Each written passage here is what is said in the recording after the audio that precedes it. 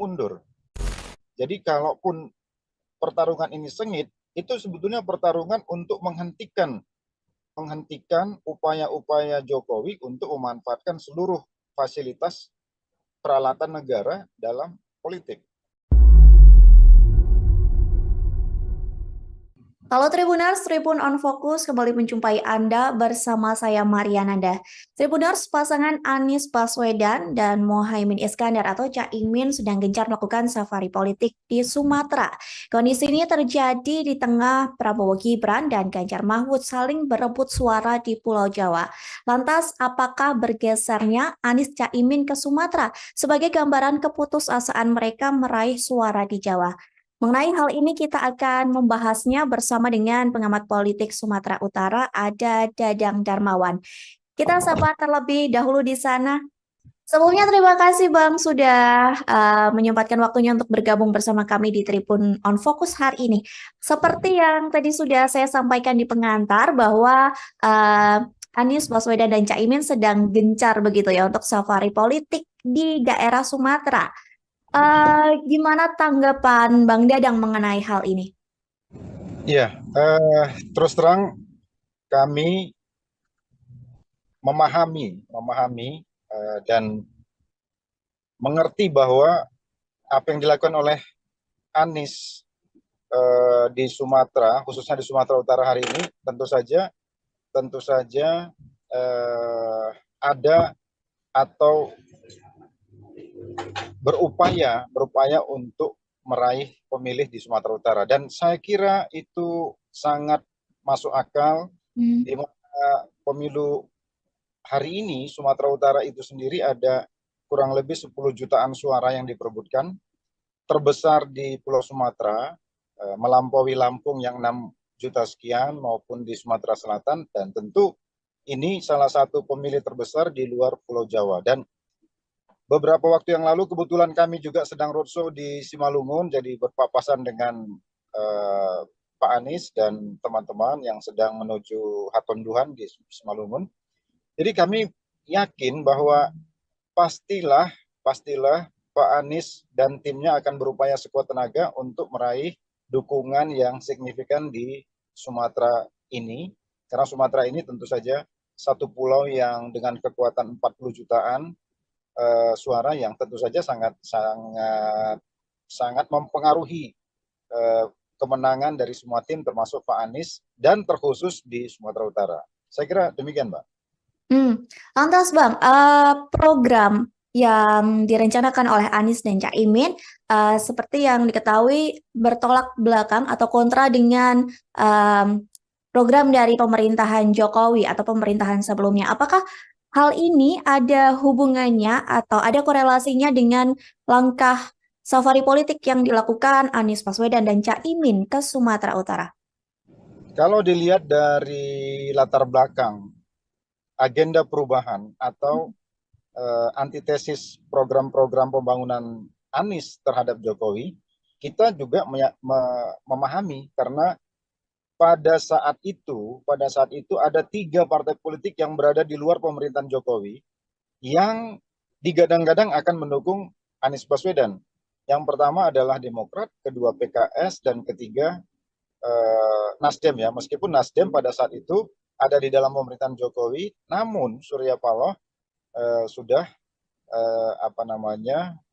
out of the box, ya, keluar dari kotak Presiden Jokowi atau koalisi Jokowi pada saat itu dengan mendukung lebih dahulu Anies Baswedan. Dengan cara pandang seperti itu, tentu perbedaan program dan visi terhadap pemerintahan Jokowi tentu saja akan bertolak belakang. Dan itu memang sesuatu yang direncanakan, dan itu frame yang menurut menurut kita memang sengaja dibentuk memang untuk meraih suara yang memang belum tentu semua juga di tengah-tengah masyarakat kita menyukai pembangunan pada era Jokowi.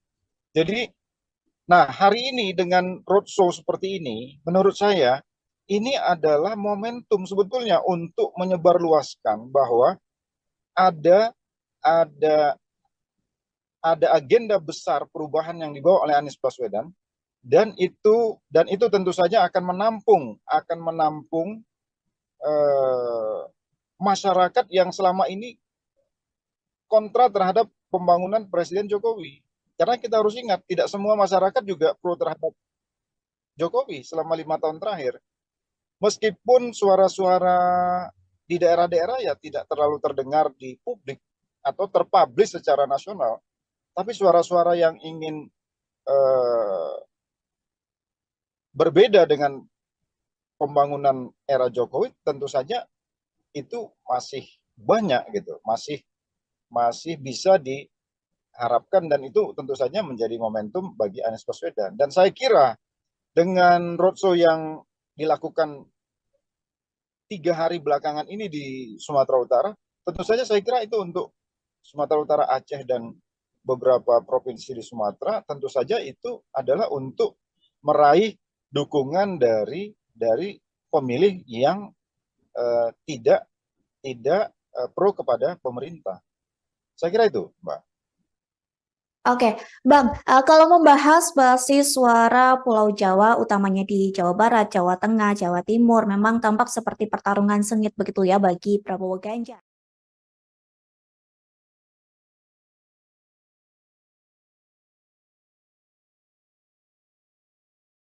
Apakah pasangan Anies dan Caimin ini seolah tampak tak pede atau tidak percaya diri untuk ikut berupaya merebut suara di Jawa? Memang kalau kita lihat dengan isu Nahdlatul Ulama yang dibawa oleh Caimin, tentu Jawa Timur pada tahap awal pencalonan Anies Baswedan seolah Anies Baswedan dan Caimin itu mendapat peluang di Jawa Timur. Walaupun kita tahu di Jawa Timur itu tidak mungkin NU sepenuhnya akan berada di pihak Caimin. Karena di sana ada Gus Durian, Mbak Yeni, yang berseberangan kita tahu secara terbuka dan terang-terangan dengan Caimin. Dan juga kita tahu juga PBNU juga semua tahu tidak pro kepada Caimin atau tidak sejalan dengan Caimin. Nah, tetapi dengan masuknya Mbak Yeni ke Ganjar kemarin dari deklarasi yang ada, itu juga membuat Jawa Timur menjadi, Nahdlatul Ulama di Jawa Timur menjadi tidak sepenuhnya bisa dikuasai oleh Anies Baswedan. Kalau Jawa Tengah kita lihat tentu ini kan basisnya PDIP, tentu Ganjar punya peluang yang besar. Nah, Anies digadang-gadang akan membawa aura di Jawa Barat. Kalau kita lihat dari peta ini, tentu saja Jawa tidak akan setuju, Jawa tidak akan menjadi basisnya Anies. Mungkin Jawa itu adalah Jawa Barat, sebagian di Jawa Barat, sebagaimana survei yang kita baca di akhir, Anies hanya menang di Jawa Barat. Karena itu wajar kalau Sumatera menjadi pertaruhan, karena Sumatera ini pada saat 5 tahun yang lalu head to head antara Jokowi dan Prabowo, memang ini kecenderungan Prabowo, dan itu yang menurut saya yang ingin diambil alih oleh Anies.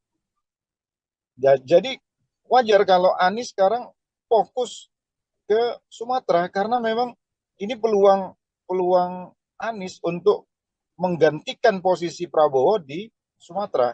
Walaupun tentu saja ini kan tidak mudah, karena kita punya 3 calon presiden, ada Prabowo yang tentu saja juga akan mengidentifikasi apa yang dulu dia lakukan di Sumatera dengan 5 tahun dengan hari ini, dan tentu saja juga ada Mas Ganjar yang juga ingin juga mewarisi apa yang didapat dari Presiden Jokowi di 5 tahun yang lalu. Jadi saya kira saya setuju bahwa ini kerja keras dari Anies dan tim untuk Sumatera, walaupun menurut saya tidak sepenuhnya itu akan bisa mengcopy paste suara Pak Prabowo di Anies. Itu, Mbak. Lantas Bang, kalau melihat unsur PKB dan juga Caimin yang lekat dengan Jawa Timur, sebenarnya apakah faktor Caimin memang tidak begitu besar untuk Anies mendulang suara di Jawa Timur, Bang? Iya, karena eh, kita tahu ya, di Jawa Timur ini sangat unik karena ada PBNU yang secara struktural, walaupun ada pesantren-pesantren yang secara kultural. Jadi ada dua dimensi pendekatan di NU, satu pendekatan struktural, PBNU, yang menguasai struktur sampai ke bawah, ke tingkat ranting atau desa, tapi ada juga pemilih-pemilih kultural di pesantren-pesantren. Nah, Caimin dia tidak akan mampu menguasai struktural karena struktur ini kan struktur PBNU yang jelas-jelas berseberangan. Bahkan PBNU dianggap cenderung atau ketua PBNU cenderung didukung sebetulnya oleh Gus Durian dan NU-NU yang basisnya tidak di Caimin. Oleh karena itu, Caimin tidak akan mendapatkan peluang yang optimum kalau ingin meraih NU di Jawa Timur. Oleh karena itu, sekali lagi kalau seandainya struktur PBNU kelihatan terpublish mendukung yang lain di luar Caimin, apakah itu Pak Ganjar atau Prabowo, saya kira Caimin tidak Caimin akan mendapati seteru yang signifikan, dan Caimin tidak akan meraih suara yang optimal, itu sudah bisa kita pastikan. Dan ada kesan PBNU sekarang ini, kalau kita lihat dari simbol Khofifah di sana dan juga ada simbol Mbak Yeni, ya kemungkinan juga dipastikan mereka tidak akan ke Caimin dan mungkin bisa saja ke Ganjar sebagaimana yang kesan-kesan yang ditangkap oleh publik hari ini, atau ke Pak Prabowo. Hmm. Lalu Bang, Jatim ini selain sosok Caimin di kubu Ganjar juga ada Mahfud MD nih yang dinilai mewakili NU. Namun di pihak Prabowo juga kabarnya akan mengerahkan Kofifa sebagai panglima perang merebut suara. Lantas kira-kira paslon mana yang paling berpeluang Bang untuk merebut suara Jatim menurut dari Bang Dadang?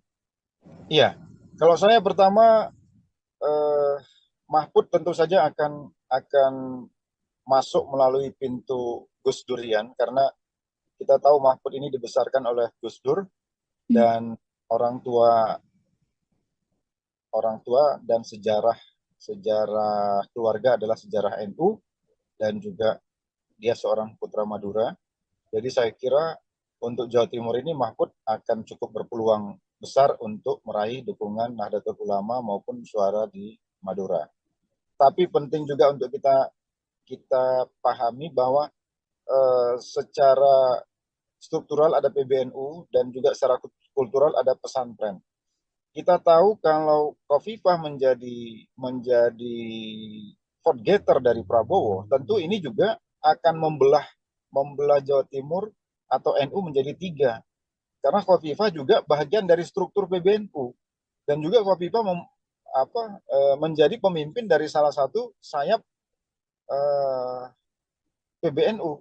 Kalau nggak salah, Ibu Khofifah kan ketua ketua Muslimat NU, dan itu sebagaimana yang disampaikan kemarin oleh Mbak Khofifah, dengan jumlah jumlah peserta atau jumlah anggota Muslimat ini kurang lebih 30 juta kalau menurut yang saya dengar dari Mbak Khofifah. Tentu itu juga sesuatu yang signifikan, meskipun di sana ada Pak Mahfud yang juga tentu saja akan membawa isu Gus Durian dan NU, dan juga ada Pak Muhaimin yang tentu juga akan membawa keluarganya yang memang memiliki basis kultural di pesantren-pesantren di PBNU.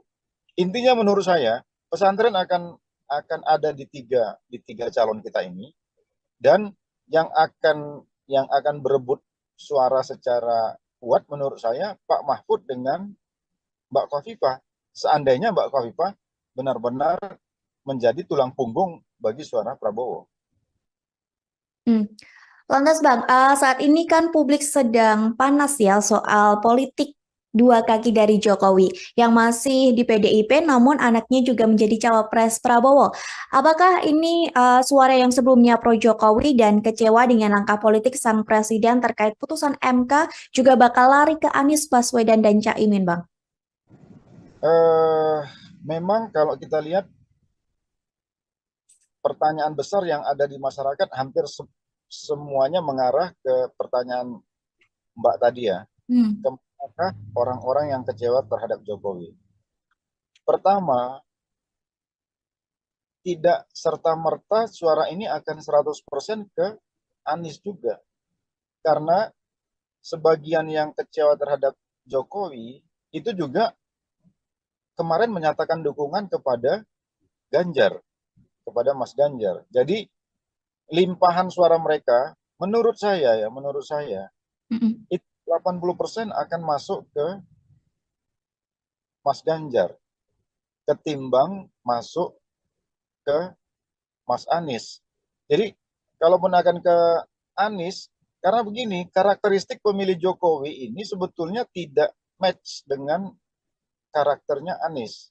Kalau pemilih Jokowi ini kan, saya mohon maaf, tapi umumnya kan nasionalisme religius. Jadi orang-orang yang berpikir kebangsaan. Mas Anies ini kan dianggap didukung oleh kelompok-kelompok Islam yang dalam tanda petik Islam yang keras, misalnya gitu ya. Dulu ada FPI yang basisnya di Jawa itu ke Prabowo atau ke Anies sekarang ini gitu, dan seterusnya. Paling tidak citra itu melekat di Anies. Tidak akan ketemu itu dengan citra relawan-relawan pendukung Presiden Jokowi kalau mereka akhirnya tidak memilih Jokowi. Jadi kecenderungannya menurut saya akan lebih besar ke Ganjar. Kekecewaan itu akan terlampiaskan ketimbang di Anies, menurut saya. Karena ada perbedaan seperti tadi yang dibilang oleh Bang Dadang seperti itu ya, antara relawan Jokowi dengan program dari Anies dan Caimin. Iya, iya. Lantas Bang, Prabowo dan Ganjar berebut suara di Jawa. Anies coba memainkan suara di Sumatera. Lantas jika Pilpres tak berhasil satu putaran, menurut Bang Dadang, paslon mana yang akan bertarung di putaran kedua nantinya Bang? Aduh, ini pertanyaan. Tapi begini Mbak, kalau analisis saya, paslon yang luar biasa itu adalah paslon Anies Baswedan.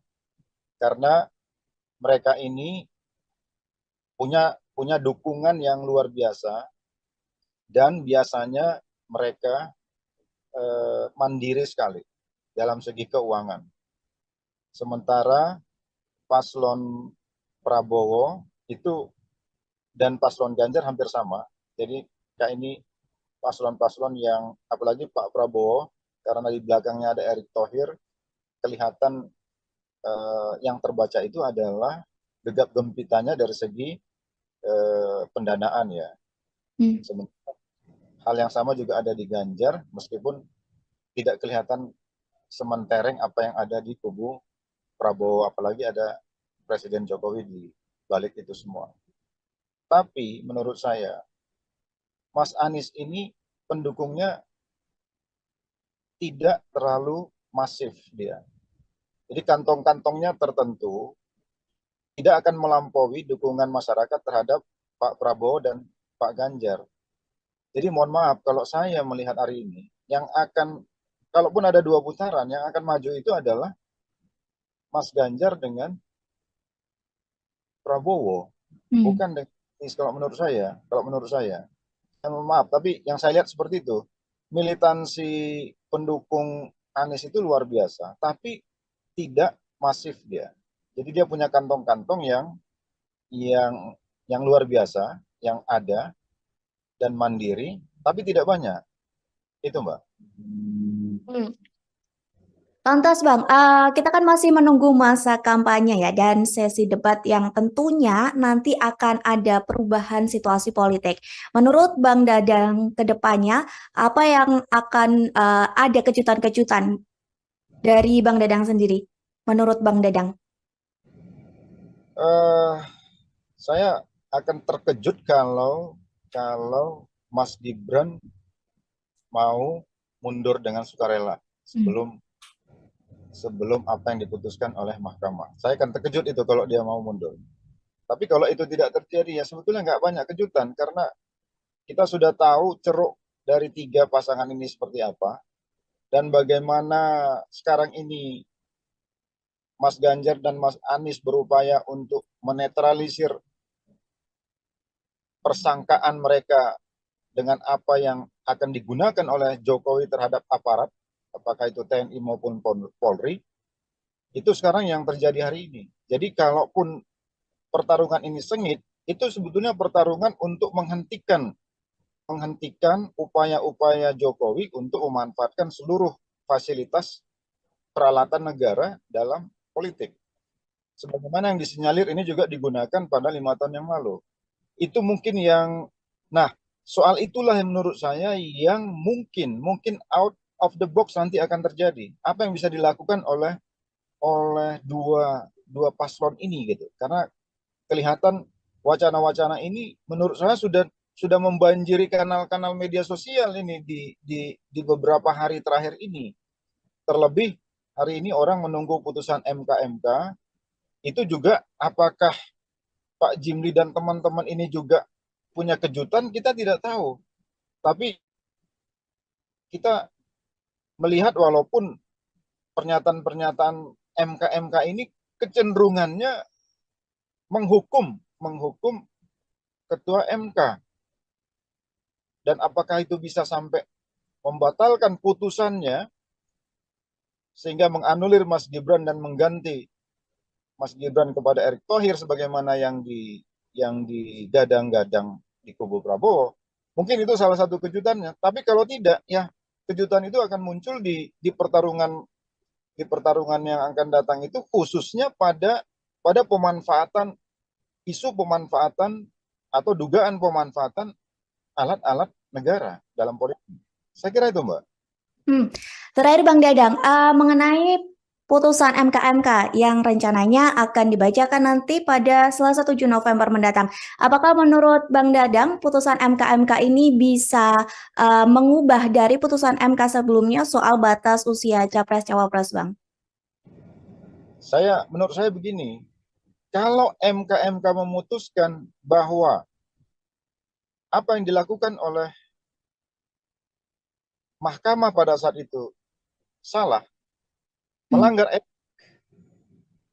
maka secara etika juga mestinya Mas Gibran mundur.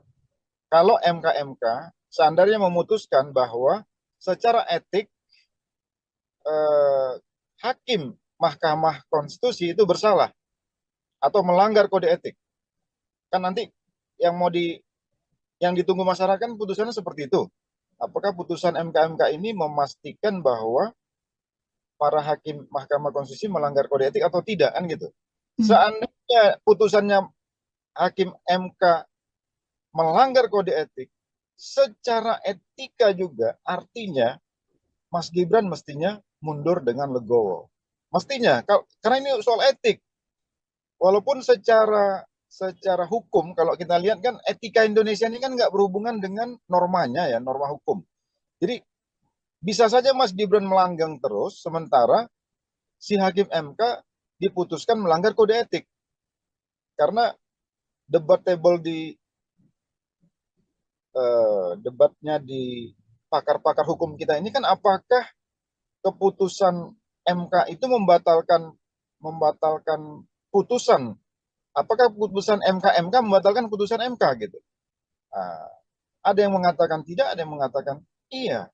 Nah, tapi menurut saya kalau putusannya karena ini soal etik, maka seandainya MK memutuskan pelanggaran etik terhadap hakim MK, maka Mas Gibran secara etik juga mestinya mundur karena dia bahagian dari yang diputuskan oleh MK itu meskipun tidak secara langsung.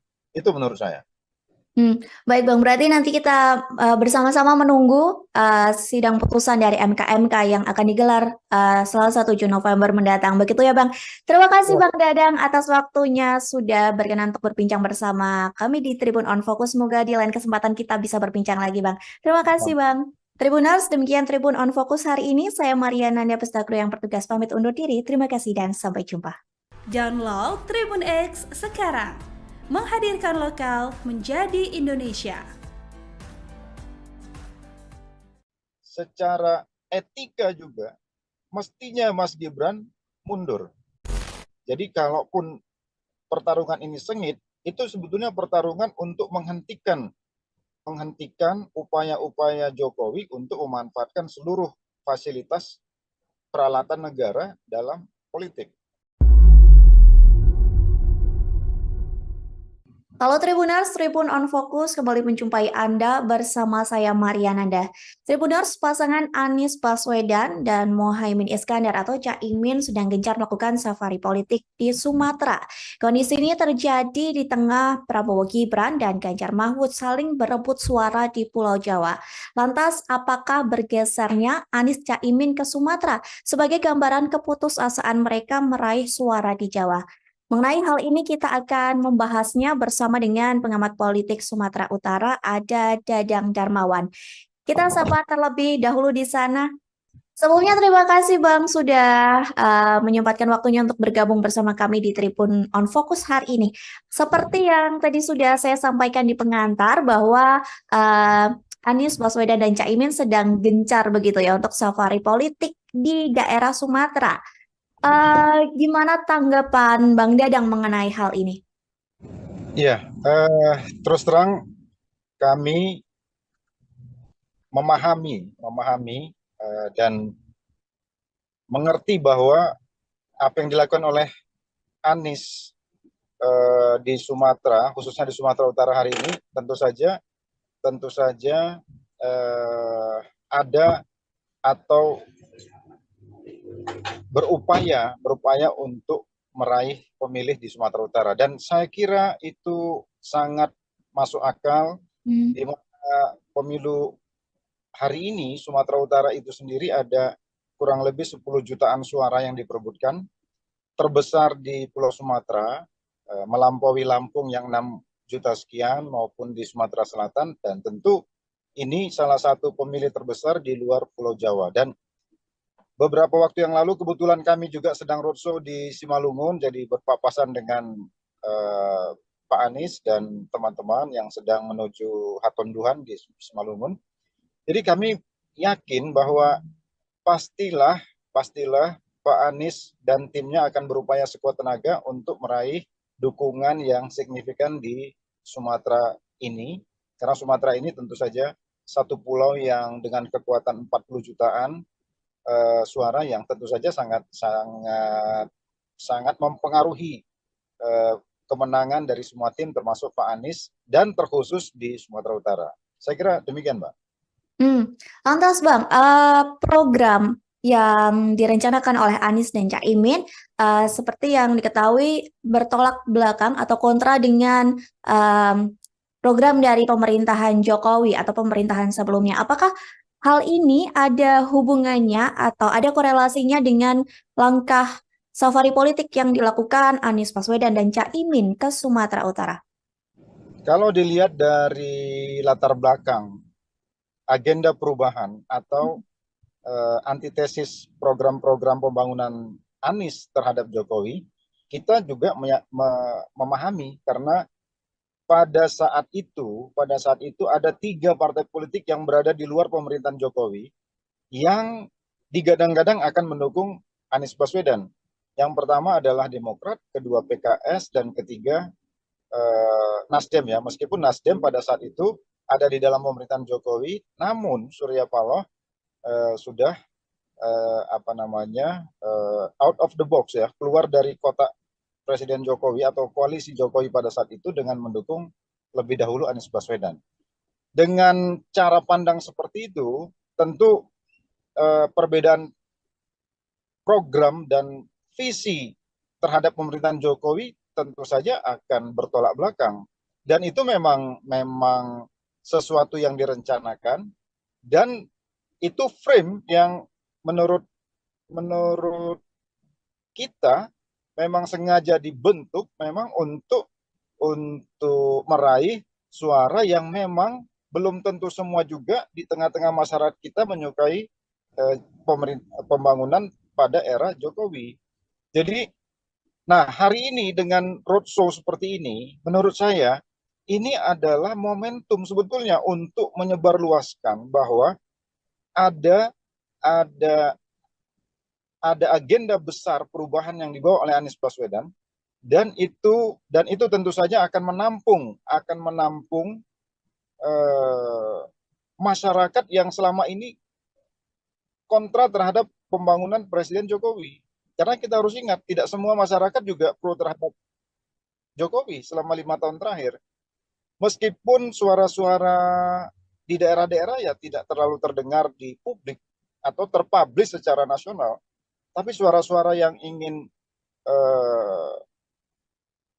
berbeda dengan pembangunan era Jokowi tentu saja itu masih banyak gitu, masih bisa diharapkan, dan itu tentu saja menjadi momentum bagi Anies Baswedan. Dan saya kira dengan roadshow yang dilakukan 3 hari belakangan ini di Sumatera Utara, tentu saja saya kira itu untuk Sumatera Utara, Aceh, dan beberapa provinsi di Sumatera, tentu saja itu adalah untuk meraih dukungan dari pemilih yang tidak pro kepada pemerintah.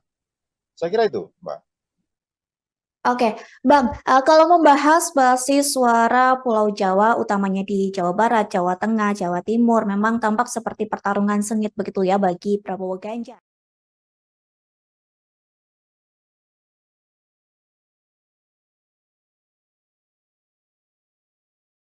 Apakah pasangan Anies dan Caimin ini seolah tampak tak pede atau tidak percaya diri untuk ikut berupaya merebut suara di Jawa?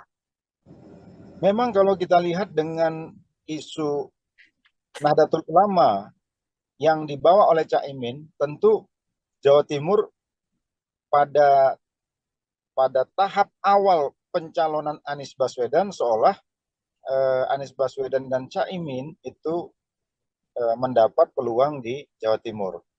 Walaupun kita tahu di Jawa Timur itu tidak mungkin NU sepenuhnya akan berada di pihak Caimin. Karena di sana ada Gus Durian, Mbak Yeni, yang berseberangan kita tahu secara terbuka dan terang-terangan dengan Caimin. Dan juga kita tahu juga PBNU juga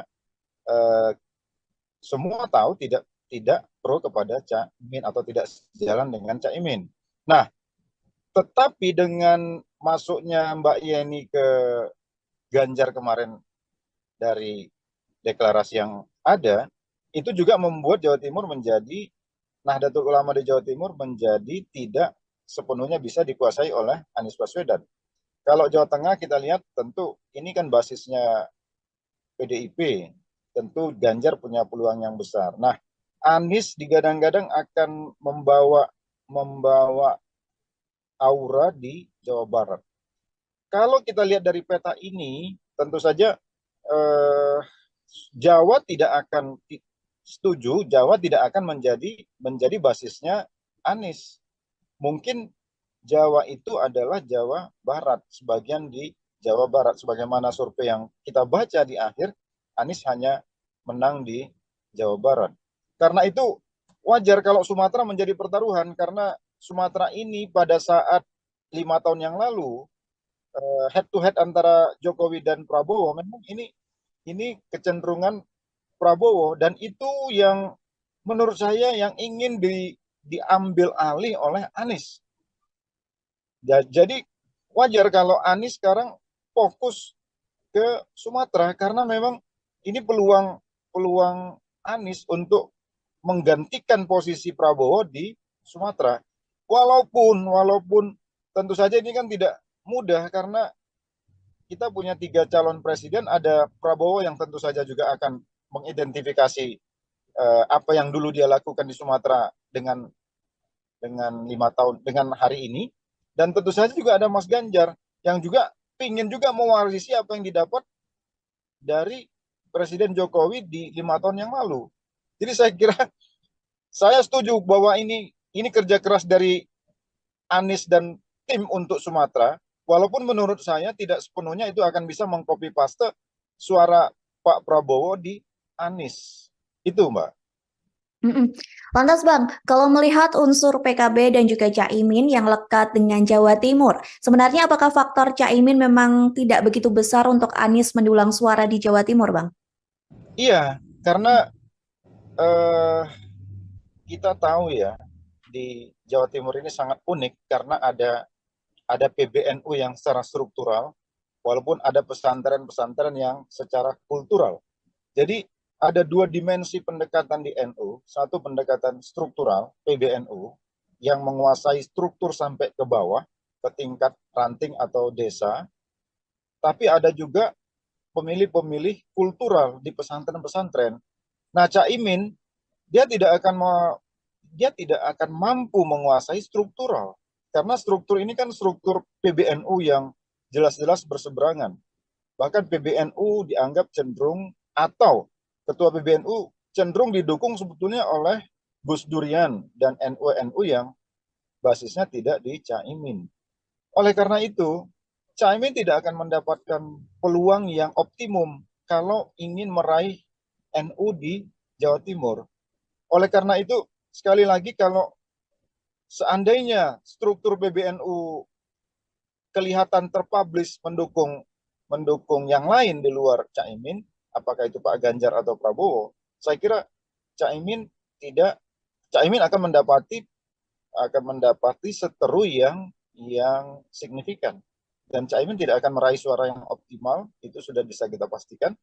Dan ada kesan PBNU sekarang ini, kalau kita lihat dari simbol Khofifah di sana dan juga ada simbol Mbak Yeni, ya kemungkinan juga dipastikan mereka tidak akan ke Caimin dan mungkin bisa saja ke Ganjar sebagaimana yang kesan-kesan yang ditangkap oleh publik hari ini, atau ke Pak Prabowo. Lalu Bang, Jatim ini selain sosok Caimin di kubu Ganjar juga ada Mahfud MD nih yang dinilai mewakili NU. Namun di pihak Prabowo juga kabarnya akan mengerahkan Khofifah sebagai panglima perang merebut suara. Lantas kira-kira paslon mana yang paling berpeluang Bang untuk merebut suara Jatim menurut dari Bang Dadang? Iya, kalau saya pertama Mahfud tentu saja akan masuk melalui pintu Gus Durian, karena kita tahu Mahfud ini dibesarkan oleh Gus Dur dan orang tua dan sejarah keluarga adalah sejarah NU, dan juga dia seorang putra Madura. Jadi saya kira untuk Jawa Timur ini Mahfud akan cukup berpeluang besar untuk meraih dukungan Nahdlatul Ulama maupun suara di Madura. Tapi penting juga untuk kita pahami bahwa secara struktural ada PBNU dan juga secara kultural ada pesantren. Kita tahu kalau Khofifah menjadi vote getter dari Prabowo, tentu ini juga akan membelah Jawa Timur atau NU menjadi tiga. Karena Khofifah juga bagian dari struktur PBNU, dan juga Khofifah menjadi pemimpin dari salah satu sayap PBNU. Kalau nggak salah, Ibu Khofifah kan ketua Muslimat NU, dan itu sebagaimana yang disampaikan kemarin oleh Mbak Khofifah, dengan jumlah peserta atau jumlah anggota Muslimat ini kurang lebih 30 juta kalau menurut yang saya dengar dari Mbak Khofifah. Tentu itu juga sesuatu yang signifikan, meskipun di sana ada Pak Mahfud yang juga tentu saja akan membawa isu Gus Durian dan NU, dan juga ada Pak Muhaimin yang tentu juga akan membawa keluarganya yang memang memiliki basis kultural di pesantren-pesantren di PBNU. Intinya menurut saya pesantren akan ada di tiga calon kita ini, dan yang akan berebut suara secara kuat menurut saya Pak Mahfud dengan Mbak Khofifah, seandainya Mbak Khofifah benar-benar menjadi tulang punggung bagi suara Prabowo. Lantas Bang, saat ini kan publik sedang panas ya soal politik dua kaki dari Jokowi yang masih di PDIP namun anaknya juga menjadi cawapres Prabowo. Apakah ini suara yang sebelumnya pro Jokowi dan kecewa dengan langkah politik sang presiden terkait putusan MK juga bakal lari ke Anies Baswedan dan Caimin, Bang? Memang kalau kita lihat pertanyaan besar yang ada di masyarakat hampir semuanya mengarah ke pertanyaan Mbak tadi ya. Apakah orang-orang yang kecewa terhadap Jokowi? Pertama, tidak serta-merta suara ini akan 100% ke Anies juga. Karena sebagian yang kecewa terhadap Jokowi itu juga kemarin menyatakan dukungan kepada Ganjar, kepada Mas Ganjar. Jadi limpahan suara mereka, menurut saya itu 80% akan masuk ke Mas Ganjar ketimbang masuk ke Mas Anies. Jadi kalaupun akan ke Anies, karena begini, karakteristik pemilih Jokowi ini sebetulnya tidak match dengan karakternya Anies. Kalau pemilih Jokowi ini kan, saya mohon maaf, tapi umumnya kan nasionalisme religius. Jadi orang-orang yang berpikir kebangsaan. Mas Anies ini kan dianggap didukung oleh kelompok-kelompok Islam yang dalam tanda petik Islam yang keras, misalnya gitu ya. Dulu ada FPI yang basisnya di Jawa itu ke Prabowo atau ke Anies sekarang ini gitu. Dan seterusnya. Paling tidak citra itu melekat di Anies. Tidak akan ketemu itu dengan citra relawan-relawan pendukung Presiden Jokowi kalau mereka akhirnya tidak memilih Jokowi. Jadi kecenderungannya menurut saya akan lebih besar ke Ganjar. Kekecewaan itu akan terlampiaskan ketimbang di Anies, menurut saya. Karena ada perbedaan seperti tadi yang dibilang oleh Bang Dadang seperti itu ya, antara relawan Jokowi dengan program dari Anies dan Caimin. Iya. Lantas Bang, Prabowo dan Ganjar berebut suara di Jawa. Anies coba memainkan suara di Sumatera. Lantas jika Pilpres tak berhasil satu putaran, menurut Bang Dadang, paslon mana yang akan bertarung di putaran kedua nantinya Bang? Aduh, ini pertanyaan. Tapi begini Mbak, kalau analisis saya, paslon yang luar biasa itu adalah paslon Anies Baswedan. Karena mereka ini punya dukungan yang luar biasa dan biasanya mereka mandiri sekali dalam segi keuangan. Sementara paslon Prabowo itu dan paslon Ganjar hampir sama. Jadi kayak ini paslon-paslon yang, apalagi Pak Prabowo, karena di belakangnya ada Erick Thohir, kelihatan yang terbaca itu adalah gegap gempitanya dari segi pendanaan ya. Sementara hal yang sama juga ada di Ganjar, meskipun tidak kelihatan sementereng apa yang ada di kubu Prabowo, apalagi ada Presiden Jokowi di balik itu semua. Tapi menurut saya, Mas Anies ini pendukungnya tidak terlalu masif dia. Jadi kantong-kantongnya tertentu tidak akan melampaui dukungan masyarakat terhadap Pak Prabowo dan Pak Ganjar. Jadi mohon maaf kalau saya melihat hari ini, yang akan, kalaupun ada 2 putaran, yang akan maju itu adalah Mas Ganjar dengan Prabowo, bukan dengan Anies kalau menurut saya. Maaf, tapi yang saya lihat seperti itu. Militansi pendukung Anies itu luar biasa, tapi tidak masif dia. Jadi dia punya kantong-kantong yang luar biasa, yang ada dan mandiri, tapi tidak banyak. Itu Mbak. Lantas Bang, kita kan masih menunggu masa kampanye ya dan sesi debat yang tentunya nanti akan ada perubahan situasi politik. Menurut Bang Dadang ke depannya, apa yang akan ada kejutan-kejutan dari Bang Dadang sendiri? Menurut Bang Dadang?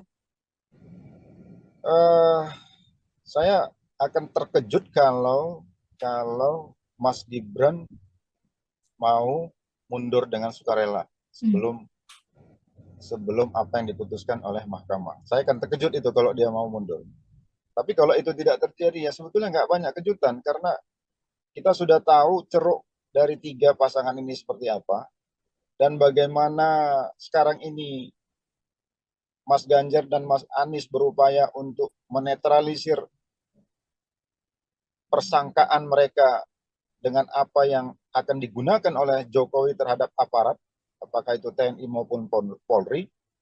Itu sekarang yang terjadi hari ini. Jadi kalaupun pertarungan ini sengit, itu sebetulnya pertarungan untuk menghentikan upaya-upaya Jokowi untuk memanfaatkan seluruh fasilitas peralatan negara dalam politik. Sebagaimana yang disinyalir ini juga digunakan pada 5 tahun yang lalu.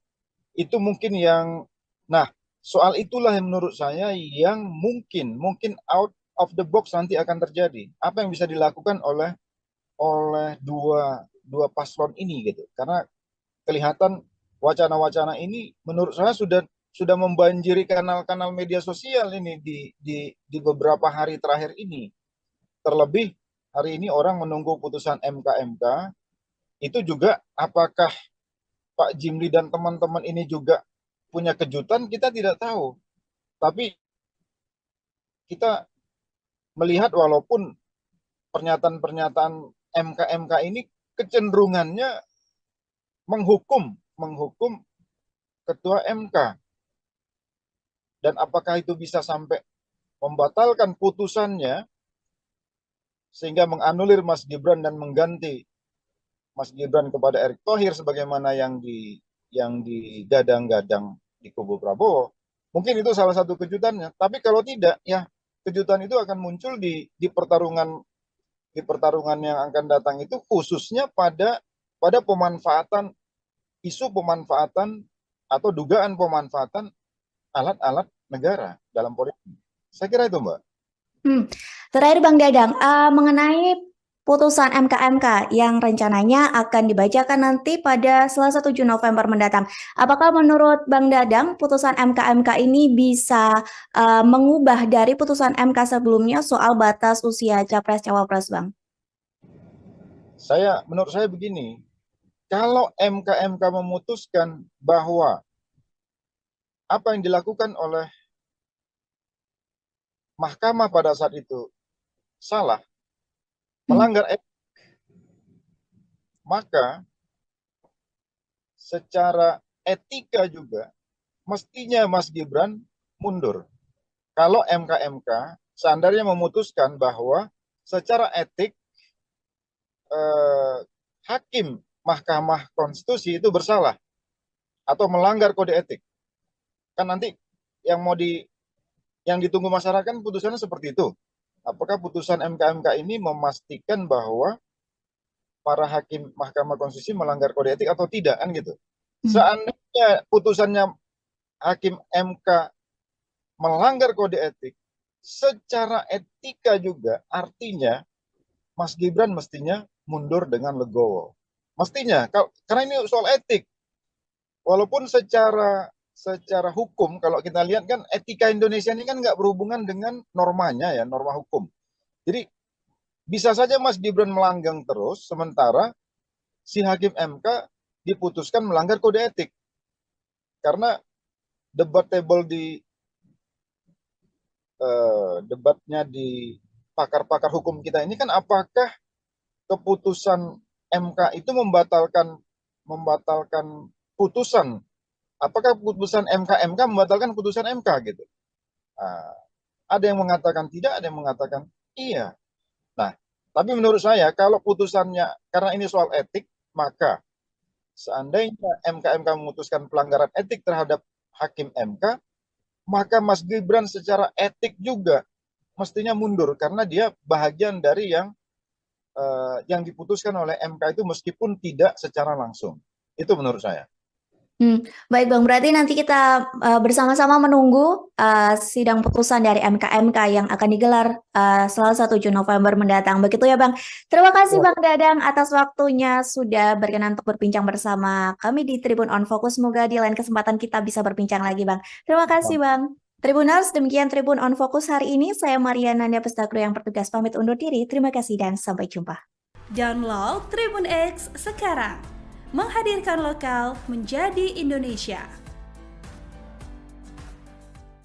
Secara etika juga mestinya Mas Gibran mundur. Jadi kalaupun pertarungan ini sengit, itu sebetulnya pertarungan untuk menghentikan upaya-upaya Jokowi untuk memanfaatkan seluruh fasilitas peralatan negara dalam politik. Halo Tribuners, Tribun on Fokus kembali menjumpai Anda bersama saya Mariananda. Tribuners, pasangan Anies Baswedan dan Mohaimin Iskandar atau Caimin sedang gencar melakukan safari politik di Sumatera. Kondisi ini terjadi di tengah Prabowo Gibran dan Ganjar Mahfud saling berebut suara di Pulau Jawa. Lantas, apakah bergesernya Anies Caimin ke Sumatera sebagai gambaran keputusasaan mereka meraih suara di Jawa? Mengenai hal ini kita akan membahasnya bersama dengan pengamat politik Sumatera Utara, ada Dadang Darmawan. Kita sapa terlebih dahulu di sana. Sebelumnya terima kasih Bang sudah menyempatkan waktunya untuk bergabung bersama kami di Tribun on Fokus hari ini.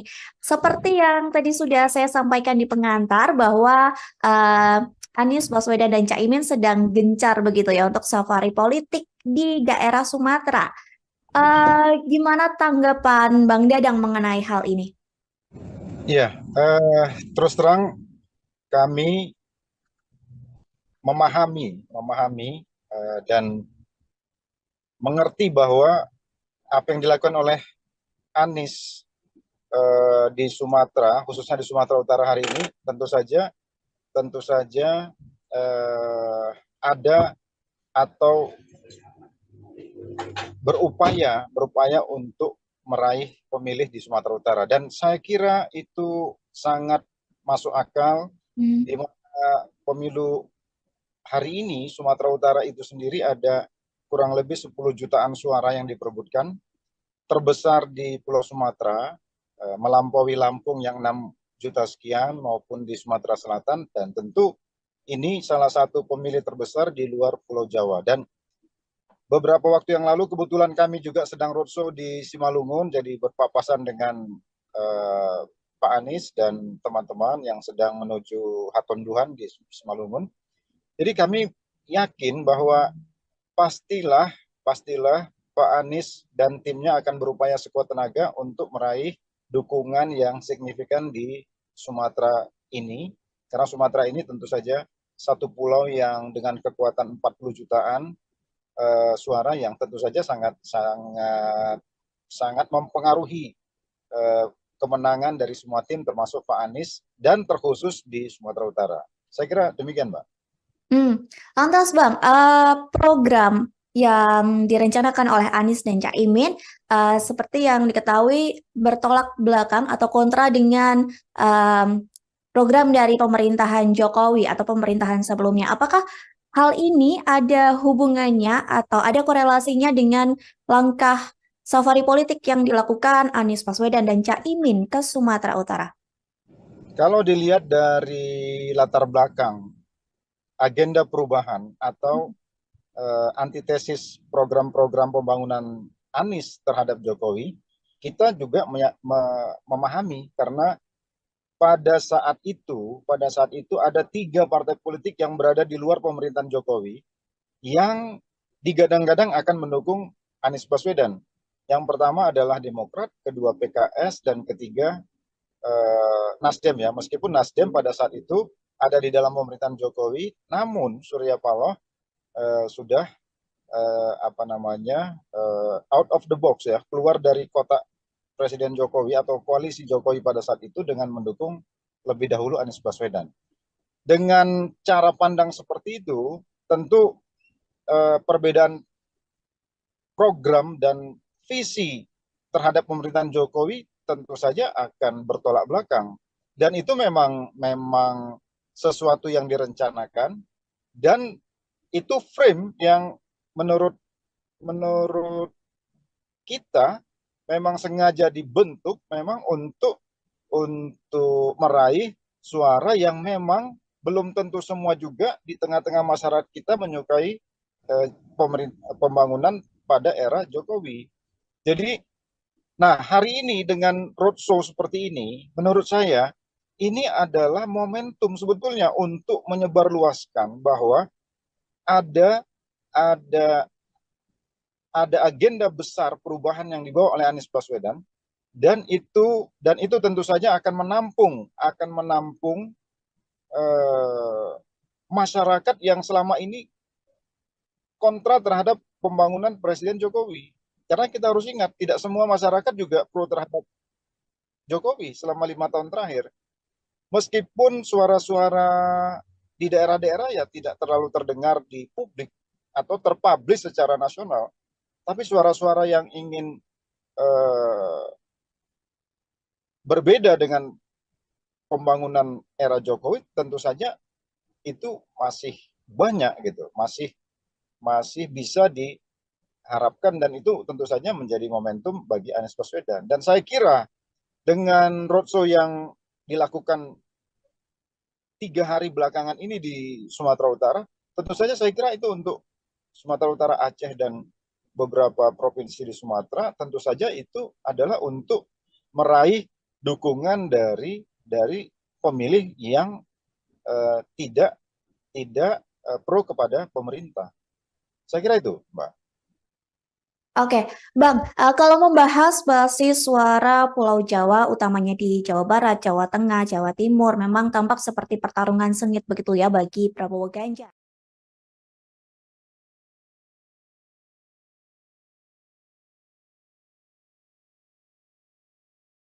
Apakah pasangan Anies dan Caimin ini seolah tampak tak pede atau tidak percaya diri untuk ikut berupaya merebut suara di Jawa? Memang kalau kita lihat dengan isu Nahdlatul Ulama yang dibawa oleh Caimin, tentu Jawa Timur pada tahap awal pencalonan Anies Baswedan seolah Anies Baswedan dan Caimin itu mendapat peluang di Jawa Timur. Walaupun kita tahu di Jawa Timur itu tidak mungkin NU sepenuhnya akan berada di pihak Caimin. Karena di sana ada Gus Durian, Mbak Yeni, yang berseberangan kita tahu secara terbuka dan terang-terangan dengan Caimin. Dan juga kita tahu juga PBNU juga semua tahu tidak pro kepada Caimin atau tidak sejalan dengan Caimin. Nah, tetapi dengan masuknya Mbak Yeni ke Ganjar kemarin dari deklarasi yang ada, itu juga membuat Jawa Timur menjadi, Nahdlatul Ulama di Jawa Timur menjadi tidak sepenuhnya bisa dikuasai oleh Anies Baswedan. Kalau Jawa Tengah kita lihat tentu ini kan basisnya PDIP, tentu Ganjar punya peluang yang besar. Nah, Anies digadang-gadang akan membawa aura di Jawa Barat. Kalau kita lihat dari peta ini, tentu saja Jawa tidak akan setuju, Jawa tidak akan menjadi basisnya Anies. Mungkin Jawa itu adalah Jawa Barat, sebagian di Jawa Barat, sebagaimana survei yang kita baca di akhir, Anies hanya menang di Jawa Barat.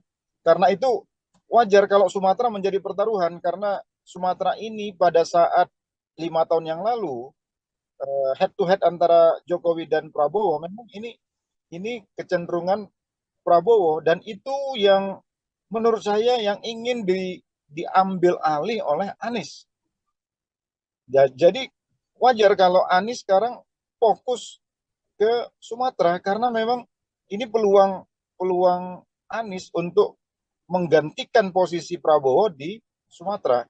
Walaupun tentu saja ini kan tidak mudah, karena kita punya 3 calon presiden, ada Prabowo yang tentu saja juga akan mengidentifikasi apa yang dulu dia lakukan di Sumatera dengan 5 tahun dengan hari ini, dan tentu saja juga ada Mas Ganjar yang juga ingin juga mewarisi apa yang didapat dari Presiden Jokowi di 5 tahun yang lalu.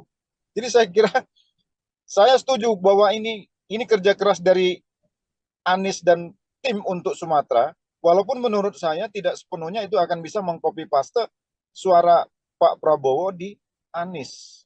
Itu, Mbak. Lantas Bang, kalau melihat unsur PKB dan juga Caimin yang lekat dengan Jawa Timur, sebenarnya apakah faktor Caimin memang tidak begitu besar untuk Anies mendulang suara di Jawa Timur, Bang? Iya, karena kita tahu ya, di Jawa Timur ini sangat unik karena ada PBNU yang secara struktural, walaupun ada pesantren-pesantren yang secara kultural. Jadi ada 2 dimensi pendekatan di NU, satu pendekatan struktural, PBNU, yang menguasai struktur sampai ke bawah, ke tingkat ranting atau desa, tapi ada juga pemilih-pemilih kultural di pesantren-pesantren. Nah, Caimin dia tidak akan mampu menguasai struktural, karena struktur ini kan struktur PBNU yang jelas-jelas berseberangan. Bahkan PBNU dianggap cenderung, atau ketua PBNU cenderung didukung sebetulnya oleh Gus Durian dan NU yang basisnya tidak di Caimin. Oleh karena itu, Caimin tidak akan mendapatkan peluang yang optimum kalau ingin meraih NU di Jawa Timur. Oleh karena itu, sekali lagi, kalau seandainya struktur PBNU kelihatan terpublish mendukung yang lain di luar Caimin, apakah itu Pak Ganjar atau Prabowo, saya kira Caimin akan mendapati seteru yang signifikan, dan Caimin tidak akan meraih suara yang optimal, itu sudah bisa kita pastikan. Dan ada kesan PBNU sekarang ini, kalau kita lihat dari simbol Khofifah di sana dan juga ada simbol Mbak Yeni, ya kemungkinan juga dipastikan mereka tidak akan ke Caimin, dan mungkin bisa saja ke Ganjar sebagaimana yang kesan-kesan yang ditangkap oleh publik hari ini, atau ke Pak Prabowo.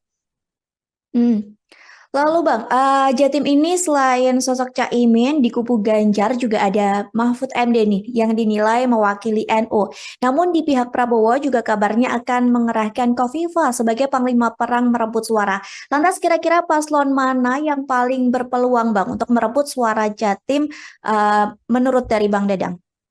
Iya, kalau saya pertama, Mahfud tentu saja akan masuk melalui pintu Gus Durian, karena kita tahu Mahfud ini dibesarkan oleh Gus Dur, dan orang tua dan sejarah keluarga adalah sejarah NU, dan juga dia seorang putra Madura. Jadi saya kira untuk Jawa Timur ini Mahfud akan cukup berpeluang besar untuk meraih dukungan Nahdlatul Ulama maupun suara di Madura. Tapi penting juga untuk kita pahami bahwa secara struktural ada PBNU dan juga secara kultural ada pesantren. Kita tahu kalau Khofifah menjadi vote getter dari Prabowo, tentu ini juga akan membelah Jawa Timur atau NU menjadi 3. Karena Khofifah juga bagian dari struktur PBNU, dan juga Khofifah menjadi pemimpin dari salah satu sayap PBNU. Kalau nggak salah, Ibu Khofifah kan ketua Muslimat NU, dan itu sebagaimana yang disampaikan kemarin oleh Mbak Khofifah, dengan jumlah peserta atau jumlah anggota Muslimat ini kurang lebih 30 juta kalau menurut yang saya dengar dari Mbak Khofifah. Tentu itu juga sesuatu yang signifikan, meskipun di sana ada Pak Mahfud yang juga tentu saja akan membawa isu Gus Durian dan NU, dan juga ada Pak Muhaimin yang tentu juga akan membawa keluarganya yang memang memiliki basis kultural di pesantren-pesantren di PBNU. Intinya menurut saya pesantren akan ada di tiga calon kita ini, dan yang akan berebut suara secara kuat menurut saya Pak Mahfud dengan Mbak Khofifah. Seandainya Mbak Khofifah benar-benar menjadi tulang punggung bagi suara Prabowo. Lantas Bang, saat ini kan publik sedang panas ya soal politik dua kaki dari Jokowi yang masih di PDIP, namun anaknya juga menjadi cawapres Prabowo. Apakah ini suara yang sebelumnya pro Jokowi dan kecewa dengan langkah politik sang presiden terkait putusan MK juga bakal lari ke Anies Baswedan dan Caimin, Bang? Memang kalau kita lihat pertanyaan besar yang ada di masyarakat hampir semuanya mengarah ke pertanyaan Mbak tadi ya. Apakah orang-orang yang kecewa terhadap Jokowi? Pertama, tidak serta-merta suara ini akan 100% ke Anies juga.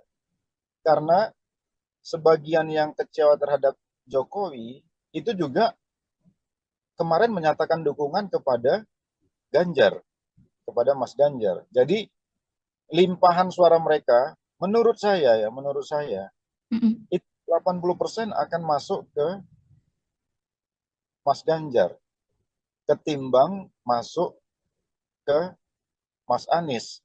Jadi kalaupun akan ke Anies, karena begini, karakteristik pemilih Jokowi ini sebetulnya tidak match dengan karakternya Anies.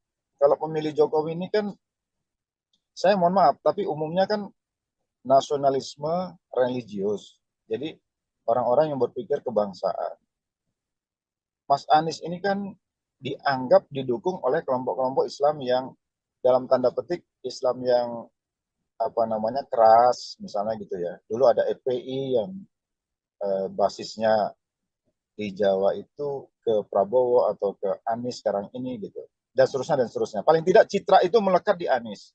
Mm-mm. Tidak akan ketemu itu dengan citra relawan-relawan pendukung Presiden Jokowi kalau mereka akhirnya tidak memilih Jokowi. Jadi kecenderungannya menurut saya akan lebih besar ke Ganjar. Kekecewaan itu akan terlampiaskan ketimbang di Anies. Menurut saya. Karena ada perbedaan seperti tadi yang dibilang oleh Bang Dadang seperti itu ya, antara relawan Jokowi dengan program dari Anies dan Caimin. Iya, iya. Mm-mm. Lantas Bang, Prabowo dan Ganjar berebut suara di Jawa. Anies coba memainkan suara di Sumatera. Lantas jika Pilpres tak berhasil satu putaran, menurut Bang Dadang, paslon mana yang akan bertarung di putaran kedua nantinya Bang? Aduh, ini pertanyaan. Tapi begini Mbak, kalau analisis saya Hmm. eh, paslon yang luar biasa itu adalah paslon Anies Baswedan. Karena mereka ini punya dukungan yang luar biasa dan biasanya mereka mandiri sekali dalam segi keuangan. Sementara paslon Prabowo itu dan paslon Ganjar hampir sama. Jadi kayak ini paslon-paslon yang apalagi Pak Prabowo karena di belakangnya ada Erick Thohir, kelihatan yang terbaca itu adalah gegap gempitanya dari segi pendanaan ya. Sementara hal yang sama juga ada di Ganjar, meskipun tidak kelihatan sementereng apa yang ada di kubu Prabowo, apalagi ada Presiden Jokowi di balik itu semua. Tapi menurut saya, Mas Anies ini pendukungnya tidak terlalu masif dia. Jadi kantong-kantongnya tertentu tidak akan melampaui dukungan masyarakat terhadap Pak Prabowo dan Pak Ganjar. Jadi mohon maaf kalau saya melihat hari ini, yang akan, kalaupun ada dua putaran, yang akan maju itu adalah Mas Ganjar dengan Prabowo, bukan dengan Anies kalau menurut saya. Kalau menurut saya, maaf, tapi yang saya lihat seperti itu. Militansi pendukung Anies itu luar biasa, tapi tidak masif dia. Jadi dia punya kantong-kantong yang yang luar biasa, yang ada dan mandiri, tapi tidak banyak. Itu Mbak. Lantas Bang, kita kan masih menunggu masa kampanye ya dan sesi debat yang tentunya nanti akan ada perubahan situasi politik. Menurut Bang Dadang ke depannya, apa yang akan ada kejutan-kejutan dari Bang Dadang sendiri? Menurut Bang Dadang? Saya akan terkejut kalau Mas Gibran mau mundur dengan sukarela sebelum apa yang diputuskan oleh mahkamah. Saya akan terkejut itu kalau dia mau mundur. Tapi kalau itu tidak terjadi, ya sebetulnya nggak banyak kejutan karena kita sudah tahu ceruk dari tiga pasangan ini seperti apa dan bagaimana sekarang ini Mas Ganjar dan Mas Anies berupaya untuk menetralisir persangkaan mereka dengan apa yang akan digunakan oleh Jokowi terhadap aparat, apakah itu TNI maupun Polri, itu sekarang yang terjadi hari ini. Jadi kalaupun pertarungan ini sengit, itu sebetulnya pertarungan untuk menghentikan upaya-upaya Jokowi untuk memanfaatkan seluruh fasilitas peralatan negara dalam politik. Sebagaimana yang disinyalir ini juga digunakan pada 5 tahun yang lalu. Itu mungkin yang, nah soal itulah yang menurut saya yang mungkin out of the box nanti akan terjadi. Apa yang bisa dilakukan oleh dua paslon ini gitu. Karena kelihatan wacana-wacana ini menurut saya sudah membanjiri kanal-kanal media sosial ini di beberapa hari terakhir ini. Terlebih hari ini orang menunggu putusan MK itu juga apakah Pak Jimli dan teman-teman ini juga punya kejutan, kita tidak tahu. Tapi kita melihat walaupun pernyataan-pernyataan MK ini kecenderungannya menghukum ketua MK. Dan apakah itu bisa sampai membatalkan putusannya sehingga menganulir Mas Gibran dan mengganti Mas Gibran kepada Erick Thohir sebagaimana yang digadang-gadang di kubu Prabowo. Mungkin itu salah satu kejutannya. Tapi kalau tidak, ya kejutan itu akan muncul di pertarungan yang akan datang itu, khususnya pada isu pemanfaatan atau dugaan pemanfaatan alat-alat negara dalam politik. Saya kira itu, Mbak. Terakhir Bang Dadang, mengenai putusan MK yang rencananya akan dibacakan nanti pada Selasa 7 November mendatang. Apakah menurut Bang Dadang putusan MK ini bisa mengubah dari putusan MK sebelumnya soal batas usia Capres-Cawapres, Bang? Menurut saya begini, kalau MK memutuskan bahwa apa yang dilakukan oleh mahkamah pada saat itu salah, melanggar etik, maka secara etika juga mestinya Mas Gibran mundur. Kalau MK seandainya memutuskan bahwa secara etik hakim Mahkamah Konstitusi itu bersalah atau melanggar kode etik, kan nanti yang ditunggu masyarakat putusannya seperti itu. Apakah putusan MK ini memastikan bahwa para hakim Mahkamah Konstitusi melanggar kode etik atau tidak, kan gitu. Seandainya putusannya hakim MK melanggar kode etik, secara etika juga artinya Mas Gibran mestinya mundur dengan legowo. Mestinya, karena ini soal etik. Walaupun secara hukum, kalau kita lihat kan etika Indonesia ini kan nggak berhubungan dengan normanya ya, norma hukum. Jadi bisa saja Mas Gibran melanggang terus, sementara si hakim MK diputuskan melanggar kode etik. Karena debatable debatnya di pakar-pakar hukum kita ini kan apakah keputusan MK itu membatalkan putusan, apakah putusan MK membatalkan putusan MK gitu. Ada yang mengatakan tidak, ada yang mengatakan iya. Nah, tapi menurut saya kalau putusannya, karena ini soal etik, maka seandainya MK memutuskan pelanggaran etik terhadap hakim MK, maka Mas Gibran secara etik juga mestinya mundur karena dia bahagian dari yang diputuskan oleh MK itu meskipun tidak secara langsung. Itu menurut saya. Baik Bang, berarti nanti kita bersama-sama menunggu sidang putusan dari MK yang akan digelar Selasa 7 November mendatang. Begitu ya Bang. Terima kasih Bang Dadang atas waktunya sudah berkenan untuk berbincang bersama kami di Tribun On Focus. Semoga di lain kesempatan kita bisa berbincang lagi Bang. Terima kasih Bang. Tribuners, demikian Tribun On Focus hari ini. Saya Mariana Nanda Pestagro yang bertugas pamit undur diri. Terima kasih dan sampai jumpa.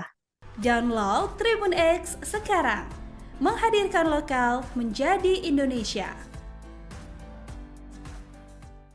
Secara etika juga mestinya Mas Gibran mundur. Jadi kalaupun pertarungan ini sengit, itu sebetulnya pertarungan untuk menghentikan upaya-upaya Jokowi untuk memanfaatkan seluruh fasilitas peralatan negara dalam politik. Halo Tribuners, Tribun on Fokus kembali menjumpai Anda bersama saya Mariananda. Tribuners, pasangan Anies Baswedan dan Mohaimin Iskandar atau Caimin sedang gencar melakukan safari politik di Sumatera. Kondisi ini terjadi di tengah Prabowo Gibran dan Ganjar Mahfud saling berebut suara di Pulau Jawa.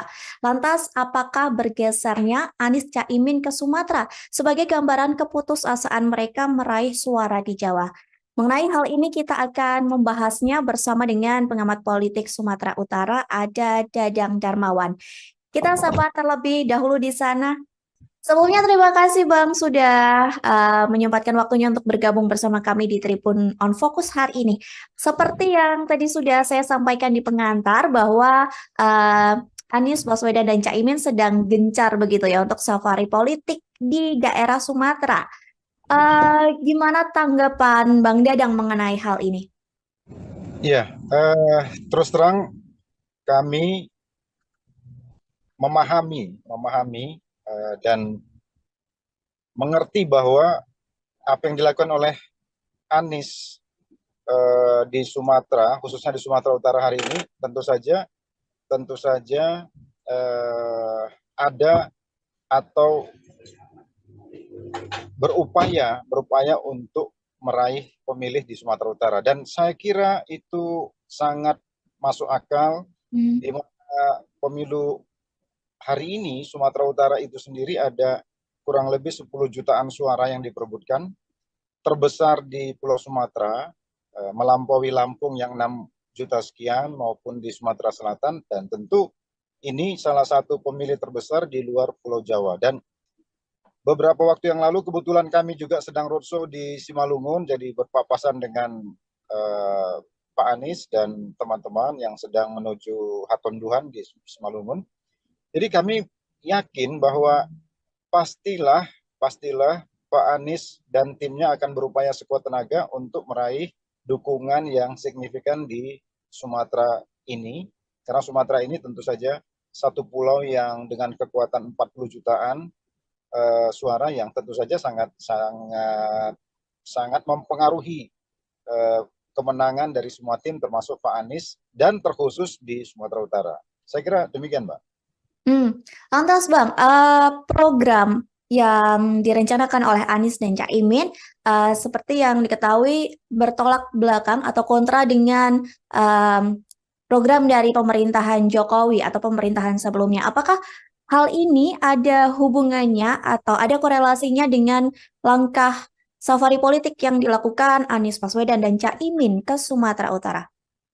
Kalau dilihat dari latar belakang agenda perubahan atau antitesis program-program pembangunan Anies terhadap Jokowi, kita juga memahami karena pada saat itu ada 3 partai politik yang berada di luar pemerintahan Jokowi yang digadang-gadang akan mendukung Anies Baswedan. Yang pertama adalah Demokrat, kedua PKS, dan ketiga Nasdem ya. Meskipun Nasdem pada saat itu ada di dalam pemerintahan Jokowi, namun Surya Paloh sudah out of the box ya, keluar dari kotak Presiden Jokowi atau koalisi Jokowi pada saat itu dengan mendukung lebih dahulu Anies Baswedan. Dengan cara pandang seperti itu, tentu perbedaan program dan visi terhadap pemerintahan Jokowi tentu saja akan bertolak belakang.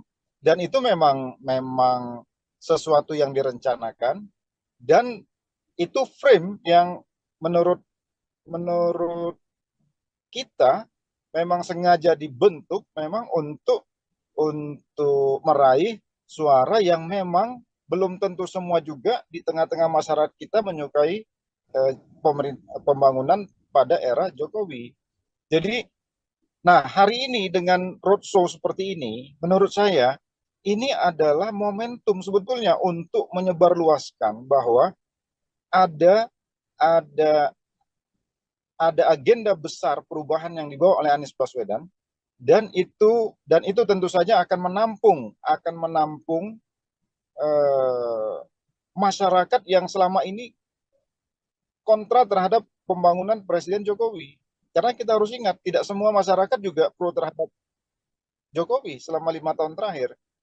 Meskipun suara-suara di daerah-daerah ya tidak terlalu terdengar di publik atau terpublish secara nasional, tapi suara-suara yang ingin eh, berbeda dengan pembangunan era Jokowi tentu saja itu masih banyak gitu, masih bisa diharapkan, dan itu tentu saja menjadi momentum bagi Anies Baswedan. Dan saya kira dengan roadshow yang dilakukan 3 hari belakangan ini di Sumatera Utara, tentu saja saya kira itu untuk Sumatera Utara, Aceh, dan beberapa provinsi di Sumatera, tentu saja itu adalah untuk meraih dukungan dari pemilih yang tidak pro kepada pemerintah. Saya kira itu, Mbak. Oke, Bang, kalau membahas basis suara Pulau Jawa, utamanya di Jawa Barat, Jawa Tengah, Jawa Timur, memang tampak seperti pertarungan sengit begitu ya bagi Prabowo Ganjar.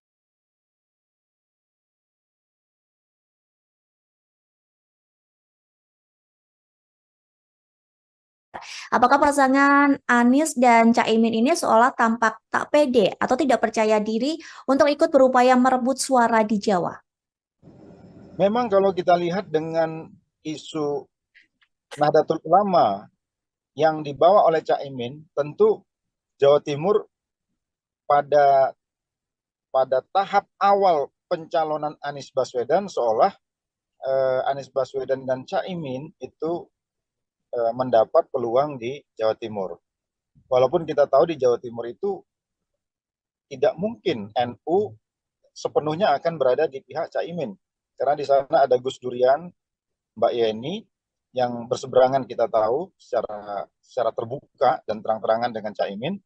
Dan juga kita tahu juga PBNU juga eh, semua tahu tidak pro kepada Caimin atau tidak sejalan dengan Caimin.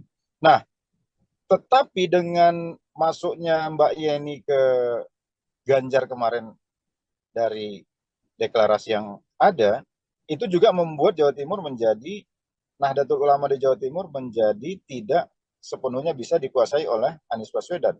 Kalau Jawa Tengah kita lihat tentu ini kan basisnya PDIP, tentu Ganjar punya peluang yang besar. Nah, Anies digadang-gadang akan membawa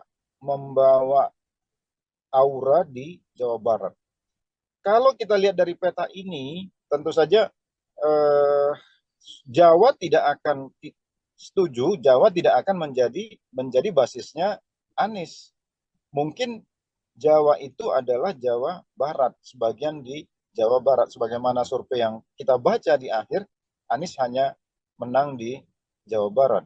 Karena itu wajar kalau Sumatera menjadi pertaruhan, karena Sumatera ini pada saat 5 tahun yang lalu head to head antara Jokowi dan Prabowo, memang ini kecenderungan Prabowo, dan itu yang menurut saya yang ingin diambil alih oleh Anies. Jadi wajar kalau Anies sekarang fokus ke Sumatera, karena memang ini peluang Anies untuk menggantikan posisi Prabowo di Sumatera. Walaupun tentu saja ini kan tidak mudah, karena kita punya 3 calon presiden, ada Prabowo yang tentu saja juga akan mengidentifikasi apa yang dulu dia lakukan di Sumatera dengan 5 tahun dengan hari ini, dan tentu saja juga ada Mas Ganjar yang juga ingin juga mewarisi apa yang didapat dari Presiden Jokowi di 5 tahun yang lalu. Jadi saya kira saya setuju bahwa ini kerja keras dari Anies dan tim untuk Sumatera, walaupun menurut saya tidak sepenuhnya itu akan bisa mengcopy paste suara Pak Prabowo di Anies. Itu, Mbak. Lantas Bang, kalau melihat unsur PKB dan juga Caimin yang lekat dengan Jawa Timur, sebenarnya apakah faktor Caimin memang tidak begitu besar untuk Anies mendulang suara di Jawa Timur, Bang? Iya, karena eh, kita tahu ya, di Jawa Timur ini sangat unik karena ada PBNU yang secara struktural, walaupun ada pesantren-pesantren yang secara kultural. Jadi ada 2 dimensi pendekatan di NU, satu pendekatan struktural PBNU yang menguasai struktur sampai ke bawah, ke tingkat ranting atau desa, tapi ada juga pemilih-pemilih kultural di pesantren-pesantren. Nah, Caimin dia tidak akan mampu menguasai struktural, karena struktur ini kan struktur PBNU yang jelas-jelas berseberangan. Bahkan PBNU dianggap cenderung, atau ketua PBNU cenderung didukung sebetulnya oleh Gus Durian dan NU-NU yang basisnya tidak di Caimin. Oleh karena itu, Caimin tidak akan mendapatkan peluang yang optimum kalau ingin meraih NU di Jawa Timur. Oleh karena itu, sekali lagi, kalau seandainya struktur PBNU kelihatan terpublish mendukung yang lain di luar Caimin, apakah itu Pak Ganjar atau Prabowo, saya kira Caimin tidak Caimin akan mendapati seteru yang signifikan, dan Caimin tidak akan meraih suara yang optimal, itu sudah bisa kita pastikan.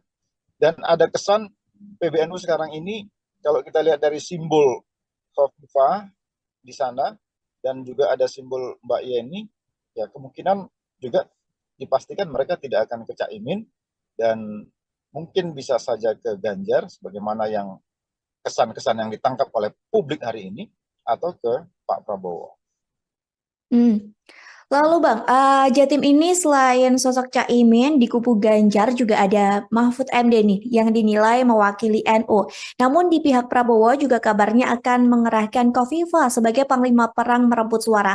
Lantas kira-kira paslon mana yang paling berpeluang Bang untuk merebut suara Jatim menurut dari Bang Dadang? Iya, kalau saya pertama, Mahfud tentu saja akan masuk melalui pintu Gus Durian, karena kita tahu Mahfud ini dibesarkan oleh Gus Dur, dan orang tua dan sejarah keluarga adalah sejarah NU, dan juga dia seorang putra Madura. Jadi saya kira untuk Jawa Timur ini Mahfud akan cukup berpeluang besar untuk meraih dukungan Nahdlatul Ulama maupun suara di Madura.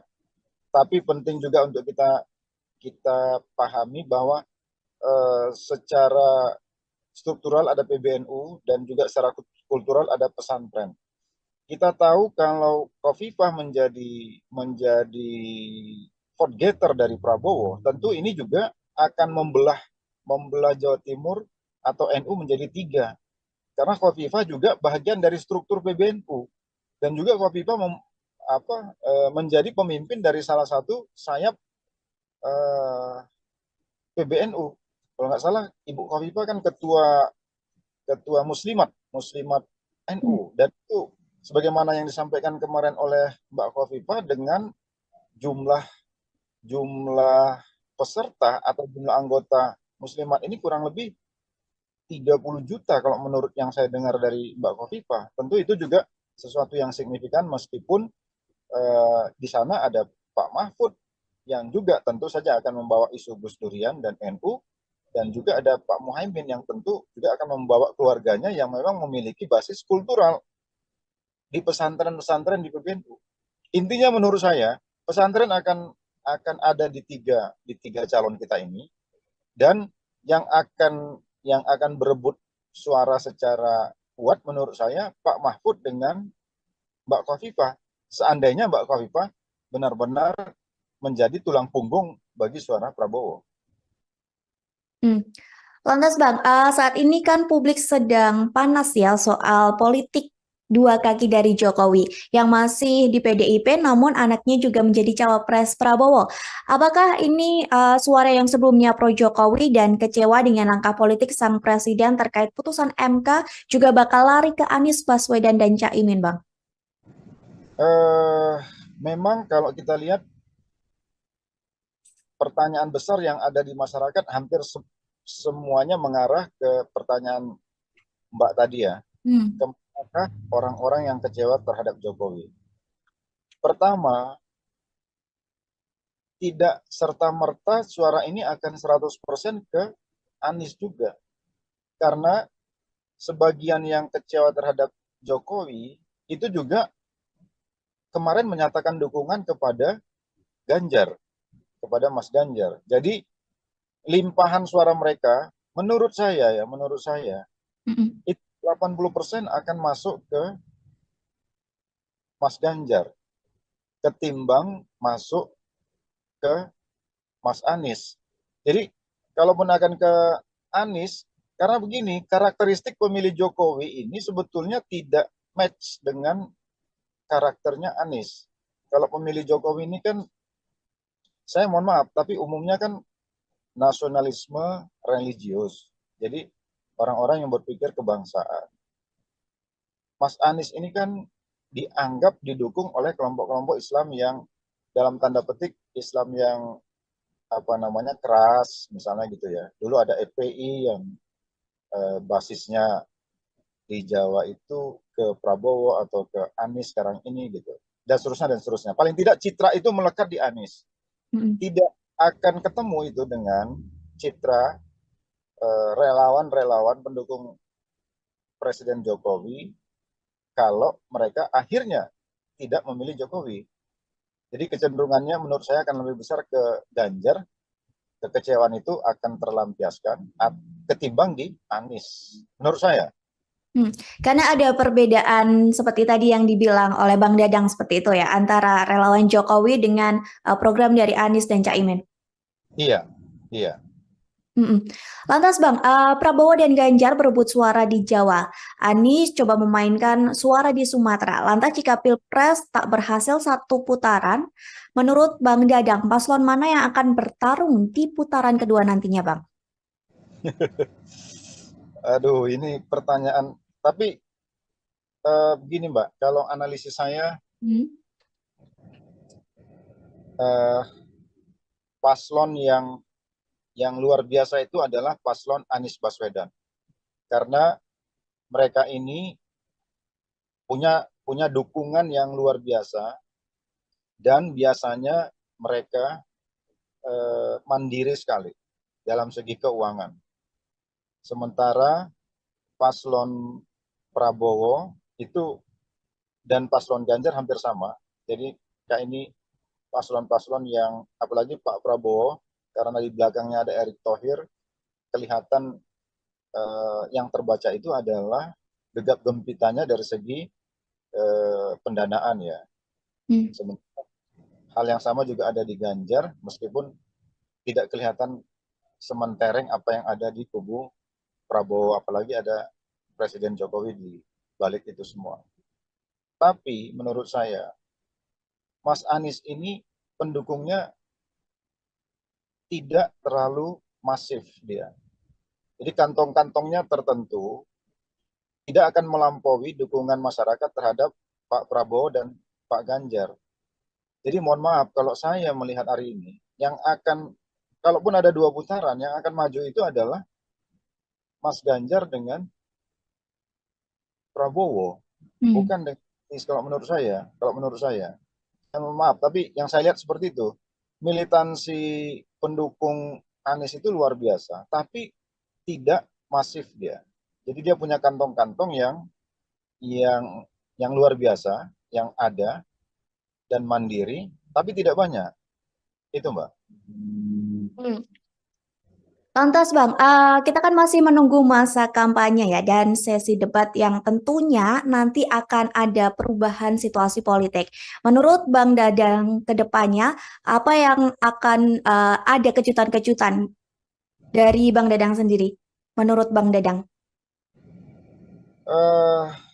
Saya akan terkejut kalau Mas Gibran mau mundur dengan sukarela sebelum apa yang diputuskan oleh mahkamah. Saya akan terkejut itu kalau dia mau mundur. Tapi kalau itu tidak terjadi, ya sebetulnya nggak banyak kejutan, karena kita sudah tahu ceruk dari 3 pasangan ini seperti apa, dan bagaimana sekarang ini Mas Ganjar dan Mas Anies berupaya untuk menetralisir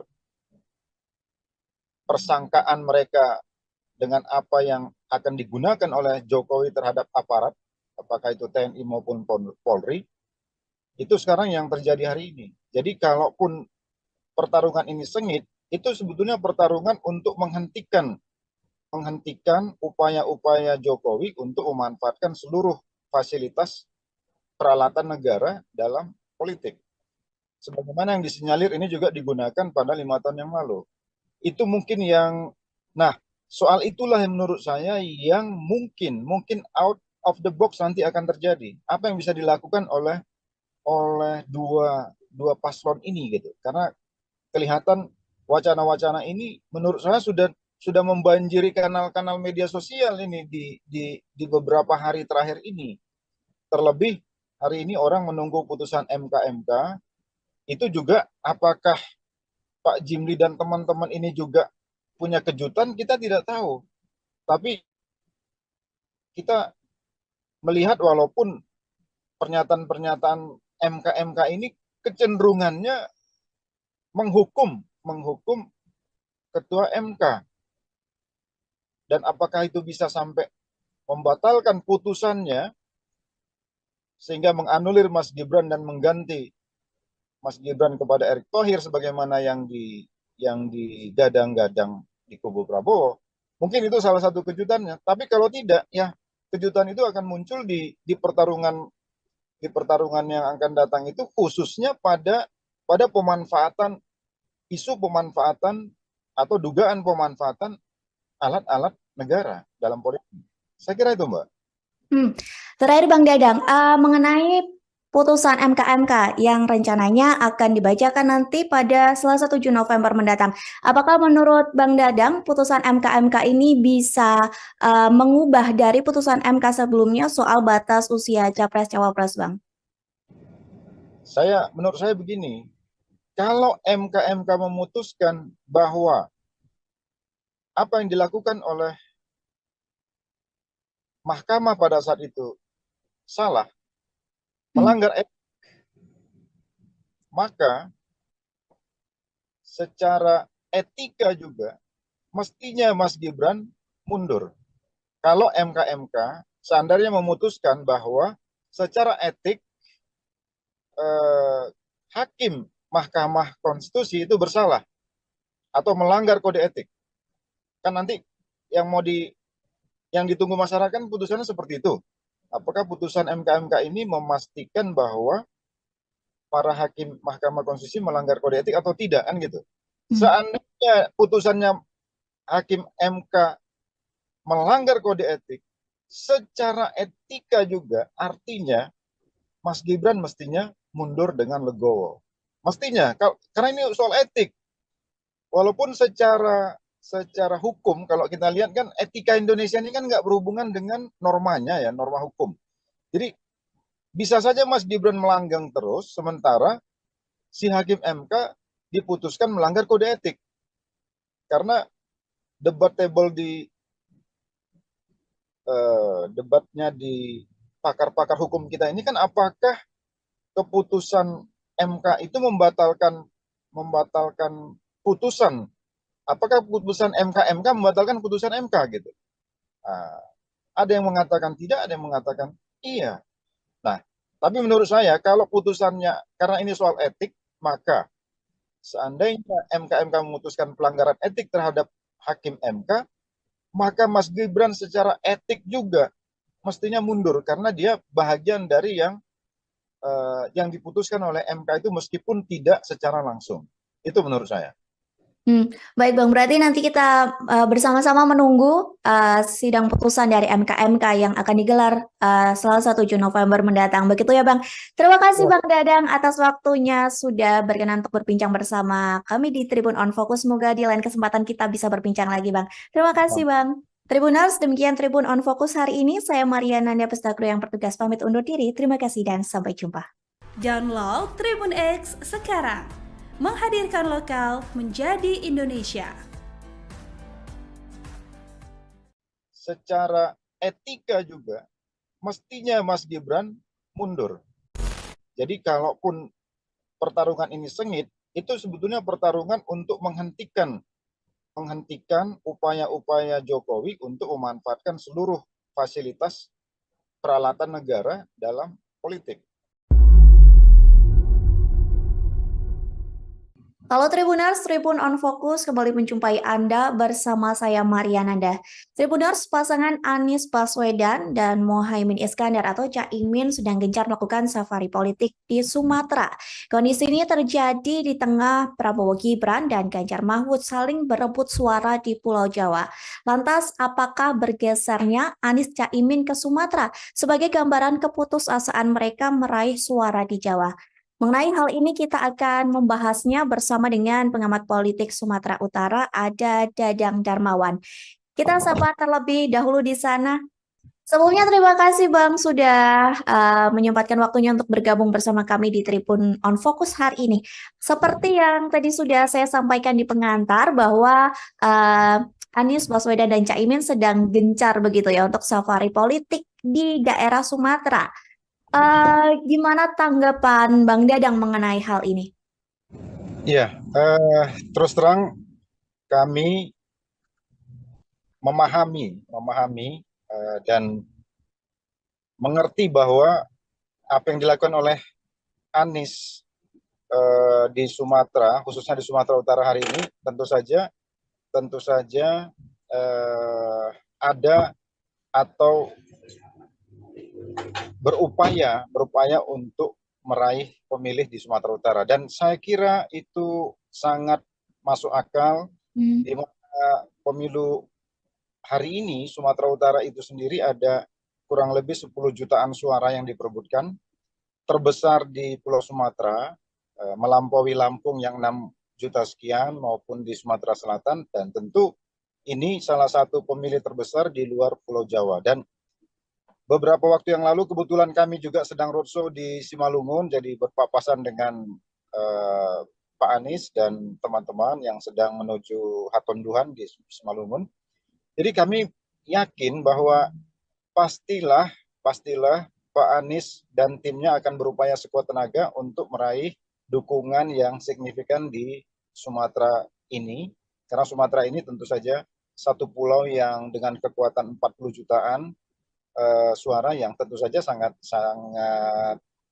mempengaruhi kemenangan dari semua tim termasuk Pak Anies dan terkhusus di Sumatera Utara. Saya kira demikian, Mbak. Lantas Bang, program yang direncanakan oleh Anies dan Caimin seperti yang diketahui bertolak belakang atau kontra dengan program dari pemerintahan Jokowi atau pemerintahan sebelumnya. Apakah hal ini ada hubungannya atau ada korelasinya dengan langkah safari politik yang dilakukan Anies Baswedan dan Caimin ke Sumatera Utara?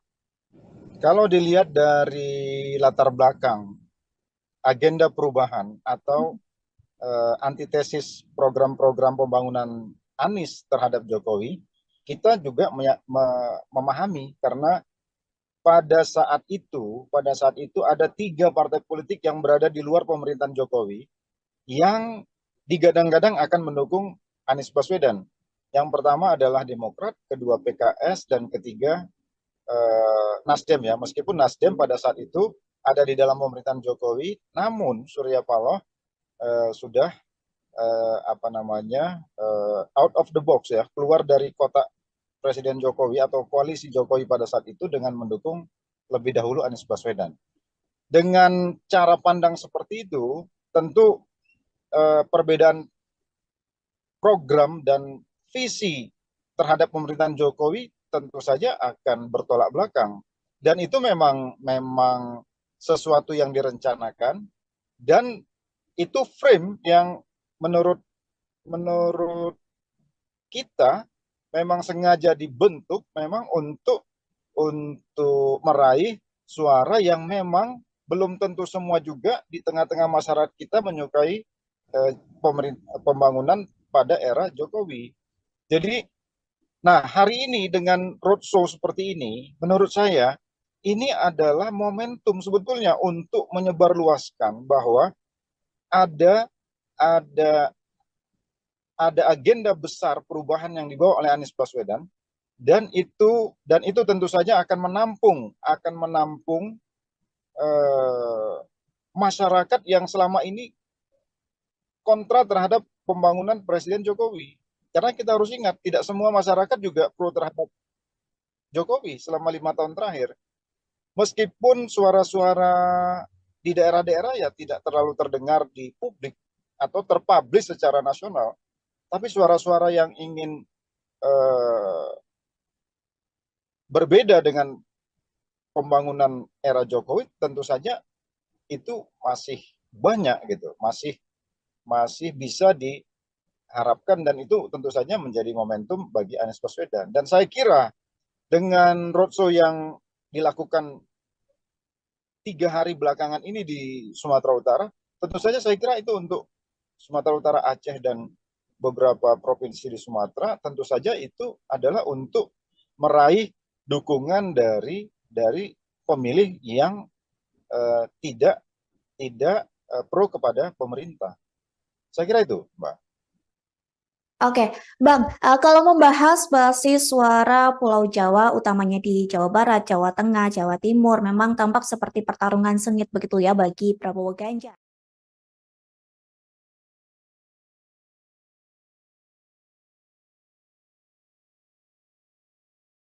Apakah pasangan Anies dan Caimin ini seolah tampak tak pede atau tidak percaya diri untuk ikut berupaya merebut suara di Jawa?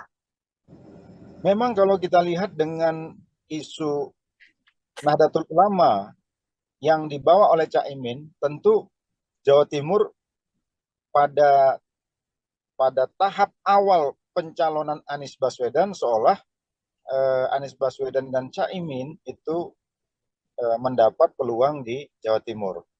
Walaupun kita tahu di Jawa Timur itu tidak mungkin NU sepenuhnya akan berada di pihak Caimin. Karena di sana ada Gus Durian, Mbak Yeni, yang berseberangan kita tahu secara terbuka dan terang-terangan dengan Caimin. Dan juga kita tahu juga PBNU juga semua tahu tidak pro kepada Caimin atau tidak sejalan dengan Caimin. Nah, tetapi dengan masuknya Mbak Yeni ke Ganjar kemarin dari deklarasi yang ada, itu juga membuat Jawa Timur menjadi, Nahdlatul Ulama di Jawa Timur menjadi tidak sepenuhnya bisa dikuasai oleh Anies Baswedan. Kalau Jawa Tengah kita lihat tentu ini kan basisnya PDIP, tentu Ganjar punya peluang yang besar. Nah, Anies digadang-gadang akan membawa aura di Jawa Barat. Kalau kita lihat dari peta ini, tentu saja Jawa tidak akan setuju, Jawa tidak akan menjadi basisnya Anies. Mungkin Jawa itu adalah Jawa Barat, sebagian di Jawa Barat, sebagaimana survei yang kita baca di akhir, Anies hanya menang di Jawa Barat. Karena itu wajar kalau Sumatera menjadi pertaruhan, karena Sumatera ini pada saat 5 tahun yang lalu head to head antara Jokowi dan Prabowo, memang ini kecenderungan Prabowo, dan itu yang menurut saya yang ingin diambil alih oleh Anies. Jadi wajar kalau Anies sekarang fokus ke Sumatera, karena memang ini peluang Anies untuk menggantikan posisi Prabowo di Sumatera. Walaupun tentu saja ini kan tidak mudah, karena kita punya 3 calon presiden, ada Prabowo yang tentu saja juga akan mengidentifikasi apa yang dulu dia lakukan di Sumatera dengan 5 tahun dengan hari ini, dan tentu saja juga ada Mas Ganjar yang juga ingin juga mewarisi apa yang didapat dari Presiden Jokowi di 5 tahun yang lalu. Jadi saya kira saya setuju bahwa ini kerja keras dari Anies dan tim untuk Sumatera, walaupun menurut saya tidak sepenuhnya itu akan bisa mengcopy paste suara Pak Prabowo di Anies. Itu, Mbak. Lantas Bang, kalau melihat unsur PKB dan juga Caimin yang lekat dengan Jawa Timur, sebenarnya apakah faktor Caimin memang tidak begitu besar untuk Anies mendulang suara di Jawa Timur, Bang? Iya, karena kita tahu ya, di Jawa Timur ini sangat unik karena ada PBNU yang secara struktural, walaupun ada pesantren-pesantren yang secara kultural. Jadi ada 2 dimensi pendekatan di NU, satu pendekatan struktural, PBNU, yang menguasai struktur sampai ke bawah, ke tingkat ranting atau desa, tapi ada juga pemilih-pemilih kultural di pesantren-pesantren. Nah, Caimin dia tidak akan mampu menguasai struktural karena struktur ini kan struktur PBNU yang jelas-jelas berseberangan. Bahkan PBNU dianggap cenderung atau ketua PBNU cenderung didukung sebetulnya oleh Gus Durian dan NU-NU yang basisnya tidak di Caimin. Oleh karena itu, Caimin tidak akan mendapatkan peluang yang optimum kalau ingin meraih NU di Jawa Timur.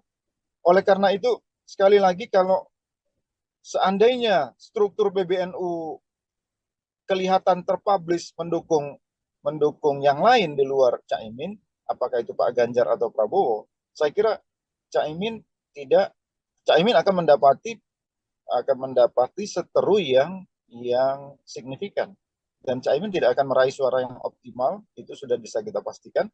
Dan ada kesan PBNU sekarang ini, kalau kita lihat dari simbol Khofifah di sana dan juga ada simbol Mbak Yeni, ya kemungkinan juga dipastikan mereka tidak akan ke Caimin dan mungkin bisa saja ke Ganjar sebagaimana yang kesan-kesan yang ditangkap oleh publik hari ini, atau ke Pak Prabowo.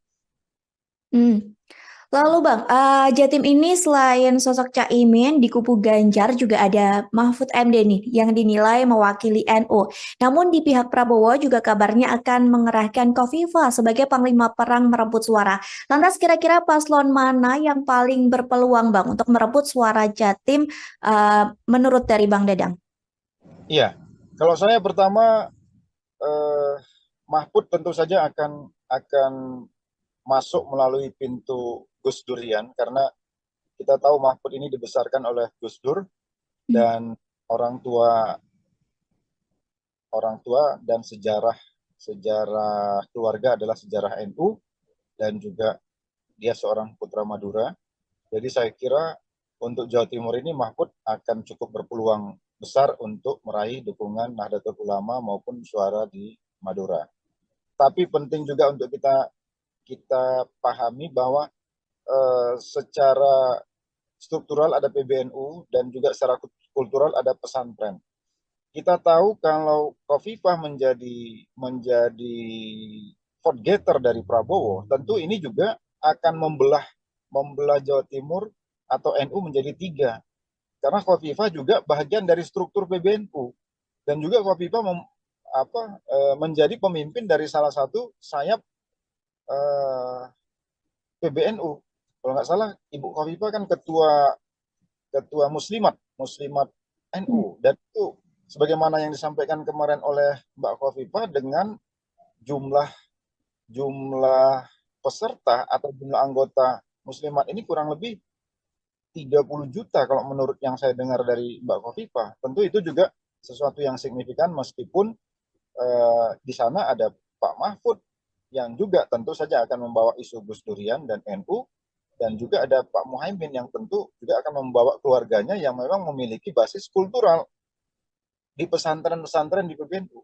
Intinya menurut saya pesantren akan ada di tiga calon kita ini, dan yang akan berebut suara secara kuat menurut saya Pak Mahfud dengan Mbak Khofifah, seandainya Mbak Khofifah benar-benar menjadi tulang punggung bagi suara Prabowo. Lantas Bang, saat ini kan publik sedang panas ya soal politik dua kaki dari Jokowi yang masih di PDIP namun anaknya juga menjadi cawapres Prabowo. Apakah ini suara yang sebelumnya pro Jokowi dan kecewa dengan langkah politik sang presiden terkait putusan MK juga bakal lari ke Anies Baswedan dan Caimin Bang? Memang kalau kita lihat pertanyaan besar yang ada di masyarakat hampir semuanya mengarah ke pertanyaan Mbak tadi ya. Apakah orang-orang yang kecewa terhadap Jokowi? Pertama, tidak serta-merta suara ini akan 100% ke Anies juga.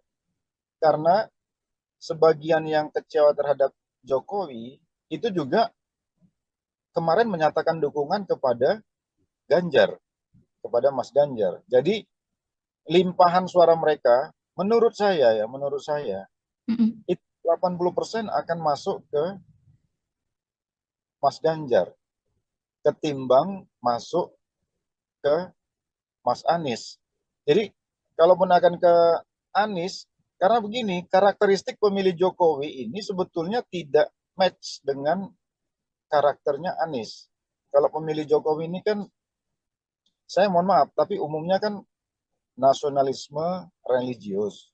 Jadi orang-orang yang berpikir kebangsaan.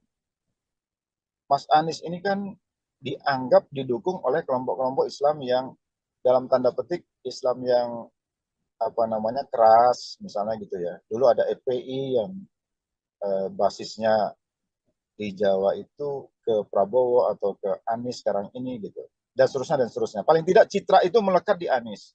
Mm-mm. Tidak akan ketemu itu dengan citra relawan-relawan pendukung Presiden Jokowi kalau mereka akhirnya tidak memilih Jokowi. Jadi kecenderungannya menurut saya akan lebih besar ke Ganjar, kekecewaan itu akan terlampiaskan ketimbang di Anies. Menurut saya. Karena ada perbedaan seperti tadi yang dibilang oleh Bang Dadang seperti itu ya, antara relawan Jokowi dengan program dari Anies dan Caimin. Iya, iya. Mm-mm. Lantas Bang, Prabowo dan Ganjar berebut suara di Jawa. Anies coba memainkan suara di Sumatera. Lantas jika Pilpres tak berhasil satu putaran, menurut Bang Dadang, paslon mana yang akan bertarung di putaran kedua nantinya Bang? Aduh, ini pertanyaan. Tapi begini Mbak, kalau analisis saya Hmm. eh, paslon yang luar biasa itu adalah paslon Anies Baswedan.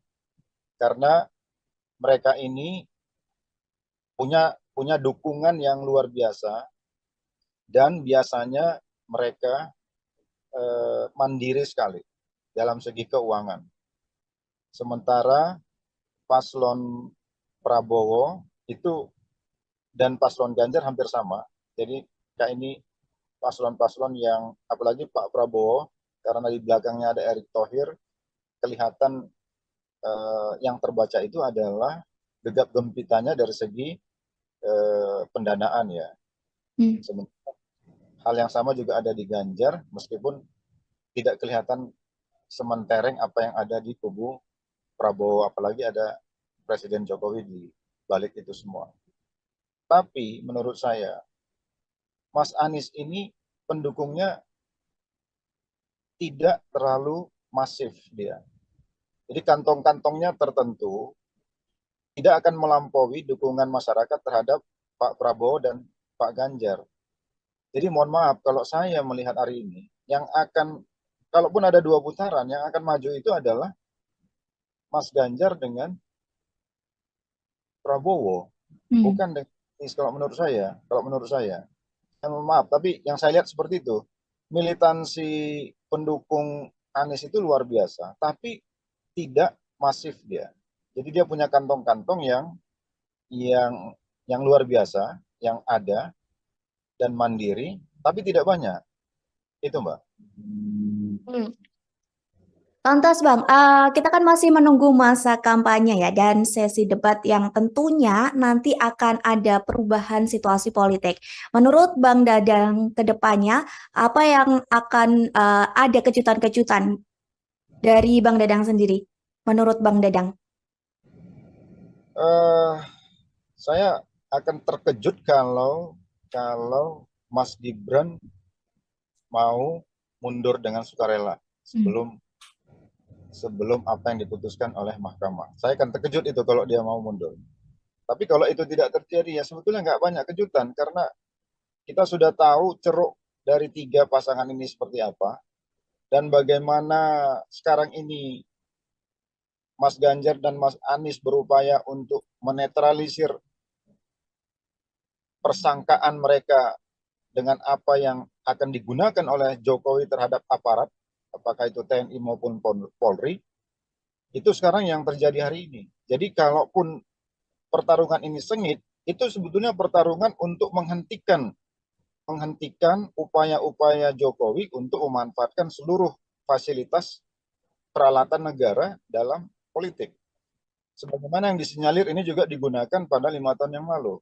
Itu mungkin yang, nah soal itulah yang menurut saya yang mungkin out of the box nanti akan terjadi. Apa yang bisa dilakukan oleh dua paslon ini gitu. Karena kelihatan wacana-wacana ini menurut saya sudah membanjiri kanal-kanal media sosial ini di beberapa hari terakhir ini.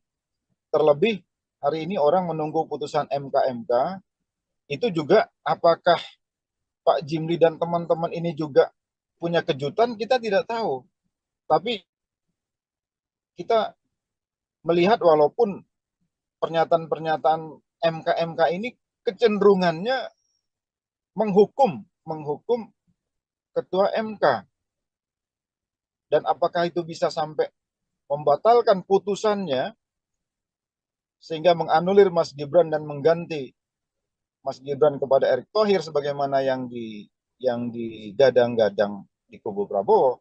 Mungkin itu salah satu kejutannya. Tapi kalau tidak, ya kejutan itu akan muncul di pertarungan yang akan datang itu, khususnya pada isu pemanfaatan atau dugaan pemanfaatan alat-alat negara dalam politik. Saya kira itu, Mbak. Terakhir Bang Dadang, mengenai putusan MK yang rencananya akan dibacakan nanti pada Selasa 7 November mendatang. Apakah menurut Bang Dadang putusan MK ini bisa mengubah dari putusan MK sebelumnya soal batas usia Capres-Cawapres, Bang? Menurut saya begini, kalau MK memutuskan bahwa apa yang dilakukan oleh mahkamah pada saat itu salah, melanggar etik, maka secara etika juga mestinya Mas Gibran mundur. Kalau MK seandainya memutuskan bahwa secara etik hakim Mahkamah Konstitusi itu bersalah atau melanggar kode etik, kan nanti yang ditunggu masyarakat putusannya seperti itu. Apakah putusan MK ini memastikan bahwa para hakim Mahkamah Konstitusi melanggar kode etik atau tidak, kan gitu. Seandainya putusannya hakim MK melanggar kode etik, secara etika juga artinya Mas Gibran mestinya mundur dengan legowo. Mestinya, karena ini soal etik. Walaupun secara hukum, kalau kita lihat kan etika Indonesia ini kan nggak berhubungan dengan normanya ya, norma hukum. Jadi bisa saja Mas Gibran melanggang terus, sementara si hakim MK diputuskan melanggar kode etik. Karena debatnya di pakar-pakar hukum kita ini kan apakah keputusan MK itu membatalkan putusan, apakah putusan MK membatalkan putusan MK gitu. Ada yang mengatakan tidak, ada yang mengatakan iya. Nah, tapi menurut saya kalau putusannya, karena ini soal etik, maka seandainya MK memutuskan pelanggaran etik terhadap hakim MK, maka Mas Gibran secara etik juga mestinya mundur karena dia bahagian dari yang diputuskan oleh MK itu meskipun tidak secara langsung. Itu menurut saya. Baik Bang, berarti nanti kita bersama-sama menunggu sidang putusan dari MK yang akan digelar Selasa 7 November mendatang. Begitu ya Bang. Terima kasih Bang Dadang atas waktunya sudah berkenan untuk berbincang bersama kami di Tribun On Focus. Semoga di lain kesempatan kita bisa berbincang lagi Bang. Terima kasih Bang. Tribuners, demikian Tribun On Focus hari ini. Saya Mariana Nanda Pestagro yang bertugas pamit undur diri. Terima kasih dan sampai jumpa. Download Tribun X sekarang. Menghadirkan lokal menjadi Indonesia. Secara etika juga mestinya Mas Gibran mundur. Jadi kalaupun pertarungan ini sengit, itu sebetulnya pertarungan untuk menghentikan upaya-upaya Jokowi untuk memanfaatkan seluruh fasilitas peralatan negara dalam politik. Halo Tribuners, Tribun on Fokus kembali menjumpai Anda bersama saya Mariananda. Tribuners, pasangan Anies Baswedan dan Mohaimin Iskandar atau Caimin sedang gencar melakukan safari politik di Sumatera. Kondisi ini terjadi di tengah Prabowo Gibran dan Ganjar Mahfud saling berebut suara di Pulau Jawa.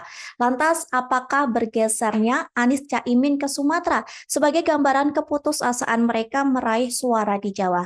Mengenai hal ini kita akan membahasnya bersama dengan pengamat politik Sumatera Utara, ada Dadang Darmawan. Kita sapa terlebih dahulu di sana. Sebelumnya terima kasih Bang sudah menyempatkan waktunya untuk bergabung bersama kami di Tribun on Fokus hari ini.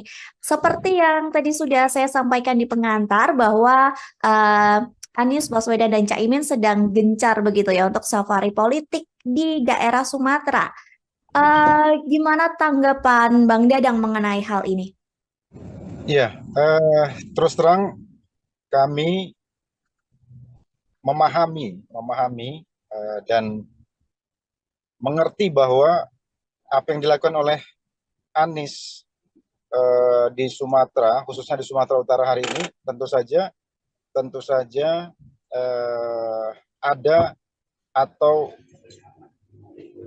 berupaya untuk meraih pemilih di Sumatera Utara, dan saya kira itu sangat masuk akal di mana pemilu hari ini Sumatera Utara itu sendiri ada kurang lebih 10 jutaan suara yang diperebutkan, terbesar di Pulau Sumatera, melampaui Lampung yang 6 juta sekian maupun di Sumatera Selatan, dan tentu ini salah satu pemilih terbesar di luar Pulau Jawa. Dan beberapa waktu yang lalu kebetulan kami juga sedang roadshow di Simalungun, jadi berpapasan dengan Pak Anies dan teman-teman yang sedang menuju Hatonduhan di Simalungun. Jadi kami yakin bahwa pastilah Pak Anies dan timnya akan berupaya sekuat tenaga untuk meraih dukungan yang signifikan di Sumatera ini, karena Sumatera ini tentu saja satu pulau yang dengan kekuatan 40 jutaan suara yang tentu saja sangat mempengaruhi kemenangan dari semua tim termasuk Pak Anies dan terkhusus di Sumatera Utara. Saya kira demikian, Mbak. Lantas Bang, program yang direncanakan oleh Anies dan Caimin seperti yang diketahui bertolak belakang atau kontra dengan program dari pemerintahan Jokowi atau pemerintahan sebelumnya. Apakah hal ini ada hubungannya atau ada korelasinya dengan langkah safari politik yang dilakukan Anies Baswedan dan Caimin ke Sumatera Utara? Kalau dilihat dari latar belakang agenda perubahan atau antitesis program-program pembangunan Anies terhadap Jokowi, kita juga memahami karena pada saat itu ada 3 partai politik yang berada di luar pemerintahan Jokowi yang digadang-gadang akan mendukung Anies Baswedan.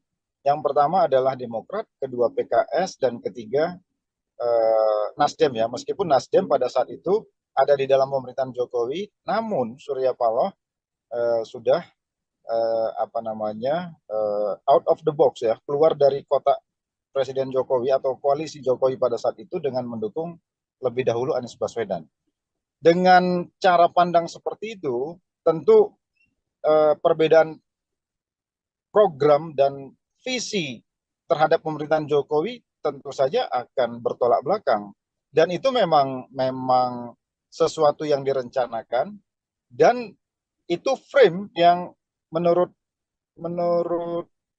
kita memang sengaja dibentuk memang untuk meraih suara yang memang belum tentu semua juga di tengah-tengah masyarakat kita menyukai pembangunan pada era Jokowi.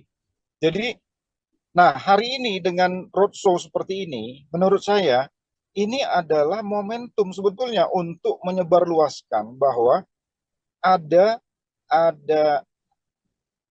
agenda besar perubahan yang dibawa oleh Anies Baswedan, dan itu tentu saja akan menampung masyarakat yang selama ini kontra terhadap pembangunan Presiden Jokowi. Karena kita harus ingat, tidak semua masyarakat juga pro terhadap Jokowi selama 5 tahun terakhir. Meskipun suara-suara di daerah-daerah ya tidak terlalu terdengar di publik atau terpublish secara nasional, tapi suara-suara yang ingin berbeda dengan pembangunan era Jokowi tentu saja itu masih banyak gitu, masih bisa diharapkan, dan itu tentu saja menjadi momentum bagi Anies Baswedan. Dan saya kira dengan roadshow yang dilakukan 3 hari belakangan ini di Sumatera Utara, tentu saja saya kira itu untuk Sumatera Utara, Aceh, dan beberapa provinsi di Sumatera, tentu saja itu adalah untuk meraih dukungan dari pemilih yang tidak pro kepada pemerintah. Saya kira itu, Mbak. Oke, Bang, kalau membahas basis suara Pulau Jawa, utamanya di Jawa Barat, Jawa Tengah, Jawa Timur, memang tampak seperti pertarungan sengit begitu ya bagi Prabowo Ganjar.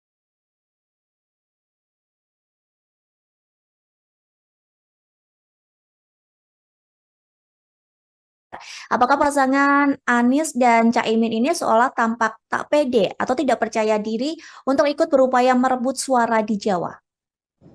Memang kalau kita lihat dengan isu Nahdlatul Ulama yang dibawa oleh Caimin, tentu Jawa Timur pada tahap awal pencalonan Anies Baswedan seolah Anies Baswedan dan Caimin itu mendapat peluang di Jawa Timur. Walaupun kita tahu di Jawa Timur itu tidak mungkin NU sepenuhnya akan berada di pihak Caimin. Karena di sana ada Gus Durian, Mbak Yeni, yang berseberangan kita tahu secara terbuka dan terang-terangan dengan Caimin. Dan juga kita tahu juga PBNU juga semua tahu tidak pro kepada Caimin atau tidak sejalan dengan Caimin.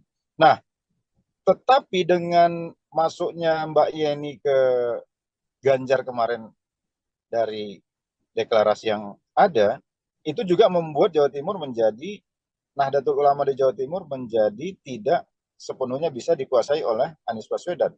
Kalau Jawa Tengah kita lihat tentu ini kan basisnya PDIP, tentu Ganjar punya peluang yang besar. Nah, Anies digadang-gadang akan membawa aura di Jawa Barat.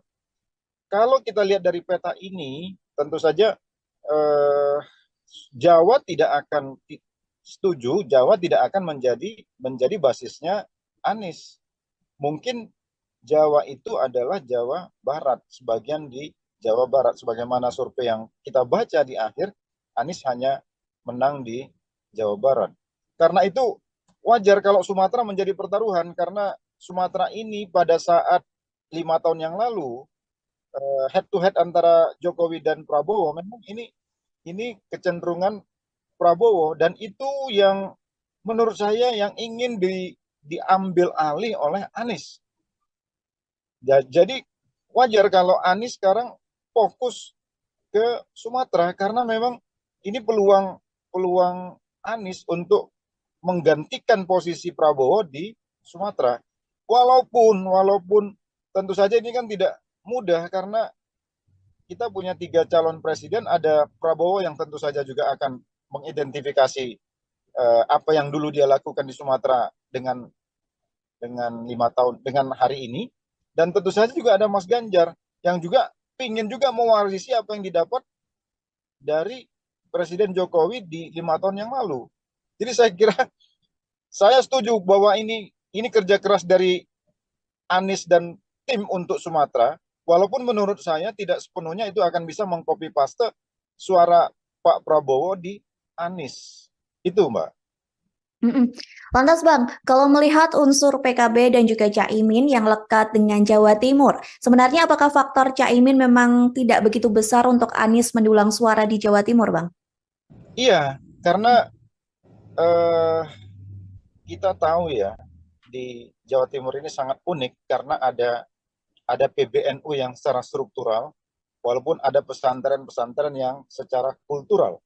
Jadi ada 2 dimensi pendekatan di NU, satu pendekatan struktural, PBNU, yang menguasai struktur sampai ke bawah, ke tingkat ranting atau desa, tapi ada juga pemilih-pemilih kultural di pesantren-pesantren.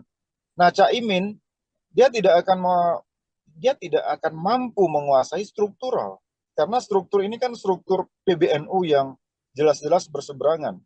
Bahkan PBNU dianggap cenderung, atau ketua PBNU cenderung didukung sebetulnya oleh Gus Durian dan NU-NU yang basisnya tidak di Caimin. Oleh karena itu, Caimin tidak akan mendapatkan peluang yang optimum kalau ingin meraih NU di Jawa Timur. Oleh karena itu, sekali lagi, kalau seandainya struktur PBNU kelihatan terpublish mendukung yang lain di luar Caimin, apakah itu Pak Ganjar atau Prabowo, saya kira Caimin akan mendapati seteru yang signifikan, dan Caimin tidak akan meraih suara yang optimal, itu sudah bisa kita pastikan. Dan ada kesan PBNU sekarang ini, kalau kita lihat dari simbol Khofifah di sana dan juga ada simbol Mbak Yeni, ya kemungkinan juga dipastikan mereka tidak akan ke Caimin dan mungkin bisa saja ke Ganjar sebagaimana yang kesan-kesan yang ditangkap oleh publik hari ini, atau ke Pak Prabowo. Lalu Bang, Jatim ini selain sosok Caimin di kubu Ganjar juga ada Mahfud MD nih yang dinilai mewakili NU. Namun di pihak Prabowo juga kabarnya akan mengerahkan Khofifah sebagai panglima perang merebut suara. Lantas kira-kira paslon mana yang paling berpeluang Bang untuk merebut suara Jatim menurut dari Bang Dadang? Iya, kalau saya pertama, Mahfud tentu saja akan masuk melalui pintu Gus Durian, karena kita tahu Mahfud ini dibesarkan oleh Gus Dur dan orang tua dan sejarah keluarga adalah sejarah NU, dan juga dia seorang putra Madura. Jadi saya kira untuk Jawa Timur ini Mahfud akan cukup berpeluang besar untuk meraih dukungan Nahdlatul Ulama maupun suara di Madura. Tapi penting juga untuk kita pahami bahwa secara struktural ada PBNU dan juga secara kultural ada pesantren. Kita tahu kalau Khofifah menjadi vote getter dari Prabowo, tentu ini juga akan membelah Jawa Timur atau NU menjadi 3. Karena Khofifah juga bagian dari struktur PBNU, dan juga Khofifah menjadi pemimpin dari salah satu sayap PBNU. Kalau nggak salah, Ibu Khofifah kan ketua Muslimat NU, dan itu sebagaimana yang disampaikan kemarin oleh Mbak Khofifah, dengan jumlah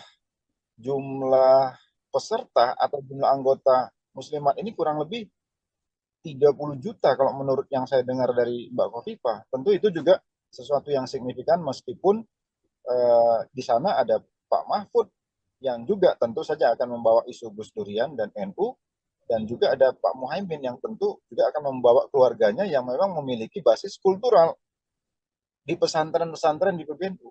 Intinya menurut saya pesantren akan ada di tiga calon kita ini, dan yang akan berebut suara secara kuat menurut saya Pak Mahfud dengan Mbak Khofifah. Seandainya Mbak Khofifah benar-benar menjadi tulang punggung bagi suara Prabowo. Lantas Bang, saat ini kan publik sedang panas ya soal politik dua kaki dari Jokowi yang masih di PDIP, namun anaknya juga menjadi cawapres Prabowo. Apakah ini suara yang sebelumnya pro Jokowi dan kecewa dengan langkah politik sang presiden terkait putusan MK juga bakal lari ke Anies Baswedan dan Caimin, Bang? Memang kalau kita lihat pertanyaan besar yang ada di masyarakat hampir semuanya mengarah ke pertanyaan Mbak tadi ya. Apakah orang-orang yang kecewa terhadap Jokowi? Pertama, tidak serta-merta suara ini akan 100% ke Anies juga. Karena sebagian yang kecewa terhadap Jokowi itu juga kemarin menyatakan dukungan kepada Ganjar, kepada Mas Ganjar. Jadi limpahan suara mereka, menurut saya Mm-mm. itu 80% akan masuk ke Mas Ganjar ketimbang masuk ke Mas Anies. Jadi kalaupun akan ke Anies, karena begini, karakteristik pemilih Jokowi ini sebetulnya tidak match dengan karakternya Anies. Kalau pemilih Jokowi ini kan, saya mohon maaf, tapi umumnya kan nasionalisme religius. Jadi orang-orang yang berpikir kebangsaan. Mas Anies ini kan dianggap didukung oleh kelompok-kelompok Islam yang dalam tanda petik Islam yang apa namanya keras, misalnya gitu ya. Dulu ada FPI yang basisnya di Jawa itu ke Prabowo atau ke Anies sekarang ini gitu. Dan seterusnya dan seterusnya. Paling tidak citra itu melekat di Anies. Mm-mm. Tidak akan ketemu itu dengan citra relawan-relawan pendukung Presiden Jokowi kalau mereka akhirnya tidak memilih Jokowi. Jadi kecenderungannya menurut saya akan lebih besar ke Ganjar. Kekecewaan itu akan terlampiaskan ketimbang di Anies. Menurut saya. Karena ada perbedaan seperti tadi yang dibilang oleh Bang Dadang seperti itu ya, antara relawan Jokowi dengan program dari Anies dan Caimin. Iya, iya. Mm-mm. Lantas Bang, Prabowo dan Ganjar berebut suara di Jawa. Anies coba memainkan suara di Sumatera. Lantas jika Pilpres tak berhasil satu putaran, menurut Bang Dadang, paslon mana yang akan bertarung di putaran kedua nantinya Bang? Aduh, ini pertanyaan. Tapi begini Mbak, kalau analisis saya Hmm. eh, paslon yang luar biasa itu adalah paslon Anies Baswedan. Karena mereka ini punya dukungan yang luar biasa dan biasanya mereka mandiri sekali dalam segi keuangan. Sementara paslon Prabowo itu dan paslon Ganjar hampir sama. Jadi kayak ini paslon-paslon yang apalagi Pak Prabowo karena di belakangnya ada Erick Thohir, kelihatan yang terbaca itu adalah gegap gempitannya dari segi pendanaan ya. Sementara hal yang sama juga ada di Ganjar, meskipun tidak kelihatan sementereng apa yang ada di kubu Prabowo, apalagi ada Presiden Jokowi di balik itu semua. Tapi menurut saya, Mas Anies ini pendukungnya tidak terlalu masif dia. Jadi kantong-kantongnya tertentu tidak akan melampaui dukungan masyarakat terhadap Pak Prabowo dan Pak Ganjar. Jadi mohon maaf kalau saya melihat hari ini, yang akan, kalaupun ada dua putaran, yang akan maju itu adalah Mas Ganjar dengan Prabowo, bukan dengan Anies kalau menurut saya. Kalau menurut saya, maaf, tapi yang saya lihat seperti itu. Militansi pendukung Anies itu luar biasa, tapi tidak masif dia. Jadi dia punya kantong-kantong yang yang luar biasa, yang ada dan mandiri, tapi tidak banyak. Itu Mbak. Lantas Bang, kita kan masih menunggu masa kampanye ya dan sesi debat yang tentunya nanti akan ada perubahan situasi politik. Menurut Bang Dadang ke depannya, apa yang akan ada kejutan-kejutan dari Bang Dadang sendiri? Menurut Bang Dadang? Saya akan terkejut kalau Mas Gibran mau mundur dengan sukarela sebelum apa yang diputuskan oleh mahkamah. Saya akan terkejut itu kalau dia mau mundur. Tapi kalau itu tidak terjadi, ya sebetulnya nggak banyak kejutan karena kita sudah tahu ceruk dari tiga pasangan ini seperti apa dan bagaimana sekarang ini Mas Ganjar dan Mas Anies berupaya untuk menetralisir persangkaan mereka dengan apa yang akan digunakan oleh Jokowi terhadap aparat, apakah itu TNI maupun Polri, itu sekarang yang terjadi hari ini. Jadi kalaupun pertarungan ini sengit, itu sebetulnya pertarungan untuk menghentikan upaya-upaya Jokowi untuk memanfaatkan seluruh fasilitas peralatan negara dalam politik. Sebagaimana yang disinyalir ini juga digunakan pada 5 tahun yang lalu. Itu mungkin soal itulah yang menurut saya yang mungkin out of the box nanti akan terjadi. Apa yang bisa dilakukan oleh dua paslon ini gitu. Karena kelihatan wacana-wacana ini menurut saya sudah membanjiri kanal-kanal media sosial ini di beberapa hari terakhir ini. Terlebih hari ini orang menunggu putusan MK itu juga apakah Pak Jimli dan teman-teman ini juga punya kejutan, kita tidak tahu. Tapi kita melihat walaupun pernyataan-pernyataan MK ini kecenderungannya menghukum ketua MK. Dan apakah itu bisa sampai membatalkan putusannya sehingga menganulir Mas Gibran dan mengganti Mas Gibran kepada Erick Thohir sebagaimana yang digadang-gadang di kubu Prabowo. Mungkin itu salah satu kejutannya. Tapi kalau tidak, ya kejutan itu akan muncul di pertarungan yang akan datang itu, khususnya pada isu pemanfaatan atau dugaan pemanfaatan alat-alat negara dalam politik. Saya kira itu, Mbak. Terakhir Bang Dadang, mengenai putusan MK yang rencananya akan dibacakan nanti pada Selasa 7 November mendatang.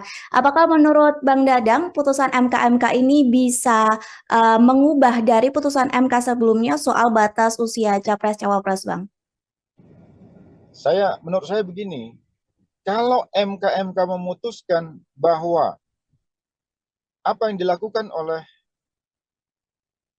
mahkamah pada saat itu salah, melanggar etik, maka secara etika juga mestinya Mas Gibran mundur. Kalau MK seandainya memutuskan bahwa secara etik hakim Mahkamah Konstitusi itu bersalah atau melanggar kode etik, kan nanti yang ditunggu masyarakat putusannya seperti itu.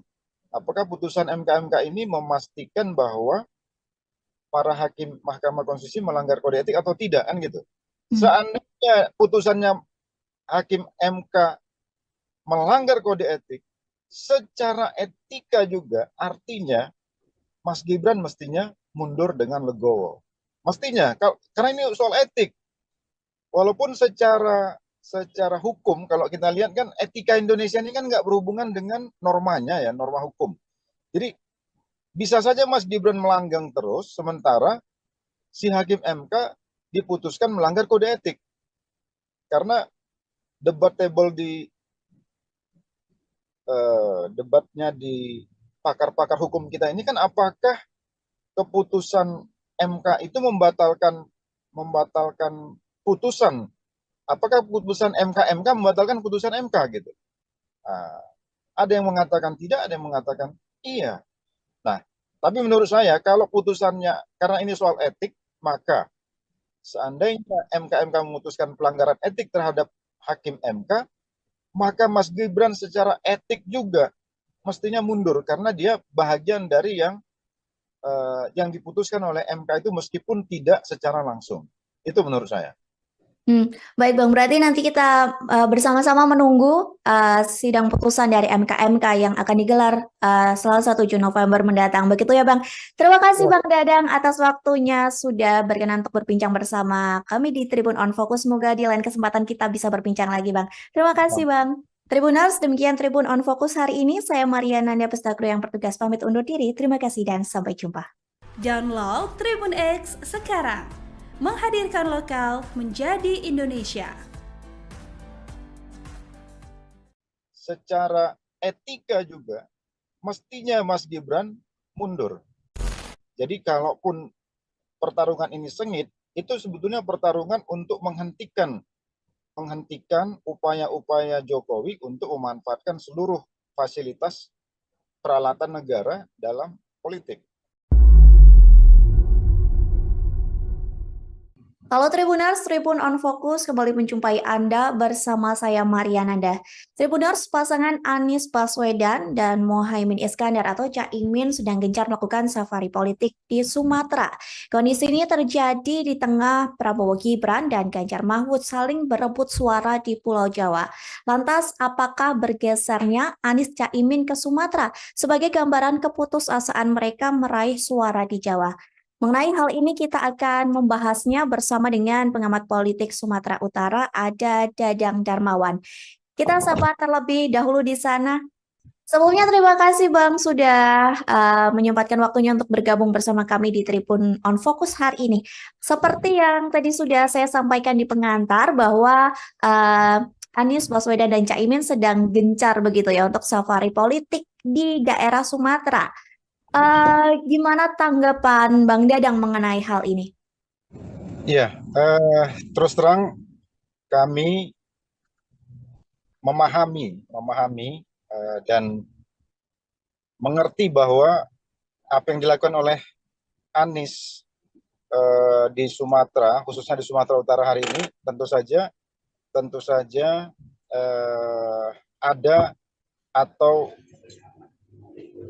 berupaya untuk meraih pemilih di Sumatera Utara, dan saya kira itu sangat masuk akal di mana pemilu hari ini Sumatera Utara itu sendiri ada kurang lebih 10 jutaan suara yang diperebutkan, terbesar di Pulau Sumatera, melampaui Lampung yang 6 juta sekian maupun di Sumatera Selatan, dan tentu ini salah satu pemilih terbesar di luar Pulau Jawa. Dan beberapa waktu yang lalu kebetulan kami juga sedang roadshow di Simalungun, jadi berpapasan dengan Pak Anies dan teman-teman yang sedang menuju Hatonduhan di Simalungun. Jadi kami yakin bahwa pastilah Pak Anies dan timnya akan berupaya sekuat tenaga untuk meraih dukungan yang signifikan di Sumatera ini, karena Sumatera ini tentu saja satu pulau yang dengan kekuatan 40 jutaan suara yang tentu saja sangat mempengaruhi kemenangan dari semua tim termasuk Pak Anies dan terkhusus di Sumatera Utara. Saya kira demikian, Mbak. Lantas Bang, program yang direncanakan oleh Anies dan Caimin seperti yang diketahui bertolak belakang atau kontra dengan program dari pemerintahan Jokowi atau pemerintahan sebelumnya. Apakah hal ini ada hubungannya atau ada korelasinya dengan langkah safari politik yang dilakukan Anies Baswedan dan Caimin ke Sumatera Utara? Kalau dilihat dari latar belakang agenda perubahan atau antitesis program-program pembangunan Anies terhadap Jokowi, kita juga memahami karena pada saat itu ada 3 partai politik yang berada di luar pemerintahan Jokowi yang digadang-gadang akan mendukung Anies Baswedan. Yang pertama adalah Demokrat, kedua PKS, dan ketiga Nasdem ya. Meskipun Nasdem pada saat itu ada di dalam pemerintahan Jokowi, namun Surya Paloh sudah out of the box ya, keluar dari kotak Presiden Jokowi atau koalisi Jokowi pada saat itu dengan mendukung lebih dahulu Anies Baswedan. Dengan cara pandang seperti itu, tentu perbedaan program dan visi terhadap pemerintahan Jokowi tentu saja akan bertolak belakang. Dan itu memang sesuatu yang direncanakan, dan itu frame yang menurut kita memang sengaja dibentuk memang untuk meraih suara yang memang belum tentu semua juga di tengah-tengah masyarakat kita menyukai pembangunan pada era Jokowi. Jadi, nah hari ini dengan roadshow seperti ini, menurut saya ini adalah momentum sebetulnya untuk menyebarluaskan bahwa ada agenda besar perubahan yang dibawa oleh Anies Baswedan, dan itu tentu saja akan menampung masyarakat yang selama ini kontra terhadap pembangunan Presiden Jokowi. Karena kita harus ingat, tidak semua masyarakat juga pro terhadap Jokowi selama 5 tahun terakhir. Meskipun suara-suara di daerah-daerah ya tidak terlalu terdengar di publik atau terpublish secara nasional, tapi suara-suara yang ingin berbeda dengan pembangunan era Jokowi tentu saja itu masih banyak gitu, masih bisa diharapkan, dan itu tentu saja menjadi momentum bagi Anies Baswedan. Dan saya kira dengan roadshow yang dilakukan 3 hari belakangan ini di Sumatera Utara, tentu saja saya kira itu untuk Sumatera Utara, Aceh, dan beberapa provinsi di Sumatera, tentu saja itu adalah untuk meraih dukungan dari pemilih yang tidak pro kepada pemerintah. Saya kira itu, Mbak. Oke, Bang, kalau membahas basis suara Pulau Jawa, utamanya di Jawa Barat, Jawa Tengah, Jawa Timur, memang tampak seperti pertarungan sengit begitu ya bagi Prabowo Ganjar.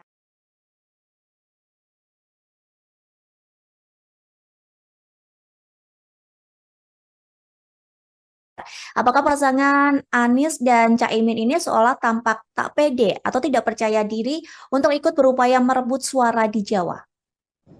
Memang kalau kita lihat dengan isu Nahdlatul Ulama yang dibawa oleh Caimin, tentu Jawa Timur pada tahap awal pencalonan Anies Baswedan seolah Anies Baswedan dan Caimin itu mendapat peluang di Jawa Timur. Walaupun kita tahu di Jawa Timur itu tidak mungkin NU sepenuhnya akan berada di pihak Caimin. Karena di sana ada Gus Durian, Mbak Yeni, yang berseberangan kita tahu secara terbuka dan terang-terangan dengan Caimin. Dan juga kita tahu juga PBNU juga semua tahu tidak pro kepada Caimin atau tidak sejalan dengan Caimin. Nah, tetapi dengan masuknya Mbak Yeni ke Ganjar kemarin dari deklarasi yang ada, itu juga membuat Jawa Timur menjadi, Nahdlatul Ulama di Jawa Timur menjadi tidak sepenuhnya bisa dikuasai oleh Anies Baswedan. Kalau Jawa Tengah kita lihat tentu ini kan basisnya PDIP, tentu Ganjar punya peluang yang besar. Nah, Anies digadang-gadang akan membawa aura di Jawa Barat. Kalau kita lihat dari peta ini, tentu saja Jawa tidak akan setuju, Jawa tidak akan menjadi basisnya Anies. Mungkin Jawa itu adalah Jawa Barat, sebagian di Jawa Barat, sebagaimana survei yang kita baca di akhir, Anies hanya menang di Jawa Barat. Karena itu wajar kalau Sumatera menjadi pertaruhan, karena Sumatera ini pada saat 5 tahun yang lalu head to head antara Jokowi dan Prabowo, memang ini kecenderungan Prabowo, dan itu yang menurut saya yang ingin diambil alih oleh Anies. Jadi wajar kalau Anies sekarang fokus ke Sumatera, karena memang ini peluang Anies untuk menggantikan posisi Prabowo di Sumatera. Walaupun tentu saja ini kan tidak mudah, karena kita punya 3 calon presiden, ada Prabowo yang tentu saja juga akan mengidentifikasi apa yang dulu dia lakukan di Sumatera dengan 5 tahun dengan hari ini, dan tentu saja juga ada Mas Ganjar yang juga ingin juga mewarisi apa yang didapat dari Presiden Jokowi di 5 tahun yang lalu. Jadi saya kira saya setuju bahwa ini kerja keras dari Anies dan tim untuk Sumatera, walaupun menurut saya tidak sepenuhnya itu akan bisa mengcopy paste suara Pak Prabowo di Anies. Itu, Mbak. Lantas Bang, kalau melihat unsur PKB dan juga Caimin yang lekat dengan Jawa Timur, sebenarnya apakah faktor Caimin memang tidak begitu besar untuk Anies mendulang suara di Jawa Timur, Bang? Iya, karena kita tahu ya, di Jawa Timur ini sangat unik karena ada PBNU yang secara struktural, walaupun ada pesantren-pesantren yang secara kultural. Jadi ada 2 dimensi pendekatan di NU, satu pendekatan struktural, PBNU, yang menguasai struktur sampai ke bawah, ke tingkat ranting atau desa, tapi ada juga pemilih-pemilih kultural di pesantren-pesantren. Nah, Caimin dia tidak akan mampu menguasai struktural, karena struktur ini kan struktur PBNU yang jelas-jelas berseberangan. Bahkan PBNU dianggap cenderung, atau ketua PBNU cenderung didukung sebetulnya oleh Gus Durian dan NU yang basisnya tidak di Caimin. Oleh karena itu, Caimin tidak akan mendapatkan peluang yang optimum kalau ingin meraih NU di Jawa Timur. Oleh karena itu, sekali lagi, kalau seandainya struktur PBNU kelihatan terpublish mendukung yang lain di luar Caimin, apakah itu Pak Ganjar atau Prabowo, saya kira Caimin akan mendapati seteru yang signifikan, dan Caimin tidak akan meraih suara yang optimal, itu sudah bisa kita pastikan. Dan ada kesan PBNU sekarang ini, kalau kita lihat dari simbol Khofifah di sana dan juga ada simbol Mbak Yeni, ya kemungkinan juga dipastikan mereka tidak akan ke Caimin, dan mungkin bisa saja ke Ganjar sebagaimana yang kesan-kesan yang ditangkap oleh publik hari ini, atau ke Pak Prabowo. Lalu Bang, Jatim ini selain sosok Caimin di kubu Ganjar juga ada Mahfud MD nih yang dinilai mewakili NU. Namun di pihak Prabowo juga kabarnya akan mengerahkan Khofifah sebagai panglima perang merebut suara. Lantas kira-kira paslon mana yang paling berpeluang Bang untuk merebut suara Jatim menurut dari Bang Dadang? Iya, kalau saya pertama, Mahfud tentu saja akan masuk melalui pintu Gus Durian, karena kita tahu Mahfud ini dibesarkan oleh Gus Dur, dan orang tua dan sejarah keluarga adalah sejarah NU, dan juga dia seorang putra Madura. Jadi saya kira untuk Jawa Timur ini Mahfud akan cukup berpeluang besar untuk meraih dukungan Nahdlatul Ulama maupun suara di Madura. Tapi penting juga untuk kita pahami bahwa secara struktural ada PBNU dan juga secara kultural ada pesantren. Kita tahu kalau Khofifah menjadi vote getter dari Prabowo, tentu ini juga akan membelah Jawa Timur atau NU menjadi 3. Karena Khofifah juga bagian dari struktur PBNU, dan juga Khofifah menjadi pemimpin dari salah satu sayap PBNU. Kalau nggak salah, Ibu Khofifah kan ketua Muslimat NU, dan itu sebagaimana yang disampaikan kemarin oleh Mbak Khofifah, dengan jumlah peserta atau jumlah anggota Muslimat ini kurang lebih 30 juta kalau menurut yang saya dengar dari Mbak Khofifah. Tentu itu juga sesuatu yang signifikan, meskipun di sana ada Pak Mahfud yang juga tentu saja akan membawa isu Gus Durian dan NU, dan juga ada Pak Muhaimin yang tentu juga akan membawa keluarganya yang memang memiliki basis kultural di pesantren-pesantren di PBNU. Intinya menurut saya pesantren akan ada di tiga calon kita ini, dan yang akan berebut suara secara kuat menurut saya Pak Mahfud dengan Mbak Khofifah.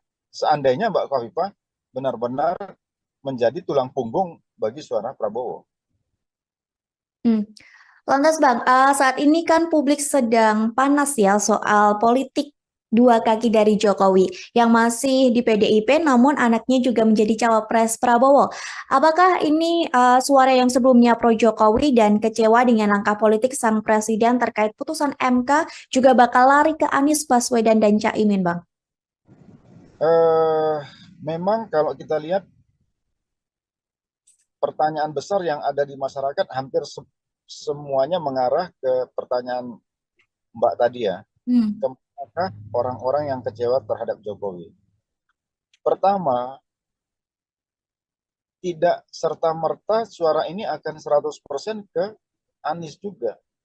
Karena sebagian yang kecewa terhadap Jokowi itu juga kemarin menyatakan dukungan kepada Ganjar, kepada Mas Ganjar. Jadi limpahan suara mereka, menurut saya Mm-mm. itu 80% akan masuk ke Mas Ganjar ketimbang masuk ke Mas Anies.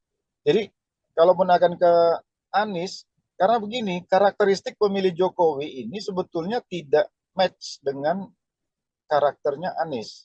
Kalau pemilih Jokowi ini kan, saya mohon maaf, tapi umumnya kan nasionalisme religius. Jadi orang-orang yang berpikir kebangsaan. Mas Anies ini kan dianggap didukung oleh kelompok-kelompok Islam yang dalam tanda petik Islam yang keras, misalnya gitu ya. Dulu ada FPI yang basisnya di Jawa itu ke Prabowo atau ke Anies sekarang ini gitu. Dan seterusnya dan seterusnya. Paling tidak citra itu melekat di Anies. Mm-mm. Tidak akan ketemu itu dengan citra relawan-relawan pendukung Presiden Jokowi kalau mereka akhirnya tidak memilih Jokowi. Jadi kecenderungannya menurut saya akan lebih besar ke Ganjar. Kekecewaan itu akan terlampiaskan ketimbang di Anies. Menurut saya. Karena ada perbedaan seperti tadi yang dibilang oleh Bang Dadang seperti itu ya, antara relawan Jokowi dengan program dari Anies dan Caimin. Iya, iya. Mm-mm. Lantas Bang, Prabowo dan Ganjar berebut suara di Jawa. Anies coba memainkan suara di Sumatera. Lantas jika Pilpres tak berhasil satu putaran, menurut Bang Dadang, paslon mana yang akan bertarung di putaran kedua nantinya Bang? Aduh, ini pertanyaan. Tapi begini Mbak, kalau analisis saya, Hmm. eh, paslon yang luar biasa itu adalah paslon Anies Baswedan.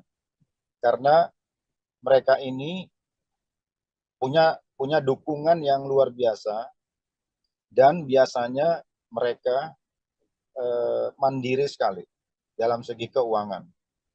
Sementara paslon Prabowo itu dan paslon Ganjar hampir sama.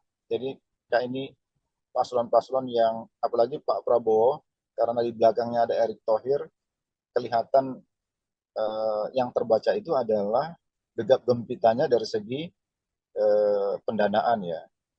Sementara hal yang sama juga ada di Ganjar, meskipun tidak kelihatan sementereng apa yang ada di kubu Prabowo, apalagi ada Presiden Jokowi di balik itu semua.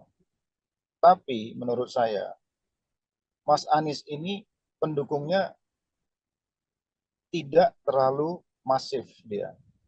Jadi kantong-kantongnya tertentu tidak akan melampaui dukungan masyarakat terhadap Pak Prabowo dan Pak Ganjar. Jadi mohon maaf kalau saya melihat hari ini, yang akan, kalaupun ada 2 putaran, yang akan maju itu adalah Mas Ganjar dengan Prabowo, bukan dengan Anies kalau menurut saya. Mohon maaf, tapi yang saya lihat seperti itu. Militansi pendukung Anies itu luar biasa, tapi tidak masif dia. Jadi dia punya kantong-kantong yang yang luar biasa, yang ada dan mandiri, tapi tidak banyak. Itu Mbak. Hmm. Lantas Bang, kita kan masih menunggu masa kampanye ya dan sesi debat yang tentunya nanti akan ada perubahan situasi politik. Menurut Bang Dadang ke depannya, apa yang akan ada kejutan-kejutan dari Bang Dadang sendiri? Menurut Bang Dadang? Eh, saya akan terkejut kalau Mas Gibran mau mundur dengan sukarela sebelum apa yang diputuskan oleh mahkamah. Saya akan terkejut itu kalau dia mau mundur. Tapi kalau itu tidak terjadi, ya sebetulnya nggak banyak kejutan karena kita sudah tahu ceruk dari 3 pasangan ini seperti apa dan bagaimana sekarang ini Mas Ganjar dan Mas Anies berupaya untuk menetralisir persangkaan mereka dengan apa yang akan digunakan oleh Jokowi terhadap aparat, apakah itu TNI maupun Polri, itu sekarang yang terjadi hari ini. Jadi kalaupun pertarungan ini sengit, itu sebetulnya pertarungan untuk menghentikan upaya-upaya Jokowi untuk memanfaatkan seluruh fasilitas peralatan negara dalam politik. Sebagaimana yang disinyalir ini juga digunakan pada 5 tahun yang lalu. Itu mungkin yang, nah soal itulah yang menurut saya yang mungkin out of the box nanti akan terjadi. Apa yang bisa dilakukan oleh dua paslon ini gitu. Karena kelihatan wacana-wacana ini menurut saya sudah membanjiri kanal-kanal media sosial ini di beberapa hari terakhir ini. Terlebih hari ini orang menunggu putusan MK itu juga apakah Pak Jimli dan teman-teman ini juga punya kejutan, kita tidak tahu. Tapi kita melihat walaupun pernyataan-pernyataan MK ini kecenderungannya menghukum ketua MK. Dan apakah itu bisa sampai membatalkan putusannya sehingga menganulir Mas Gibran dan mengganti Mas Gibran kepada Erick Thohir sebagaimana yang digadang-gadang di kubu Prabowo. Mungkin itu salah satu kejutannya. Tapi kalau tidak, ya kejutan itu akan muncul di pertarungan yang akan datang itu, khususnya pada isu pemanfaatan atau dugaan pemanfaatan alat-alat negara dalam politik. Saya kira itu, Mbak. Terakhir Bang Dadang, mengenai putusan MK yang rencananya akan dibacakan nanti pada Selasa 7 November mendatang. Apakah menurut Bang Dadang putusan MK ini bisa mengubah dari putusan MK sebelumnya soal batas usia Capres-Cawapres, Bang? Menurut saya begini, kalau MK memutuskan bahwa apa yang dilakukan oleh mahkamah pada saat itu salah, melanggar etik, maka secara etika juga mestinya Mas Gibran mundur. Kalau MK seandainya memutuskan bahwa secara etik hakim Mahkamah Konstitusi itu bersalah atau melanggar kode etik, kan nanti yang ditunggu masyarakat putusannya seperti itu. Apakah putusan MK ini memastikan bahwa para hakim Mahkamah Konstitusi melanggar kode etik atau tidak, kan gitu. Seandainya putusannya hakim MK melanggar kode etik, secara etika juga artinya Mas Gibran mestinya mundur dengan legowo. Mestinya, karena ini soal etik. Walaupun secara hukum, kalau kita lihat kan etika Indonesia ini kan nggak berhubungan dengan normanya ya, norma hukum. Jadi bisa saja Mas Gibran melanggang terus, sementara si hakim MK diputuskan melanggar kode etik. Karena debatable debatnya di pakar-pakar hukum kita ini kan apakah keputusan MK itu membatalkan putusan. Apakah putusan MK membatalkan putusan MK gitu? Ada yang mengatakan tidak, ada yang mengatakan iya. Nah, tapi menurut saya kalau putusannya karena ini soal etik, maka seandainya MK memutuskan pelanggaran etik terhadap hakim MK, maka Mas Gibran secara etik juga mestinya mundur karena dia bahagian dari yang diputuskan oleh MK itu meskipun tidak secara langsung. Itu menurut saya. Baik Bang, berarti nanti kita bersama-sama menunggu sidang putusan dari MK yang akan digelar Selasa 7 November mendatang. Begitu ya Bang. Terima kasih Bang Dadang atas waktunya sudah berkenan untuk berbincang bersama kami di Tribun On Focus. Semoga di lain kesempatan kita bisa berbincang lagi Bang. Terima kasih Bang. Tribuners, demikian Tribun On Focus hari ini. Saya Mariana Nanda Pestakro yang bertugas pamit undur diri. Terima kasih dan sampai jumpa. Download Tribun X sekarang. Menghadirkan lokal menjadi Indonesia. Secara etika juga mestinya Mas Gibran mundur. Jadi kalaupun pertarungan ini sengit, itu sebetulnya pertarungan untuk menghentikan upaya-upaya Jokowi untuk memanfaatkan seluruh fasilitas peralatan negara dalam politik. Halo Tribuners, Tribun on Fokus kembali menjumpai Anda bersama saya Mariananda. Tribuners, pasangan Anies Baswedan dan Mohaimin Iskandar atau Caimin sedang gencar melakukan safari politik di Sumatera. Kondisi ini terjadi di tengah Prabowo Gibran dan Ganjar Mahfud saling berebut suara di Pulau Jawa. Lantas, apakah bergesernya Anies Caimin ke Sumatera sebagai gambaran keputusasaan mereka meraih suara di Jawa?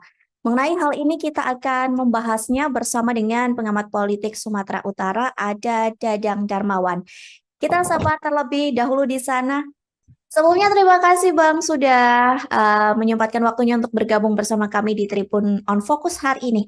Seperti yang tadi sudah saya sampaikan di pengantar bahwa Anies Baswedan dan Caimin sedang gencar begitu ya untuk safari politik di daerah Sumatera.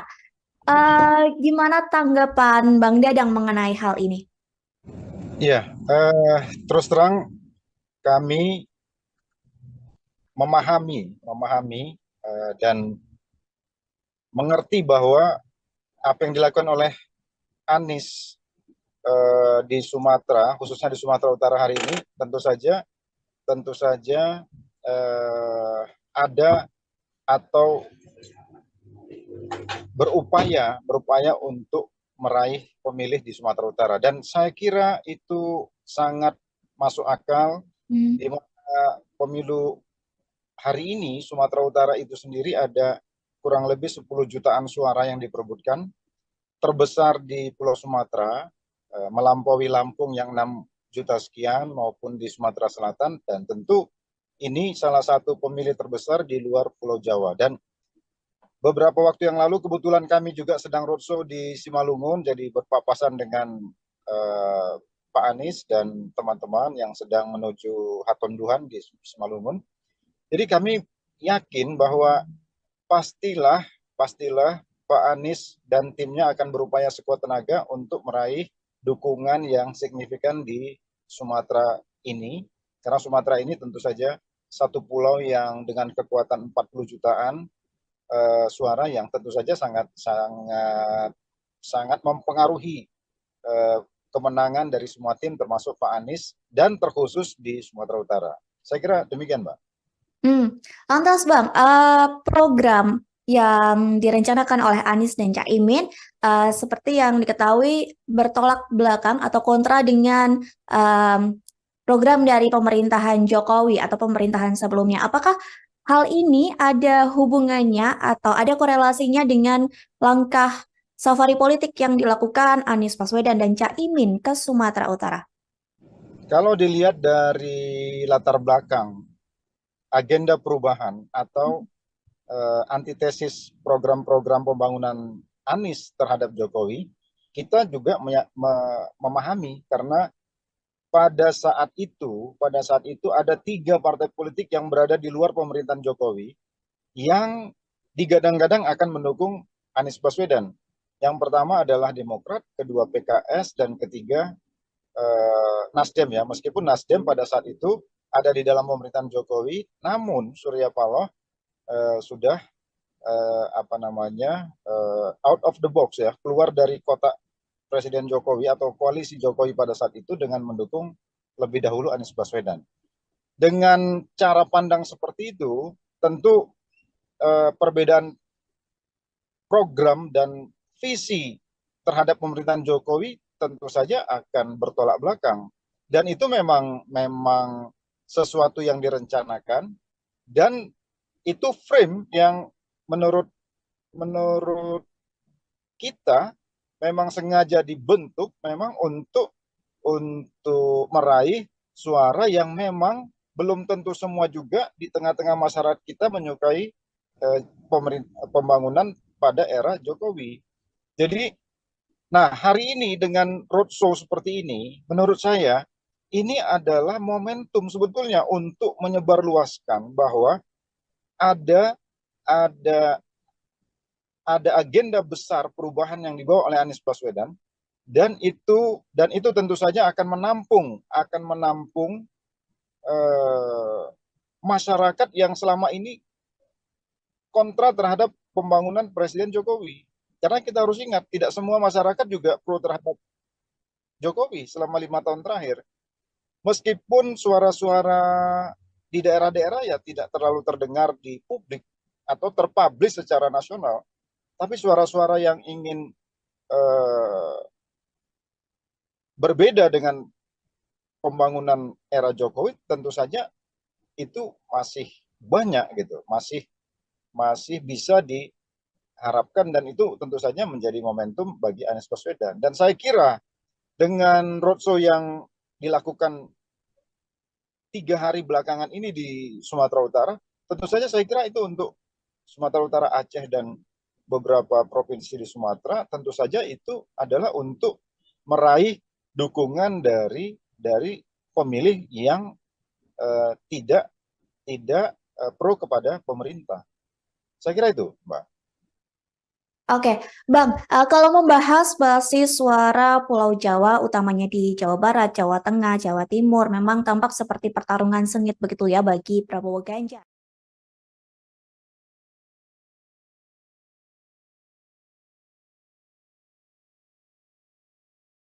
Apakah pasangan Anies dan Caimin ini seolah tampak tak pede atau tidak percaya diri untuk ikut berupaya merebut suara di Jawa? Memang kalau kita lihat dengan isu Nahdlatul Ulama yang dibawa oleh Caimin, tentu Jawa Timur pada tahap awal pencalonan Anies Baswedan seolah Anies Baswedan dan Caimin itu mendapat peluang di Jawa Timur. Walaupun kita tahu di Jawa Timur itu tidak mungkin NU sepenuhnya akan berada di pihak Caimin. Karena di sana ada Gus Durian, Mbak Yeni, yang berseberangan kita tahu secara terbuka dan terang-terangan dengan Caimin. Dan juga kita tahu juga PBNU juga semua tahu tidak pro kepada Caimin atau tidak sejalan dengan Caimin. Nah, tetapi dengan masuknya Mbak Yeni ke Ganjar kemarin dari deklarasi yang ada, itu juga membuat Jawa Timur menjadi, Nahdlatul Ulama di Jawa Timur menjadi tidak sepenuhnya bisa dikuasai oleh Anies Baswedan. Kalau Jawa Tengah kita lihat tentu ini kan basisnya PDIP, tentu Ganjar punya peluang yang besar. Nah, Anies digadang-gadang akan membawa aura di Jawa Barat. Kalau kita lihat dari peta ini, tentu saja Jawa tidak akan setuju, Jawa tidak akan menjadi basisnya Anies. Mungkin Jawa itu adalah Jawa Barat, sebagian di Jawa Barat, sebagaimana survei yang kita baca di akhir, Anies hanya menang di Jawa Barat. Karena itu wajar kalau Sumatera menjadi pertaruhan, karena Sumatera ini pada saat 5 tahun yang lalu head to head antara Jokowi dan Prabowo, memang ini kecenderungan Prabowo, dan itu yang menurut saya yang ingin diambil alih oleh Anies. Jadi wajar kalau Anies sekarang fokus ke Sumatera, karena memang ini peluang Anies untuk menggantikan posisi Prabowo di Sumatera. Walaupun tentu saja ini kan tidak mudah, karena kita punya 3 calon presiden, ada Prabowo yang tentu saja juga akan mengidentifikasi apa yang dulu dia lakukan di Sumatera dengan 5 tahun dengan hari ini, dan tentu saja juga ada Mas Ganjar yang juga ingin juga mewarisi apa yang didapat dari Presiden Jokowi di 5 tahun yang lalu. Jadi saya kira saya setuju bahwa ini kerja keras dari Anies dan tim untuk Sumatera, walaupun menurut saya tidak sepenuhnya itu akan bisa mengcopy paste suara Pak Prabowo di Anies. Itu, Mbak. Lantas Bang, kalau melihat unsur PKB dan juga Caimin yang lekat dengan Jawa Timur, sebenarnya apakah faktor Caimin memang tidak begitu besar untuk Anies mendulang suara di Jawa Timur, Bang? Iya, karena kita tahu ya, di Jawa Timur ini sangat unik karena ada PBNU yang secara struktural, walaupun ada pesantren-pesantren yang secara kultural. Jadi ada 2 dimensi pendekatan di NU, satu pendekatan struktural, PBNU, yang menguasai struktur sampai ke bawah, ke tingkat ranting atau desa, tapi ada juga pemilih-pemilih kultural di pesantren-pesantren. Nah, Caimin dia tidak akan mampu menguasai struktural, karena struktur ini kan struktur PBNU yang jelas-jelas berseberangan. Bahkan PBNU dianggap cenderung, atau ketua PBNU cenderung didukung sebetulnya oleh Gus Durian dan NU-NU yang basisnya tidak di Caimin. Oleh karena itu, Caimin tidak akan mendapatkan peluang yang optimum kalau ingin meraih NU di Jawa Timur. Oleh karena itu, sekali lagi, kalau seandainya struktur PBNU kelihatan terpublish mendukung yang lain di luar Caimin, apakah itu Pak Ganjar atau Prabowo, saya kira Caimin akan mendapati seteru yang signifikan, dan Caimin tidak akan meraih suara yang optimal, itu sudah bisa kita pastikan. Dan ada kesan PBNU sekarang ini, kalau kita lihat dari simbol Khofifah di sana dan juga ada simbol Mbak Yeni, ya kemungkinan juga dipastikan mereka tidak akan ke Caimin, dan mungkin bisa saja ke Ganjar sebagaimana yang kesan-kesan yang ditangkap oleh publik hari ini, atau ke Pak Prabowo. Lalu Bang, Jatim ini selain sosok Caimin di kubu Ganjar juga ada Mahfud MD nih yang dinilai mewakili NU. Namun di pihak Prabowo juga kabarnya akan mengerahkan Khofifah sebagai panglima perang merebut suara. Lantas kira-kira paslon mana yang paling berpeluang Bang untuk merebut suara Jatim menurut dari Bang Dadang? Iya, kalau saya pertama, Mahfud tentu saja akan masuk melalui pintu Gus Durian, karena kita tahu Mahfud ini dibesarkan oleh Gus Dur, dan orang tua dan sejarah keluarga adalah sejarah NU, dan juga dia seorang putra Madura. Jadi saya kira untuk Jawa Timur ini Mahfud akan cukup berpeluang besar untuk meraih dukungan Nahdlatul Ulama maupun suara di Madura. Tapi penting juga untuk kita pahami bahwa secara struktural ada PBNU dan juga secara kultural ada pesantren. Kita tahu kalau Khofifah menjadi vote getter dari Prabowo, tentu ini juga akan membelah Jawa Timur atau NU menjadi 3. Karena Khofifah juga bagian dari struktur PBNU, dan juga Khofifah menjadi pemimpin dari salah satu sayap PBNU. Kalau nggak salah, Ibu Khofifah kan ketua Muslimat NU, dan itu sebagaimana yang disampaikan kemarin oleh Mbak Khofifah, dengan jumlah peserta atau jumlah anggota Muslimat ini kurang lebih 30 juta kalau menurut yang saya dengar dari Mbak Khofifah. Tentu itu juga sesuatu yang signifikan, meskipun di sana ada Pak Mahfud yang juga tentu saja akan membawa isu Gus Durian dan NU, dan juga ada Pak Muhaimin yang tentu juga akan membawa keluarganya yang memang memiliki basis kultural di pesantren-pesantren di PBNU. Intinya menurut saya pesantren akan ada di tiga calon kita ini, dan yang akan berebut suara secara kuat menurut saya Pak Mahfud dengan Mbak Khofifah, seandainya Mbak Khofifah benar-benar menjadi tulang punggung bagi suara Prabowo. Lantas Bang, saat ini kan publik sedang panas ya soal politik dua kaki dari Jokowi yang masih di PDIP, namun anaknya juga menjadi cawapres Prabowo. Apakah ini suara yang sebelumnya pro Jokowi dan kecewa dengan langkah politik sang presiden terkait putusan MK juga bakal lari ke Anies Baswedan dan Caimin, Bang? Memang kalau kita lihat pertanyaan besar yang ada di masyarakat hampir semuanya mengarah ke pertanyaan Mbak tadi ya. Apakah orang-orang yang kecewa terhadap Jokowi? Pertama,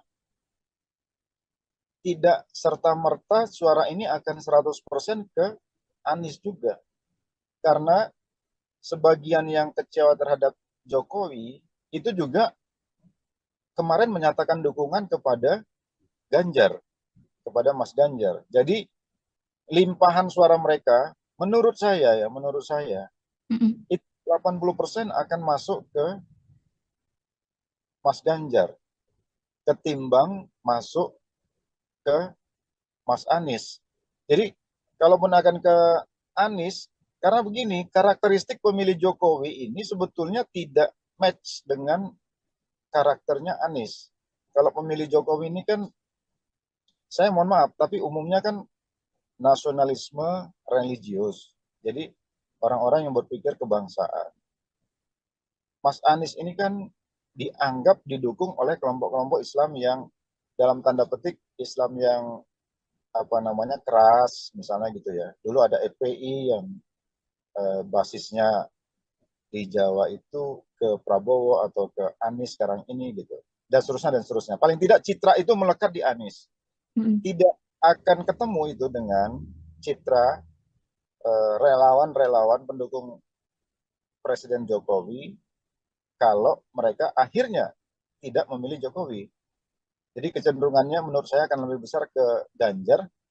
Kekecewaan itu akan terlampiaskan ketimbang di Anies, menurut saya. Karena ada perbedaan seperti tadi yang dibilang oleh Bang Dadang seperti itu ya, antara relawan Jokowi dengan program dari Anies dan Caimin. Iya, iya. Mm-mm. Lantas Bang, Prabowo dan Ganjar berebut suara di Jawa. Anies coba memainkan suara di Sumatera. Lantas jika Pilpres tak berhasil satu putaran, menurut Bang Dadang, paslon mana yang akan bertarung di putaran kedua nantinya Bang? Aduh, ini pertanyaan. Tapi begini Mbak, kalau analisis saya, Hmm. eh, paslon yang luar biasa itu adalah paslon Anies Baswedan. Karena mereka ini punya dukungan yang luar biasa, dan biasanya mereka mandiri sekali dalam segi keuangan. Sementara paslon Prabowo itu dan paslon Ganjar hampir sama. Jadi kayak ini paslon-paslon yang, apalagi Pak Prabowo, karena di belakangnya ada Erick Thohir, kelihatan yang terbaca itu adalah gegap gempitannya dari segi pendanaan ya. Hmm. Hal yang sama juga ada di Ganjar, meskipun tidak kelihatan sementereng apa yang ada di kubu Prabowo, apalagi ada Presiden Jokowi di balik itu semua.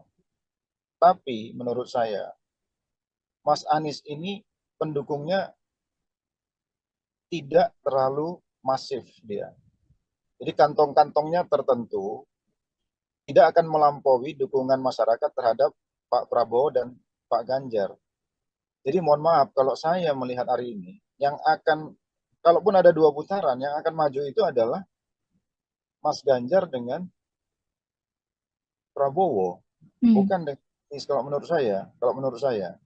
Mohon maaf, tapi yang saya lihat seperti itu.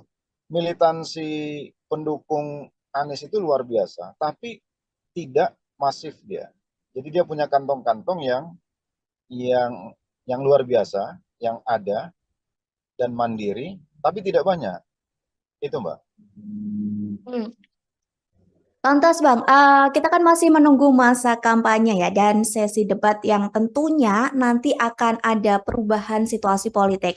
Menurut Bang Dadang ke depannya, apa yang akan ada kejutan-kejutan dari Bang Dadang sendiri? Menurut Bang Dadang. Eh, saya akan terkejut kalau Mas Gibran mau mundur dengan sukarela sebelum apa yang diputuskan oleh mahkamah. Saya akan terkejut itu kalau dia mau mundur. Tapi kalau itu tidak terjadi, ya sebetulnya nggak banyak kejutan, karena kita sudah tahu ceruk dari 3 pasangan ini seperti apa, dan bagaimana sekarang ini Mas Ganjar dan Mas Anies berupaya untuk menetralisir persangkaan mereka dengan apa yang akan digunakan oleh Jokowi terhadap aparat, apakah itu TNI maupun Polri, itu sekarang yang terjadi hari ini. Jadi kalaupun pertarungan ini sengit, itu sebetulnya pertarungan untuk menghentikan upaya-upaya Jokowi untuk memanfaatkan seluruh fasilitas peralatan negara dalam politik. Sebagaimana yang disinyalir ini juga digunakan pada 5 tahun yang lalu. Itu mungkin yang, nah soal itulah yang menurut saya yang mungkin out of the box nanti akan terjadi. Apa yang bisa dilakukan oleh dua paslon ini gitu. Karena kelihatan wacana-wacana ini menurut saya sudah membanjiri kanal-kanal media sosial ini di beberapa hari terakhir ini. Terlebih hari ini orang menunggu putusan MK itu juga apakah Pak Jimli dan teman-teman ini juga punya kejutan, kita tidak tahu. Tapi kita melihat walaupun pernyataan-pernyataan MK ini kecenderungannya menghukum ketua MK. Dan apakah itu bisa sampai membatalkan putusannya sehingga menganulir Mas Gibran dan mengganti Mas Gibran kepada Erick Thohir sebagaimana yang digadang-gadang di kubu Prabowo. Mungkin itu salah satu kejutannya. Tapi kalau tidak, ya kejutan itu akan muncul di pertarungan yang akan datang itu, khususnya pada isu pemanfaatan atau dugaan pemanfaatan alat-alat negara dalam politik. Saya kira itu, Mbak. Terakhir Bang Dadang, mengenai putusan MK yang rencananya akan dibacakan nanti pada Selasa 7 November mendatang. Apakah menurut Bang Dadang putusan MK ini bisa mengubah dari putusan MK sebelumnya soal batas usia Capres-Cawapres, Bang?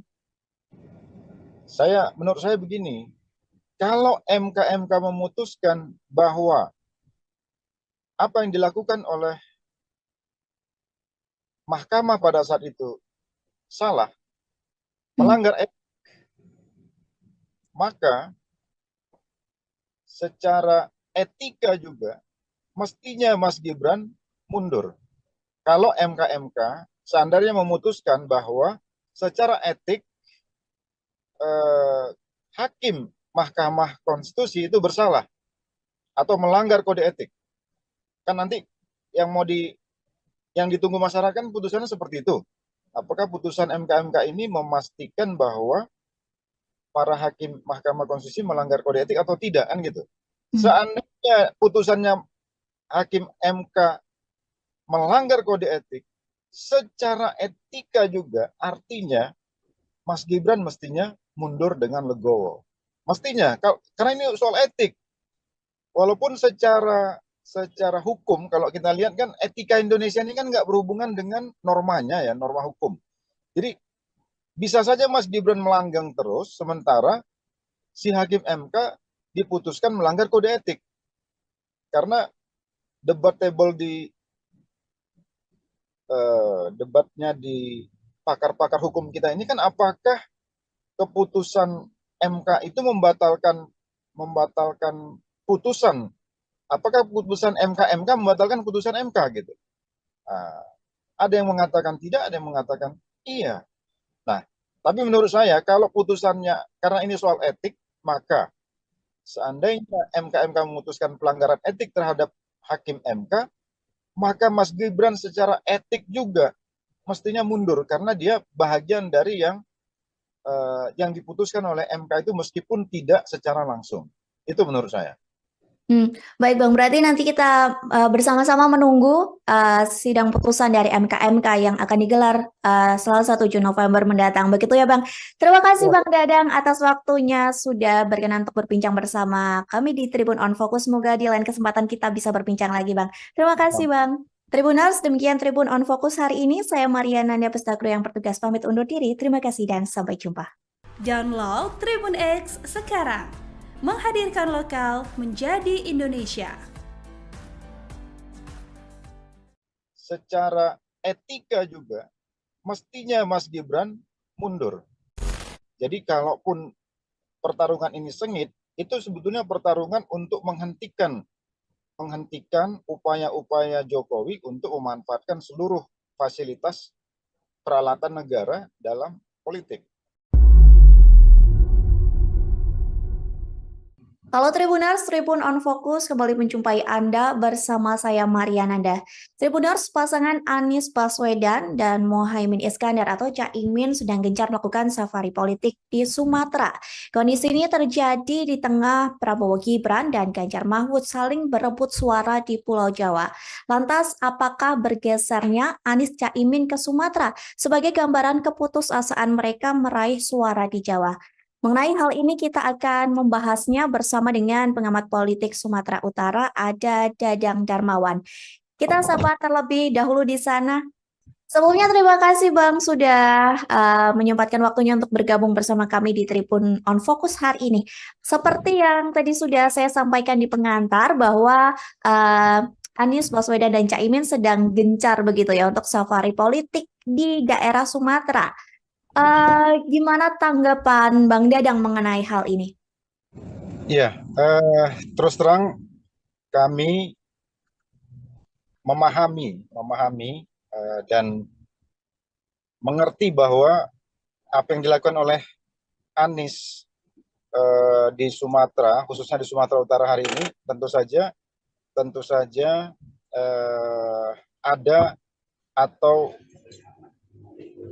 berupaya untuk meraih pemilih di Sumatera Utara, dan saya kira itu sangat masuk akal di mana pemilu hari ini Sumatera Utara itu sendiri ada kurang lebih 10 jutaan suara yang diperebutkan, terbesar di Pulau Sumatera, melampaui Lampung yang 6 juta sekian maupun di Sumatera Selatan, dan tentu ini salah satu pemilih terbesar di luar Pulau Jawa. Dan beberapa waktu yang lalu kebetulan kami juga sedang roadshow di Simalungun, jadi berpapasan dengan Pak Anies dan teman-teman yang sedang menuju Hatonduhan di Simalungun.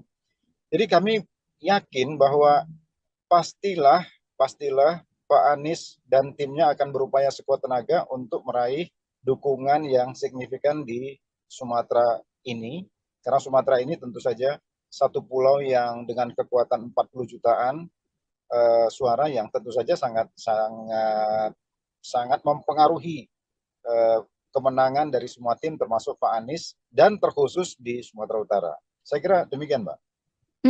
Lantas Bang, program yang direncanakan oleh Anies dan Caimin seperti yang diketahui bertolak belakang atau kontra dengan program dari pemerintahan Jokowi atau pemerintahan sebelumnya. Apakah hal ini ada hubungannya atau ada korelasinya dengan langkah safari politik yang dilakukan Anies Baswedan dan Caimin ke Sumatera Utara? Kalau dilihat dari latar belakang agenda perubahan atau antitesis program-program pembangunan Anies terhadap Jokowi, kita juga memahami karena pada saat itu ada 3 partai politik yang berada di luar pemerintahan Jokowi yang digadang-gadang akan mendukung Anies Baswedan. Yang pertama adalah Demokrat, kedua PKS, dan ketiga Nasdem ya. Meskipun Nasdem pada saat itu ada di dalam pemerintahan Jokowi, namun Surya Paloh sudah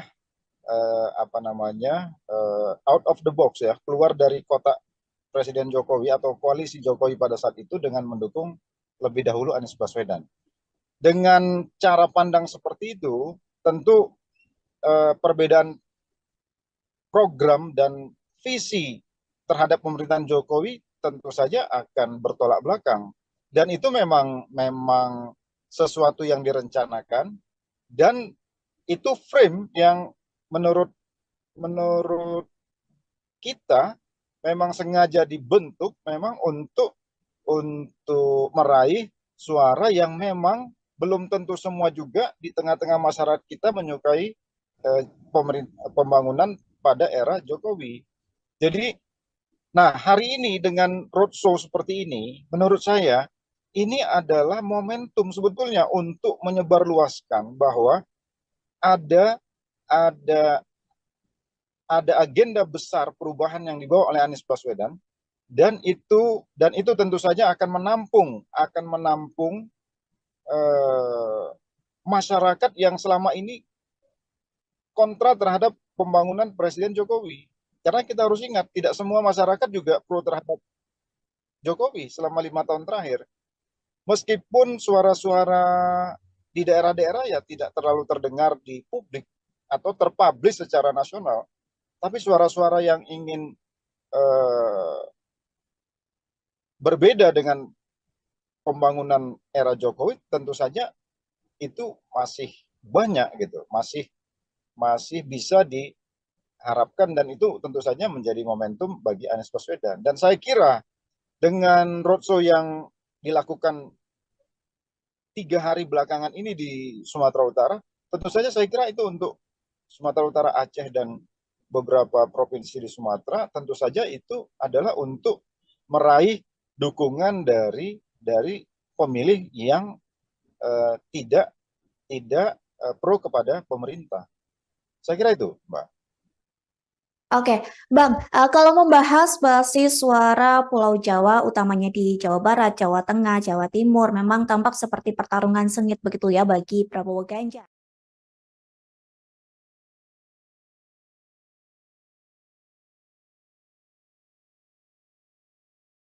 Apakah pasangan Anies dan Caimin ini seolah tampak tak pede atau tidak percaya diri untuk ikut berupaya merebut suara di Jawa? Memang kalau kita lihat dengan isu Nahdlatul Ulama yang dibawa oleh Caimin, tentu Jawa Timur pada tahap awal pencalonan Anies Baswedan seolah Anies Baswedan dan Caimin itu mendapat peluang di Jawa Timur. Walaupun kita tahu di Jawa Timur itu tidak mungkin NU sepenuhnya akan berada di pihak Caimin. Karena di sana ada Gus Durian, Mbak Yeni, yang berseberangan kita tahu secara terbuka dan terang-terangan dengan Caimin. Dan juga kita tahu juga PBNU juga semua tahu tidak pro kepada Caimin atau tidak sejalan dengan Caimin. Nah, tetapi dengan masuknya Mbak Yeni ke Ganjar kemarin dari deklarasi yang ada, itu juga membuat Jawa Timur menjadi, Nahdlatul Ulama di Jawa Timur menjadi tidak sepenuhnya bisa dikuasai oleh Anies Baswedan. Kalau Jawa Tengah kita lihat tentu ini kan basisnya PDIP, tentu Ganjar punya peluang yang besar. Nah, Anies digadang-gadang akan membawa aura di Jawa Barat.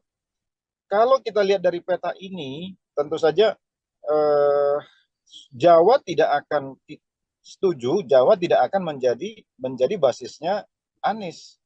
Mungkin Jawa itu adalah Jawa Barat, sebagian di Jawa Barat, sebagaimana survei yang kita baca di akhir, Anies hanya menang di Jawa Barat.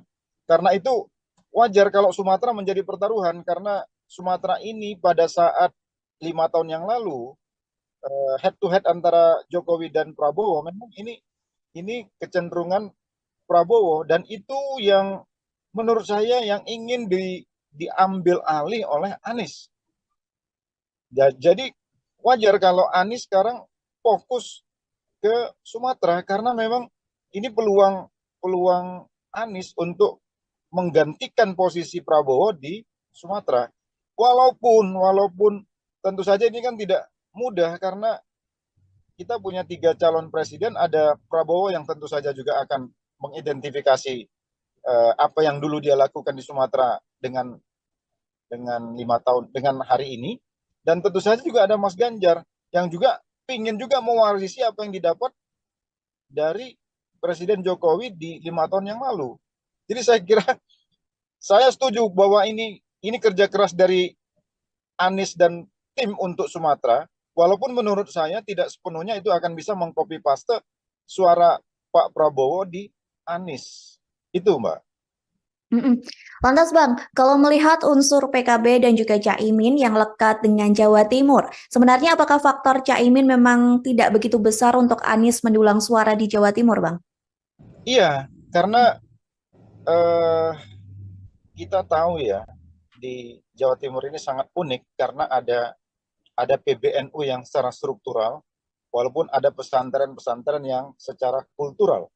Jadi ada 2 dimensi pendekatan di NU, satu pendekatan struktural, PBNU, yang menguasai struktur sampai ke bawah, ke tingkat ranting atau desa, tapi ada juga pemilih-pemilih kultural di pesantren-pesantren. Nah, Caimin dia dia tidak akan mampu menguasai struktural karena struktur ini kan struktur PBNU yang jelas-jelas berseberangan. Bahkan PBNU dianggap cenderung atau ketua PBNU cenderung didukung sebetulnya oleh Gus Durian dan NU-NU yang basisnya tidak di Caimin. Oleh karena itu, Caimin tidak akan mendapatkan peluang yang optimum kalau ingin meraih NU di Jawa Timur. Oleh karena itu, sekali lagi kalau seandainya struktur PBNU kelihatan terpublish mendukung yang lain di luar Caimin, apakah itu Pak Ganjar atau Prabowo, saya kira Caimin tidak Caimin akan mendapati seteru yang signifikan. Dan Caimin tidak akan meraih suara yang optimal, itu sudah bisa kita pastikan. Dan ada kesan PBNU sekarang ini, kalau kita lihat dari simbol Khofifah di sana, dan juga ada simbol Mbak Yeni, ya kemungkinan juga dipastikan mereka tidak akan ke Caimin, dan mungkin bisa saja ke Ganjar, sebagaimana yang kesan-kesan yang ditangkap oleh publik hari ini, atau ke Pak Prabowo. Lalu Bang, Jatim ini selain sosok Caimin di kubu Ganjar juga ada Mahfud MD nih yang dinilai mewakili NU. Namun di pihak Prabowo juga kabarnya akan mengerahkan Khofifah sebagai panglima perang merebut suara. Lantas kira-kira paslon mana yang paling berpeluang Bang untuk merebut suara Jatim menurut dari Bang Dadang? Iya, kalau saya pertama Mahfud tentu saja akan masuk melalui pintu Gus Durian, karena kita tahu Mahfud ini dibesarkan oleh Gus Dur dan orang tua dan sejarah keluarga adalah sejarah NU, dan juga dia seorang putra Madura. Jadi saya kira untuk Jawa Timur ini Mahfud akan cukup berpeluang besar untuk meraih dukungan Nahdlatul Ulama maupun suara di Madura. Tapi penting juga untuk kita pahami bahwa secara struktural ada PBNU dan juga secara kultural ada pesantren. Kita tahu kalau Khofifah menjadi vote getter dari Prabowo, tentu ini juga akan membelah Jawa Timur atau NU menjadi tiga. Karena Khofifah juga bagian dari struktur PBNU, dan juga Khofifah menjadi pemimpin dari salah satu sayap PBNU. Kalau nggak salah, Ibu Khofifah kan ketua Muslimat NU, dan itu sebagaimana yang disampaikan kemarin oleh Mbak Khofifah, dengan jumlah peserta atau jumlah anggota Muslimat ini kurang lebih 30 juta kalau menurut yang saya dengar dari Mbak Khofifah. Tentu itu juga sesuatu yang signifikan, meskipun di sana ada Pak Mahfud yang juga tentu saja akan membawa isu Gus Durian dan NU, dan juga ada Pak Muhaimin yang tentu juga akan membawa keluarganya yang memang memiliki basis kultural di pesantren-pesantren di PBNU. Intinya menurut saya pesantren akan ada di tiga calon kita ini, dan yang akan berebut suara secara kuat menurut saya Pak Mahfud dengan Mbak Khofifah. Seandainya Mbak Khofifah benar-benar menjadi tulang punggung bagi suara Prabowo. Lantas Bang, saat ini kan publik sedang panas ya soal politik dua kaki dari Jokowi yang masih di PDIP namun anaknya juga menjadi cawapres Prabowo. Apakah ini suara yang sebelumnya pro Jokowi dan kecewa dengan langkah politik sang presiden terkait putusan MK juga bakal lari ke Anies Baswedan dan Caimin, Bang? Memang kalau kita lihat pertanyaan besar yang ada di masyarakat hampir semuanya mengarah ke pertanyaan Mbak tadi ya. Apakah orang-orang yang kecewa terhadap Jokowi? Pertama, tidak serta-merta suara ini akan 100% ke Anies juga. Karena sebagian yang kecewa terhadap Jokowi itu juga kemarin menyatakan dukungan kepada Ganjar, kepada Mas Ganjar. Jadi limpahan suara mereka menurut saya Mm-mm. Itu 80% akan masuk ke Mas Ganjar ketimbang masuk ke Mas Anies. Jadi kalaupun akan ke Anies, karena begini, karakteristik pemilih Jokowi ini sebetulnya tidak match dengan karakternya Anies. Kalau pemilih Jokowi ini kan, saya mohon maaf, tapi umumnya kan nasionalisme religius. Jadi orang-orang yang berpikir kebangsaan. Mas Anies ini kan dianggap didukung oleh kelompok-kelompok Islam yang dalam tanda petik Islam yang apa namanya keras misalnya gitu ya. Dulu ada FPI yang basisnya di Jawa itu ke Prabowo atau ke Anies sekarang ini gitu. Dan seterusnya dan seterusnya. Paling tidak citra itu melekat di Anies. Mm-mm. Tidak akan ketemu itu dengan citra relawan-relawan pendukung Presiden Jokowi kalau mereka akhirnya tidak memilih Jokowi. Jadi kecenderungannya menurut saya akan lebih besar ke Ganjar, kekecewaan itu akan terlampiaskan ketimbang di Anies. Menurut saya. Karena ada perbedaan seperti tadi yang dibilang oleh Bang Dadang seperti itu ya, antara relawan Jokowi dengan program dari Anies dan Caimin. Iya, iya. Mm-mm. Lantas Bang, Prabowo dan Ganjar berebut suara di Jawa. Anies coba memainkan suara di Sumatera. Lantas jika Pilpres tak berhasil satu putaran, menurut Bang Dadang, paslon mana yang akan bertarung di putaran kedua nantinya Bang? Aduh, ini pertanyaan. Tapi begini Mbak, kalau analisis saya Hmm. eh, paslon yang luar biasa itu adalah paslon Anies Baswedan. Karena mereka ini punya dukungan yang luar biasa dan biasanya mereka mandiri sekali dalam segi keuangan. Sementara paslon Prabowo itu dan paslon Ganjar hampir sama. Jadi kayak ini paslon-paslon yang apalagi Pak Prabowo karena di belakangnya ada Erick Thohir, kelihatan yang terbaca itu adalah gegap gempitannya dari segi pendanaan ya. Hmm. Hal yang sama juga ada di Ganjar, meskipun tidak kelihatan sementereng apa yang ada di kubu Prabowo, apalagi ada Presiden Jokowi di balik itu semua. Tapi menurut saya, Mas Anies ini pendukungnya tidak terlalu masif dia. Jadi kantong-kantongnya tertentu tidak akan melampaui dukungan masyarakat terhadap Pak Prabowo dan Pak Ganjar. Jadi mohon maaf kalau saya melihat hari ini, yang akan, kalaupun ada 2 putaran, yang akan maju itu adalah Mas Ganjar dengan Prabowo, Hmm. bukan dengan Anies kalau menurut saya. Kalau menurut saya, mohon maaf, tapi yang saya lihat seperti itu. Militansi pendukung Anies itu luar biasa, tapi tidak masif dia. Jadi dia punya kantong-kantong yang yang luar biasa, yang ada dan mandiri, tapi tidak banyak. Itu Mbak. Hmm. Lantas Bang, kita kan masih menunggu masa kampanye ya dan sesi debat yang tentunya nanti akan ada perubahan situasi politik.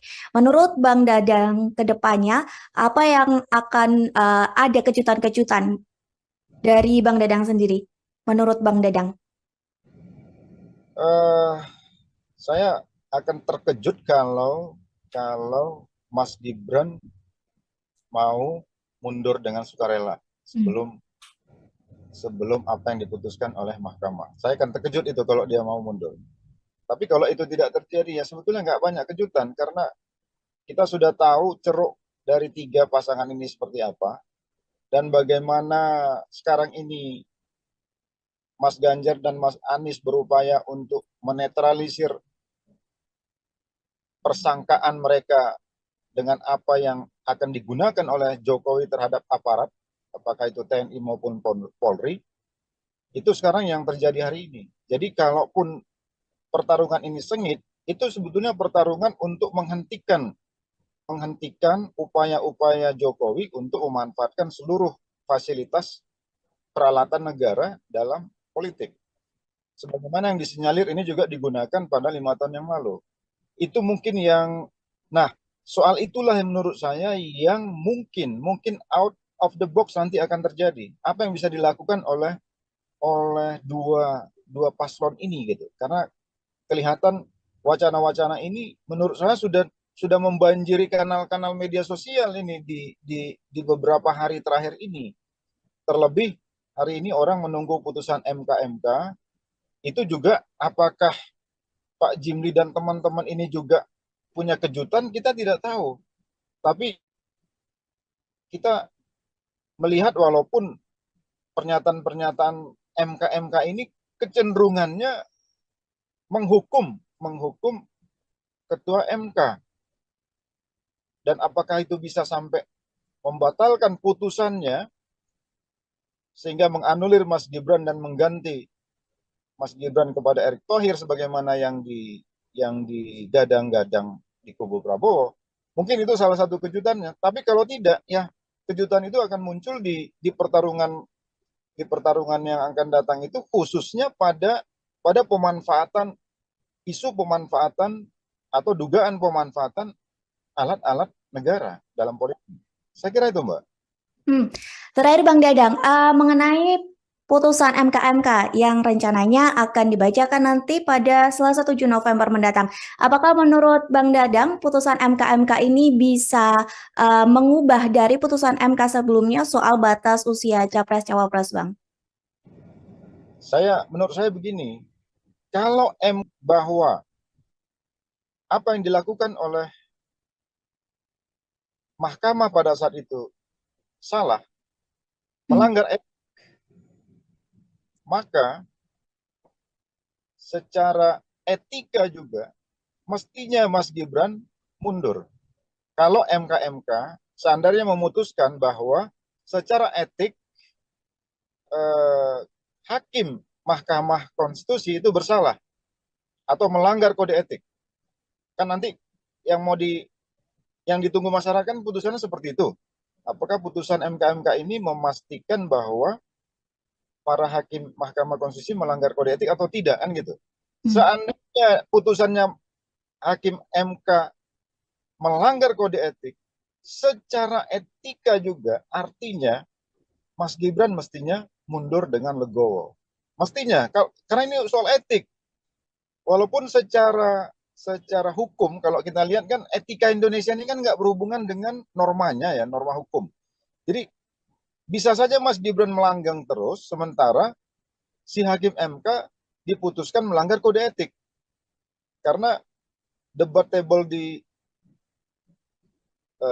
debatnya di pakar-pakar hukum kita ini kan apakah keputusan MK itu membatalkan putusan, apakah putusan MK membatalkan putusan MK gitu. Ada yang mengatakan tidak, ada yang mengatakan iya. Nah, tapi menurut saya kalau putusannya, karena ini soal etik, maka seandainya MK memutuskan pelanggaran etik terhadap hakim MK, maka Mas Gibran secara etik juga mestinya mundur karena dia bahagian dari yang diputuskan oleh MK itu meskipun tidak secara langsung. Itu menurut saya. Baik Bang, berarti nanti kita bersama-sama menunggu sidang putusan dari MK yang akan digelar Selasa 7 November mendatang. Begitu ya Bang. Terima kasih Bang Dadang atas waktunya sudah berkenan untuk berbincang bersama kami di Tribun On Focus. Semoga di lain kesempatan kita bisa berbincang lagi Bang. Terima kasih Bang. Tribuners, demikian Tribun On Focus hari ini. Saya Mariana Nanda Pestagro yang bertugas pamit undur diri. Terima kasih dan sampai jumpa. Download Tribun X sekarang. Menghadirkan lokal menjadi Indonesia. Secara etika juga mestinya Mas Gibran mundur. Jadi kalaupun pertarungan ini sengit, itu sebetulnya pertarungan untuk menghentikan upaya-upaya Jokowi untuk memanfaatkan seluruh fasilitas peralatan negara dalam politik. Halo Tribuners, Tribun on Fokus kembali menjumpai Anda bersama saya Mariananda. Tribuners, pasangan Anies Baswedan dan Mohaimin Iskandar atau Caimin sedang gencar melakukan safari politik di Sumatera. Kondisi ini terjadi di tengah Prabowo Gibran dan Ganjar Mahfud saling berebut suara di Pulau Jawa. Lantas, apakah bergesernya Anies Caimin ke Sumatera sebagai gambaran keputusasaan mereka meraih suara di Jawa? Mengenai hal ini kita akan membahasnya bersama dengan pengamat politik Sumatera Utara, ada Dadang Darmawan. Kita sapa terlebih dahulu di sana. Sebelumnya terima kasih Bang sudah menyempatkan waktunya untuk bergabung bersama kami di Tribun on Fokus hari ini. Seperti yang tadi sudah saya sampaikan di pengantar bahwa Anies Baswedan dan Caimin sedang gencar begitu ya untuk safari politik di daerah Sumatera. Gimana tanggapan Bang Dadang mengenai hal ini? Ya, terus terang kami memahami dan mengerti bahwa apa yang dilakukan oleh Anies di Sumatera, khususnya di Sumatera Utara hari ini, tentu saja ada atau berupaya untuk meraih pemilih di Sumatera Utara, dan saya kira itu sangat masuk akal di mana pemilu hari ini Sumatera Utara itu sendiri ada kurang lebih 10 jutaan suara yang diperebutkan, terbesar di Pulau Sumatera, melampaui Lampung yang 6 juta sekian maupun di Sumatera Selatan, dan tentu ini salah satu pemilih terbesar di luar Pulau Jawa. Dan beberapa waktu yang lalu kebetulan kami juga sedang roadshow menuju Hatonduhan di Simalungun. Jadi kami yakin bahwa pastilah Pak Anies dan timnya akan berupaya sekuat tenaga untuk meraih dukungan yang signifikan di Sumatera ini. Karena Sumatera ini tentu saja satu pulau yang dengan kekuatan 40 jutaan suara yang tentu saja sangat mempengaruhi kemenangan dari semua tim termasuk Pak Anies dan terkhusus di Sumatera Utara. Saya kira demikian, Mbak. Lantas Bang, program yang direncanakan oleh Anies dan Caimin seperti yang diketahui bertolak belakang atau kontra dengan program dari pemerintahan Jokowi atau pemerintahan sebelumnya. Apakah hal ini ada hubungannya atau ada korelasinya dengan langkah safari politik yang dilakukan Anies Baswedan dan Caimin ke Sumatera Utara? Kalau dilihat dari latar belakang agenda perubahan atau antitesis program-program pembangunan Anies terhadap Jokowi, kita juga memahami karena pada saat itu ada 3 partai politik yang berada di luar pemerintahan Jokowi yang digadang-gadang akan mendukung Anies Baswedan. Yang pertama adalah Demokrat, kedua PKS, dan ketiga Nasdem ya. Meskipun Nasdem pada saat itu ada di dalam pemerintahan Jokowi, namun Surya Paloh sudah out of the box ya, keluar dari kotak Presiden Jokowi atau koalisi Jokowi pada saat itu dengan mendukung lebih dahulu Anies Baswedan.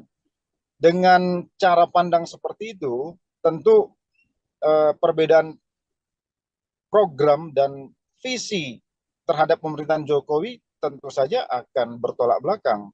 Dan itu memang sesuatu yang direncanakan, dan itu frame yang menurut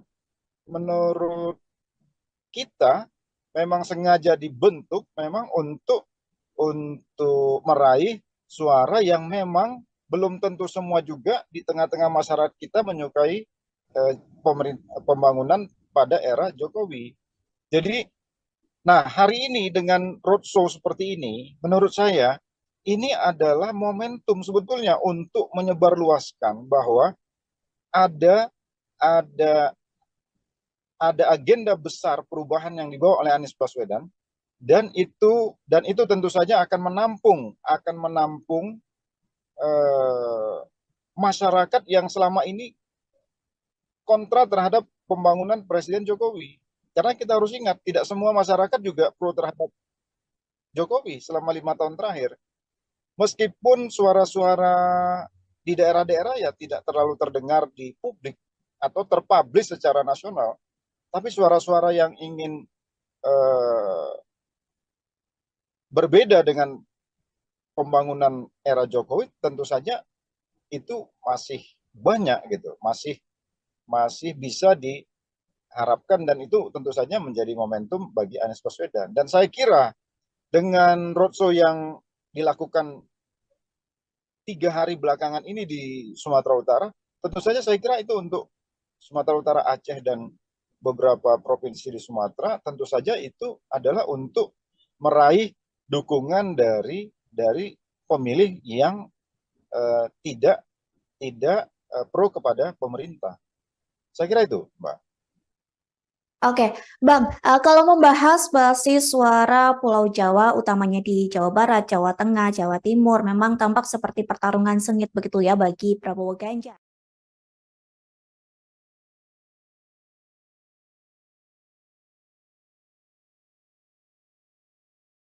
Apakah pasangan Anies dan Caimin ini seolah tampak tak pede atau tidak percaya diri untuk ikut berupaya merebut suara di Jawa? Memang kalau kita lihat dengan isu Nahdlatul Ulama yang dibawa oleh Caimin, tentu Jawa Timur pada tahap awal pencalonan Anies Baswedan seolah Anies Baswedan dan Caimin itu mendapat peluang di Jawa Timur. Walaupun kita tahu di Jawa Timur itu tidak mungkin NU sepenuhnya akan berada di pihak Caimin. Karena di sana ada Gus Durian, Mbak Yeni, yang berseberangan kita tahu secara terbuka dan terang-terangan dengan Caimin. Dan juga kita tahu juga PBNU juga semua tahu tidak pro kepada Caimin atau tidak sejalan dengan Caimin. Nah, tetapi dengan masuknya Mbak Yeni ke Ganjar kemarin dari deklarasi yang ada, itu juga membuat Jawa Timur menjadi, Nahdlatul Ulama di Jawa Timur menjadi tidak sepenuhnya bisa dikuasai oleh Anies Baswedan. Kalau Jawa Tengah kita lihat tentu ini kan basisnya PDIP, tentu Ganjar punya peluang yang besar. Nah, Anies digadang-gadang akan membawa aura di Jawa Barat. Kalau kita lihat dari peta ini, tentu saja Jawa tidak akan setuju, Jawa tidak akan menjadi basisnya Anies. Mungkin Jawa itu adalah Jawa Barat, sebagian di Jawa Barat, sebagaimana survei yang kita baca di akhir, Anies hanya menang di Jawa Barat. Karena itu wajar kalau Sumatera menjadi pertaruhan, karena Sumatera ini pada saat 5 tahun yang lalu head to head antara Jokowi dan Prabowo, memang ini kecenderungan Prabowo, dan itu yang menurut saya yang ingin diambil alih oleh Anies. Jadi wajar kalau Anies sekarang fokus ke Sumatera, karena memang ini peluang Anies untuk menggantikan posisi Prabowo di Sumatera. Walaupun tentu saja ini kan tidak mudah, karena kita punya 3 calon presiden, ada Prabowo yang tentu saja juga akan mengidentifikasi apa yang dulu dia lakukan di Sumatera dengan 5 tahun dengan hari ini, dan tentu saja juga ada Mas Ganjar yang juga ingin juga mewarisi apa yang didapat dari Presiden Jokowi di 5 tahun yang lalu. Jadi saya kira saya setuju bahwa ini kerja keras dari Anies dan tim untuk Sumatera, walaupun menurut saya tidak sepenuhnya itu akan bisa mengcopy paste suara Pak Prabowo di Anies. Itu, Mbak. Lantas Bang, kalau melihat unsur PKB dan juga Caimin yang lekat dengan Jawa Timur, sebenarnya apakah faktor Caimin memang tidak begitu besar untuk Anies mendulang suara di Jawa Timur, Bang? Iya, karena kita tahu ya, di Jawa Timur ini sangat unik karena ada PBNU yang secara struktural, walaupun ada pesantren-pesantren yang secara kultural. Jadi ada 2 dimensi pendekatan di NU, satu pendekatan struktural, PBNU, yang menguasai struktur sampai ke bawah, ke tingkat ranting atau desa, tapi ada juga pemilih-pemilih kultural di pesantren-pesantren. Nah, Caimin dia tidak akan mampu menguasai struktural. Karena struktur ini kan struktur PBNU yang jelas-jelas berseberangan. Bahkan PBNU dianggap cenderung, atau ketua PBNU cenderung didukung sebetulnya oleh Gus Durian dan NU yang basisnya tidak di Caimin. Oleh karena itu, Caimin tidak akan mendapatkan peluang yang optimum kalau ingin meraih NU di Jawa Timur. Oleh karena itu, sekali lagi, kalau seandainya struktur PBNU kelihatan terpublish mendukung yang lain di luar Caimin, apakah itu Pak Ganjar atau Prabowo, saya kira Caimin akan mendapati seteru yang signifikan, dan Caimin tidak akan meraih suara yang optimal, itu sudah bisa kita pastikan. Dan ada kesan PBNU sekarang ini, kalau kita lihat dari simbol Khofifah di sana dan juga ada simbol Mbak Yeni, ya kemungkinan juga dipastikan mereka tidak akan ke Caimin dan mungkin bisa saja ke Ganjar sebagaimana yang kesan-kesan yang ditangkap oleh publik hari ini, atau ke Pak Prabowo. Lalu Bang, Jatim ini selain sosok Caimin di kubu Ganjar juga ada Mahfud MD nih yang dinilai mewakili NU. Namun di pihak Prabowo juga kabarnya akan mengerahkan Khofifah sebagai panglima perang merebut suara. Lantas kira-kira paslon mana yang paling berpeluang Bang untuk merebut suara Jatim menurut dari Bang Dadang?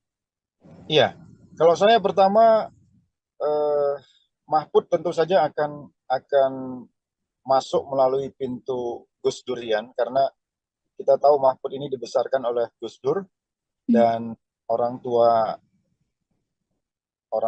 dan sejarah keluarga adalah sejarah NU, dan juga dia seorang putra Madura. Jadi saya kira untuk Jawa Timur ini Mahfud akan cukup berpeluang besar untuk meraih dukungan Nahdlatul Ulama maupun suara di Madura. Tapi penting juga untuk kita pahami bahwa secara struktural ada PBNU dan juga secara kultural ada pesantren. Kita tahu kalau Khofifah menjadi vote getter dari Prabowo, tentu ini juga akan membelah Jawa Timur atau NU menjadi 3. Karena Khofifah juga bagian dari struktur PBNU, dan juga Khofifah menjadi pemimpin dari salah satu sayap PBNU. Kalau nggak salah, Ibu Khofifah kan ketua Muslimat NU, dan itu sebagaimana yang disampaikan kemarin oleh Mbak Khofifah, dengan jumlah peserta atau jumlah anggota Muslimat ini kurang lebih 30 juta kalau menurut yang saya dengar dari Mbak Khofifah. Tentu itu juga sesuatu yang signifikan, meskipun di sana ada Pak Mahfud yang juga tentu saja akan membawa isu Gus Durian dan NU, dan juga ada Pak Muhaimin yang tentu juga akan membawa keluarganya yang memang memiliki basis kultural di pesantren-pesantren di PBNU. Intinya menurut saya pesantren akan ada di tiga calon kita ini, dan yang akan berebut suara secara kuat menurut saya Pak Mahfud dengan Mbak Khofifah. Seandainya Mbak Khofifah benar-benar menjadi tulang punggung bagi suara Prabowo.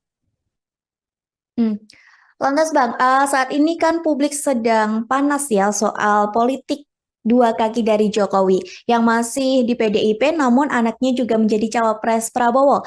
Apakah ini suara yang sebelumnya pro Jokowi dan kecewa dengan langkah politik sang presiden terkait putusan MK juga bakal lari ke Anies Baswedan dan Caimin, Bang? Memang kalau kita lihat pertanyaan besar yang ada di masyarakat hampir semuanya mengarah ke pertanyaan Mbak tadi ya. Kemanakah orang-orang yang kecewa terhadap Jokowi? Pertama, tidak serta-merta suara ini akan 100% ke Anies juga. Karena sebagian yang kecewa terhadap Jokowi itu juga kemarin menyatakan dukungan kepada Ganjar, kepada Mas Ganjar. Jadi limpahan suara mereka menurut saya itu 80% akan masuk ke Mas Ganjar. ketimbang masuk ke Mas Anies. Jadi kalaupun akan ke Anies, karena begini, karakteristik pemilih Jokowi ini sebetulnya tidak match dengan karakternya Anies. Kalau pemilih Jokowi ini kan, saya mohon maaf, tapi umumnya kan nasionalisme religius. Jadi orang-orang yang berpikir kebangsaan. Mas Anies ini kan dianggap didukung oleh kelompok-kelompok Islam yang dalam tanda petik Islam yang keras, misalnya gitu ya. Dulu ada FPI yang basisnya di Jawa itu ke Prabowo atau ke Anies sekarang ini gitu. Dan seterusnya dan seterusnya. Paling tidak citra itu melekat di Anies. Tidak akan ketemu itu dengan citra relawan-relawan pendukung Presiden Jokowi kalau mereka akhirnya tidak memilih Jokowi. Jadi kecenderungannya menurut saya akan lebih besar ke Ganjar. Kekecewaan itu akan terlampiaskan ketimbang di Anies, menurut saya. Karena ada perbedaan seperti tadi yang dibilang oleh Bang Dadang seperti itu ya, antara relawan Jokowi dengan program dari Anies dan Caimin. Iya. Lantas Bang, Prabowo dan Ganjar berebut suara di Jawa.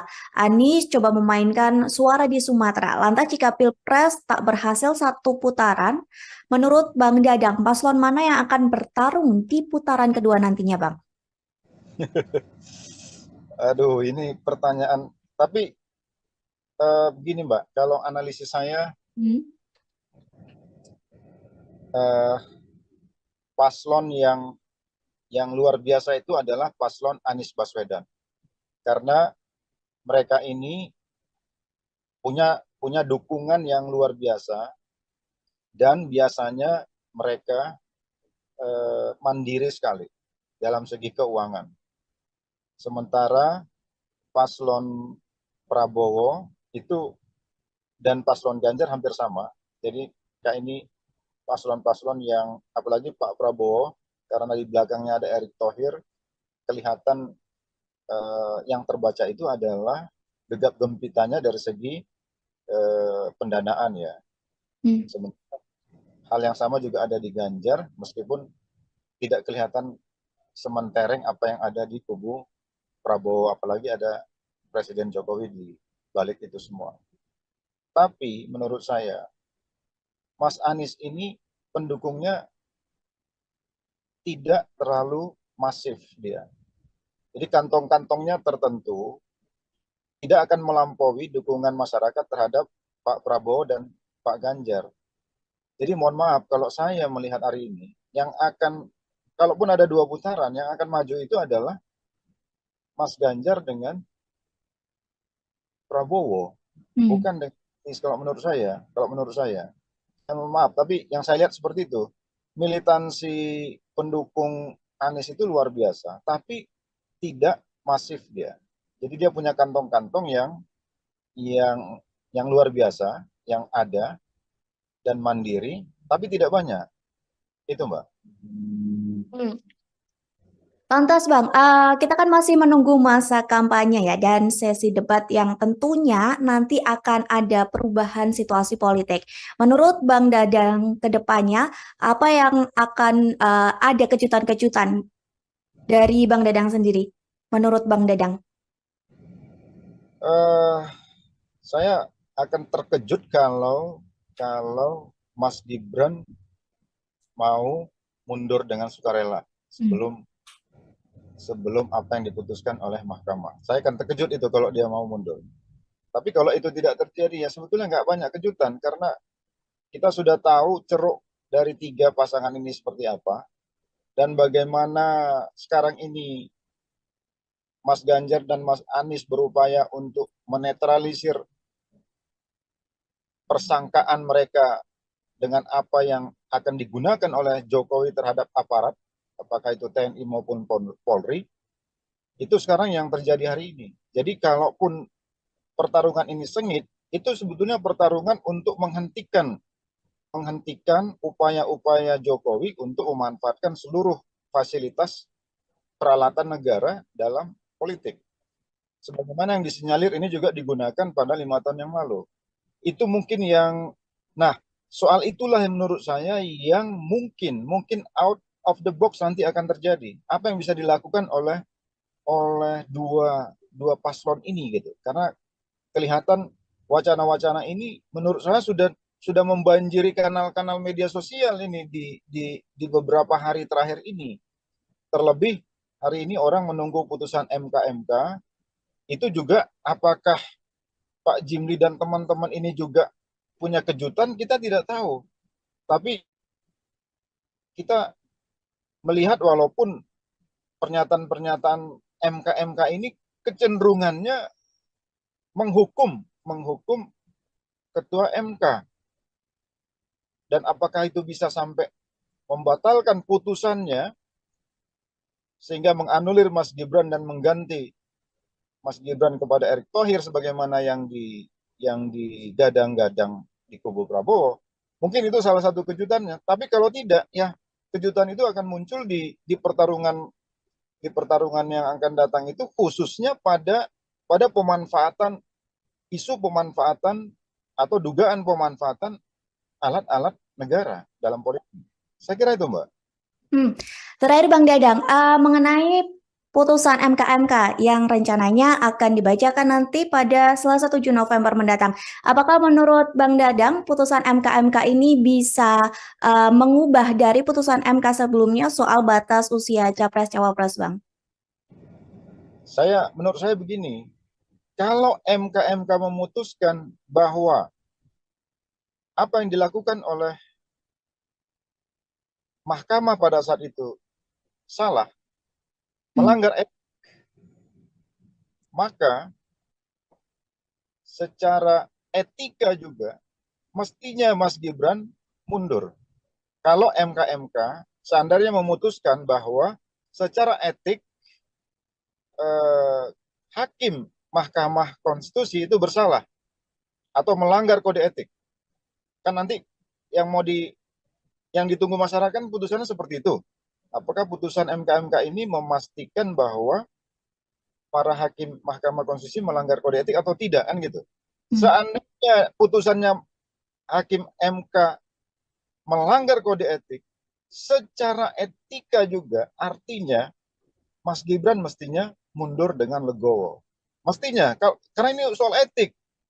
Walaupun secara hukum, kalau kita lihat kan etika Indonesia ini kan nggak berhubungan dengan normanya ya, norma hukum. Jadi bisa saja Mas Gibran melanggang terus, sementara si hakim MK diputuskan melanggar kode etik. Karena debatable debatnya di pakar-pakar hukum kita ini kan apakah keputusan MK itu membatalkan putusan, apakah putusan MK membatalkan putusan MK gitu. Ada yang mengatakan tidak, ada yang mengatakan iya. Nah, tapi menurut saya kalau putusannya, karena ini soal etik, maka seandainya MK memutuskan pelanggaran etik terhadap hakim MK, maka Mas Gibran secara etik juga mestinya mundur karena dia bahagian dari yang diputuskan oleh MK itu meskipun tidak secara langsung. Itu menurut saya. Baik Bang, berarti nanti kita bersama-sama menunggu sidang putusan dari MK yang akan digelar Selasa 7 November mendatang. Begitu ya Bang. Terima kasih Bang Dadang atas waktunya sudah berkenan untuk berbincang bersama kami di Tribun On Focus. Semoga di lain kesempatan kita bisa berbincang lagi Bang. Terima kasih Bang. Tribuners, demikian Tribun On Focus hari ini. Saya Mariana Nanda Pestagro yang bertugas pamit undur diri. Terima kasih dan sampai jumpa. Download Tribun X sekarang. Menghadirkan lokal menjadi Indonesia. Secara etika juga mestinya Mas Gibran mundur.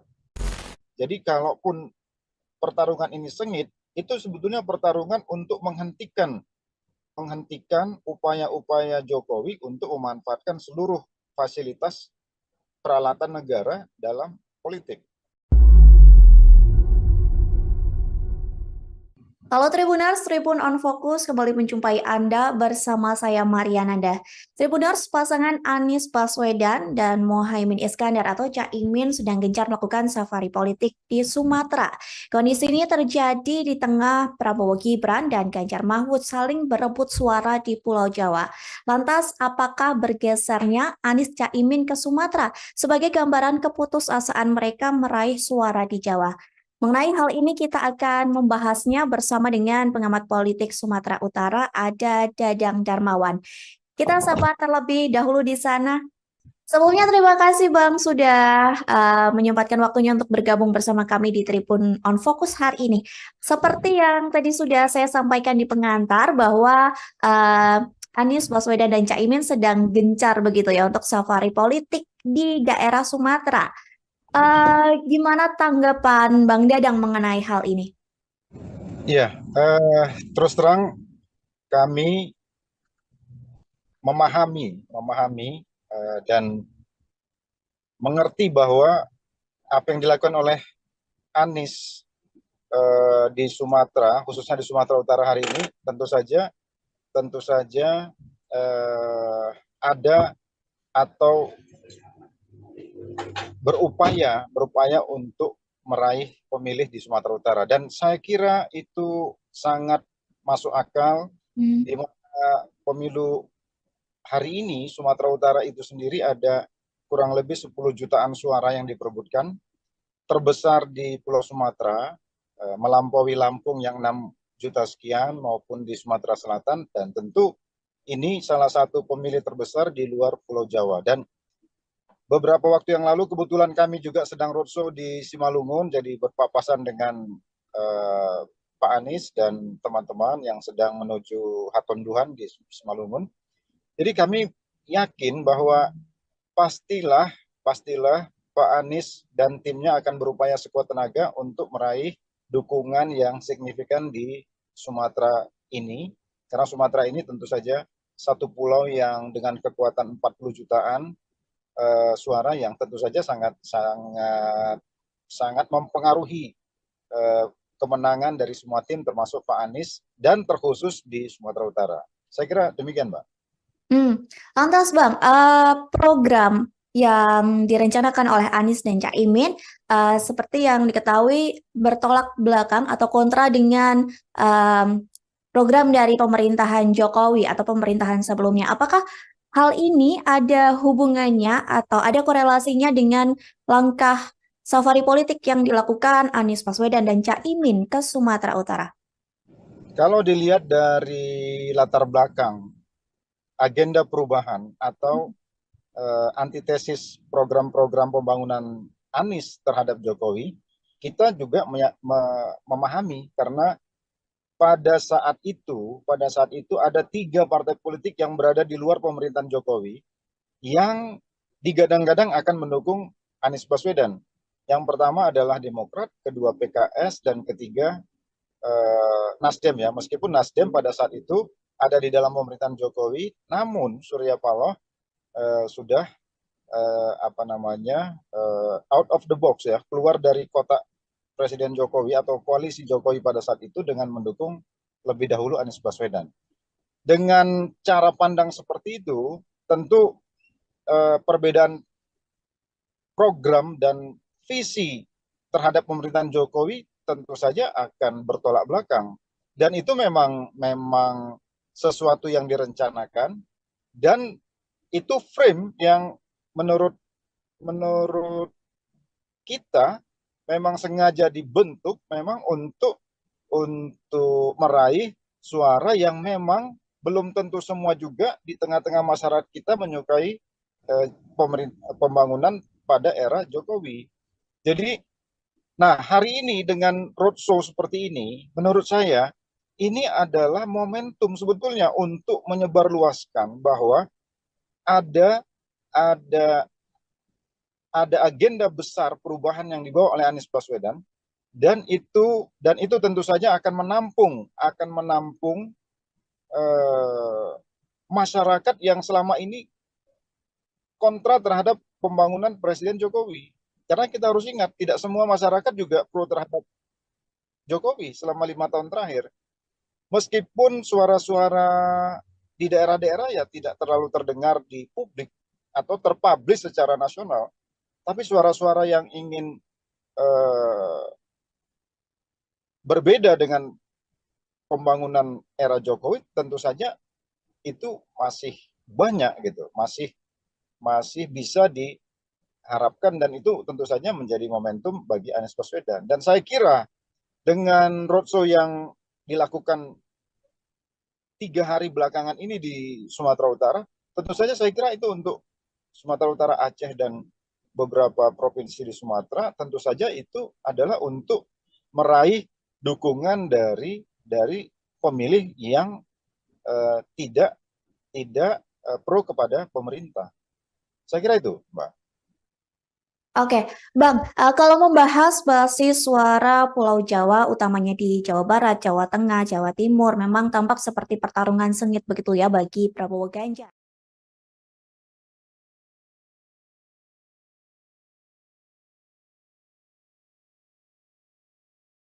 Apakah pasangan Anies dan Caimin ini seolah tampak tak pede atau tidak percaya diri untuk ikut berupaya merebut suara di Jawa?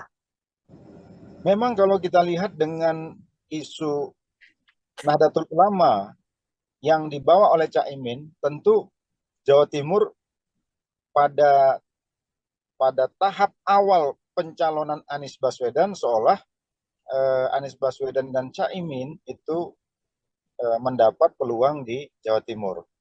Walaupun kita tahu di Jawa Timur itu tidak mungkin NU sepenuhnya akan berada di pihak Caimin. Karena di sana ada Gus Durian, Mbak Yeni, yang berseberangan kita tahu secara terbuka dan terang-terangan dengan Caimin. Dan juga kita tahu juga PBNU juga semua tahu tidak pro kepada Caimin atau tidak sejalan dengan Caimin. Nah, tetapi dengan masuknya Mbak Yeni ke Ganjar kemarin dari deklarasi yang ada, itu juga membuat Jawa Timur menjadi, Nahdlatul Ulama di Jawa Timur menjadi tidak sepenuhnya bisa dikuasai oleh Anies Baswedan. Kalau Jawa Tengah kita lihat tentu ini kan basisnya PDIP, tentu Ganjar punya peluang yang besar. Nah, Anies digadang-gadang akan membawa aura di Jawa Barat. Kalau kita lihat dari peta ini, tentu saja Jawa tidak akan setuju, Jawa tidak akan menjadi basisnya Anies. Mungkin Jawa itu adalah Jawa Barat, sebagian di Jawa Barat, sebagaimana survei yang kita baca di akhir, Anies hanya menang di Jawa Barat. Karena itu wajar kalau Sumatera menjadi pertaruhan, karena Sumatera ini pada saat 5 tahun yang lalu head to head antara Jokowi dan Prabowo, memang ini kecenderungan Prabowo, dan itu yang menurut saya yang ingin diambil alih oleh Anies. Jadi wajar kalau Anies sekarang fokus ke Sumatera, karena memang ini peluang Anies untuk menggantikan posisi Prabowo di Sumatera. Walaupun tentu saja ini kan tidak mudah, karena kita punya 3 calon presiden, ada Prabowo yang tentu saja juga akan mengidentifikasi apa yang dulu dia lakukan di Sumatera dengan 5 tahun dengan hari ini, dan tentu saja juga ada Mas Ganjar yang juga ingin juga mewarisi apa yang didapat dari Presiden Jokowi di 5 tahun yang lalu. Jadi saya kira saya setuju bahwa ini kerja keras dari Anies dan tim untuk Sumatera, walaupun menurut saya tidak sepenuhnya itu akan bisa mengcopy paste suara Pak Prabowo di Anies. Itu, Mbak. Lantas Bang, kalau melihat unsur PKB dan juga Caimin yang lekat dengan Jawa Timur, sebenarnya apakah faktor Caimin memang tidak begitu besar untuk Anies mendulang suara di Jawa Timur, Bang? Iya, karena kita tahu ya, di Jawa Timur ini sangat unik karena ada PBNU yang secara struktural, walaupun ada pesantren-pesantren yang secara kultural. Jadi ada 2 dimensi pendekatan di NU, satu pendekatan struktural PBNU yang menguasai struktur sampai ke bawah, ke tingkat ranting atau desa, tapi ada juga pemilih-pemilih kultural di pesantren-pesantren. Nah, Caimin dia tidak akan mampu menguasai struktural, karena struktur ini kan struktur PBNU yang jelas-jelas berseberangan. Bahkan PBNU dianggap cenderung, atau ketua PBNU cenderung didukung sebetulnya oleh Gus Durian dan NU-NU yang basisnya tidak di Caimin. Oleh karena itu, Caimin tidak akan mendapatkan peluang yang optimum kalau ingin meraih NU di Jawa Timur. Oleh karena itu, sekali lagi, kalau seandainya struktur PBNU kelihatan terpublish mendukung yang lain di luar Caimin, apakah itu Pak Ganjar atau Prabowo, saya kira Caimin tidak Caimin akan mendapati seteru yang signifikan, dan Caimin tidak akan meraih suara yang optimal, itu sudah bisa kita pastikan.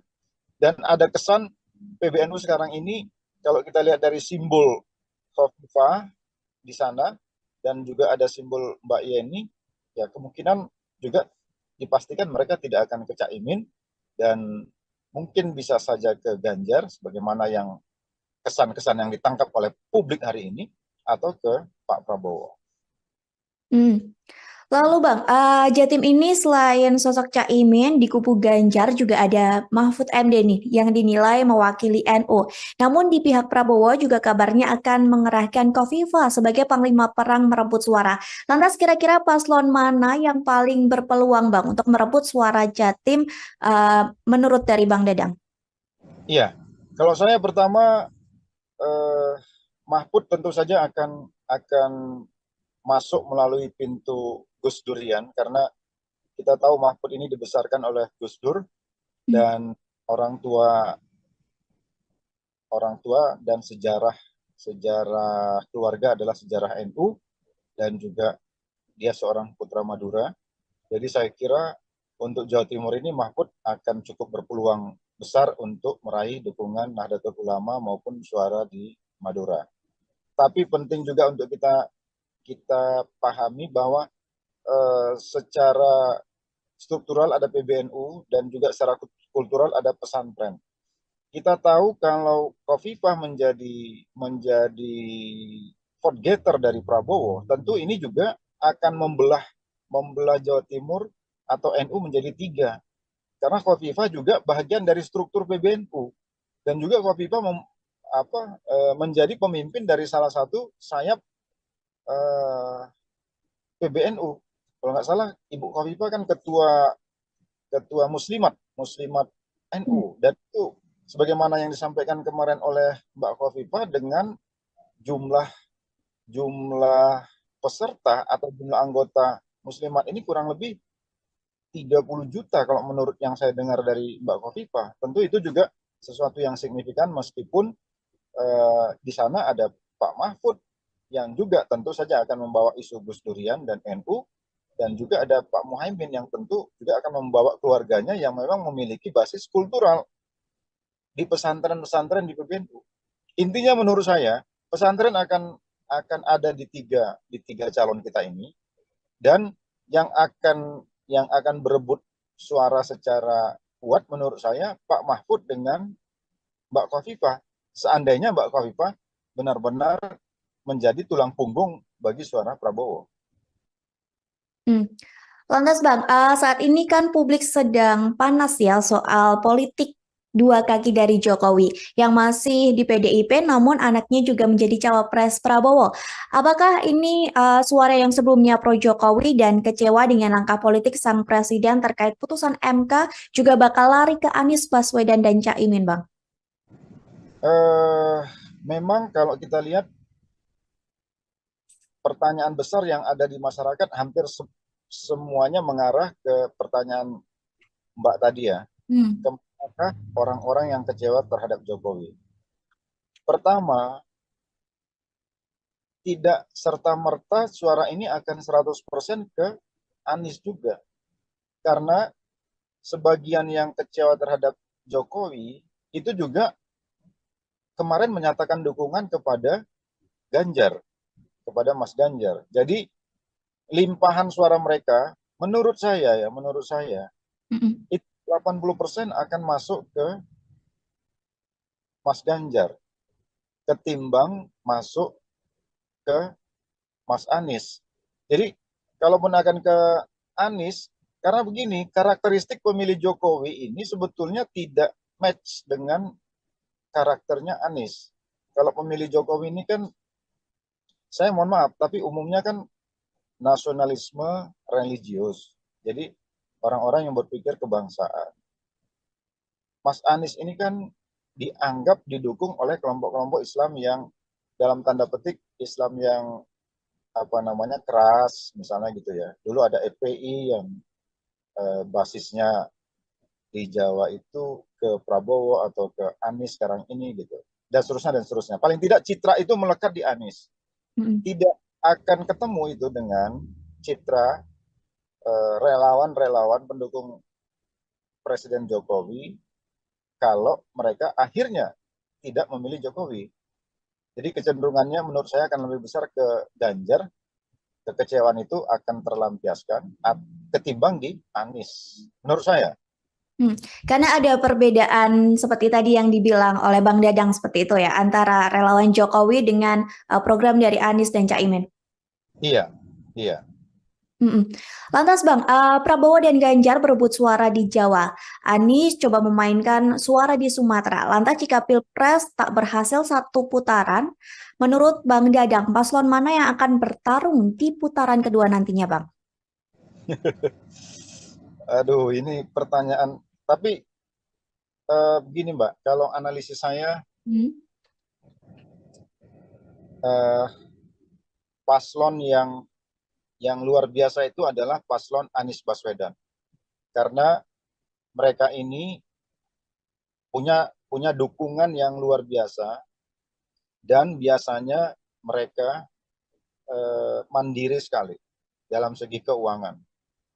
Sementara paslon Prabowo itu dan paslon Ganjar hampir sama. Jadi kayak ini paslon-paslon yang, apalagi Pak Prabowo, karena di belakangnya ada Erick Thohir, kelihatan yang terbaca itu adalah gegap gempitanya dari segi pendanaan ya. Hmm. Hal yang sama juga ada di Ganjar, meskipun tidak kelihatan sementereng apa yang ada di kubu Prabowo, apalagi ada Presiden Jokowi di balik itu semua. Tapi menurut saya, Mas Anies ini pendukungnya tidak terlalu masif dia. Jadi kantong-kantongnya tertentu, tidak akan melampaui dukungan masyarakat terhadap Pak Prabowo dan Pak Ganjar. Jadi mohon maaf, kalau saya melihat hari ini, yang akan, kalaupun ada 2 putaran, yang akan maju itu adalah Mas Ganjar dengan Prabowo, Hmm. bukan dengan Anies kalau menurut saya. Mohon maaf, tapi yang saya lihat seperti itu. Militansi pendukung Anies itu luar biasa, tapi tidak masif dia. Jadi dia punya kantong-kantong yang yang luar biasa, yang ada dan mandiri, tapi tidak banyak. Itu Mbak. Hmm. Lantas Bang, kita kan masih menunggu masa kampanye ya dan sesi debat yang tentunya nanti akan ada perubahan situasi politik. Menurut Bang Dadang ke depannya, apa yang akan ada kejutan-kejutan dari Bang Dadang sendiri? Menurut Bang Dadang. Eh, saya akan terkejut kalau Mas Gibran mau mundur dengan sukarela Hmm. sebelum apa yang diputuskan oleh mahkamah. Saya akan terkejut itu kalau dia mau mundur. Tapi kalau itu tidak terjadi, ya sebetulnya nggak banyak kejutan, karena kita sudah tahu ceruk dari 3 pasangan ini seperti apa, dan bagaimana sekarang ini Mas Ganjar dan Mas Anies berupaya untuk menetralisir persangkaan mereka dengan apa yang akan digunakan oleh Jokowi terhadap aparat, apakah itu TNI maupun Polri, itu sekarang yang terjadi hari ini. Jadi kalaupun pertarungan ini sengit, itu sebetulnya pertarungan untuk menghentikan upaya-upaya Jokowi untuk memanfaatkan seluruh fasilitas peralatan negara dalam politik. Sebagaimana yang disinyalir ini juga digunakan pada 5 tahun yang lalu. Itu mungkin yang, nah soal itulah yang menurut saya yang mungkin out of the box nanti akan terjadi. Apa yang bisa dilakukan oleh dua paslon ini gitu. Karena kelihatan wacana-wacana ini menurut saya sudah membanjiri kanal-kanal media sosial ini di beberapa hari terakhir ini. Terlebih hari ini orang menunggu putusan MK itu juga apakah Pak Jimli dan teman-teman ini juga punya kejutan, kita tidak tahu. Tapi kita melihat walaupun pernyataan-pernyataan MK ini kecenderungannya menghukum ketua MK. Dan apakah itu bisa sampai membatalkan putusannya sehingga menganulir Mas Gibran dan mengganti Mas Gibran kepada Erick Thohir sebagaimana yang digadang-gadang di kubu Prabowo. Mungkin itu salah satu kejutannya. Tapi kalau tidak, ya kejutan itu akan muncul di pertarungan yang akan datang itu, khususnya pada isu pemanfaatan atau dugaan pemanfaatan alat-alat negara dalam politik. Saya kira itu, Mbak. Terakhir Bang Dadang, mengenai putusan MK yang rencananya akan dibacakan nanti pada Selasa 7 November mendatang. Apakah menurut Bang Dadang putusan MK ini bisa mengubah dari putusan MK sebelumnya soal batas usia Capres-Cawapres, Bang? Menurut saya begini, kalau MK memutuskan bahwa apa yang dilakukan oleh mahkamah pada saat itu salah, melanggar etik, maka secara etika juga mestinya Mas Gibran mundur. Kalau MK seandainya memutuskan bahwa secara etik hakim Mahkamah Konstitusi itu bersalah atau melanggar kode etik, kan nanti yang ditunggu masyarakat putusannya seperti itu. Apakah putusan MK ini memastikan bahwa para hakim Mahkamah Konstitusi melanggar kode etik atau tidak, kan gitu. Seandainya putusannya hakim MK melanggar kode etik, secara etika juga artinya Mas Gibran mestinya mundur dengan legowo. Mestinya, karena ini soal etik. Walaupun secara hukum, kalau kita lihat kan etika Indonesia ini kan nggak berhubungan dengan normanya ya, norma hukum. Jadi bisa saja Mas Gibran melanggang terus, sementara si hakim MK diputuskan melanggar kode etik. Karena debatable debatnya di pakar-pakar hukum kita ini kan apakah keputusan MK itu membatalkan putusan. Apakah putusan MK membatalkan putusan MK gitu? Ada yang mengatakan tidak, ada yang mengatakan iya. Nah, tapi menurut saya kalau putusannya karena ini soal etik, maka seandainya MK memutuskan pelanggaran etik terhadap hakim MK, maka Mas Gibran secara etik juga mestinya mundur karena dia bahagian dari yang diputuskan oleh MK itu meskipun tidak secara langsung. Itu menurut saya. Baik Bang, berarti nanti kita bersama-sama menunggu sidang putusan dari MK yang akan digelar Selasa 7 November mendatang. Begitu ya Bang. Terima kasih Bang Dadang atas waktunya sudah berkenan untuk berbincang bersama kami di Tribun On Focus. Semoga di lain kesempatan kita bisa berbincang lagi Bang. Terima kasih Bang. Tribuners, demikian Tribun On Focus hari ini. Saya Mariana Nanda Pestakru yang bertugas pamit undur diri. Terima kasih dan sampai jumpa. Download Tribun X sekarang. Menghadirkan lokal menjadi Indonesia. Secara etika juga mestinya Mas Gibran mundur. Jadi kalaupun pertarungan ini sengit, itu sebetulnya pertarungan untuk menghentikan upaya-upaya Jokowi untuk memanfaatkan seluruh fasilitas peralatan negara dalam politik. Halo Tribuners, Tribun on Fokus kembali menjumpai Anda bersama saya Mariananda. Tribuners, pasangan Anies Baswedan dan Mohaimin Iskandar atau Caimin sedang gencar melakukan safari politik di Sumatera. Kondisi ini terjadi di tengah Prabowo Gibran dan Ganjar Mahfud saling berebut suara di Pulau Jawa. Lantas, apakah bergesernya Anies Caimin ke Sumatera sebagai gambaran keputusasaan mereka meraih suara di Jawa? Mengenai hal ini kita akan membahasnya bersama dengan pengamat politik Sumatera Utara, ada Dadang Darmawan. Kita sapa terlebih dahulu di sana. Sebelumnya terima kasih Bang sudah menyempatkan waktunya untuk bergabung bersama kami di Tribun on Fokus hari ini.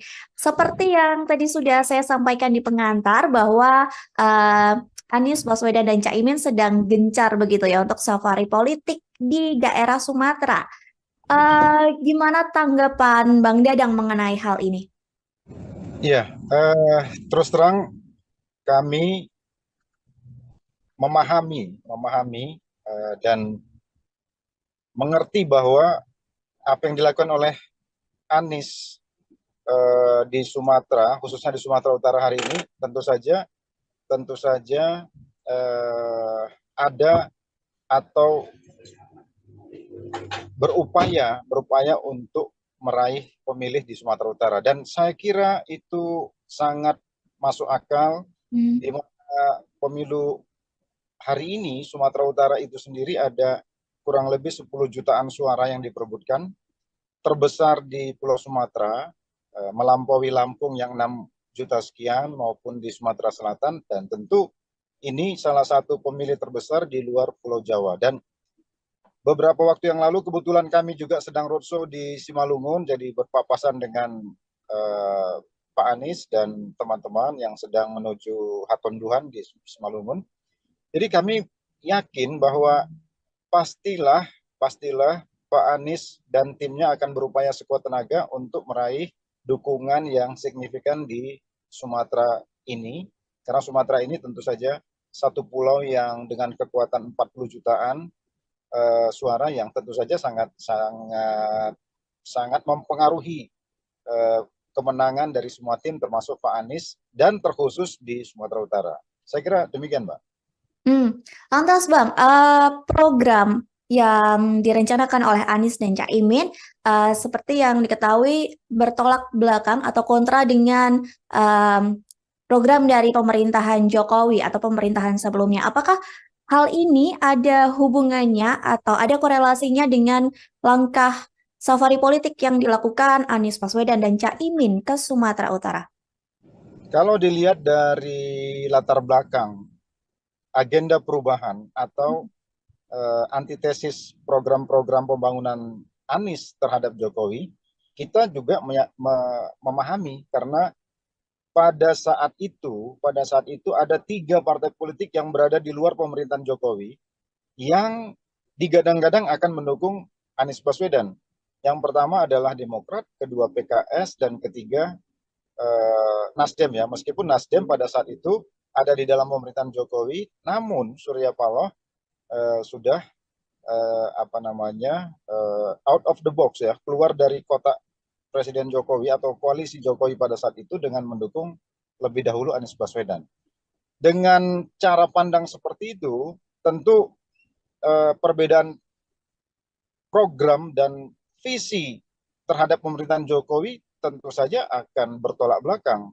Dan itu memang sesuatu yang direncanakan, dan itu frame yang menurut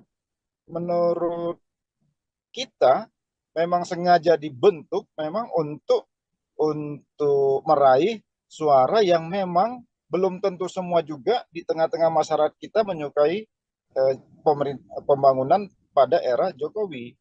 Jadi, nah hari ini dengan roadshow seperti ini, menurut saya ini adalah momentum sebetulnya untuk menyebarluaskan bahwa ada agenda besar perubahan yang dibawa oleh Anies Baswedan, dan itu tentu saja akan menampung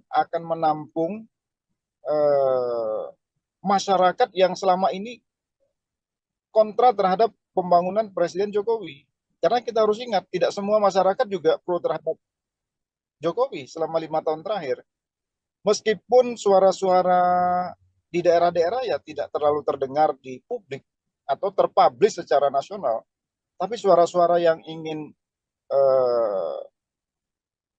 berbeda dengan pembangunan era Jokowi tentu saja itu masih banyak gitu, masih bisa diharapkan, dan itu tentu saja menjadi momentum bagi Anies Baswedan. Dan saya kira dengan roadshow yang dilakukan 3 hari belakangan ini di Sumatera Utara, tentu saja saya kira itu untuk Sumatera Utara, Aceh, dan beberapa provinsi di Sumatera, tentu saja itu adalah untuk meraih dukungan dari pemilih yang tidak pro kepada pemerintah.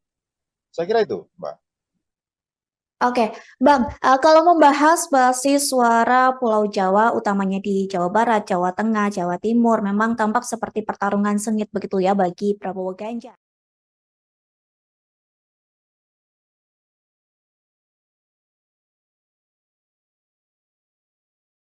Apakah pasangan Anies dan Caimin ini seolah tampak tak pede atau tidak percaya diri untuk ikut berupaya merebut suara di Jawa?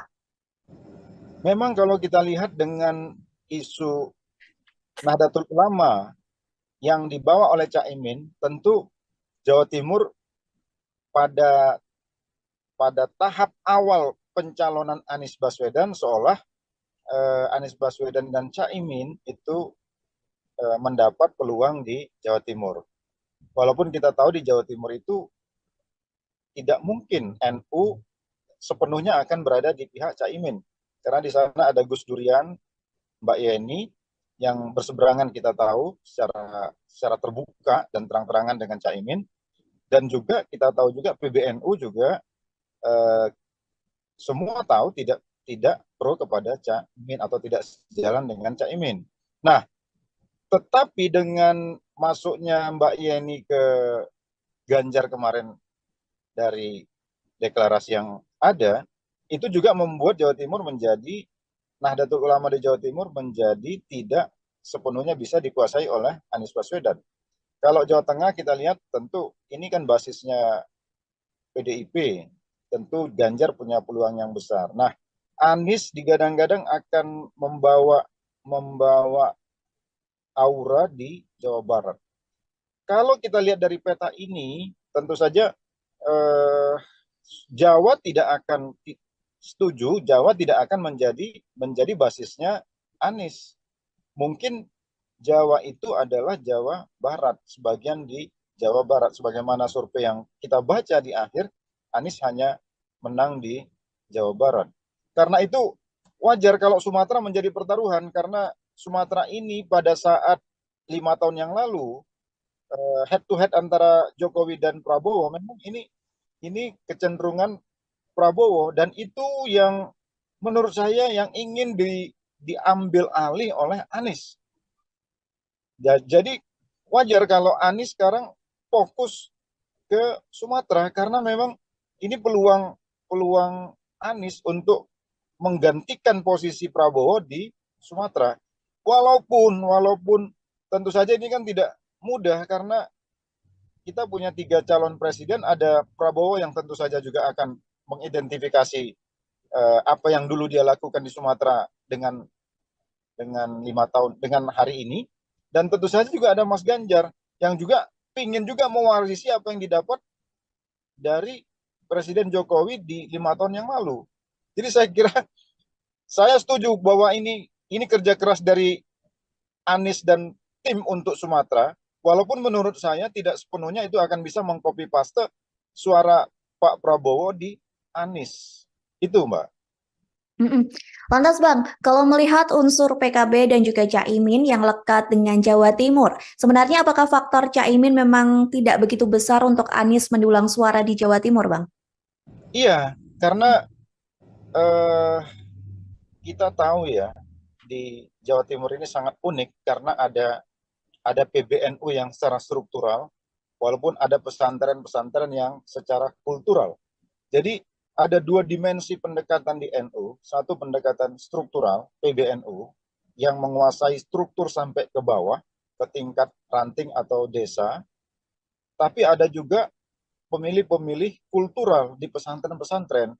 Nah, Caimin dia tidak akan mampu menguasai struktural karena struktur ini kan struktur PBNU yang jelas-jelas berseberangan. Bahkan PBNU dianggap cenderung atau ketua PBNU cenderung didukung sebetulnya oleh Gus Durian dan NU-NU yang basisnya tidak di Caimin. Oleh karena itu, Caimin tidak akan mendapatkan peluang yang optimum kalau ingin meraih NU di Jawa Timur. Oleh karena itu, sekali lagi kalau seandainya struktur PBNU kelihatan terpublish mendukung yang lain di luar Caimin, apakah itu Pak Ganjar atau Prabowo, saya kira Caimin tidak Caimin akan mendapati seteru yang signifikan, dan Caimin tidak akan meraih suara yang optimal, itu sudah bisa kita pastikan. Dan ada kesan PBNU sekarang ini, kalau kita lihat dari simbol Khofifah di sana dan juga ada simbol Mbak Yeni, ya kemungkinan juga dipastikan mereka tidak akan ke Caimin dan mungkin bisa saja ke Ganjar sebagaimana yang kesan-kesan yang ditangkap oleh publik hari ini, atau ke Pak Prabowo. Lalu Bang, Jatim ini selain sosok Caimin di kubu Ganjar juga ada Mahfud MD nih yang dinilai mewakili NU. Namun di pihak Prabowo juga kabarnya akan mengerahkan Khofifah sebagai panglima perang merebut suara. Lantas kira-kira paslon mana yang paling berpeluang Bang untuk merebut suara Jatim menurut dari Bang Dadang?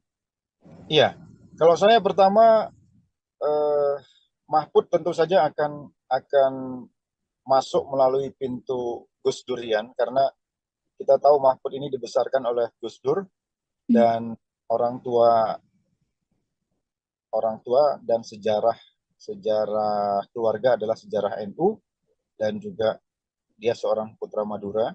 Jadi saya kira untuk Jawa Timur ini Mahfud akan cukup berpeluang besar untuk meraih dukungan Nahdlatul Ulama maupun suara di Madura.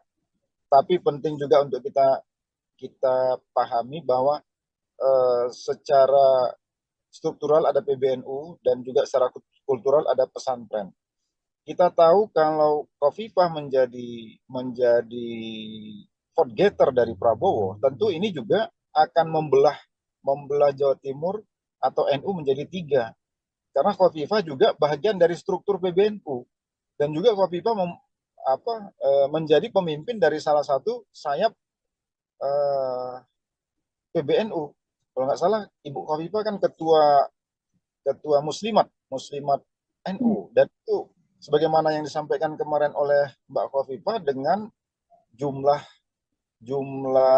peserta atau jumlah anggota Muslimat ini kurang lebih 30 juta kalau menurut yang saya dengar dari Mbak Khofifah. Tentu itu juga sesuatu yang signifikan, meskipun di sana ada Pak Mahfud yang juga tentu saja akan membawa isu Gus Durian dan NU, dan juga ada Pak Muhaimin yang tentu juga akan membawa keluarganya yang memang memiliki basis kultural di pesantren-pesantren di PBNU. Intinya menurut saya pesantren akan ada di tiga calon kita ini, dan yang akan berebut suara secara kuat menurut saya Pak Mahfud dengan Mbak Khofifah, seandainya Mbak Khofifah benar-benar menjadi tulang punggung bagi suara Prabowo. Lantas Bang, saat ini kan publik sedang panas ya soal politik dua kaki dari Jokowi yang masih di PDIP namun anaknya juga menjadi cawapres Prabowo. Apakah ini suara yang sebelumnya pro Jokowi dan kecewa dengan langkah politik sang presiden terkait putusan MK juga bakal lari ke Anies Baswedan dan Caimin Bang? Memang kalau kita lihat pertanyaan besar yang ada di masyarakat hampir semuanya mengarah ke pertanyaan Mbak tadi ya. Apakah orang-orang yang kecewa terhadap Jokowi? Pertama, tidak serta-merta suara ini akan 100% ke Anies juga. Karena sebagian yang kecewa terhadap Jokowi itu juga kemarin menyatakan dukungan kepada Ganjar, kepada Mas Ganjar. Jadi limpahan suara mereka menurut saya Mm-mm. itu 80% akan masuk ke Mas Ganjar ketimbang masuk ke Mas Anies. Jadi kalaupun akan ke Anies, karena begini, karakteristik pemilih Jokowi ini sebetulnya tidak match dengan karakternya Anies. Kalau pemilih Jokowi ini kan, saya mohon maaf, tapi umumnya kan nasionalisme religius. Jadi orang-orang yang berpikir kebangsaan. Mas Anies ini kan dianggap didukung oleh kelompok-kelompok Islam yang dalam tanda petik Islam yang apa namanya keras misalnya gitu ya. Dulu ada FPI yang basisnya di Jawa itu ke Prabowo atau ke Anies sekarang ini gitu. Dan seterusnya dan seterusnya. Paling tidak citra itu melekat di Anies. Mm-mm. Tidak akan ketemu itu dengan citra relawan-relawan pendukung Presiden Jokowi kalau mereka akhirnya tidak memilih Jokowi. Jadi kecenderungannya menurut saya akan lebih besar ke Ganjar, kekecewaan itu akan terlampiaskan ketimbang di Anies. Menurut saya. Karena ada perbedaan seperti tadi yang dibilang oleh Bang Dadang seperti itu ya, antara relawan Jokowi dengan program dari Anies dan Caimin. Iya, iya. Mm-mm. Lantas Bang, Prabowo dan Ganjar berebut suara di Jawa. Anies coba memainkan suara di Sumatera. Lantas jika Pilpres tak berhasil satu putaran, menurut Bang Dadang, paslon mana yang akan bertarung di putaran kedua nantinya Bang? Aduh, ini pertanyaan. Tapi begini Mbak, kalau analisis saya Hmm. eh, paslon yang luar biasa itu adalah paslon Anies Baswedan. Karena mereka ini punya dukungan yang luar biasa dan biasanya mereka mandiri sekali dalam segi keuangan. Sementara paslon Prabowo itu dan paslon Ganjar hampir sama. Jadi kayak ini paslon-paslon yang apalagi Pak Prabowo karena di belakangnya ada Erick Thohir, kelihatan yang terbaca itu adalah gegap gempitannya dari segi pendanaan ya. Hmm. Hal yang sama juga ada di Ganjar, meskipun tidak kelihatan sementereng apa yang ada di kubu Prabowo, apalagi ada Presiden Jokowi di balik itu semua. Tapi menurut saya, Mas Anies ini pendukungnya tidak terlalu masif dia. Jadi kantong-kantongnya tertentu tidak akan melampaui dukungan masyarakat terhadap Pak Prabowo dan Pak Ganjar. Jadi mohon maaf kalau saya melihat hari ini, yang akan, kalaupun ada dua putaran, yang akan maju itu adalah Mas Ganjar dengan Prabowo, Hmm. bukan dengan Anies kalau menurut saya. Kalau menurut saya, mohon maaf, tapi yang saya lihat seperti itu, militansi pendukung Anies itu luar biasa, tapi tidak masif dia. Jadi dia punya kantong-kantong yang yang luar biasa, yang ada dan mandiri, tapi tidak banyak. Itu Mbak. Hmm. Lantas Bang, kita kan masih menunggu masa kampanye ya dan sesi debat yang tentunya nanti akan ada perubahan situasi politik. Menurut Bang Dadang ke depannya, apa yang akan ada kejutan-kejutan dari Bang Dadang sendiri? Menurut Bang Dadang. Eh, saya akan terkejut kalau Mas Gibran mau mundur dengan sukarela sebelum apa yang diputuskan oleh mahkamah. Saya akan terkejut itu kalau dia mau mundur. Tapi kalau itu tidak terjadi, ya sebetulnya nggak banyak kejutan karena kita sudah tahu ceruk dari tiga pasangan ini seperti apa dan bagaimana sekarang ini Mas Ganjar dan Mas Anies berupaya untuk menetralisir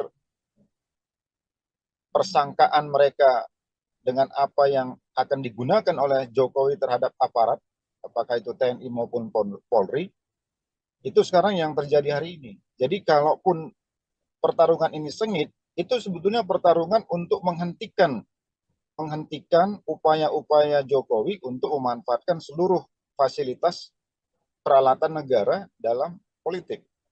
sebagaimana yang disinyalir ini juga digunakan pada 5 tahun yang lalu.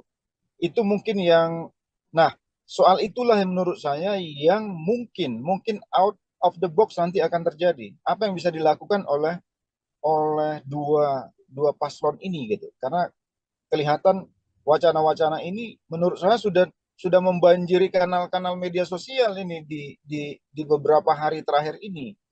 Terlebih hari ini orang menunggu putusan MK itu juga apakah Pak Jimli dan teman-teman ini juga punya kejutan, kita tidak tahu.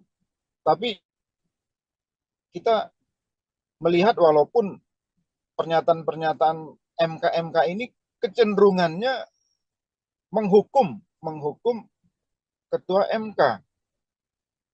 Dan apakah itu bisa sampai membatalkan putusannya sehingga menganulir Mas Gibran dan mengganti Mas Gibran kepada Erick Thohir sebagaimana yang digadang-gadang di kubu Prabowo.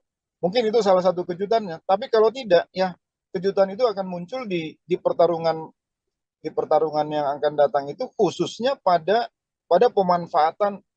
isu pemanfaatan atau dugaan pemanfaatan alat-alat negara dalam politik. Saya kira itu, Mbak.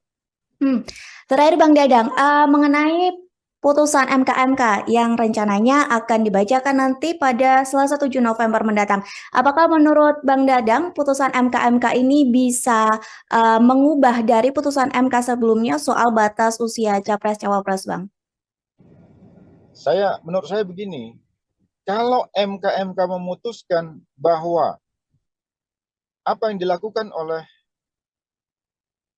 mahkamah pada saat itu salah, melanggar etik, maka secara etika juga mestinya Mas Gibran mundur. Kalau MK seandainya memutuskan bahwa secara etik hakim Mahkamah Konstitusi itu bersalah atau melanggar kode etik, kan nanti yang ditunggu masyarakat putusannya seperti itu. Apakah putusan MK ini memastikan bahwa para hakim Mahkamah Konstitusi melanggar kode etik atau tidak, kan gitu. Seandainya putusannya hakim MK melanggar kode etik, secara etika juga artinya Mas Gibran mestinya mundur dengan legowo. Mestinya, karena ini soal etik. Walaupun secara hukum, kalau kita lihat kan etika Indonesia ini kan nggak berhubungan dengan normanya ya, norma hukum. Jadi bisa saja Mas Gibran melanggang terus, sementara si hakim MK diputuskan melanggar kode etik. Karena debatable debatnya di pakar-pakar hukum kita ini kan apakah keputusan MK itu membatalkan putusan, apakah putusan MK membatalkan putusan MK gitu. Ada yang mengatakan tidak, ada yang mengatakan iya. Nah, tapi menurut saya kalau putusannya, karena ini soal etik, maka seandainya MK memutuskan pelanggaran etik terhadap hakim MK, maka Mas Gibran secara etik juga mestinya mundur karena dia bahagian dari yang diputuskan oleh MK itu meskipun tidak secara langsung. Itu menurut saya. Baik Bang, berarti nanti kita bersama-sama menunggu sidang putusan dari MK yang akan digelar Selasa 7 November mendatang. Begitu ya Bang. Terima kasih Bang Dadang atas waktunya sudah berkenan untuk berbincang bersama kami di Tribun On Focus. Semoga di lain kesempatan kita bisa berbincang lagi Bang. Terima kasih Bang. Tribuners, demikian Tribun On Focus hari ini. Saya Mariana Nanda Pestagro yang bertugas pamit undur diri. Terima kasih dan sampai jumpa. Download Tribun X sekarang. Menghadirkan lokal menjadi Indonesia. Secara etika juga mestinya Mas Gibran mundur. Jadi kalaupun pertarungan ini sengit, itu sebetulnya pertarungan untuk menghentikan upaya-upaya Jokowi untuk memanfaatkan seluruh fasilitas peralatan negara dalam politik. Halo Tribuners, Tribun on Fokus kembali menjumpai Anda bersama saya Mariananda. Tribuners, pasangan Anies Baswedan dan Mohaimin Iskandar atau Caimin sedang gencar melakukan safari politik di Sumatera. Kondisi ini terjadi di tengah Prabowo Gibran dan Ganjar Mahfud saling berebut suara di Pulau Jawa. Lantas, apakah bergesernya Anies Caimin ke Sumatera sebagai gambaran keputusasaan mereka meraih suara di Jawa? Mengenai hal ini kita akan membahasnya bersama dengan pengamat politik Sumatera Utara, ada Dadang Darmawan. Kita sapa terlebih dahulu di sana. Sebelumnya terima kasih Bang sudah menyempatkan waktunya untuk bergabung bersama kami di Tribun on Fokus hari ini. Seperti yang tadi sudah saya sampaikan di pengantar bahwa Anies Baswedan dan Caimin sedang gencar begitu ya untuk safari politik di daerah Sumatera. Gimana tanggapan Bang Dadang mengenai hal ini? Ya, terus terang kami memahami dan mengerti bahwa apa yang dilakukan oleh Anies di Sumatera, khususnya di Sumatera Utara hari ini, tentu saja ada atau berupaya untuk meraih pemilih di Sumatera Utara, dan saya kira itu sangat masuk akal di mana pemilu hari ini Sumatera Utara itu sendiri ada kurang lebih 10 jutaan suara yang diperebutkan, terbesar di Pulau Sumatera, melampaui Lampung yang 6 juta sekian maupun di Sumatera Selatan, dan tentu ini salah satu pemilih terbesar di luar Pulau Jawa. Dan beberapa waktu yang lalu kebetulan kami juga sedang roadshow di Simalungun, jadi berpapasan dengan Pak Anies dan teman-teman yang sedang menuju Hatonduhan di Simalungun. Jadi kami yakin bahwa pastilah Pak Anies dan timnya akan berupaya sekuat tenaga untuk meraih dukungan yang signifikan di Sumatera ini, karena Sumatera ini tentu saja satu pulau yang dengan kekuatan 40 jutaan suara yang tentu saja sangat mempengaruhi kemenangan dari semua tim termasuk Pak Anies dan terkhusus di Sumatera Utara. Saya kira demikian, Mbak. Lantas Bang, program yang direncanakan oleh Anies dan Caimin seperti yang diketahui bertolak belakang atau kontra dengan program dari pemerintahan Jokowi atau pemerintahan sebelumnya. Apakah hal ini ada hubungannya atau ada korelasinya dengan langkah safari politik yang dilakukan Anies Baswedan dan Caimin ke Sumatera Utara? Kalau dilihat dari latar belakang agenda perubahan atau antitesis program-program pembangunan Anies terhadap Jokowi, kita juga memahami karena pada saat itu ada 3 partai politik yang berada di luar pemerintahan Jokowi yang digadang-gadang akan mendukung Anies Baswedan. Yang pertama adalah Demokrat, kedua PKS, dan ketiga Nasdem ya. Meskipun Nasdem pada saat itu ada di dalam pemerintahan Jokowi, namun Surya Paloh sudah out of the box ya, keluar dari kotak Presiden Jokowi atau koalisi Jokowi pada saat itu dengan mendukung lebih dahulu Anies Baswedan. Dengan cara pandang seperti itu, tentu perbedaan program dan visi terhadap pemerintahan Jokowi tentu saja akan bertolak belakang. Dan itu memang sesuatu yang direncanakan, dan itu frame yang menurut kita memang sengaja dibentuk memang untuk meraih suara yang memang belum tentu semua juga di tengah-tengah masyarakat kita menyukai pembangunan pada era Jokowi. Jadi, nah hari ini dengan roadshow seperti ini, menurut saya ini adalah momentum sebetulnya untuk menyebarluaskan bahwa ada agenda besar perubahan yang dibawa oleh Anies Baswedan, dan itu tentu saja akan menampung masyarakat yang selama ini kontra terhadap pembangunan Presiden Jokowi. Karena kita harus ingat, tidak semua masyarakat juga pro terhadap Jokowi selama 5 tahun terakhir. Meskipun suara-suara di daerah-daerah ya tidak terlalu terdengar di publik atau terpublish secara nasional, tapi suara-suara yang ingin berbeda dengan pembangunan era Jokowi tentu saja itu masih banyak gitu, masih bisa diharapkan, dan itu tentu saja menjadi momentum bagi Anies Baswedan. Dan saya kira dengan roadshow yang dilakukan 3 hari belakangan ini di Sumatera Utara, tentu saja saya kira itu untuk Sumatera Utara, Aceh, dan beberapa provinsi di Sumatera, tentu saja itu adalah untuk meraih dukungan dari pemilih yang tidak pro kepada pemerintah. Saya kira itu, Mbak. Oke, Bang, kalau membahas basis suara Pulau Jawa, utamanya di Jawa Barat, Jawa Tengah, Jawa Timur, memang tampak seperti pertarungan sengit begitu ya bagi Prabowo Ganjar.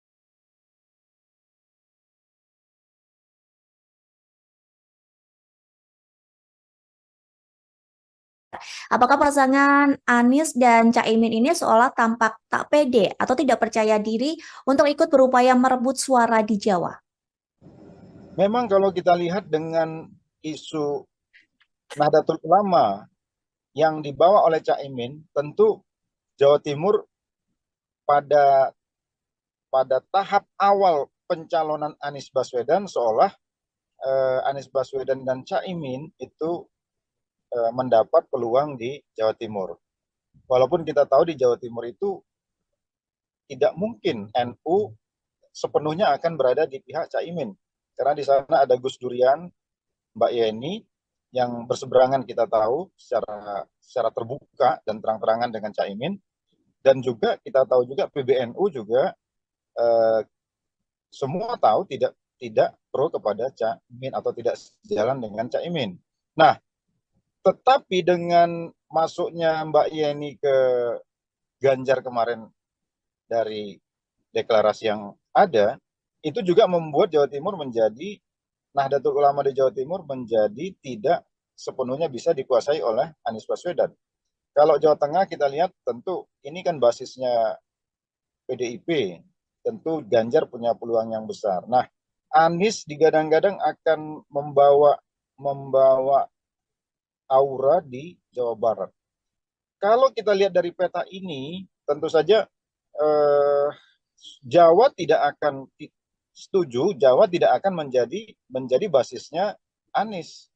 Mungkin Jawa itu adalah Jawa Barat, sebagian di Jawa Barat, sebagaimana survei yang kita baca di akhir, Anies hanya menang di Jawa Barat. Karena itu wajar kalau Sumatera menjadi pertaruhan, karena Sumatera ini pada saat 5 tahun yang lalu head to head antara Jokowi dan Prabowo, memang ini kecenderungan Prabowo, dan itu yang menurut saya yang ingin diambil alih oleh Anies. Jadi wajar kalau Anies sekarang fokus ke Sumatera, karena memang ini peluang Anies untuk menggantikan posisi Prabowo di Sumatera. Walaupun tentu saja ini kan tidak mudah, karena kita punya 3 calon presiden, ada Prabowo yang tentu saja juga akan mengidentifikasi apa yang dulu dia lakukan di Sumatera dengan 5 tahun dengan hari ini, dan tentu saja juga ada Mas Ganjar yang juga ingin juga mewarisi apa yang didapat dari Presiden Jokowi di 5 tahun yang lalu. Jadi saya kira saya setuju bahwa ini kerja keras dari Anies dan tim untuk Sumatera, walaupun menurut saya tidak sepenuhnya itu akan bisa mengcopy paste suara Pak Prabowo di Anies. Itu, Mbak. Lantas Bang, kalau melihat unsur PKB dan juga Caimin yang lekat dengan Jawa Timur, sebenarnya apakah faktor Caimin memang tidak begitu besar untuk Anies mendulang suara di Jawa Timur, Bang? Iya, karena kita tahu ya, di Jawa Timur ini sangat unik karena ada PBNU yang secara struktural, walaupun ada pesantren-pesantren yang secara kultural. Jadi ada 2 dimensi pendekatan di NU, satu pendekatan struktural, PBNU, yang menguasai struktur sampai ke bawah, ke tingkat ranting atau desa, tapi ada juga pemilih-pemilih kultural di pesantren-pesantren. Nah, Caimin dia tidak akan mampu menguasai struktural, karena struktur ini kan struktur PBNU yang jelas-jelas berseberangan. Bahkan PBNU dianggap cenderung, atau ketua PBNU cenderung didukung sebetulnya oleh Gus Durian dan NU-NU yang basisnya tidak di Caimin. Oleh karena itu, Caimin tidak akan mendapatkan peluang yang optimum kalau ingin meraih NU di Jawa Timur. Oleh karena itu, sekali lagi, kalau seandainya struktur PBNU kelihatan terpublish mendukung yang lain di luar Caimin, apakah itu Pak Ganjar atau Prabowo, saya kira Caimin akan mendapati seteru yang signifikan, dan Caimin tidak akan meraih suara yang optimal, itu sudah bisa kita pastikan. Dan ada kesan PBNU sekarang ini, kalau kita lihat dari simbol Khofifah di sana dan juga ada simbol Mbak Yeni, ya kemungkinan juga dipastikan mereka tidak akan ke Caimin dan mungkin bisa saja ke Ganjar sebagaimana yang kesan-kesan yang ditangkap oleh publik hari ini, atau ke Pak Prabowo. Lalu Bang, Jatim ini selain sosok Caimin di kubu Ganjar juga ada Mahfud MD nih yang dinilai mewakili NU. Namun di pihak Prabowo juga kabarnya akan mengerahkan Khofifah sebagai panglima perang merebut suara. Lantas kira-kira paslon mana yang paling berpeluang Bang untuk merebut suara Jatim menurut dari Bang Dadang? Iya, kalau saya pertama, Mahfud tentu saja akan masuk melalui pintu Gus Durian, karena kita tahu Mahfud ini dibesarkan oleh Gus Dur dan orang tua dan sejarah keluarga adalah sejarah NU, dan juga dia seorang putra Madura. Jadi saya kira untuk Jawa Timur ini Mahfud akan cukup berpeluang besar untuk meraih dukungan Nahdlatul Ulama maupun suara di Madura. Tapi penting juga untuk kita pahami bahwa secara struktural ada PBNU dan juga secara kultural ada pesantren. Kita tahu kalau Khofifah menjadi vote getter dari Prabowo, tentu ini juga akan membelah Jawa Timur atau NU menjadi 3. Karena Khofifah juga bagian dari struktur PBNU, dan juga Khofifah menjadi pemimpin dari salah satu sayap PBNU. Kalau nggak salah, Ibu Khofifah kan ketua Muslimat NU, dan itu sebagaimana yang disampaikan kemarin oleh Mbak Khofifah, dengan jumlah peserta atau jumlah anggota Muslimat ini kurang lebih 30 juta kalau menurut yang saya dengar dari Mbak Khofifah. Tentu itu juga sesuatu yang signifikan, meskipun di sana ada Pak Mahfud yang juga tentu saja akan membawa isu Gus Durian dan NU, dan juga ada Pak Muhaimin yang tentu juga akan membawa keluarganya yang memang memiliki basis kultural di pesantren-pesantren di PBNU. Intinya menurut saya pesantren akan ada di tiga calon kita ini, dan yang akan berebut suara secara kuat menurut saya Pak Mahfud dengan Mbak Khofifah, seandainya Mbak Khofifah benar-benar menjadi tulang punggung bagi suara Prabowo. Lantas Bang, saat ini kan publik sedang panas ya soal politik dua kaki dari Jokowi yang masih di PDIP, namun anaknya juga menjadi cawapres Prabowo. Apakah ini suara yang sebelumnya pro Jokowi dan kecewa dengan langkah politik sang presiden terkait putusan MK juga bakal lari ke Anies Baswedan dan Caimin, Bang? Memang kalau kita lihat pertanyaan besar yang ada di masyarakat hampir semuanya mengarah ke pertanyaan Mbak tadi ya. Apakah orang-orang yang kecewa terhadap Jokowi? Pertama, tidak serta-merta suara ini akan 100% ke Anies juga. Karena sebagian yang kecewa terhadap Jokowi itu juga kemarin menyatakan dukungan kepada Ganjar, kepada Mas Ganjar. Jadi limpahan suara mereka menurut saya Mm-mm. itu 80% akan masuk ke Mas Ganjar ketimbang masuk ke Mas Anies. Jadi kalaupun akan ke Anies, karena begini, karakteristik pemilih Jokowi ini sebetulnya tidak match dengan karakternya Anies. Kalau pemilih Jokowi ini kan, saya mohon maaf, tapi umumnya kan nasionalisme religius. Jadi orang-orang yang berpikir kebangsaan. Mas Anies ini kan dianggap didukung oleh kelompok-kelompok Islam yang dalam tanda petik Islam yang apa namanya keras, misalnya gitu ya. Dulu ada FPI yang basisnya di Jawa itu ke Prabowo atau ke Anies sekarang ini gitu. Dan seterusnya dan seterusnya. Paling tidak citra itu melekat di Anies. Mm-mm. Tidak akan ketemu itu dengan citra relawan-relawan pendukung Presiden Jokowi kalau mereka akhirnya tidak memilih Jokowi. Jadi kecenderungannya menurut saya akan lebih besar ke Ganjar. Kekecewaan itu akan terlampiaskan ketimbang di Anies. Menurut saya. Karena ada perbedaan seperti tadi yang dibilang oleh Bang Dadang seperti itu ya, antara relawan Jokowi dengan program dari Anies dan Caimin. Iya, iya. Mm-mm. Lantas Bang, Prabowo dan Ganjar berebut suara di Jawa. Anies coba memainkan suara di Sumatera. Lantas jika Pilpres tak berhasil satu putaran, menurut Bang Dadang, paslon mana yang akan bertarung di putaran kedua nantinya Bang? Aduh, ini pertanyaan. Tapi begini Mbak, kalau analisis saya Hmm. eh, paslon yang luar biasa itu adalah paslon Anies Baswedan. Karena mereka ini punya dukungan yang luar biasa dan biasanya mereka mandiri sekali dalam segi keuangan. Sementara paslon Prabowo itu dan paslon Ganjar hampir sama.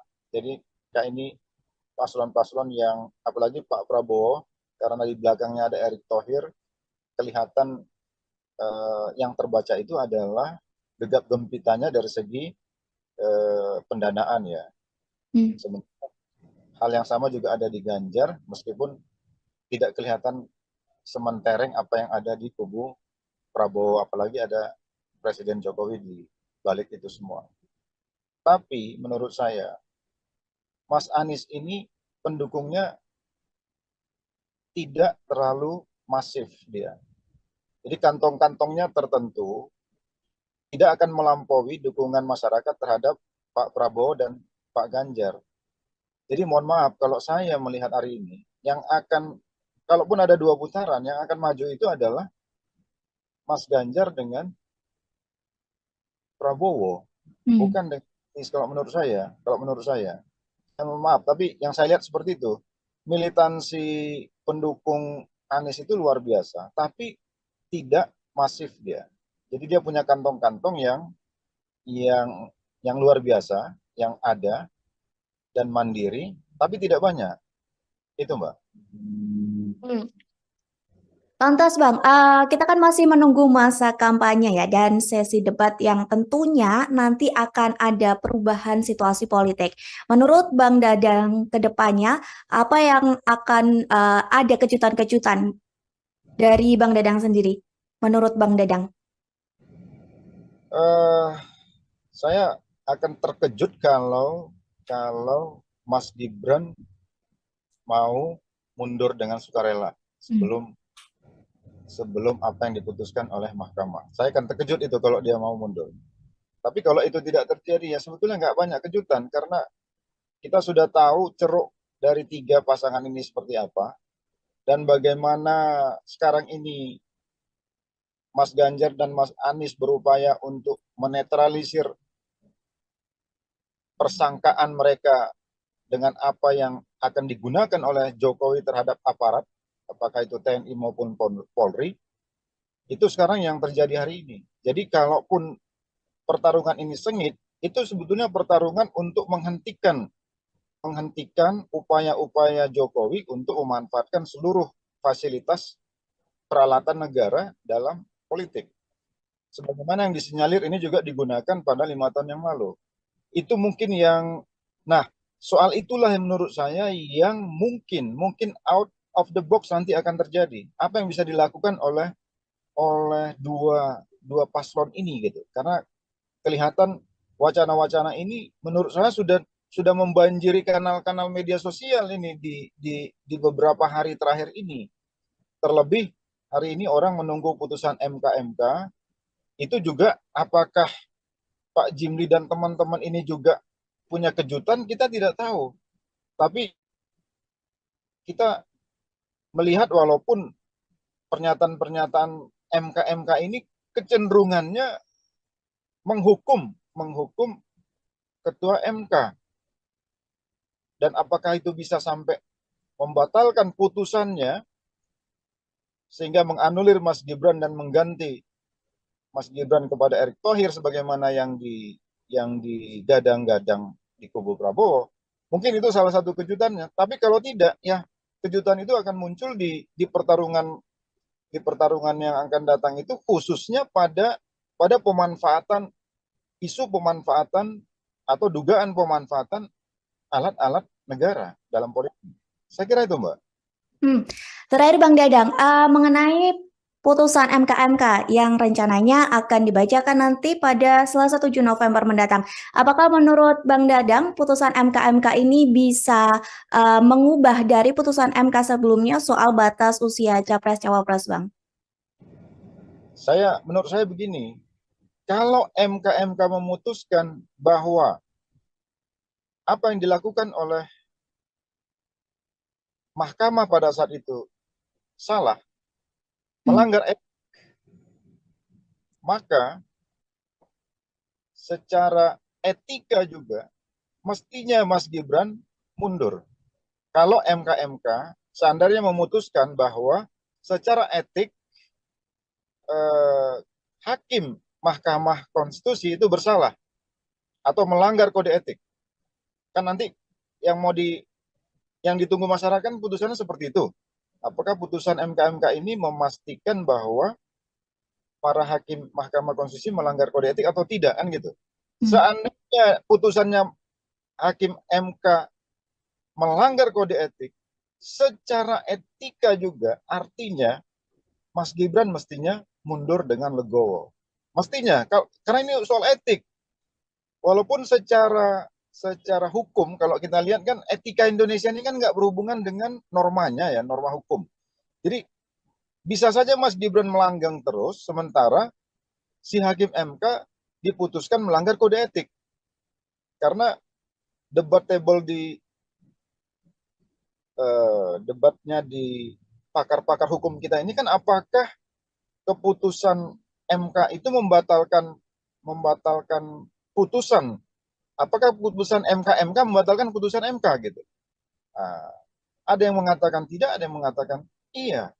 Nah, tapi menurut saya kalau putusannya, karena ini soal etik, maka seandainya MK memutuskan pelanggaran etik terhadap hakim MK, maka Mas Gibran secara etik juga mestinya mundur karena dia bahagian dari yang diputuskan oleh MK itu meskipun tidak secara langsung. Itu menurut saya. Baik Bang, berarti nanti kita bersama-sama menunggu sidang putusan dari MK yang akan digelar Selasa 7 November mendatang. Begitu ya Bang. Terima kasih Bang Dadang atas waktunya sudah berkenan untuk berbincang bersama kami di Tribun On Focus. Semoga di lain kesempatan kita bisa berbincang lagi Bang. Terima kasih Bang. Tribuners, demikian Tribun On Focus hari ini. Saya Mariana Nanda Pestakru yang bertugas pamit undur diri. Terima kasih dan sampai jumpa. Download Tribun X sekarang. Menghadirkan lokal menjadi Indonesia. Secara etika juga mestinya Mas Gibran mundur. Jadi kalaupun pertarungan ini sengit, itu sebetulnya pertarungan untuk menghentikan upaya-upaya Jokowi untuk memanfaatkan seluruh fasilitas peralatan negara dalam politik. Halo Tribuners, Tribun on Fokus kembali menjumpai Anda bersama saya Mariananda. Tribuners, pasangan Anies Baswedan dan Mohaimin Iskandar atau Caimin sedang gencar melakukan safari politik di Sumatera. Kondisi ini terjadi di tengah Prabowo Gibran dan Ganjar Mahfud saling berebut suara di Pulau Jawa. Lantas, apakah bergesernya Anies Caimin ke Sumatera sebagai gambaran keputusasaan mereka meraih suara di Jawa? Mengenai hal ini kita akan membahasnya bersama dengan pengamat politik Sumatera Utara, ada Dadang Darmawan. Kita sapa terlebih dahulu di sana. Sebelumnya terima kasih Bang sudah menyempatkan waktunya untuk bergabung bersama kami di Tribun on Fokus hari ini. Seperti yang tadi sudah saya sampaikan di pengantar bahwa Anies Baswedan dan Caimin sedang gencar begitu ya untuk safari politik di daerah Sumatera. Gimana tanggapan Bang Dadang mengenai hal ini? Ya, terus terang kami memahami dan mengerti bahwa apa yang dilakukan oleh Anies di Sumatera, khususnya di Sumatera Utara hari ini, tentu saja ada atau berupaya untuk meraih pemilih di Sumatera Utara, dan saya kira itu sangat masuk akal di mana pemilu hari ini Sumatera Utara itu sendiri ada kurang lebih 10 jutaan suara yang diperebutkan, terbesar di Pulau Sumatera, melampaui Lampung yang 6 juta sekian maupun di Sumatera Selatan, dan tentu ini salah satu pemilih terbesar di luar Pulau Jawa. Dan beberapa waktu yang lalu kebetulan kami juga sedang roadshow di Simalungun, jadi berpapasan dengan Pak Anies dan teman-teman yang sedang menuju Hatonduhan di Simalungun. Jadi kami yakin bahwa pastilah Pak Anies dan timnya akan berupaya sekuat tenaga untuk meraih dukungan yang signifikan di Sumatera ini, karena Sumatera ini tentu saja satu pulau yang dengan kekuatan 40 jutaan suara yang tentu saja sangat mempengaruhi kemenangan dari semua tim termasuk Pak Anies dan terkhusus di Sumatera Utara. Saya kira demikian, Mbak. Lantas Bang, program yang direncanakan oleh Anies dan Caimin seperti yang diketahui bertolak belakang atau kontra dengan program dari pemerintahan Jokowi atau pemerintahan sebelumnya. Apakah hal ini ada hubungannya atau ada korelasinya dengan langkah safari politik yang dilakukan Anies Baswedan dan Caimin ke Sumatera Utara? Kalau dilihat dari latar belakang agenda perubahan atau antitesis program-program pembangunan Anies terhadap Jokowi, kita juga memahami karena pada saat itu ada 3 partai politik yang berada di luar pemerintahan Jokowi yang digadang-gadang akan mendukung Anies Baswedan. Yang pertama adalah Demokrat, kedua PKS, dan ketiga Nasdem ya. Meskipun Nasdem pada saat itu ada di dalam pemerintahan Jokowi, namun Surya Paloh sudah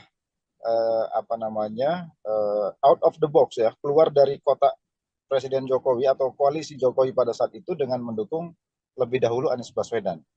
Dengan cara pandang seperti itu, tentu perbedaan program dan visi terhadap pemerintahan Jokowi tentu saja akan bertolak belakang. Dan itu memang sesuatu yang direncanakan, dan itu frame yang menurut kita memang sengaja dibentuk memang untuk meraih suara yang memang belum tentu semua juga di tengah-tengah masyarakat kita menyukai pembangunan pada era Jokowi. Jadi, nah hari ini dengan roadshow seperti ini, menurut saya ini adalah momentum sebetulnya untuk menyebarluaskan bahwa ada agenda besar perubahan yang dibawa oleh Anies Baswedan, dan itu tentu saja akan menampung masyarakat yang selama ini kontra terhadap pembangunan Presiden Jokowi. Karena kita harus ingat, tidak semua masyarakat juga pro terhadap Jokowi selama 5 tahun terakhir. Meskipun suara-suara di daerah-daerah ya tidak terlalu terdengar di publik atau terpublish secara nasional, tapi suara-suara yang ingin berbeda dengan pembangunan era Jokowi tentu saja itu masih banyak gitu, masih bisa diharapkan, dan itu tentu saja menjadi momentum bagi Anies Baswedan. Dan saya kira dengan roadshow yang dilakukan 3 hari belakangan ini di Sumatera Utara, tentu saja saya kira itu untuk Sumatera Utara, Aceh, dan beberapa provinsi di Sumatera, tentu saja itu adalah untuk meraih dukungan dari pemilih yang tidak pro kepada pemerintah. Saya kira itu, Mbak. Oke, Bang, kalau membahas basis suara Pulau Jawa, utamanya di Jawa Barat, Jawa Tengah, Jawa Timur, memang tampak seperti pertarungan sengit begitu ya bagi Prabowo Ganjar.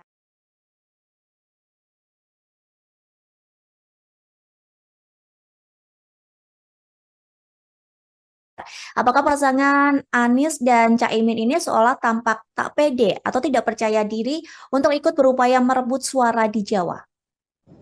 Memang kalau kita lihat dengan isu Nahdlatul Ulama yang dibawa oleh Caimin, tentu Jawa Timur pada tahap awal pencalonan Anies Baswedan seolah Anies Baswedan dan Caimin itu mendapat peluang di Jawa Timur.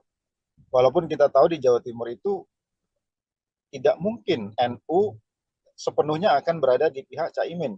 Karena di sana ada Gus Durian, Mbak Yeni, yang berseberangan kita tahu secara terbuka dan terang-terangan dengan Caimin. Dan juga kita tahu juga PBNU juga semua tahu tidak pro kepada Caimin atau tidak sejalan dengan Caimin. Nah, tetapi dengan masuknya Mbak Yeni ke Ganjar kemarin dari deklarasi yang ada, itu juga membuat Jawa Timur menjadi, Nahdlatul Ulama di Jawa Timur menjadi tidak sepenuhnya bisa dikuasai oleh Anies Baswedan. Kalau Jawa Tengah kita lihat tentu ini kan basisnya PDIP, tentu Ganjar punya peluang yang besar. Nah, Anies digadang-gadang akan membawa aura di Jawa Barat. Kalau kita lihat dari peta ini, tentu saja Jawa tidak akan setuju, Jawa tidak akan menjadi basisnya Anies. Mungkin Jawa itu adalah Jawa Barat, sebagian di Jawa Barat, sebagaimana survei yang kita baca di akhir, Anies hanya menang di Jawa Barat.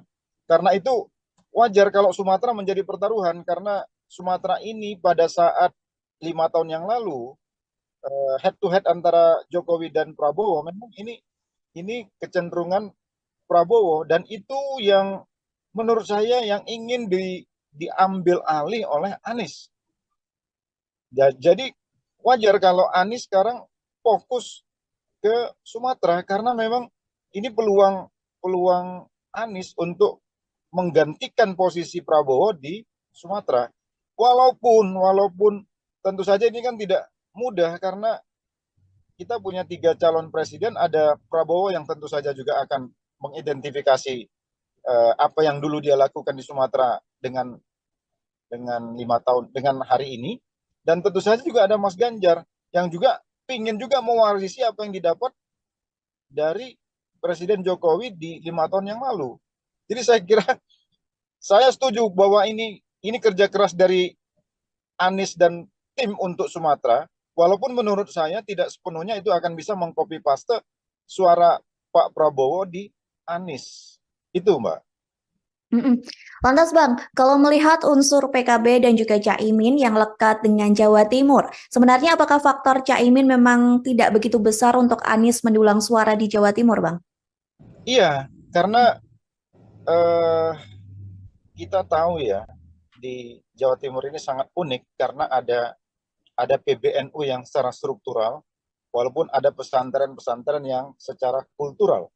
Jadi ada 2 dimensi pendekatan di NU, satu pendekatan struktural PBNU yang menguasai struktur sampai ke bawah, ke tingkat ranting atau desa, tapi ada juga pemilih-pemilih kultural di pesantren-pesantren. Nah, Caimin dia tidak akan mampu menguasai struktural, karena struktur ini kan struktur PBNU yang jelas-jelas berseberangan. Bahkan PBNU dianggap cenderung, atau ketua PBNU cenderung didukung sebetulnya oleh Gus Durian dan NU-NU yang basisnya tidak di Caimin. Oleh karena itu, Caimin tidak akan mendapatkan peluang yang optimum kalau ingin meraih NU di Jawa Timur. Oleh karena itu, sekali lagi, kalau seandainya struktur PBNU kelihatan terpublish mendukung yang lain di luar Caimin, apakah itu Pak Ganjar atau Prabowo, saya kira Caimin akan mendapati seteru yang signifikan, dan Caimin tidak akan meraih suara yang optimal, itu sudah bisa kita pastikan. Dan ada kesan PBNU sekarang ini, kalau kita lihat dari simbol Khofifah di sana dan juga ada simbol Mbak Yeni, ya kemungkinan juga dipastikan mereka tidak akan ke Caimin, dan mungkin bisa saja ke Ganjar sebagaimana yang kesan-kesan yang ditangkap oleh publik hari ini, atau ke Pak Prabowo. Lalu Bang, Jatim ini selain sosok Caimin di kubu Ganjar juga ada Mahfud MD nih yang dinilai mewakili NU. Namun di pihak Prabowo juga kabarnya akan mengerahkan Khofifah sebagai panglima perang merebut suara. Lantas kira-kira paslon mana yang paling berpeluang Bang untuk merebut suara Jatim menurut dari Bang Dadang? Iya, kalau saya pertama, Mahfud tentu saja akan masuk melalui pintu Gus Durian, karena kita tahu Mahfud ini dibesarkan oleh Gus Dur, dan orang tua dan sejarah keluarga adalah sejarah NU, dan juga dia seorang putra Madura. Jadi saya kira untuk Jawa Timur ini Mahfud akan cukup berpeluang besar untuk meraih dukungan Nahdlatul Ulama maupun suara di Madura. Tapi penting juga untuk kita pahami bahwa secara struktural ada PBNU dan juga secara kultural ada pesantren. Kita tahu kalau Khofifah menjadi vote getter dari Prabowo, tentu ini juga akan membelah Jawa Timur atau NU menjadi 3.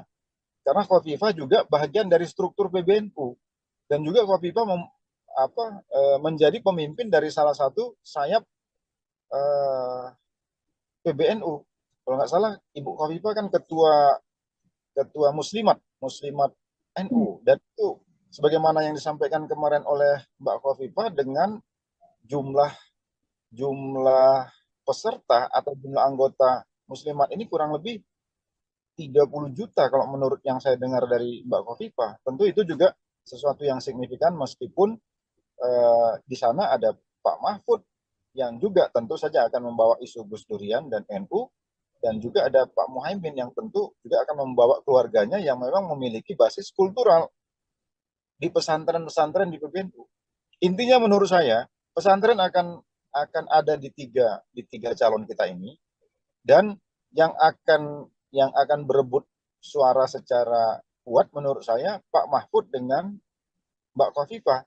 Seandainya Mbak Khofifah benar-benar menjadi tulang punggung bagi suara Prabowo. Lantas Bang, saat ini kan publik sedang panas ya soal politik dua kaki dari Jokowi yang masih di PDIP, namun anaknya juga menjadi cawapres Prabowo. Apakah ini suara yang sebelumnya pro Jokowi dan kecewa dengan langkah politik sang presiden terkait putusan MK juga bakal lari ke Anies Baswedan dan Caimin, Bang? Memang kalau kita lihat pertanyaan besar yang ada di masyarakat hampir semuanya mengarah ke pertanyaan Mbak tadi ya. Kemanakah orang-orang yang kecewa terhadap Jokowi? Pertama, tidak serta-merta suara ini akan 100% ke Anies juga. Karena sebagian yang kecewa terhadap Jokowi itu juga kemarin menyatakan dukungan kepada Ganjar, kepada Mas Ganjar. Jadi limpahan suara mereka, menurut saya Mm-mm. itu 80% akan masuk ke Mas Ganjar ketimbang masuk ke Mas Anies. Jadi kalaupun akan ke Anies, karena begini, karakteristik pemilih Jokowi ini sebetulnya tidak match dengan karakternya Anies. Kalau pemilih Jokowi ini kan, saya mohon maaf, tapi umumnya kan nasionalisme religius. Jadi orang-orang yang berpikir kebangsaan. Mas Anies ini kan dianggap didukung oleh kelompok-kelompok Islam yang dalam tanda petik Islam yang apa namanya keras, misalnya gitu ya. Dulu ada FPI yang basisnya di Jawa itu ke Prabowo atau ke Anies sekarang ini gitu. Dan seterusnya dan seterusnya. Paling tidak citra itu melekat di Anies. Mm-mm. Tidak akan ketemu itu dengan citra relawan-relawan pendukung Presiden Jokowi kalau mereka akhirnya tidak memilih Jokowi. Jadi kecenderungannya menurut saya akan lebih besar ke Ganjar, kekecewaan itu akan terlampiaskan ketimbang di Anies. Menurut saya. Karena ada perbedaan seperti tadi yang dibilang oleh Bang Dadang seperti itu ya, antara relawan Jokowi dengan program dari Anies dan Caimin. Iya, iya. Mm-mm. Lantas Bang, Prabowo dan Ganjar berebut suara di Jawa. Anies coba memainkan suara di Sumatera. Lantas jika Pilpres tak berhasil satu putaran, menurut Bang Dadang, paslon mana yang akan bertarung di putaran kedua nantinya Bang? Aduh, ini pertanyaan. Tapi begini Mbak, kalau analisis saya Hmm. eh, paslon yang luar biasa itu adalah paslon Anies Baswedan. Karena mereka ini punya dukungan yang luar biasa dan biasanya mereka mandiri sekali dalam segi keuangan. Sementara paslon Prabowo itu dan paslon Ganjar hampir sama. Jadi kayak ini paslon-paslon yang apalagi Pak Prabowo karena di belakangnya ada Erick Thohir, kelihatan yang terbaca itu adalah gegap gempitanya dari segi pendanaan ya.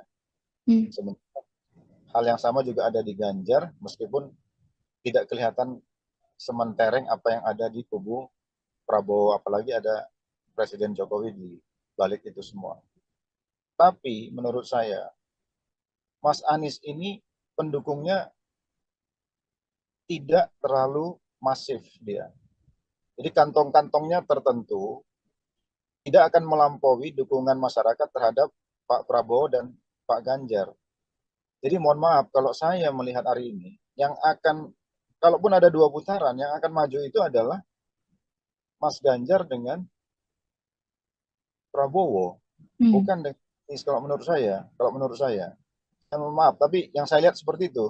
Militansi pendukung Anies itu luar biasa, tapi tidak masif dia. Jadi dia punya kantong-kantong yang yang luar biasa, yang ada dan mandiri, tapi tidak banyak. Itu Mbak. Hmm. Lantas Bang, kita kan masih menunggu masa kampanye ya dan sesi debat yang tentunya nanti akan ada perubahan situasi politik. Menurut Bang Dadang ke depannya, apa yang akan ada kejutan-kejutan dari Bang Dadang sendiri? Menurut Bang Dadang? Eh, saya akan terkejut kalau Mas Gibran mau mundur dengan sukarela sebelum apa yang diputuskan oleh mahkamah. Saya akan terkejut itu kalau dia mau mundur.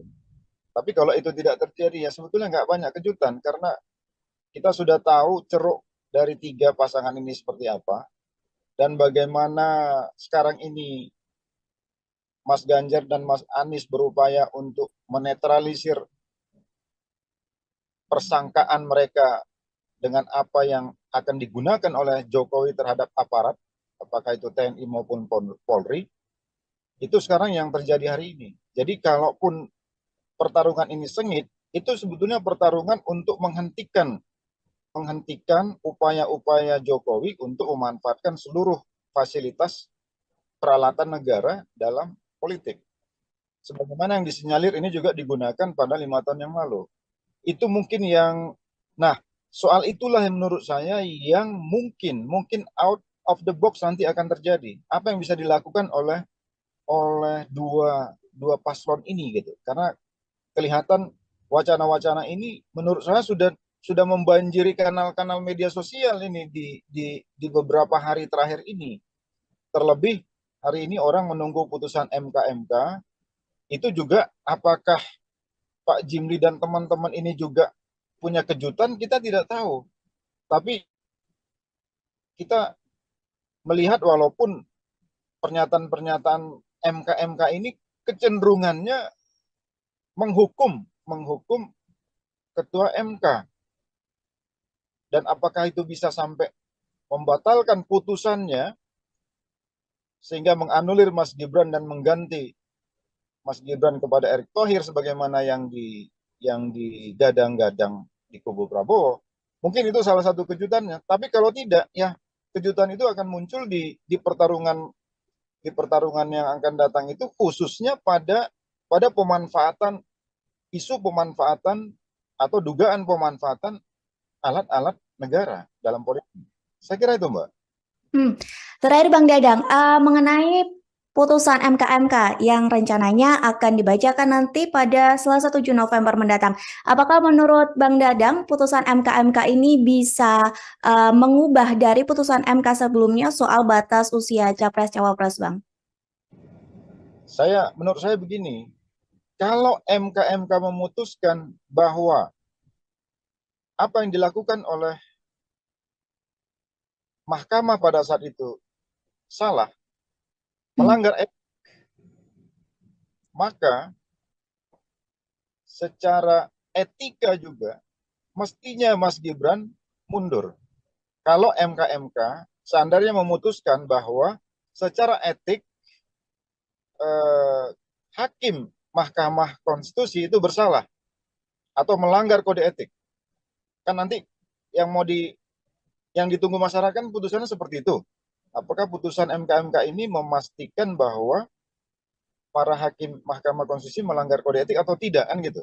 Seandainya putusannya hakim MK melanggar kode etik, secara etika juga artinya Mas Gibran mestinya mundur dengan legowo.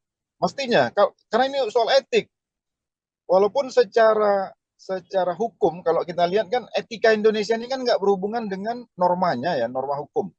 Jadi bisa saja Mas Gibran melanggang terus, sementara si hakim MK diputuskan melanggar kode etik. Karena debatable debatnya di pakar-pakar hukum kita ini kan apakah keputusan MK itu membatalkan putusan. Apakah putusan MK membatalkan putusan MK gitu? Ada yang mengatakan tidak, ada yang mengatakan iya. Nah, tapi menurut saya kalau putusannya, karena ini soal etik, maka seandainya MK memutuskan pelanggaran etik terhadap hakim MK, maka Mas Gibran secara etik juga mestinya mundur karena dia bahagian dari yang diputuskan oleh MK itu meskipun tidak secara langsung. Itu menurut saya. Baik Bang, berarti nanti kita bersama-sama menunggu sidang putusan dari MK yang akan digelar Selasa 7 November mendatang. Begitu ya Bang. Terima kasih Bang Dadang atas waktunya sudah berkenan untuk berbincang bersama kami di Tribun On Focus. Semoga di lain kesempatan kita bisa berbincang lagi Bang. Terima kasih Bang. Tribuners, demikian Tribun On Focus hari ini. Saya Mariana Nanda Pestakru yang bertugas pamit undur diri. Terima kasih dan sampai jumpa. Download Tribun X sekarang. Menghadirkan lokal menjadi Indonesia. Secara etika juga mestinya Mas Gibran mundur. Jadi kalaupun pertarungan ini sengit, itu sebetulnya pertarungan untuk menghentikan upaya-upaya Jokowi untuk memanfaatkan seluruh fasilitas peralatan negara dalam politik. Halo Tribuners, Tribun on Fokus kembali menjumpai Anda bersama saya Mariananda. Tribuners, pasangan Anies Baswedan dan Mohaimin Iskandar atau Caimin sedang gencar melakukan safari politik di Sumatera. Kondisi ini terjadi di tengah Prabowo Gibran dan Ganjar Mahfud saling berebut suara di Pulau Jawa. Lantas, apakah bergesernya Anies Caimin ke Sumatera sebagai gambaran keputusasaan mereka meraih suara di Jawa? Mengenai hal ini kita akan membahasnya bersama dengan pengamat politik Sumatera Utara, ada Dadang Darmawan. Kita sapa terlebih dahulu di sana. Sebelumnya terima kasih Bang sudah menyempatkan waktunya untuk bergabung bersama kami di Tribun on Fokus hari ini. Seperti yang tadi sudah saya sampaikan di pengantar bahwa Anies Baswedan dan Caimin sedang gencar begitu ya untuk safari politik di daerah Sumatera. Gimana tanggapan Bang Dadang mengenai hal ini? Iya, terus terang kami memahami dan mengerti bahwa apa yang dilakukan oleh Anies di Sumatera, khususnya di Sumatera Utara hari ini, tentu saja ada atau berupaya untuk meraih pemilih di Sumatera Utara, dan saya kira itu sangat masuk akal di mana pemilu hari ini Sumatera Utara itu sendiri ada kurang lebih 10 jutaan suara yang diperebutkan, terbesar di Pulau Sumatera, melampaui Lampung yang 6 juta sekian maupun di Sumatera Selatan, dan tentu ini salah satu pemilih terbesar di luar Pulau Jawa. Dan beberapa waktu yang lalu kebetulan kami juga sedang roadshow di Simalungun, jadi berpapasan dengan Pak Anies dan teman-teman yang sedang menuju Hatonduhan di Simalungun. Jadi kami yakin bahwa pastilah Pak Anies dan timnya akan berupaya sekuat tenaga untuk meraih dukungan yang signifikan di Sumatera ini, karena Sumatera ini tentu saja satu pulau yang dengan kekuatan 40 jutaan suara yang tentu saja sangat mempengaruhi kemenangan dari semua tim termasuk Pak Anies dan terkhusus di Sumatera Utara. Saya kira demikian, Mbak. Lantas Bang, program yang direncanakan oleh Anies dan Caimin seperti yang diketahui bertolak belakang atau kontra dengan program dari pemerintahan Jokowi atau pemerintahan sebelumnya. Apakah hal ini ada hubungannya atau ada korelasinya dengan langkah safari politik yang dilakukan Anies Baswedan dan Caimin ke Sumatera Utara? Kalau dilihat dari latar belakang agenda perubahan atau antitesis program-program pembangunan Anies terhadap Jokowi, kita juga memahami karena pada saat itu ada 3 partai politik yang berada di luar pemerintahan Jokowi yang digadang-gadang akan mendukung Anies Baswedan. Yang pertama adalah Demokrat, kedua PKS, dan ketiga Nasdem ya. Meskipun Nasdem pada saat itu ada di dalam pemerintahan Jokowi, namun Surya Paloh sudah out of the box ya, keluar dari kotak Presiden Jokowi atau koalisi Jokowi pada saat itu dengan mendukung lebih dahulu Anies Baswedan. Dengan cara pandang seperti itu, tentu perbedaan program dan visi terhadap pemerintahan Jokowi tentu saja akan bertolak belakang. Dan itu memang sesuatu yang direncanakan, dan itu frame yang menurut kita memang sengaja dibentuk memang untuk meraih suara yang memang belum tentu semua juga di tengah-tengah masyarakat kita menyukai pembangunan pada era Jokowi. Jadi, nah hari ini dengan roadshow seperti ini, menurut saya ini adalah momentum sebetulnya untuk menyebarluaskan bahwa ada agenda besar perubahan yang dibawa oleh Anies Baswedan, dan itu tentu saja akan menampung masyarakat yang selama ini kontra terhadap pembangunan Presiden Jokowi. Karena kita harus ingat, tidak semua masyarakat juga pro terhadap Jokowi selama 5 tahun terakhir. Meskipun suara-suara di daerah-daerah ya tidak terlalu terdengar di publik atau terpublish secara nasional, tapi suara-suara yang ingin berbeda dengan pembangunan era Jokowi tentu saja itu masih banyak gitu, masih bisa diharapkan, dan itu tentu saja menjadi momentum bagi Anies Baswedan. Dan saya kira dengan roadshow yang dilakukan 3 hari belakangan ini di Sumatera Utara, tentu saja saya kira itu untuk Sumatera Utara, Aceh, dan beberapa provinsi di Sumatera, tentu saja itu adalah untuk meraih dukungan dari pemilih yang tidak pro kepada pemerintah. Saya kira itu, Mbak. Oke, Bang, kalau membahas basis suara Pulau Jawa, utamanya di Jawa Barat, Jawa Tengah, Jawa Timur, memang tampak seperti pertarungan sengit begitu ya bagi Prabowo Ganjar.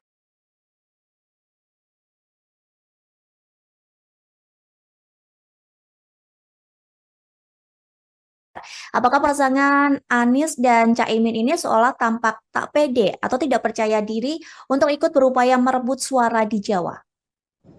Memang kalau kita lihat dengan isu Nahdlatul Ulama yang dibawa oleh Caimin, tentu Jawa Timur pada tahap awal pencalonan Anies Baswedan seolah Anies Baswedan dan Caimin itu mendapat peluang di Jawa Timur.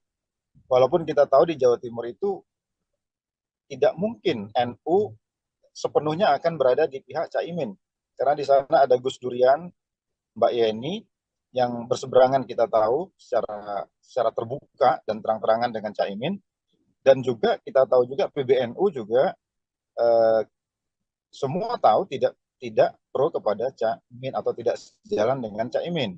Nah, tetapi dengan masuknya Mbak Yeni ke Ganjar kemarin dari deklarasi yang ada, itu juga membuat Jawa Timur menjadi, Nahdlatul Ulama di Jawa Timur menjadi tidak sepenuhnya bisa dikuasai oleh Anies Baswedan. Kalau Jawa Tengah kita lihat tentu ini kan basisnya PDIP, tentu Ganjar punya peluang yang besar. Nah, Anies digadang-gadang akan membawa aura di Jawa Barat. Kalau kita lihat dari peta ini, tentu saja Jawa tidak akan setuju, Jawa tidak akan menjadi basisnya Anies. Mungkin Jawa itu adalah Jawa Barat, sebagian di Jawa Barat, sebagaimana survei yang kita baca di akhir, Anies hanya menang di Jawa Barat. Karena itu wajar kalau Sumatera menjadi pertaruhan, karena Sumatera ini pada saat 5 tahun yang lalu head to head antara Jokowi dan Prabowo, memang ini kecenderungan Prabowo, dan itu yang menurut saya yang ingin diambil alih oleh Anies. Jadi wajar kalau Anies sekarang fokus ke Sumatera, karena memang ini peluang Anies untuk menggantikan posisi Prabowo di Sumatera. Walaupun tentu saja ini kan tidak mudah, karena kita punya 3 calon presiden, ada Prabowo yang tentu saja juga akan mengidentifikasi apa yang dulu dia lakukan di Sumatera dengan 5 tahun dengan hari ini, dan tentu saja juga ada Mas Ganjar yang juga ingin juga mewarisi apa yang didapat dari Presiden Jokowi di 5 tahun yang lalu. Jadi saya kira saya setuju bahwa ini kerja keras dari Anies dan tim untuk Sumatera, walaupun menurut saya tidak sepenuhnya itu akan bisa mengcopy paste suara Pak Prabowo di Anies. Itu, Mbak. Lantas Bang, kalau melihat unsur PKB dan juga Caimin yang lekat dengan Jawa Timur, sebenarnya apakah faktor Caimin memang tidak begitu besar untuk Anies mendulang suara di Jawa Timur, Bang? Iya, karena kita tahu ya, di Jawa Timur ini sangat unik karena ada PBNU yang secara struktural, walaupun ada pesantren-pesantren yang secara kultural. Jadi ada 2 dimensi pendekatan di NU, satu pendekatan struktural, PBNU, yang menguasai struktur sampai ke bawah, ke tingkat ranting atau desa, tapi ada juga pemilih-pemilih kultural di pesantren-pesantren. Nah, Caimin dia tidak akan mampu menguasai struktural, karena struktur ini kan struktur PBNU yang jelas-jelas berseberangan. Bahkan PBNU dianggap cenderung, atau ketua PBNU cenderung didukung sebetulnya oleh Gus Durian dan NU-NU yang basisnya tidak di Caimin. Oleh karena itu, Caimin tidak akan mendapatkan peluang yang optimum kalau ingin meraih NU di Jawa Timur. Oleh karena itu, sekali lagi, kalau seandainya struktur PBNU kelihatan terpublish mendukung yang lain di luar Caimin, apakah itu Pak Ganjar atau Prabowo, saya kira Caimin akan mendapati seteru yang signifikan, dan Caimin tidak akan meraih suara yang optimal, itu sudah bisa kita pastikan. Dan ada kesan PBNU sekarang ini, kalau kita lihat dari simbol Khofifah di sana dan juga ada simbol Mbak Yeni, ya kemungkinan juga dipastikan mereka tidak akan ke Caimin, dan mungkin bisa saja ke Ganjar sebagaimana yang kesan-kesan yang ditangkap oleh publik hari ini, atau ke Pak Prabowo. Lalu Bang, Jatim ini selain sosok Caimin di kubu Ganjar juga ada Mahfud MD nih yang dinilai mewakili NU.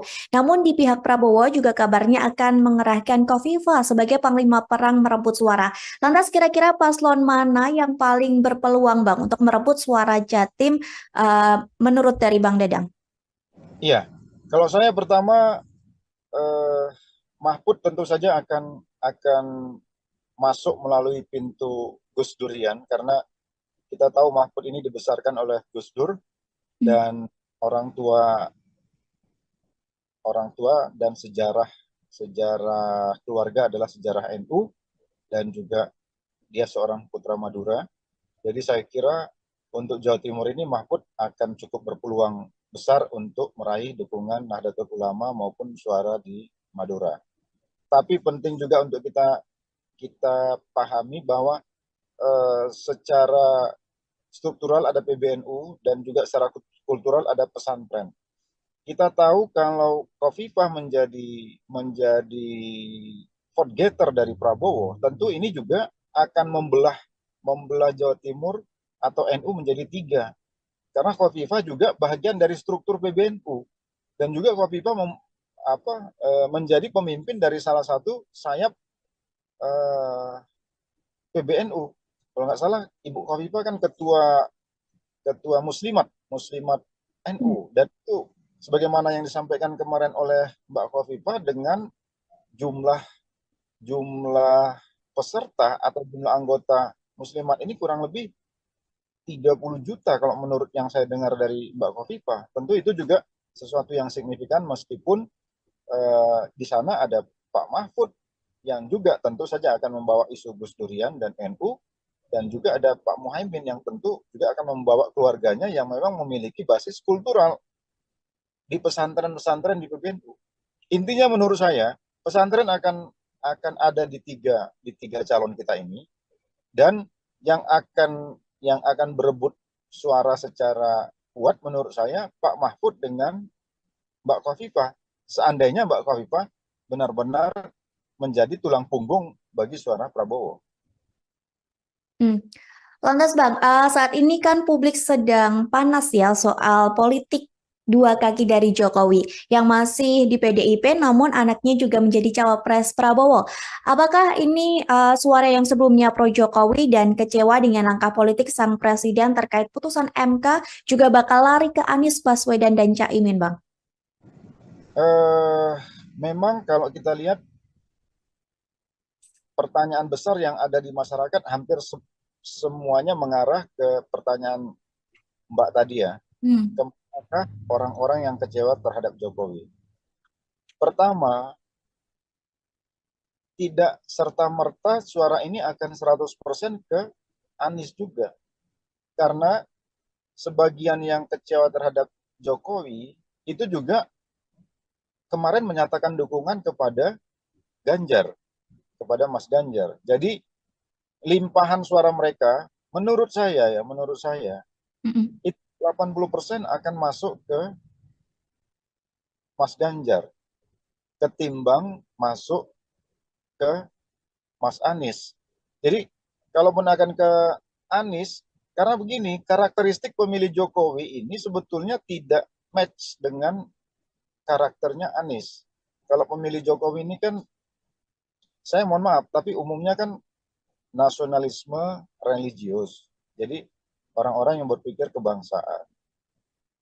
Mas Anies ini kan dianggap didukung oleh kelompok-kelompok Islam yang dalam tanda petik Islam yang keras, misalnya gitu ya. Dulu ada FPI yang basisnya di Jawa itu ke Prabowo atau ke Anies sekarang ini gitu, dan seterusnya dan seterusnya. Paling tidak citra itu melekat di Anies.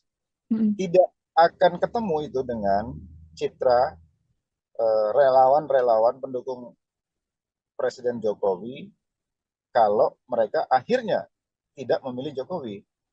Jadi kecenderungannya menurut saya akan lebih besar ke Ganjar. Kekecewaan itu akan terlampiaskan ketimbang di Anies, menurut saya. Karena ada perbedaan seperti tadi yang dibilang oleh Bang Dadang seperti itu ya, antara relawan Jokowi dengan program dari Anies dan Caimin. Iya, iya. Mm-mm. Lantas Bang, Prabowo dan Ganjar berebut suara di Jawa. Anies coba memainkan suara di Sumatera. Lantas jika Pilpres tak berhasil satu putaran, menurut Bang Dadang, paslon mana yang akan bertarung di putaran kedua nantinya Bang? Aduh, ini pertanyaan. Tapi begini Mbak, kalau analisis saya, Hmm. eh, paslon yang luar biasa itu adalah paslon Anies Baswedan. Karena mereka ini punya dukungan yang luar biasa, dan biasanya mereka mandiri sekali dalam segi keuangan. Sementara paslon Prabowo itu dan paslon Ganjar hampir sama. Jadi kayak ini paslon-paslon yang, apalagi Pak Prabowo, karena di belakangnya ada Erick Thohir, kelihatan yang terbaca itu adalah gegap gempitanya dari segi pendanaan ya. Hmm. Hal yang sama juga ada di Ganjar, meskipun tidak kelihatan sementereng apa yang ada di kubu Prabowo, apalagi ada Presiden Jokowi di balik itu semua. Tapi menurut saya, Mas Anies ini pendukungnya tidak terlalu masif dia. Jadi kantong-kantongnya tertentu, tidak akan melampaui dukungan masyarakat terhadap Pak Prabowo dan Pak Ganjar. Jadi mohon maaf, kalau saya melihat hari ini, yang akan, kalaupun ada 2 putaran, yang akan maju itu adalah Mas Ganjar dengan Prabowo, Hmm. bukan dengan Anies kalau menurut saya. Mohon maaf, tapi yang saya lihat seperti itu. Militansi pendukung Anies itu luar biasa, tapi tidak masif dia. Jadi dia punya kantong-kantong yang yang luar biasa, yang ada dan mandiri, tapi tidak banyak. Itu Mbak. Hmm. Lantas Bang, kita kan masih menunggu masa kampanye ya dan sesi debat yang tentunya nanti akan ada perubahan situasi politik. Menurut Bang Dadang ke depannya, apa yang akan ada kejutan-kejutan dari Bang Dadang sendiri? Menurut Bang Dadang. Eh, saya akan terkejut kalau Mas Gibran mau mundur dengan sukarela sebelum apa yang diputuskan oleh mahkamah. Saya akan terkejut itu kalau dia mau mundur. Tapi kalau itu tidak terjadi, ya sebetulnya nggak banyak kejutan, karena kita sudah tahu ceruk dari 3 pasangan ini seperti apa, dan bagaimana sekarang ini Mas Ganjar dan Mas Anies berupaya untuk menetralisir persangkaan mereka dengan apa yang akan digunakan oleh Jokowi terhadap aparat, apakah itu TNI maupun Polri. Itu sekarang yang terjadi hari ini. Jadi kalaupun pertarungan ini sengit, itu sebetulnya pertarungan untuk menghentikan upaya-upaya Jokowi untuk memanfaatkan seluruh fasilitas peralatan negara dalam politik. Sebagaimana yang disinyalir ini juga digunakan pada 5 tahun yang lalu. Itu mungkin yang, nah soal itulah yang menurut saya yang mungkin out of the box nanti akan terjadi. Apa yang bisa dilakukan oleh dua paslon ini gitu. Karena kelihatan wacana-wacana ini menurut saya sudah membanjiri kanal-kanal media sosial ini di beberapa hari terakhir ini. Terlebih hari ini orang menunggu putusan MK itu juga apakah Pak Jimli dan teman-teman ini juga punya kejutan, kita tidak tahu. Tapi kita melihat walaupun pernyataan-pernyataan MK ini kecenderungannya menghukum ketua MK. Dan apakah itu bisa sampai membatalkan putusannya sehingga menganulir Mas Gibran dan mengganti Mas Gibran kepada Erick Thohir sebagaimana yang digadang-gadang di kubu Prabowo. Mungkin itu salah satu kejutannya. Tapi kalau tidak, ya kejutan itu akan muncul di pertarungan yang akan datang itu, khususnya pada isu pemanfaatan atau dugaan pemanfaatan alat-alat negara dalam politik. Saya kira itu, Mbak. Terakhir Bang Dadang, mengenai putusan MK yang rencananya akan dibacakan nanti pada Selasa 7 November mendatang. Apakah menurut Bang Dadang putusan MK ini bisa mengubah dari putusan MK sebelumnya soal batas usia Capres-Cawapres, Bang? Menurut saya begini, kalau MK memutuskan bahwa apa yang dilakukan oleh Mahkamah pada saat itu salah, melanggar etik, maka secara etika juga mestinya Mas Gibran mundur. Kalau MK seandainya memutuskan bahwa secara etik hakim Mahkamah Konstitusi itu bersalah atau melanggar kode etik, kan nanti yang ditunggu masyarakat putusannya seperti itu. Apakah putusan MK ini memastikan bahwa para hakim Mahkamah Konstitusi melanggar kode etik atau tidak, kan gitu. Seandainya putusannya hakim MK melanggar kode etik, secara etika juga artinya Mas Gibran mestinya mundur dengan legowo. Mestinya, karena ini soal etik. Walaupun secara hukum, kalau kita lihat kan etika Indonesia ini kan nggak berhubungan dengan normanya ya, norma hukum.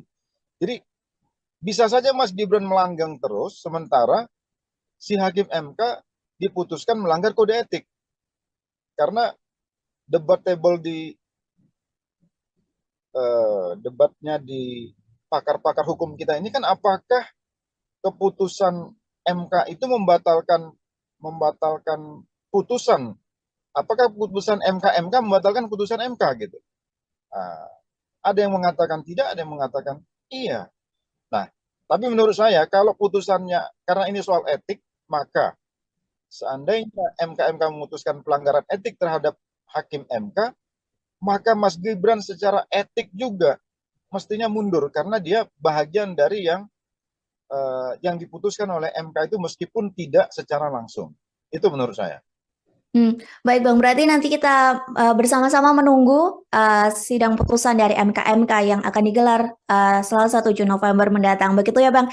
Terima kasih Bang Dadang atas waktunya sudah berkenan untuk berbincang bersama kami di Tribun On Focus. Semoga di lain kesempatan kita bisa berbincang lagi Bang. Terima kasih Bang. Tribuners, demikian Tribun On Focus hari ini. Saya Mariana Nanda Pestakru yang bertugas pamit undur diri. Terima kasih dan sampai jumpa. Download Tribun X sekarang. Menghadirkan lokal menjadi Indonesia. Secara etika juga mestinya Mas Gibran mundur. Jadi kalaupun pertarungan ini sengit, itu sebetulnya pertarungan untuk menghentikan upaya-upaya Jokowi untuk memanfaatkan seluruh fasilitas peralatan negara dalam politik.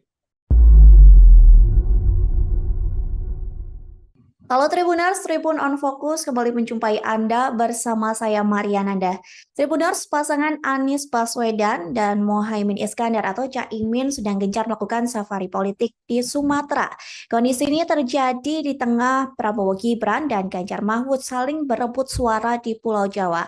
Lantas, apakah bergesernya Anies Caimin ke Sumatera sebagai gambaran keputusasaan mereka meraih suara di Jawa? Mengenai hal ini kita akan membahasnya bersama dengan pengamat politik Sumatera Utara, ada Dadang Darmawan. Kita sapa terlebih dahulu di sana. Sebelumnya terima kasih Bang sudah menyempatkan waktunya untuk bergabung bersama kami di Tribun on Fokus hari ini. Seperti yang tadi sudah saya sampaikan di pengantar bahwa Anies Baswedan dan Caimin sedang gencar begitu ya untuk safari politik di daerah Sumatera. Gimana tanggapan Bang Dadang mengenai hal ini? Iya, terus terang kami memahami dan mengerti bahwa apa yang dilakukan oleh Anies di Sumatera, khususnya di Sumatera Utara hari ini, tentu saja ada atau berupaya untuk meraih pemilih di Sumatera Utara, dan saya kira itu sangat masuk akal di mana pemilu hari ini Sumatera Utara itu sendiri ada kurang lebih 10 jutaan suara yang diperebutkan, terbesar di Pulau Sumatera, melampaui Lampung yang 6 juta sekian maupun di Sumatera Selatan, dan tentu ini salah satu pemilih terbesar di luar Pulau Jawa. Dan beberapa waktu yang lalu kebetulan kami juga sedang roadshow di Simalungun, jadi berpapasan dengan Pak Anies dan teman-teman yang sedang menuju Hatonduhan di Simalungun. Jadi kami yakin bahwa pastilah Pak Anies dan timnya akan berupaya sekuat tenaga untuk meraih dukungan yang signifikan di Sumatera ini, karena Sumatera ini tentu saja satu pulau yang dengan kekuatan 40 jutaan suara yang tentu saja sangat mempengaruhi kemenangan dari semua tim termasuk Pak Anies dan terkhusus di Sumatera Utara. Saya kira demikian, Mbak. Lantas Bang, program yang direncanakan oleh Anies dan Caimin seperti yang diketahui bertolak belakang atau kontra dengan program dari pemerintahan Jokowi atau pemerintahan sebelumnya. Apakah hal ini ada hubungannya atau ada korelasinya dengan langkah safari politik yang dilakukan Anies Baswedan dan Caimin ke Sumatera Utara? Kalau dilihat dari latar belakang agenda perubahan atau antitesis program-program pembangunan Anies terhadap Jokowi, kita juga memahami karena pada saat itu ada 3 partai politik yang berada di luar pemerintahan Jokowi yang digadang-gadang akan mendukung Anies Baswedan. Yang pertama adalah Demokrat, kedua PKS, dan ketiga Nasdem ya. Meskipun Nasdem pada saat itu ada di dalam pemerintahan Jokowi, namun Surya Paloh sudah out of the box ya, keluar dari kotak Presiden Jokowi atau koalisi Jokowi pada saat itu dengan mendukung lebih dahulu Anies Baswedan. Dengan cara pandang seperti itu, tentu perbedaan program dan visi terhadap pemerintahan Jokowi tentu saja akan bertolak belakang. Dan itu memang sesuatu yang direncanakan, dan itu frame yang menurut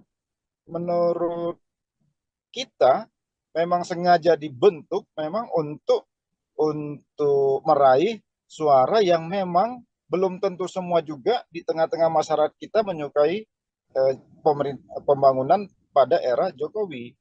Jadi, nah hari ini dengan roadshow seperti ini, menurut saya ini adalah momentum sebetulnya untuk menyebarluaskan bahwa ada agenda besar perubahan yang dibawa oleh Anies Baswedan, dan itu tentu saja akan menampung masyarakat yang selama ini kontra terhadap pembangunan Presiden Jokowi. Karena kita harus ingat, tidak semua masyarakat juga pro terhadap Jokowi selama 5 tahun terakhir. Meskipun suara-suara di daerah-daerah ya tidak terlalu terdengar di publik atau terpublish secara nasional, tapi suara-suara yang ingin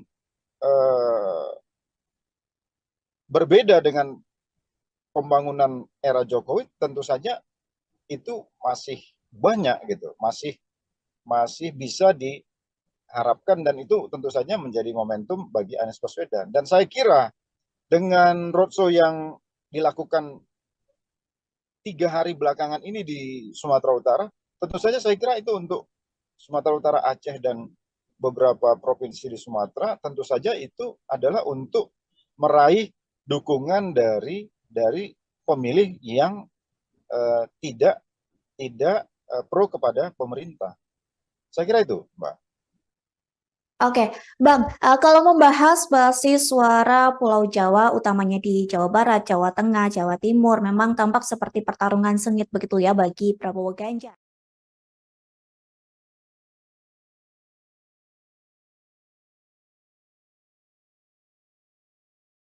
Apakah pasangan Anies dan Caimin ini seolah tampak tak pede atau tidak percaya diri untuk ikut berupaya merebut suara di Jawa? Memang kalau kita lihat dengan isu Nahdlatul Ulama yang dibawa oleh Caimin, tentu Jawa Timur pada tahap awal pencalonan Anies Baswedan seolah Anies Baswedan dan Caimin itu mendapat peluang di Jawa Timur. Walaupun kita tahu di Jawa Timur itu tidak mungkin NU sepenuhnya akan berada di pihak Caimin. Karena di sana ada Gus Durian, Mbak Yeni, yang berseberangan kita tahu secara terbuka dan terang-terangan dengan Caimin. Dan juga kita tahu juga PBNU juga semua tahu tidak pro kepada Caimin atau tidak sejalan dengan Caimin. Nah, tetapi dengan masuknya Mbak Yeni ke Ganjar kemarin dari deklarasi yang ada, itu juga membuat Jawa Timur menjadi, Nahdlatul Ulama di Jawa Timur menjadi tidak sepenuhnya bisa dikuasai oleh Anies Baswedan. Kalau Jawa Tengah kita lihat tentu ini kan basisnya PDIP, tentu Ganjar punya peluang yang besar. Nah, Anies digadang-gadang akan membawa aura di Jawa Barat. Kalau kita lihat dari peta ini, tentu saja Jawa tidak akan setuju, Jawa tidak akan menjadi basisnya Anies. Mungkin Jawa itu adalah Jawa Barat, sebagian di Jawa Barat, sebagaimana survei yang kita baca di akhir, Anies hanya menang di Jawa Barat. Karena itu wajar kalau Sumatera menjadi pertaruhan, karena Sumatera ini pada saat 5 tahun yang lalu head to head antara Jokowi dan Prabowo, memang ini kecenderungan Prabowo, dan itu yang menurut saya yang ingin diambil alih oleh Anies. Jadi wajar kalau Anies sekarang fokus ke Sumatera, karena memang ini peluang Anies untuk menggantikan posisi Prabowo di Sumatera. Walaupun tentu saja ini kan tidak mudah, karena kita punya 3 calon presiden, ada Prabowo yang tentu saja juga akan mengidentifikasi apa yang dulu dia lakukan di Sumatera dengan 5 tahun dengan hari ini, dan tentu saja juga ada Mas Ganjar yang juga ingin juga mewarisi apa yang didapat dari Presiden Jokowi di 5 tahun yang lalu. Jadi saya kira saya setuju bahwa ini kerja keras dari Anies dan tim untuk Sumatera, walaupun menurut saya tidak sepenuhnya itu akan bisa mengcopy paste suara Pak Prabowo di Anies. Itu, Mbak. Lantas Bang, kalau melihat unsur PKB dan juga Caimin yang lekat dengan Jawa Timur, sebenarnya apakah faktor Caimin memang tidak begitu besar untuk Anies mendulang suara di Jawa Timur, Bang? Iya, karena kita tahu ya, di Jawa Timur ini sangat unik karena ada PBNU yang secara struktural, walaupun ada pesantren-pesantren yang secara kultural.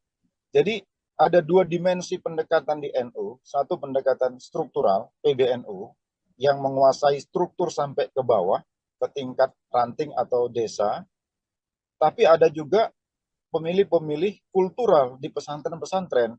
Nah, Caimin dia tidak akan mampu menguasai struktural karena struktur ini kan struktur PBNU yang jelas-jelas berseberangan. Bahkan PBNU dianggap cenderung atau ketua PBNU cenderung didukung sebetulnya oleh Gus Durian dan NU-NU yang basisnya tidak di Caimin. Oleh karena itu, Caimin tidak akan mendapatkan peluang yang optimum kalau ingin meraih NU di Jawa Timur.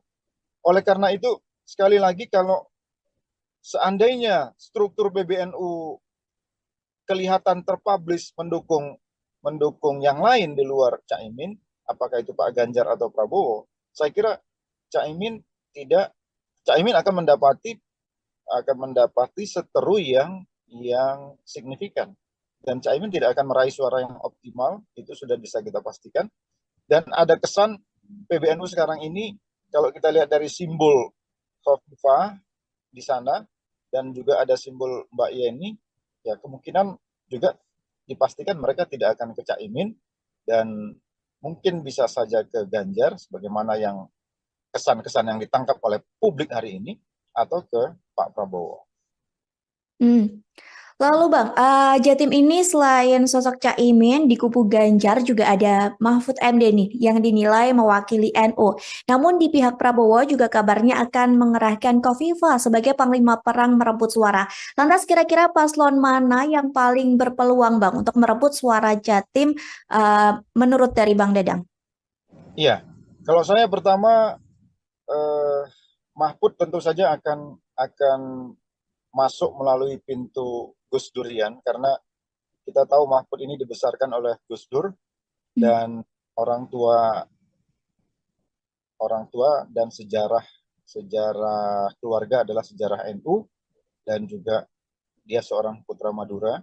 Jadi saya kira untuk Jawa Timur ini Mahfud akan cukup berpeluang besar untuk meraih dukungan Nahdlatul Ulama maupun suara di Madura. Tapi penting juga untuk kita pahami bahwa secara struktural ada PBNU dan juga secara kultural ada pesantren. Kita tahu kalau Khofifah menjadi vote getter dari Prabowo, tentu ini juga akan membelah Jawa Timur atau NU menjadi tiga. Karena Khofifah juga bagian dari struktur PBNU dan juga Khofifah menjadi pemimpin dari salah satu sayap PBNU. Kalau nggak salah, Ibu Khofifah kan ketua Muslimat NU, dan itu sebagaimana yang disampaikan kemarin oleh Mbak Khofifah dengan jumlah peserta atau jumlah anggota Muslimat ini kurang lebih 30 juta kalau menurut yang saya dengar dari Mbak Khofifah. Tentu itu juga sesuatu yang signifikan meskipun di sana ada Pak Mahfud yang juga tentu saja akan membawa isu Gus Durian dan NU, dan juga ada Pak Muhaimin yang tentu juga akan membawa keluarganya yang memang memiliki basis kultural di pesantren-pesantren di PBNU.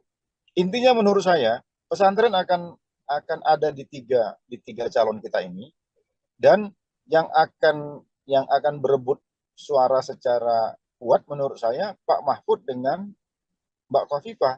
Seandainya Mbak Khofifah benar-benar menjadi tulang punggung bagi suara Prabowo.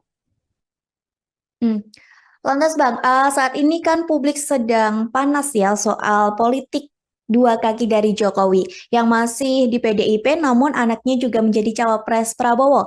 Apakah ini suara yang sebelumnya pro Jokowi dan kecewa dengan langkah politik sang presiden terkait putusan MK juga bakal lari ke Anies Baswedan dan Caimin Bang? Memang kalau kita lihat pertanyaan besar yang ada di masyarakat hampir semuanya mengarah ke pertanyaan Mbak tadi ya. Apakah orang-orang yang kecewa terhadap Jokowi? Pertama, tidak serta-merta suara ini akan 100% ke Anies juga.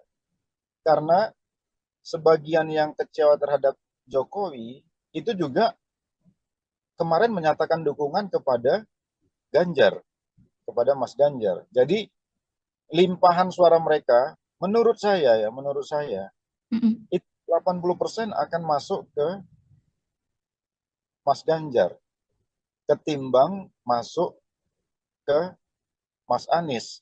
Jadi kalaupun akan ke Anies, karena begini, karakteristik pemilih Jokowi ini sebetulnya tidak match dengan karakternya Anies.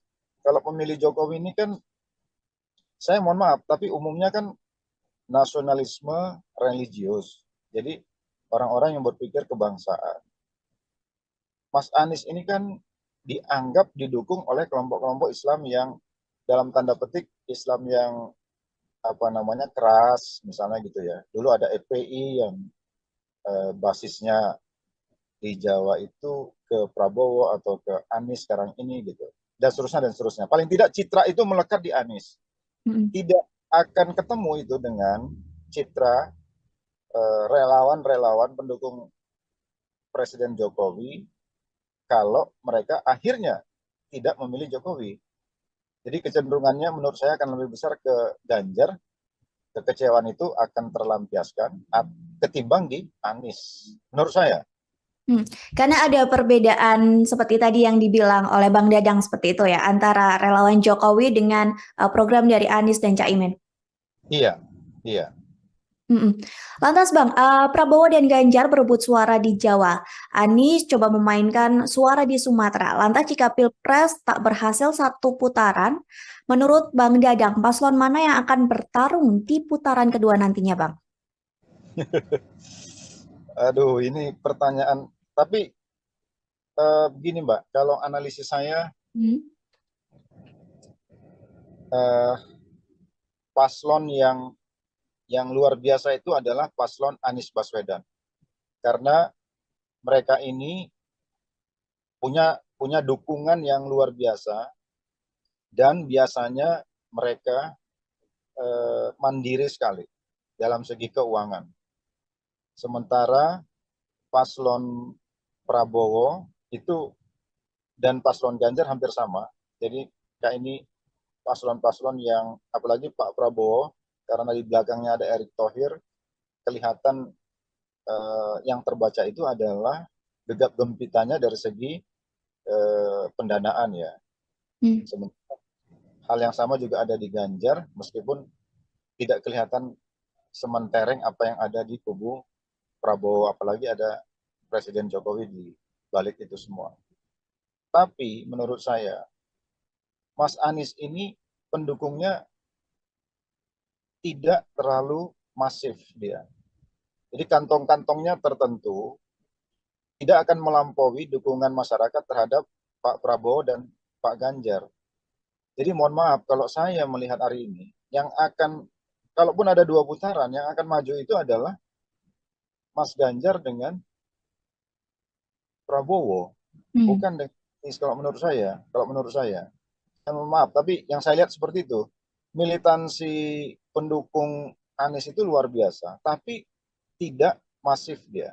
Jadi dia punya kantong-kantong yang yang luar biasa, yang ada dan mandiri, tapi tidak banyak. Itu Mbak. Hmm. Lantas Bang, kita kan masih menunggu masa kampanye ya dan sesi debat yang tentunya nanti akan ada perubahan situasi politik. Menurut Bang Dadang ke depannya, apa yang akan ada kejutan-kejutan dari Bang Dadang sendiri?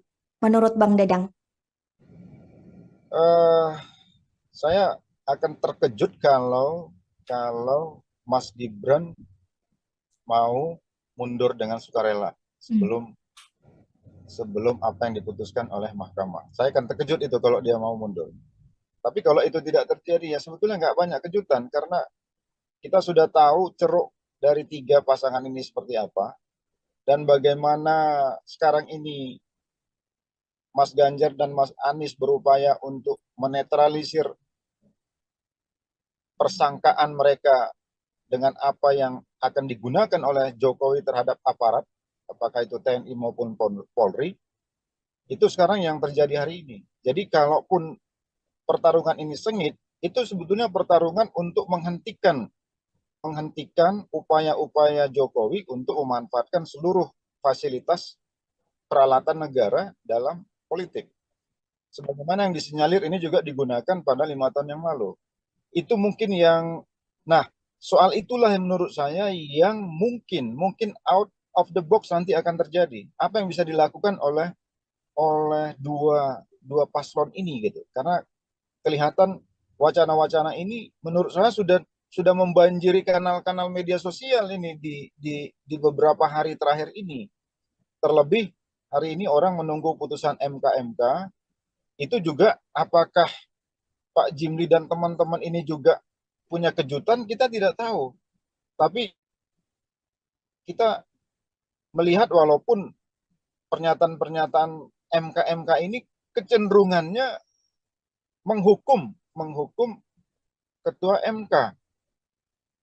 Dan apakah itu bisa sampai membatalkan putusannya sehingga menganulir Mas Gibran dan mengganti Mas Gibran kepada Erick Thohir sebagaimana yang digadang-gadang di kubu Prabowo. Mungkin itu salah satu kejutannya. Tapi kalau tidak, ya kejutan itu akan muncul di pertarungan yang akan datang itu, khususnya pada isu pemanfaatan atau dugaan pemanfaatan alat-alat negara dalam politik.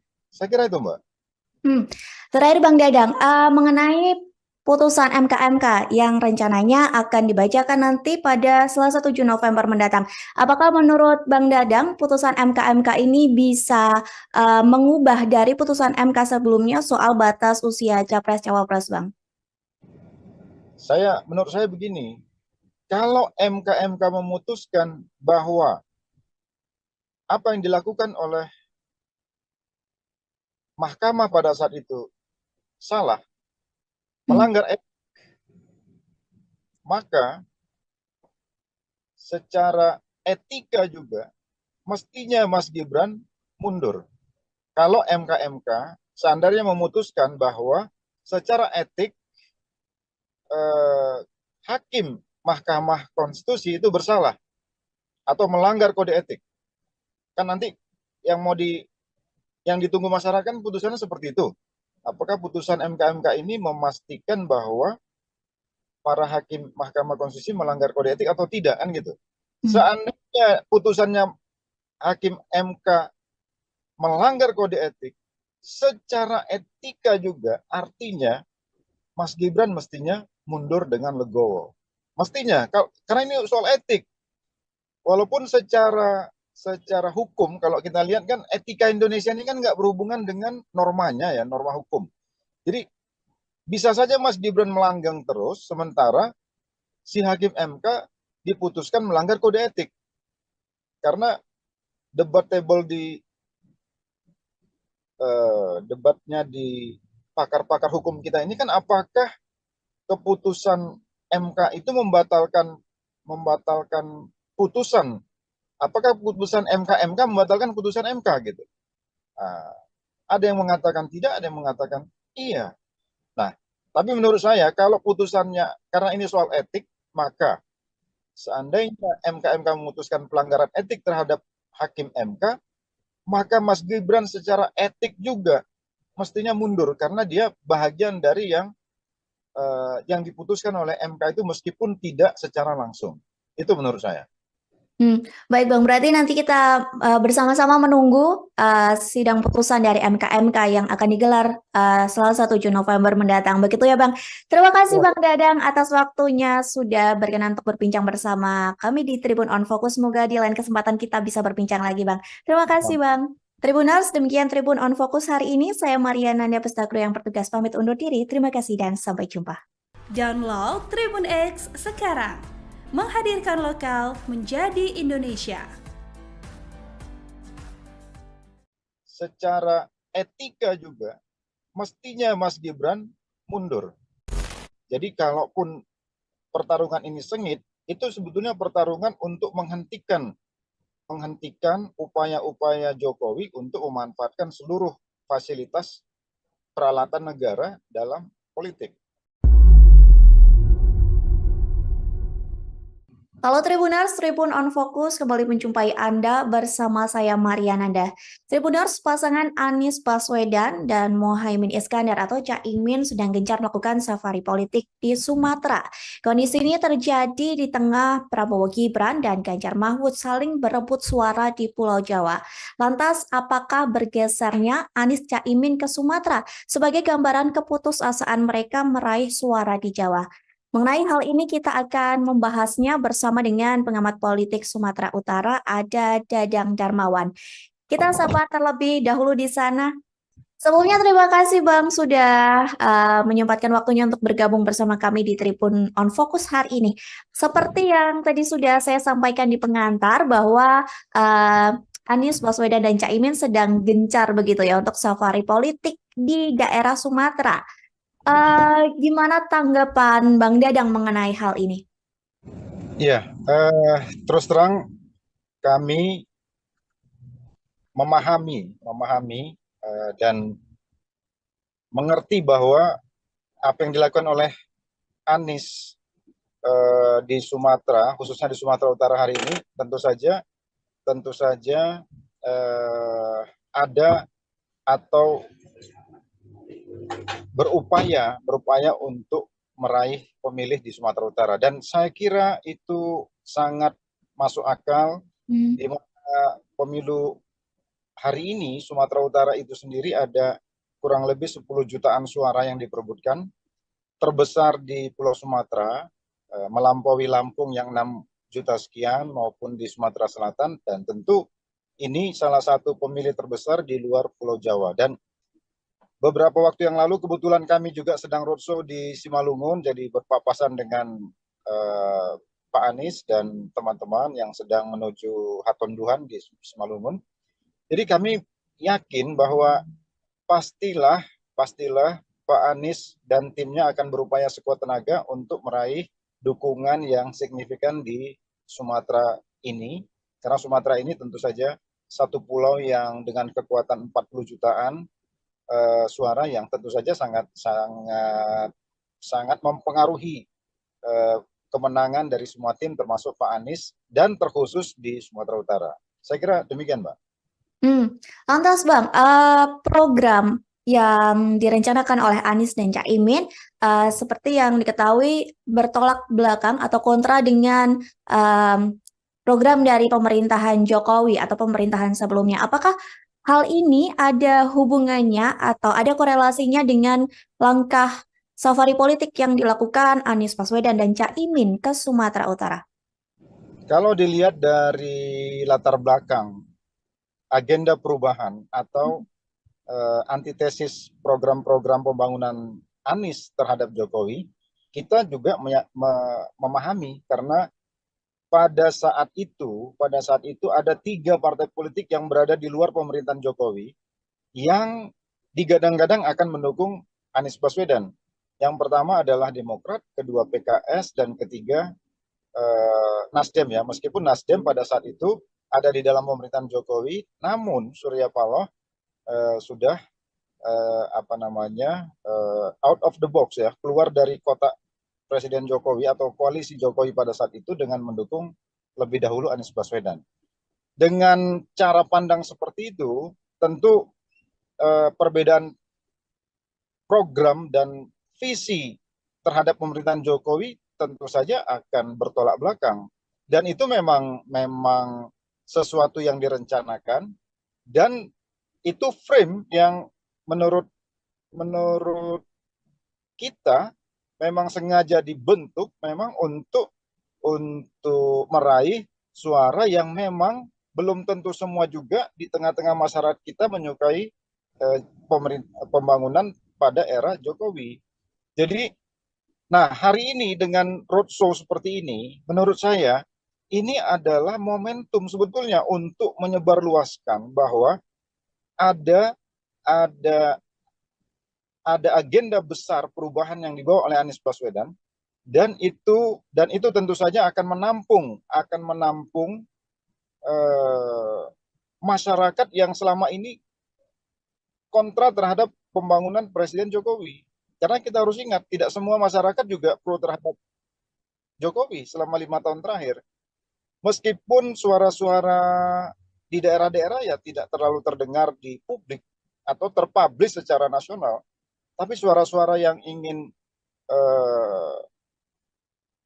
berbeda dengan pembangunan era Jokowi tentu saja itu masih banyak gitu, masih bisa diharapkan, dan itu tentu saja menjadi momentum bagi Anies Baswedan. Dan saya kira dengan roadshow yang dilakukan 3 hari belakangan ini di Sumatera Utara, tentu saja saya kira itu untuk Sumatera Utara, Aceh, dan beberapa provinsi di Sumatera, tentu saja itu adalah untuk meraih dukungan dari pemilih yang tidak pro kepada pemerintah. Saya kira itu, Mbak. Oke, Bang, kalau membahas basis suara Pulau Jawa, utamanya di Jawa Barat, Jawa Tengah, Jawa Timur, memang tampak seperti pertarungan sengit begitu ya bagi Prabowo Ganjar.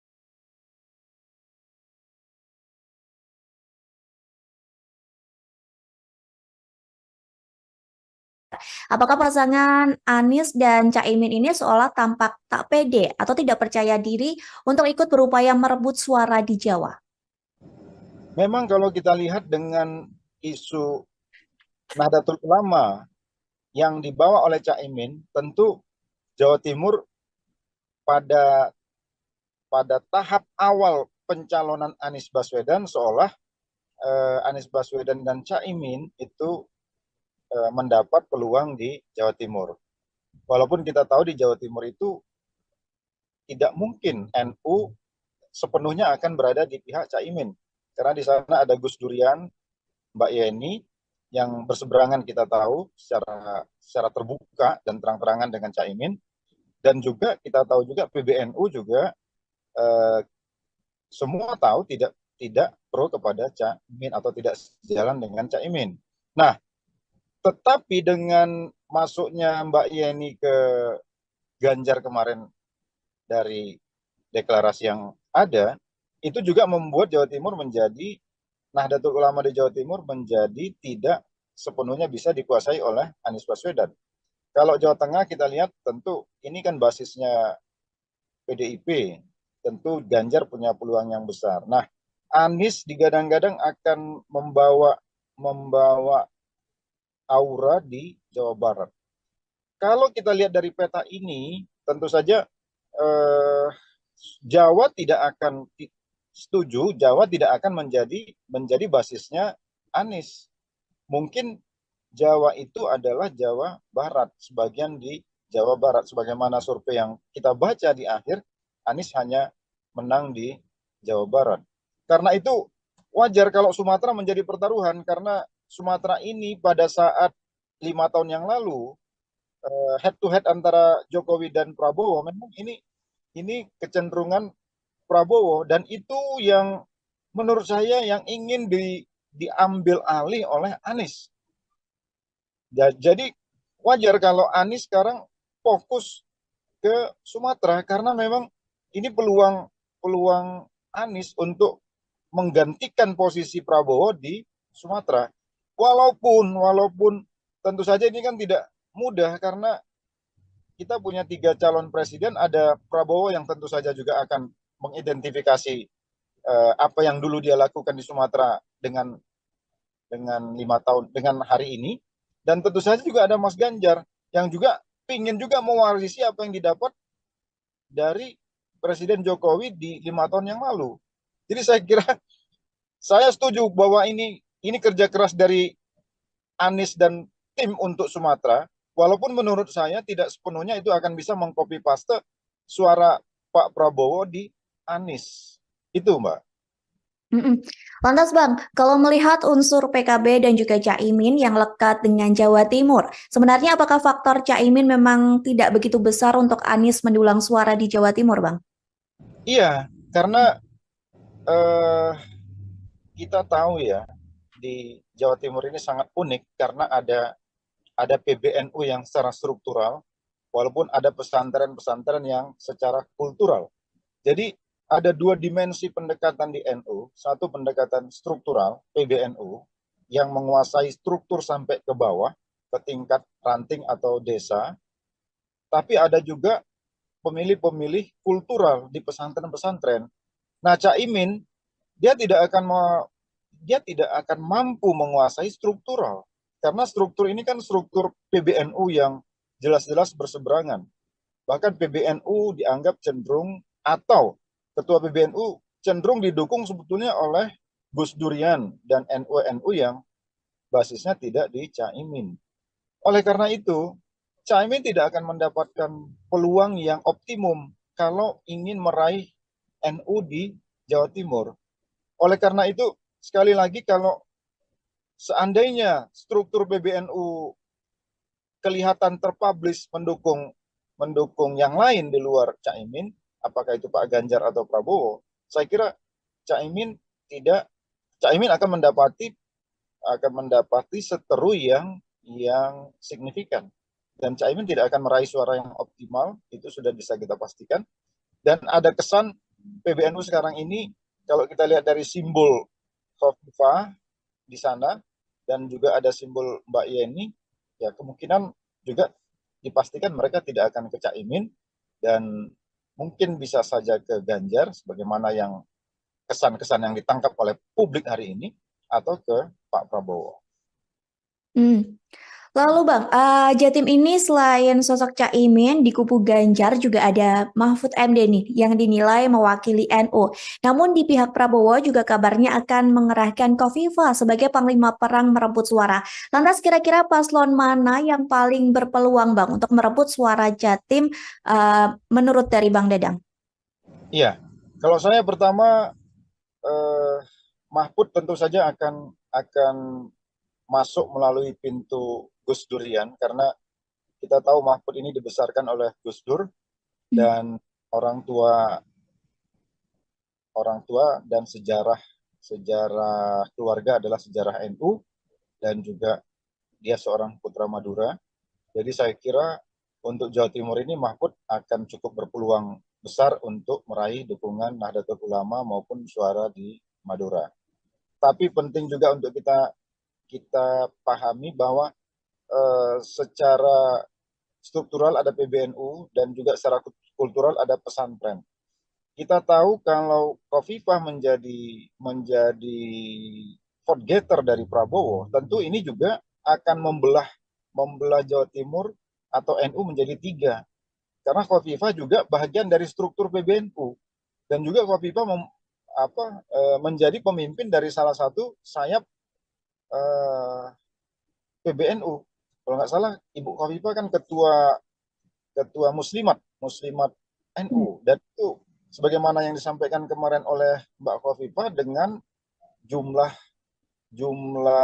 peserta atau jumlah anggota muslimat ini kurang lebih 30 juta kalau menurut yang saya dengar dari Mbak Khofifah. Tentu itu juga sesuatu yang signifikan, meskipun di sana ada Pak Mahfud yang juga tentu saja akan membawa isu Gus Durian dan NU, dan juga ada Pak Muhaimin yang tentu juga akan membawa keluarganya yang memang memiliki basis kultural di pesantren-pesantren di PBNU. Intinya menurut saya pesantren akan ada di tiga calon kita ini, dan yang akan berebut suara secara kuat menurut saya Pak Mahfud dengan Mbak Khofifah. Seandainya Mbak Khofifah benar-benar menjadi tulang punggung bagi suara Prabowo. Lantas Bang, saat ini kan publik sedang panas ya soal politik dua kaki dari Jokowi yang masih di PDIP, namun anaknya juga menjadi cawapres Prabowo. Apakah ini suara yang sebelumnya pro Jokowi dan kecewa dengan langkah politik sang presiden terkait putusan MK juga bakal lari ke Anies Baswedan dan Caimin, Bang? Memang kalau kita lihat pertanyaan besar yang ada di masyarakat hampir semuanya mengarah ke pertanyaan Mbak tadi ya. Apakah orang-orang yang kecewa terhadap Jokowi?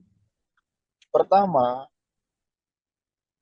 tidak serta-merta suara ini akan 100% ke Anies juga.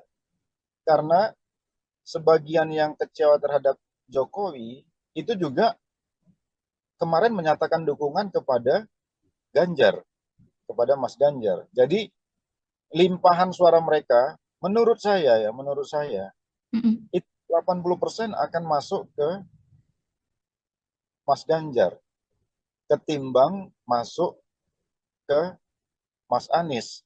Jadi kalaupun akan ke Anies, karena begini, karakteristik pemilih Jokowi ini sebetulnya tidak match dengan karakternya Anies. Kalau pemilih Jokowi ini kan, saya mohon maaf, tapi umumnya kan nasionalisme religius. Jadi orang-orang yang berpikir kebangsaan.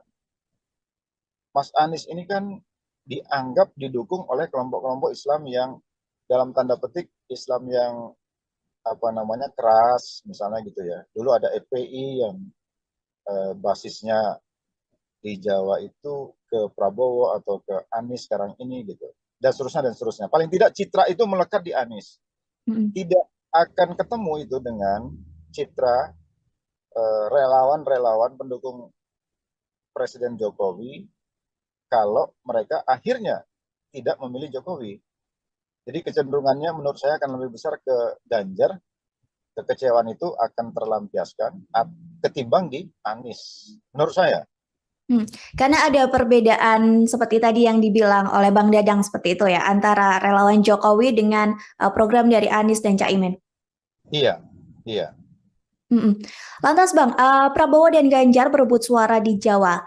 Anies coba memainkan suara di Sumatera. Lantas jika Pilpres tak berhasil satu putaran, menurut Bang Dadang, paslon mana yang akan bertarung di putaran kedua nantinya Bang?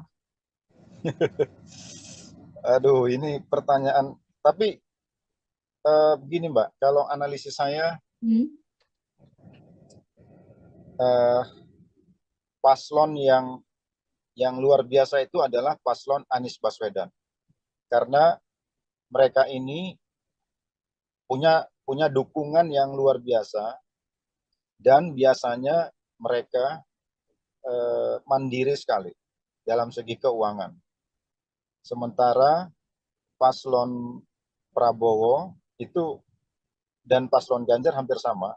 Jadi kayak ini paslon-paslon yang apalagi Pak Prabowo karena di belakangnya ada Erick Thohir, kelihatan yang terbaca itu adalah gegap gempitannya dari segi pendanaan ya. Sementara hal yang sama juga ada di Ganjar, meskipun tidak kelihatan sementereng apa yang ada di kubu Prabowo, apalagi ada Presiden Jokowi di balik itu semua. Tapi menurut saya, Mas Anies ini pendukungnya tidak terlalu masif dia. Jadi kantong-kantongnya tertentu tidak akan melampaui dukungan masyarakat terhadap Pak Prabowo dan Pak Ganjar. Jadi mohon maaf kalau saya melihat hari ini, yang akan, kalaupun ada dua putaran, yang akan maju itu adalah Mas Ganjar dengan Prabowo, bukan dengan Anies kalau menurut saya. Kalau menurut saya, mohon maaf, tapi yang saya lihat seperti itu. Militansi pendukung Anies itu luar biasa, tapi tidak masif dia. Jadi dia punya kantong-kantong yang yang luar biasa, yang ada dan mandiri, tapi tidak banyak. Itu Mbak. Hmm. Lantas Bang, kita kan masih menunggu masa kampanye ya dan sesi debat yang tentunya nanti akan ada perubahan situasi politik. Menurut Bang Dadang ke depannya, apa yang akan ada kejutan-kejutan dari Bang Dadang sendiri? Menurut Bang Dadang. Eh, saya akan terkejut kalau Mas Gibran mau mundur dengan sukarela sebelum apa yang diputuskan oleh mahkamah. Saya akan terkejut itu kalau dia mau mundur. Tapi kalau itu tidak terjadi ya sebetulnya nggak banyak kejutan karena kita sudah tahu ceruk dari tiga pasangan ini seperti apa dan bagaimana sekarang ini Mas Ganjar dan Mas Anies berupaya untuk menetralisir persangkaan mereka dengan apa yang akan digunakan oleh Jokowi terhadap aparat, apakah itu TNI maupun Polri, itu sekarang yang terjadi hari ini. Jadi kalaupun pertarungan ini sengit, itu sebetulnya pertarungan untuk menghentikan upaya-upaya Jokowi untuk memanfaatkan seluruh fasilitas peralatan negara dalam politik. sebagaimana yang disinyalir ini juga digunakan pada 5 tahun yang lalu. Itu mungkin yang, nah soal itulah yang menurut saya yang mungkin out of the box nanti akan terjadi. Apa yang bisa dilakukan oleh dua paslon ini gitu. Karena kelihatan wacana-wacana ini menurut saya sudah membanjiri kanal-kanal media sosial ini di beberapa hari terakhir ini. Terlebih hari ini orang menunggu putusan MK itu juga apakah Pak Jimli dan teman-teman ini juga punya kejutan, kita tidak tahu. Tapi kita melihat walaupun pernyataan-pernyataan MK ini kecenderungannya menghukum ketua MK. Dan apakah itu bisa sampai membatalkan putusannya sehingga menganulir Mas Gibran dan mengganti Mas Gibran kepada Erick Thohir sebagaimana yang digadang-gadang di kubu Prabowo. Mungkin itu salah satu kejutannya. Tapi kalau tidak, ya kejutan itu akan muncul di pertarungan yang akan datang itu, khususnya pada pemanfaatan isu pemanfaatan atau dugaan pemanfaatan alat-alat negara dalam politik. Saya kira itu, Mbak. Terakhir Bang Dadang, mengenai putusan MK yang rencananya akan dibacakan nanti pada Selasa 7 November mendatang. Apakah menurut Bang Dadang putusan MK ini bisa mengubah dari putusan MK sebelumnya soal batas usia Capres-Cawapres, Bang? Menurut saya begini, kalau MK memutuskan bahwa apa yang dilakukan oleh mahkamah pada saat itu salah, melanggar etik, maka secara etika juga mestinya Mas Gibran mundur. Kalau MK seandainya memutuskan bahwa secara etik hakim Mahkamah Konstitusi itu bersalah atau melanggar kode etik, kan nanti yang ditunggu masyarakat putusannya seperti itu. Apakah putusan MK ini memastikan bahwa para hakim Mahkamah Konstitusi melanggar kode etik atau tidak, kan gitu. Seandainya putusannya hakim MK melanggar kode etik, secara etika juga artinya Mas Gibran mestinya mundur dengan legowo. Mestinya, karena ini soal etik. Walaupun secara hukum, kalau kita lihat kan etika Indonesia ini kan nggak berhubungan dengan normanya ya, norma hukum. Jadi bisa saja Mas Gibran melanggang terus, sementara si hakim MK diputuskan melanggar kode etik. Karena debatable debatnya di pakar-pakar hukum kita ini kan apakah keputusan MK itu membatalkan putusan, apakah putusan MK membatalkan putusan MK gitu. Nah, ada yang mengatakan tidak, ada yang mengatakan iya. Nah, tapi menurut saya kalau putusannya, karena ini soal etik, maka seandainya MK memutuskan pelanggaran etik terhadap hakim MK, maka Mas Gibran secara etik juga mestinya mundur karena dia bahagian dari yang diputuskan oleh MK itu meskipun tidak secara langsung. Itu menurut saya. Baik Bang, berarti nanti kita bersama-sama menunggu sidang putusan dari MK yang akan digelar Selasa 7 November mendatang. Begitu ya Bang. Terima kasih Bang Dadang atas waktunya sudah berkenan untuk berbincang bersama kami di Tribun On Focus. Semoga di lain kesempatan kita bisa berbincang lagi Bang. Terima kasih Bang. Tribuners, demikian Tribun On Focus hari ini. Saya Mariana Nanda Pestagro yang bertugas pamit undur diri. Terima kasih dan sampai jumpa. Download Tribun X sekarang. Menghadirkan lokal menjadi Indonesia. Secara etika juga mestinya Mas Gibran mundur. Jadi kalaupun pertarungan ini sengit, itu sebetulnya pertarungan untuk menghentikan upaya-upaya Jokowi untuk memanfaatkan seluruh fasilitas peralatan negara dalam politik. Halo Tribuners, Tribun on Fokus kembali menjumpai Anda bersama saya Mariananda. Tribuners, pasangan Anies Baswedan dan Mohaimin Iskandar atau Caimin sedang gencar melakukan safari politik di Sumatera. Kondisi ini terjadi di tengah Prabowo Gibran dan Ganjar Mahfud saling berebut suara di Pulau Jawa. Lantas, apakah bergesernya Anies Caimin ke Sumatera sebagai gambaran keputusasaan mereka meraih suara di Jawa? Mengenai hal ini kita akan membahasnya bersama dengan pengamat politik Sumatera Utara, ada Dadang Darmawan. Kita sapa terlebih dahulu di sana. Sebelumnya terima kasih Bang sudah menyempatkan waktunya untuk bergabung bersama kami di Tribun on Fokus hari ini. Seperti yang tadi sudah saya sampaikan di pengantar bahwa Anies Baswedan dan Caimin sedang gencar begitu ya untuk safari politik di daerah Sumatera. Gimana tanggapan Bang Dadang mengenai hal ini? Iya, terus terang kami memahami dan mengerti bahwa apa yang dilakukan oleh Anies di Sumatera, khususnya di Sumatera Utara hari ini, tentu saja ada atau berupaya untuk meraih pemilih di Sumatera Utara, dan saya kira itu sangat masuk akal di mana pemilu hari ini Sumatera Utara itu sendiri ada kurang lebih 10 jutaan suara yang diperebutkan, terbesar di Pulau Sumatera, melampaui Lampung yang 6 juta sekian maupun di Sumatera Selatan, dan tentu ini salah satu pemilih terbesar di luar Pulau Jawa. Dan beberapa waktu yang lalu kebetulan kami juga sedang roadshow di Simalungun, jadi berpapasan dengan Pak Anies dan teman-teman yang sedang menuju Hatonduhan di Simalungun.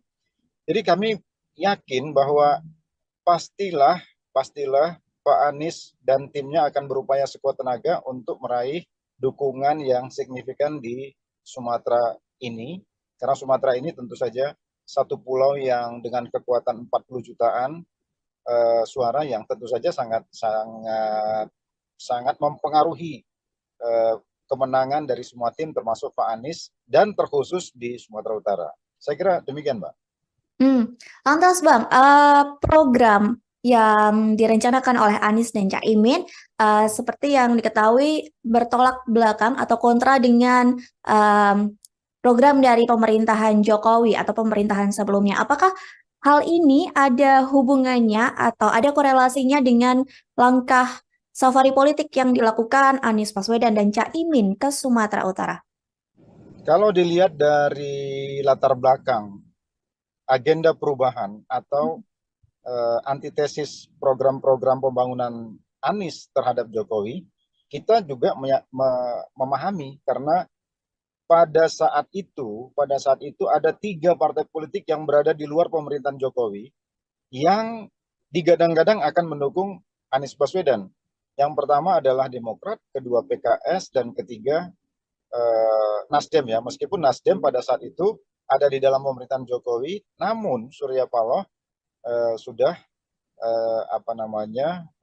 out of the box ya, keluar dari kotak Presiden Jokowi atau koalisi Jokowi pada saat itu dengan mendukung lebih dahulu Anies Baswedan. Dengan cara pandang seperti itu, tentu perbedaan program dan visi terhadap pemerintahan Jokowi tentu saja akan bertolak belakang. Dan itu memang sesuatu yang direncanakan, dan itu frame yang menurut kita memang sengaja dibentuk memang untuk meraih suara yang memang belum tentu semua juga di tengah-tengah masyarakat kita menyukai pembangunan pada era Jokowi.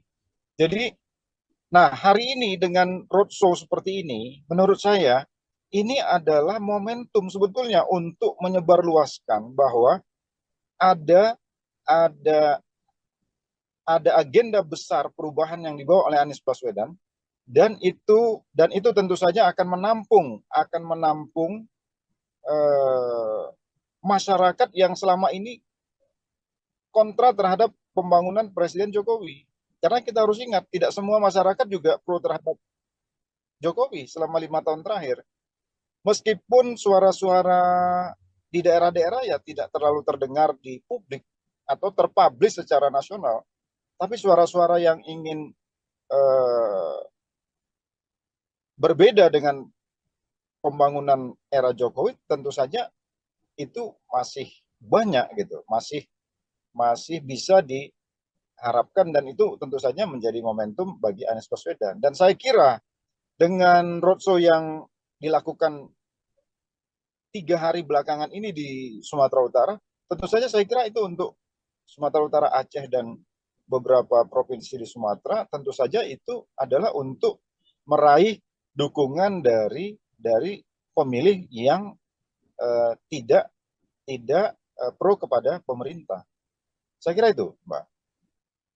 Oke, Bang, kalau membahas basis suara Pulau Jawa, utamanya di Jawa Barat, Jawa Tengah, Jawa Timur, memang tampak seperti pertarungan sengit begitu ya bagi Prabowo Ganjar.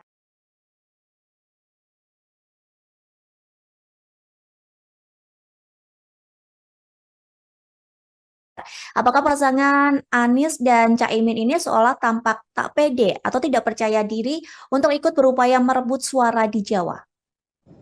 Memang kalau kita lihat dengan isu Nahdlatul Ulama yang dibawa oleh Caimin, tentu Jawa Timur pada tahap awal pencalonan Anies Baswedan seolah Anies Baswedan dan Caimin itu mendapat peluang di Jawa Timur. Walaupun kita tahu di Jawa Timur itu tidak mungkin NU sepenuhnya akan berada di pihak Caimin.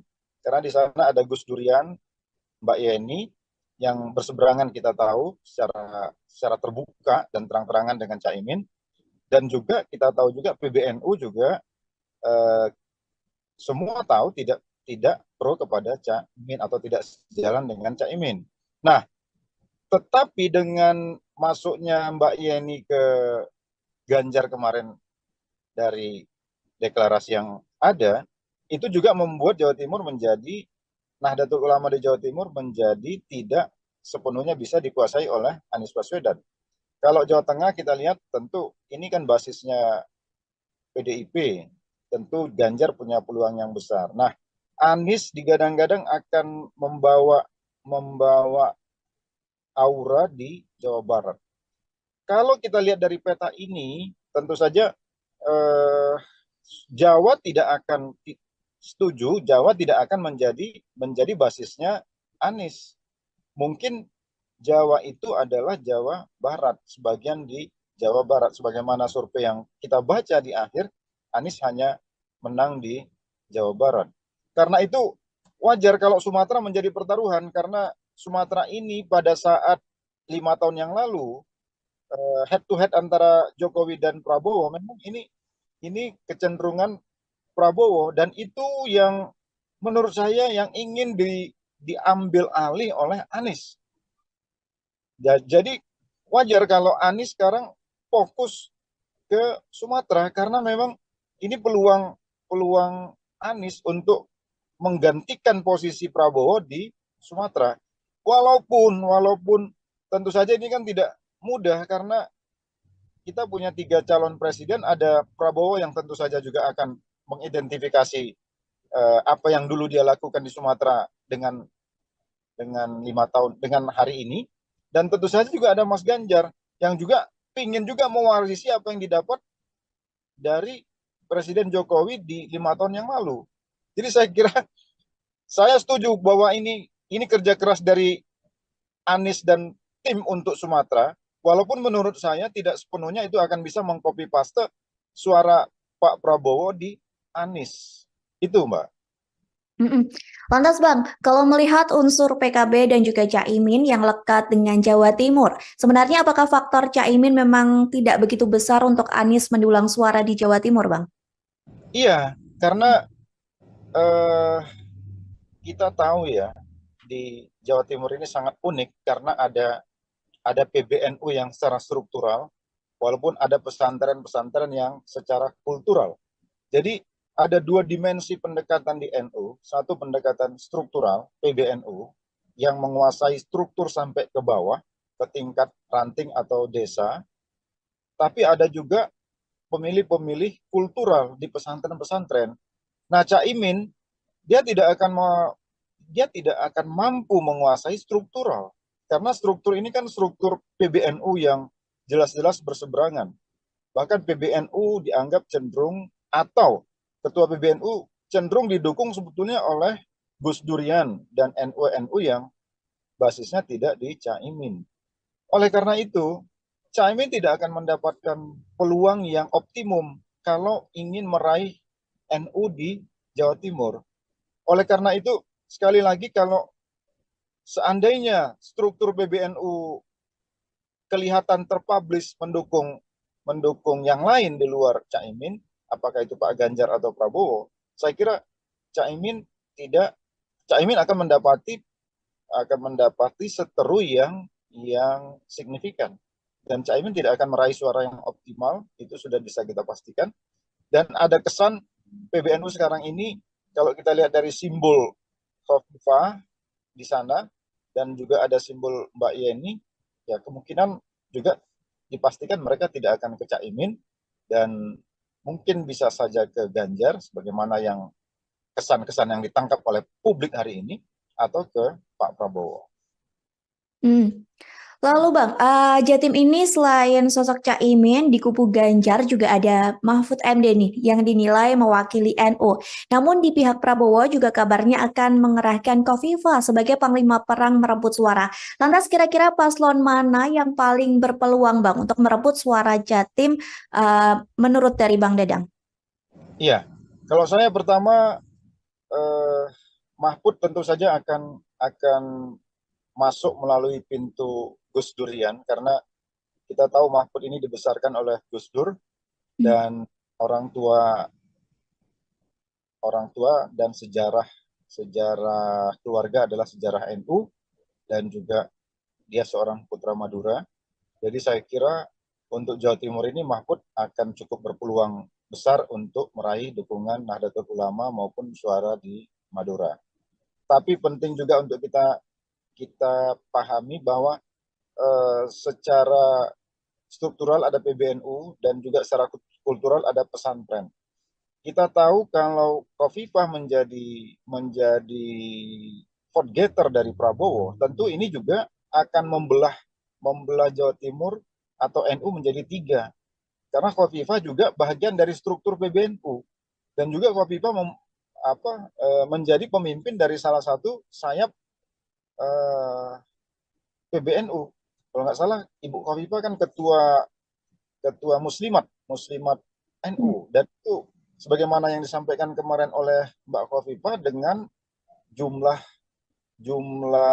peserta atau jumlah anggota Muslimat ini kurang lebih 30 juta kalau menurut yang saya dengar dari Mbak Khofifah. Tentu itu juga sesuatu yang signifikan, meskipun di sana ada Pak Mahfud yang juga tentu saja akan membawa isu Gus Durian dan NU, dan juga ada Pak Muhaimin yang tentu juga akan membawa keluarganya yang memang memiliki basis kultural di pesantren-pesantren di PBNU. Intinya menurut saya pesantren akan ada di tiga calon kita ini, dan yang akan berebut suara secara kuat menurut saya Pak Mahfud dengan Mbak Khofifah. Seandainya Mbak Khofifah benar-benar menjadi tulang punggung bagi suara Prabowo. Lantas Bang, saat ini kan publik sedang panas ya soal politik dua kaki dari Jokowi yang masih di PDIP, namun anaknya juga menjadi cawapres Prabowo. Apakah ini suara yang sebelumnya pro Jokowi dan kecewa dengan langkah politik sang presiden terkait putusan MK juga bakal lari ke Anies Baswedan dan Caimin, Bang? Memang kalau kita lihat pertanyaan besar yang ada di masyarakat hampir semuanya mengarah ke pertanyaan Mbak tadi ya. Apakah orang-orang yang kecewa terhadap Jokowi? Pertama, tidak serta-merta suara ini akan 100% ke Anies juga. Karena sebagian yang kecewa terhadap Jokowi itu juga kemarin menyatakan dukungan kepada Ganjar, kepada Mas Ganjar. Jadi limpahan suara mereka, menurut saya Mm-mm. itu 80% akan masuk ke Mas Ganjar ketimbang masuk ke Mas Anies. Jadi kalaupun akan ke Anies, karena begini, karakteristik pemilih Jokowi ini sebetulnya tidak match dengan karakternya Anies. Kalau pemilih Jokowi ini kan, saya mohon maaf, tapi umumnya kan nasionalisme religius. Jadi orang-orang yang berpikir kebangsaan. Mas Anies ini kan dianggap didukung oleh kelompok-kelompok Islam yang dalam tanda petik Islam yang keras, misalnya gitu ya. Dulu ada FPI yang basisnya di Jawa itu ke Prabowo atau ke Anies sekarang ini gitu, dan seterusnya dan seterusnya. Paling tidak citra itu melekat di Anies. Mm-mm. Tidak akan ketemu itu dengan citra relawan-relawan pendukung Presiden Jokowi kalau mereka akhirnya tidak memilih Jokowi. Jadi kecenderungannya menurut saya akan lebih besar ke Ganjar. Kekecewaan itu akan terlampiaskan ketimbang di Anies, menurut saya. Karena ada perbedaan seperti tadi yang dibilang oleh Bang Dadang seperti itu ya, antara relawan Jokowi dengan program dari Anies dan Caimin. Iya, iya. Mm-mm. Lantas Bang, Prabowo dan Ganjar berebut suara di Jawa. Anies coba memainkan suara di Sumatera. Lantas jika Pilpres tak berhasil satu putaran, menurut Bang Dadang, paslon mana yang akan bertarung di putaran kedua nantinya Bang? Aduh, ini pertanyaan. Tapi begini Mbak, kalau analisis saya, Hmm. eh, paslon yang luar biasa itu adalah paslon Anies Baswedan. Karena mereka ini punya dukungan yang luar biasa, dan biasanya mereka mandiri sekali dalam segi keuangan. Sementara paslon Prabowo itu dan paslon Ganjar hampir sama. Jadi kayak ini paslon-paslon yang, apalagi Pak Prabowo, karena di belakangnya ada Erick Thohir, kelihatan yang terbaca itu adalah gegap gempitanya dari segi pendanaan ya. Sementara hal yang sama juga ada di Ganjar, meskipun tidak kelihatan sementereng apa yang ada di kubu Prabowo, apalagi ada Presiden Jokowi di balik itu semua. Tapi menurut saya, Mas Anies ini pendukungnya tidak terlalu masif dia. Jadi kantong-kantongnya tertentu, tidak akan melampaui dukungan masyarakat terhadap Pak Prabowo dan Pak Ganjar. Jadi mohon maaf, kalau saya melihat hari ini, yang akan, kalaupun ada 2 putaran, yang akan maju itu adalah Mas Ganjar dengan Prabowo, bukan dengan Anies kalau menurut saya. Mohon maaf, tapi yang saya lihat seperti itu.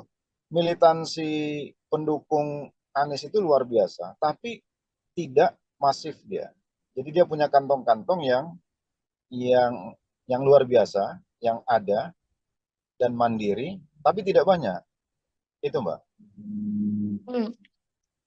Lantas Bang, kita kan masih menunggu masa kampanye ya dan sesi debat yang tentunya nanti akan ada perubahan situasi politik. Menurut Bang Dadang ke depannya, apa yang akan ada kejutan-kejutan dari Bang Dadang sendiri? Menurut Bang Dadang? Eh, saya akan terkejut kalau Mas Gibran mau mundur dengan sukarela sebelum apa yang diputuskan oleh mahkamah. Saya akan terkejut itu kalau dia mau mundur. Tapi kalau itu tidak terjadi, ya sebetulnya nggak banyak kejutan, karena kita sudah tahu ceruk dari 3 pasangan ini seperti apa, dan bagaimana sekarang ini Mas Ganjar dan Mas Anies berupaya untuk menetralisir persangkaan mereka dengan apa yang akan digunakan oleh Jokowi terhadap aparat, apakah itu TNI maupun Polri, itu sekarang yang terjadi hari ini. Jadi kalaupun pertarungan ini sengit, itu sebetulnya pertarungan untuk menghentikan upaya-upaya Jokowi untuk memanfaatkan seluruh fasilitas peralatan negara dalam politik. Sebagaimana yang disinyalir ini juga digunakan pada 5 tahun yang lalu. Itu mungkin yang, nah soal itulah yang menurut saya yang mungkin out of the box nanti akan terjadi. Apa yang bisa dilakukan oleh dua paslon ini gitu. Karena kelihatan wacana-wacana ini menurut saya sudah membanjiri kanal-kanal media sosial ini di beberapa hari terakhir ini. Terlebih hari ini orang menunggu putusan MK itu juga apakah Pak Jimli dan teman-teman ini juga punya kejutan, kita tidak tahu. Tapi kita melihat walaupun pernyataan-pernyataan MK ini kecenderungannya menghukum ketua MK. Dan apakah itu bisa sampai membatalkan putusannya sehingga menganulir Mas Gibran dan mengganti Mas Gibran kepada Erick Thohir sebagaimana yang digadang-gadang di kubu Prabowo. Mungkin itu salah satu kejutannya. Tapi kalau tidak, ya kejutan itu akan muncul di pertarungan yang akan datang itu, khususnya pada isu pemanfaatan atau dugaan pemanfaatan alat-alat negara dalam politik. Saya kira itu, Mbak. Terakhir Bang Dadang, mengenai putusan MK yang rencananya akan dibacakan nanti pada Selasa 7 November mendatang. Apakah menurut Bang Dadang putusan MK ini bisa mengubah dari putusan MK sebelumnya soal batas usia Capres-Cawapres, Bang? Menurut saya begini, kalau MK memutuskan bahwa apa yang dilakukan oleh mahkamah pada saat itu salah, melanggar etik, maka secara etika juga mestinya Mas Gibran mundur. Kalau MK seandainya memutuskan bahwa secara etik hakim Mahkamah Konstitusi itu bersalah atau melanggar kode etik, kan nanti yang ditunggu masyarakat putusannya seperti itu. Apakah putusan MK ini memastikan bahwa para hakim Mahkamah Konstitusi melanggar kode etik atau tidak, kan gitu.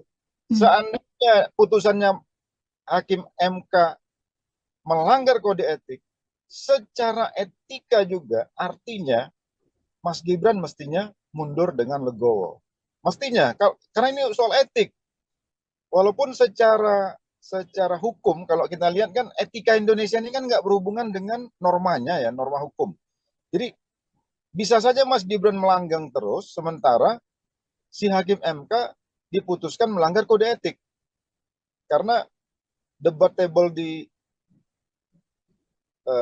debatnya di pakar-pakar hukum kita ini kan apakah keputusan MK itu membatalkan putusan. Apakah putusan MK membatalkan putusan MK gitu? Nah, ada yang mengatakan tidak, ada yang mengatakan iya. Nah, tapi menurut saya kalau putusannya karena ini soal etik, maka seandainya MK memutuskan pelanggaran etik terhadap hakim MK, maka Mas Gibran secara etik juga mestinya mundur karena dia bahagian dari yang diputuskan oleh MK itu meskipun tidak secara langsung. Itu menurut saya. Baik Bang, berarti nanti kita bersama-sama menunggu sidang putusan dari MK yang akan digelar Selasa 7 November mendatang. Begitu ya Bang. Terima kasih Bang Dadang atas waktunya sudah berkenan untuk berbincang bersama kami di Tribun On Focus. Semoga di lain kesempatan kita bisa berbincang lagi Bang. Terima kasih Bang. Tribuners, demikian Tribun On Focus hari ini. Saya Mariana Nanda Pestakru yang bertugas pamit undur diri. Terima kasih dan sampai jumpa. Download Tribun X sekarang. Menghadirkan lokal menjadi Indonesia. Secara etika juga mestinya Mas Gibran mundur. Jadi kalaupun pertarungan ini sengit, itu sebetulnya pertarungan untuk menghentikan upaya-upaya Jokowi untuk memanfaatkan seluruh fasilitas peralatan negara dalam politik. Halo Tribuners, Tribun on Fokus kembali menjumpai Anda bersama saya Mariananda. Tribuners, pasangan Anies Baswedan dan Mohaimin Iskandar atau Caimin sedang gencar melakukan safari politik di Sumatera. Kondisi ini terjadi di tengah Prabowo Gibran dan Ganjar Mahfud saling berebut suara di Pulau Jawa. Lantas, apakah bergesernya Anies Caimin ke Sumatera sebagai gambaran keputusasaan mereka meraih suara di Jawa? Mengenai hal ini kita akan membahasnya bersama dengan pengamat politik Sumatera Utara, ada Dadang Darmawan. Kita sapa terlebih dahulu di sana. Sebelumnya terima kasih Bang sudah menyempatkan waktunya untuk bergabung bersama kami di Tribun on Fokus hari ini. Seperti yang tadi sudah saya sampaikan di pengantar bahwa Anies Baswedan dan Caimin sedang gencar begitu ya untuk safari politik di daerah Sumatera. Gimana tanggapan Bang Dadang mengenai hal ini? Iya, terus terang kami memahami dan mengerti bahwa apa yang dilakukan oleh Anies di Sumatera, khususnya di Sumatera Utara hari ini, tentu saja ada atau berupaya untuk meraih pemilih di Sumatera Utara, dan saya kira itu sangat masuk akal di mana pemilu hari ini Sumatera Utara itu sendiri ada kurang lebih 10 jutaan suara yang diperebutkan, terbesar di Pulau Sumatera, melampaui Lampung yang 6 juta sekian maupun di Sumatera Selatan, dan tentu ini salah satu pemilih terbesar di luar Pulau Jawa. Dan beberapa waktu yang lalu kebetulan kami juga sedang roadshow di Simalungun, jadi berpapasan dengan Pak Anies dan teman-teman yang sedang menuju Hatonduhan di Simalungun. Jadi kami yakin bahwa pastilah Pak Anies dan timnya akan berupaya sekuat tenaga untuk meraih dukungan yang signifikan di Sumatera ini, karena Sumatera ini tentu saja satu pulau yang dengan kekuatan 40 jutaan suara yang tentu saja sangat mempengaruhi kemenangan dari semua tim termasuk Pak Anies dan terkhusus di Sumatera Utara. Saya kira demikian, Mbak. Lantas Bang, program yang direncanakan oleh Anies dan Caimin seperti yang diketahui bertolak belakang atau kontra dengan program dari pemerintahan Jokowi atau pemerintahan sebelumnya. Apakah hal ini ada hubungannya atau ada korelasinya dengan langkah safari politik yang dilakukan Anies Baswedan dan Caimin ke Sumatera Utara?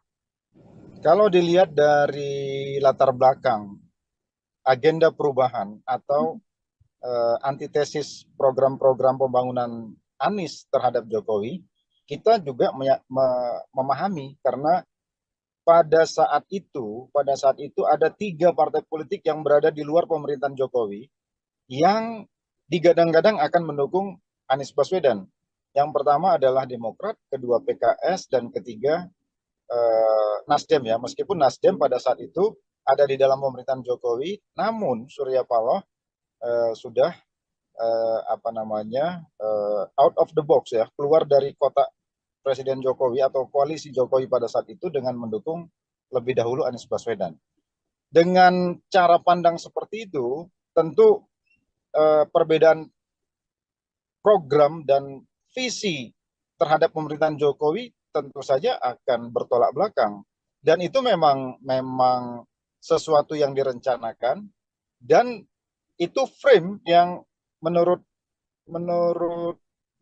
kita memang sengaja dibentuk memang untuk meraih suara yang memang belum tentu semua juga di tengah-tengah masyarakat kita menyukai pembangunan pada era Jokowi.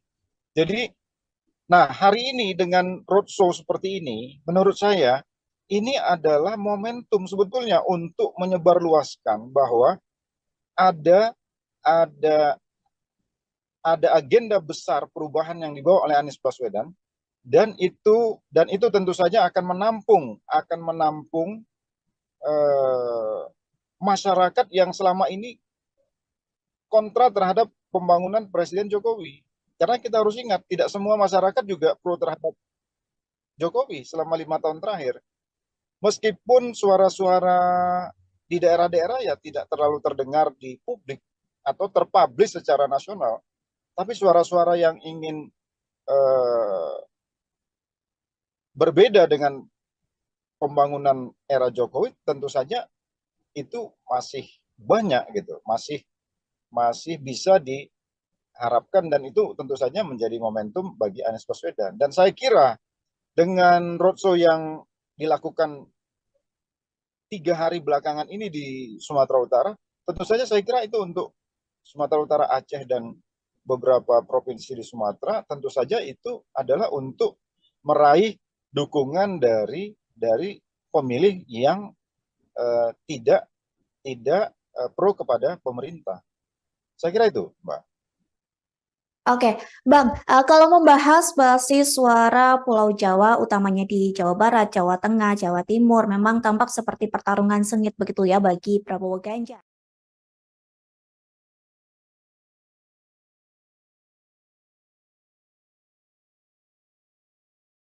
Apakah pasangan Anies dan Caimin ini seolah tampak tak pede atau tidak percaya diri untuk ikut berupaya merebut suara di Jawa? Memang kalau kita lihat dengan isu Nahdlatul Ulama yang dibawa oleh Caimin, tentu Jawa Timur pada pada tahap awal pencalonan Anies Baswedan seolah Anies Baswedan dan Caimin itu mendapat peluang di Jawa Timur. Walaupun kita tahu di Jawa Timur itu tidak mungkin NU sepenuhnya akan berada di pihak Caimin. Karena di sana ada Gus Durian, Mbak Yeni, yang berseberangan kita tahu secara terbuka dan terang-terangan dengan Caimin. Dan juga kita tahu juga PBNU juga eh, semua tahu tidak pro kepada Caimin atau tidak sejalan dengan Caimin. Nah, tetapi dengan masuknya Mbak Yeni ke Ganjar kemarin dari deklarasi yang ada, itu juga membuat Jawa Timur menjadi, Nahdlatul Ulama di Jawa Timur menjadi tidak sepenuhnya bisa dikuasai oleh Anies Baswedan. Kalau Jawa Tengah kita lihat tentu ini kan basisnya PDIP, tentu Ganjar punya peluang yang besar. Nah, Anies digadang-gadang akan membawa aura di Jawa Barat. Kalau kita lihat dari peta ini, tentu saja Jawa tidak akan setuju, Jawa tidak akan menjadi basisnya Anies. Mungkin Jawa itu adalah Jawa Barat, sebagian di Jawa Barat, sebagaimana survei yang kita baca di akhir, Anies hanya menang di Jawa Barat. Karena itu wajar kalau Sumatera menjadi pertaruhan, karena Sumatera ini pada saat 5 tahun yang lalu head to head antara Jokowi dan Prabowo, memang ini kecenderungan Prabowo, dan itu yang menurut saya yang ingin diambil alih oleh Anies. Jadi wajar kalau Anies sekarang fokus ke Sumatera, karena memang ini peluang peluang Anies untuk menggantikan posisi Prabowo di Sumatera. Walaupun tentu saja ini kan tidak mudah, karena kita punya 3 calon presiden, ada Prabowo yang tentu saja juga akan mengidentifikasi apa yang dulu dia lakukan di Sumatera dengan 5 tahun dengan hari ini, dan tentu saja juga ada Mas Ganjar yang juga ingin juga mewarisi apa yang didapat dari Presiden Jokowi di 5 tahun yang lalu. Jadi saya kira saya setuju bahwa ini kerja keras dari Anies dan tim untuk Sumatera, walaupun menurut saya tidak sepenuhnya itu akan bisa mengcopy paste suara Pak Prabowo di Anies. Itu, Mbak. Lantas Bang, kalau melihat unsur PKB dan juga Caimin yang lekat dengan Jawa Timur, sebenarnya apakah faktor Caimin memang tidak begitu besar untuk Anies mendulang suara di Jawa Timur, Bang? Iya, karena eh, kita tahu ya, di Jawa Timur ini sangat unik karena ada PBNU yang secara struktural, walaupun ada pesantren-pesantren yang secara kultural. Jadi ada 2 dimensi pendekatan di NU, satu pendekatan struktural PBNU yang menguasai struktur sampai ke bawah, ke tingkat ranting atau desa, tapi ada juga pemilih-pemilih kultural di pesantren-pesantren. Nah, Caimin dia tidak akan mampu menguasai struktural, karena struktur ini kan struktur PBNU yang jelas-jelas berseberangan.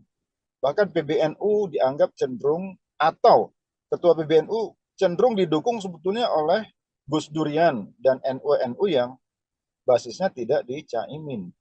Oleh karena itu, Caimin tidak akan mendapatkan peluang yang optimum kalau ingin meraih NU di Jawa Timur. Oleh karena itu, sekali lagi, kalau seandainya struktur PBNU kelihatan terpublish mendukung yang lain di luar Caimin, apakah itu Pak Ganjar atau Prabowo, saya kira Caimin tidak Caimin akan mendapati seteru yang signifikan, dan Caimin tidak akan meraih suara yang optimal, itu sudah bisa kita pastikan. Dan ada kesan PBNU sekarang ini, kalau kita lihat dari simbol Khofifah di sana dan juga ada simbol Mbak Yeni, ya kemungkinan juga dipastikan mereka tidak akan ke Caimin, dan mungkin bisa saja ke Ganjar sebagaimana yang kesan-kesan yang ditangkap oleh publik hari ini, atau ke Pak Prabowo. Lalu Bang, Jatim ini selain sosok Caimin di kubu Ganjar juga ada Mahfud MD nih yang dinilai mewakili NU. Namun di pihak Prabowo juga kabarnya akan mengerahkan Khofifah sebagai panglima perang merebut suara. Lantas kira-kira paslon mana yang paling berpeluang Bang untuk merebut suara Jatim menurut dari Bang Dadang? Iya, kalau saya pertama, Mahfud tentu saja akan masuk melalui pintu Gus Durian, karena kita tahu Mahfud ini dibesarkan oleh Gus Dur, dan orang tua dan sejarah keluarga adalah sejarah NU, dan juga dia seorang putra Madura. Jadi saya kira untuk Jawa Timur ini Mahfud akan cukup berpeluang besar untuk meraih dukungan Nahdlatul Ulama maupun suara di Madura.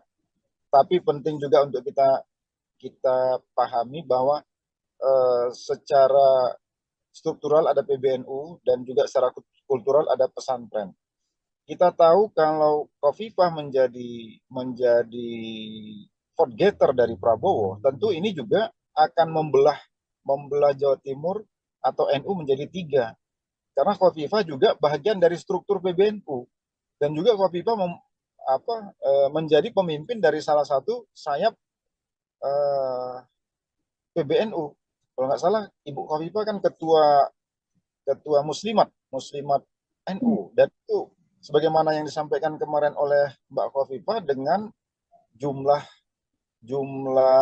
peserta atau jumlah anggota Muslimat ini kurang lebih 30 juta kalau menurut yang saya dengar dari Mbak Khofifah. Tentu itu juga sesuatu yang signifikan, meskipun di sana ada Pak Mahfud yang juga tentu saja akan membawa isu Gus Durian dan NU, dan juga ada Pak Muhaimin yang tentu juga akan membawa keluarganya yang memang memiliki basis kultural di pesantren-pesantren di PBNU.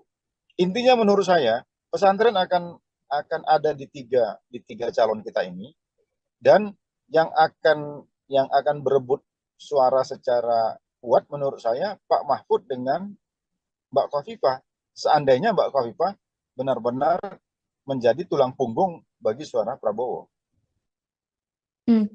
Lantas Bang, saat ini kan publik sedang panas ya soal politik dua kaki dari Jokowi yang masih di PDIP namun anaknya juga menjadi cawapres Prabowo. Apakah ini suara yang sebelumnya pro Jokowi dan kecewa dengan langkah politik sang presiden terkait putusan MK juga bakal lari ke Anies Baswedan dan Caimin, Bang?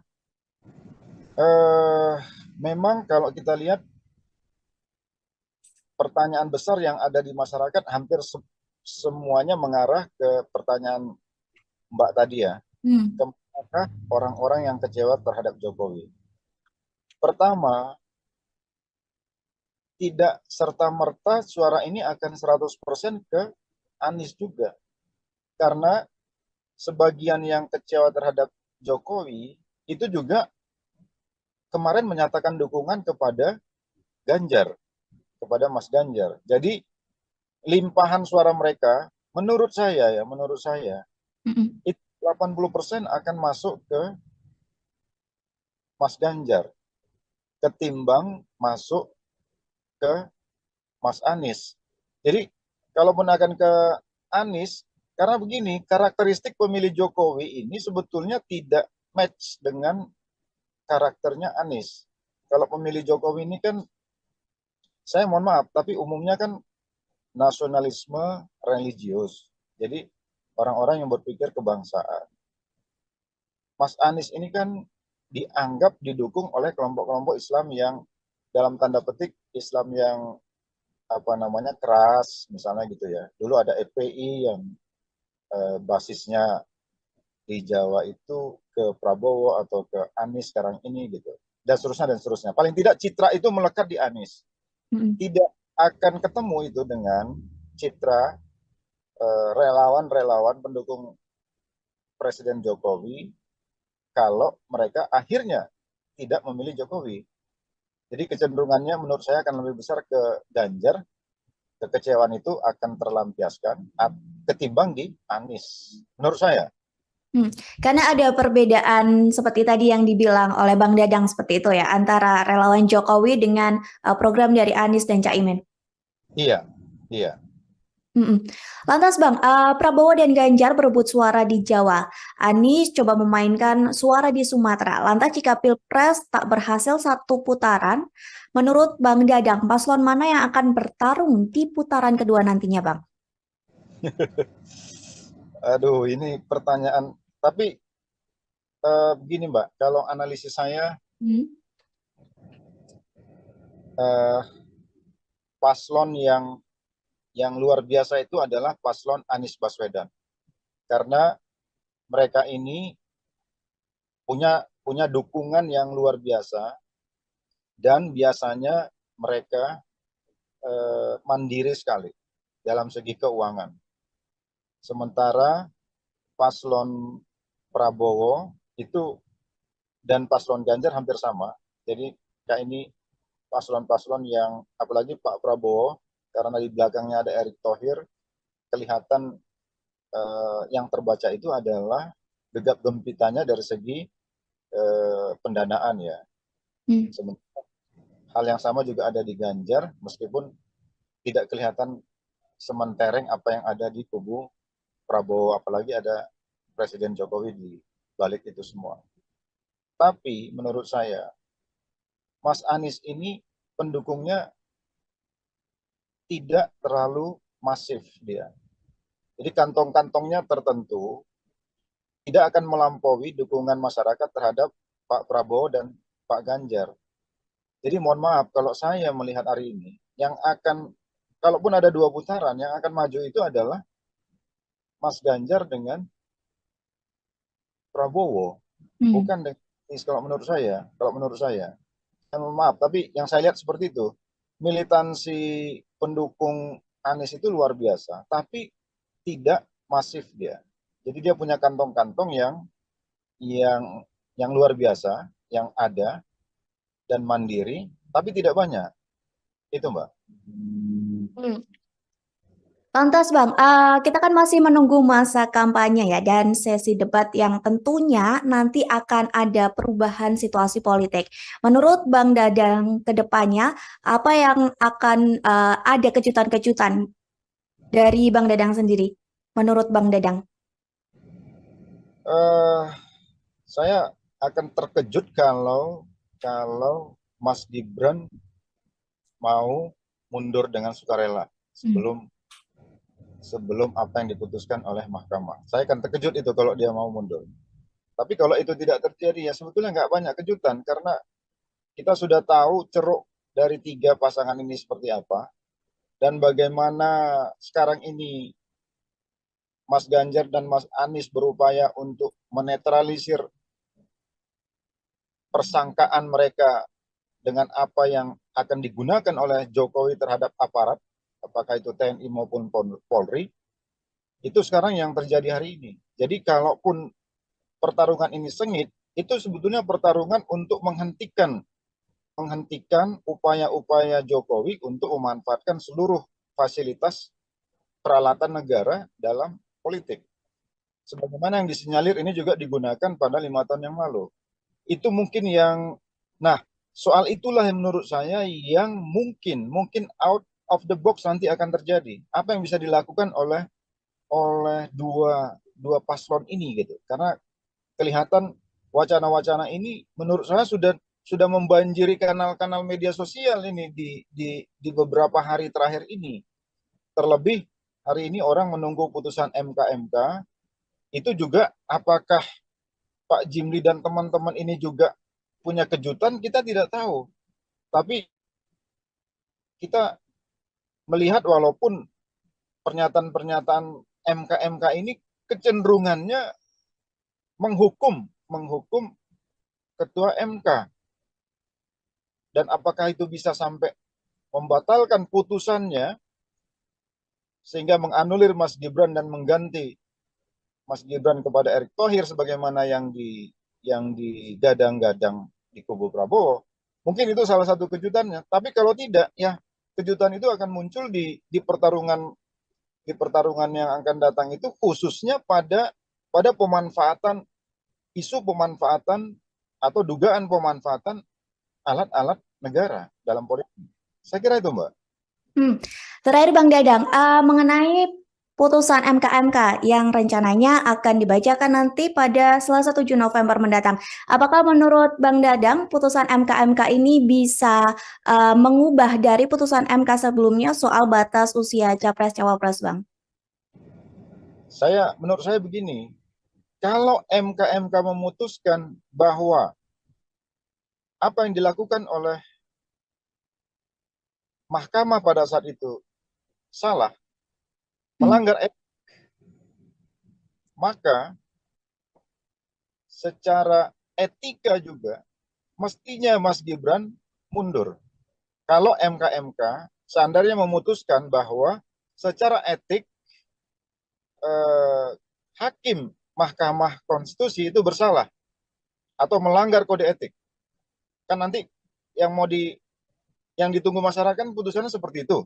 Apakah putusan MK ini memastikan bahwa para hakim Mahkamah Konstitusi melanggar kode etik atau tidak, kan gitu. Seandainya putusannya hakim MK melanggar kode etik, secara etika juga artinya Mas Gibran mestinya mundur dengan legowo. Mestinya, karena ini soal etik. Walaupun secara hukum, kalau kita lihat kan etika Indonesia ini kan nggak berhubungan dengan normanya ya, norma hukum. Jadi bisa saja Mas Gibran melanggang terus, sementara si hakim MK diputuskan melanggar kode etik. Karena debatable debatnya di pakar-pakar hukum kita ini kan apakah keputusan MK itu membatalkan putusan, apakah putusan MK membatalkan putusan MK gitu. Ada yang mengatakan tidak, ada yang mengatakan iya. Nah, tapi menurut saya kalau putusannya karena ini soal etik, maka seandainya MK memutuskan pelanggaran etik terhadap hakim MK, maka Mas Gibran secara etik juga mestinya mundur karena dia bahagian dari yang diputuskan oleh MK itu meskipun tidak secara langsung. Itu menurut saya. Baik Bang, berarti nanti kita bersama-sama menunggu sidang putusan dari MK yang akan digelar Selasa 7 November mendatang. Begitu ya Bang. Terima kasih Bang Dadang atas waktunya sudah berkenan untuk berbincang bersama kami di Tribun On Focus. Semoga di lain kesempatan kita bisa berbincang lagi Bang. Terima kasih Bang. Tribuners, demikian Tribun On Focus hari ini. Saya Mariana Nanda Pestakru yang bertugas pamit undur diri. Terima kasih dan sampai jumpa. Download Tribun X sekarang. Menghadirkan lokal menjadi Indonesia. Secara etika juga mestinya Mas Gibran mundur.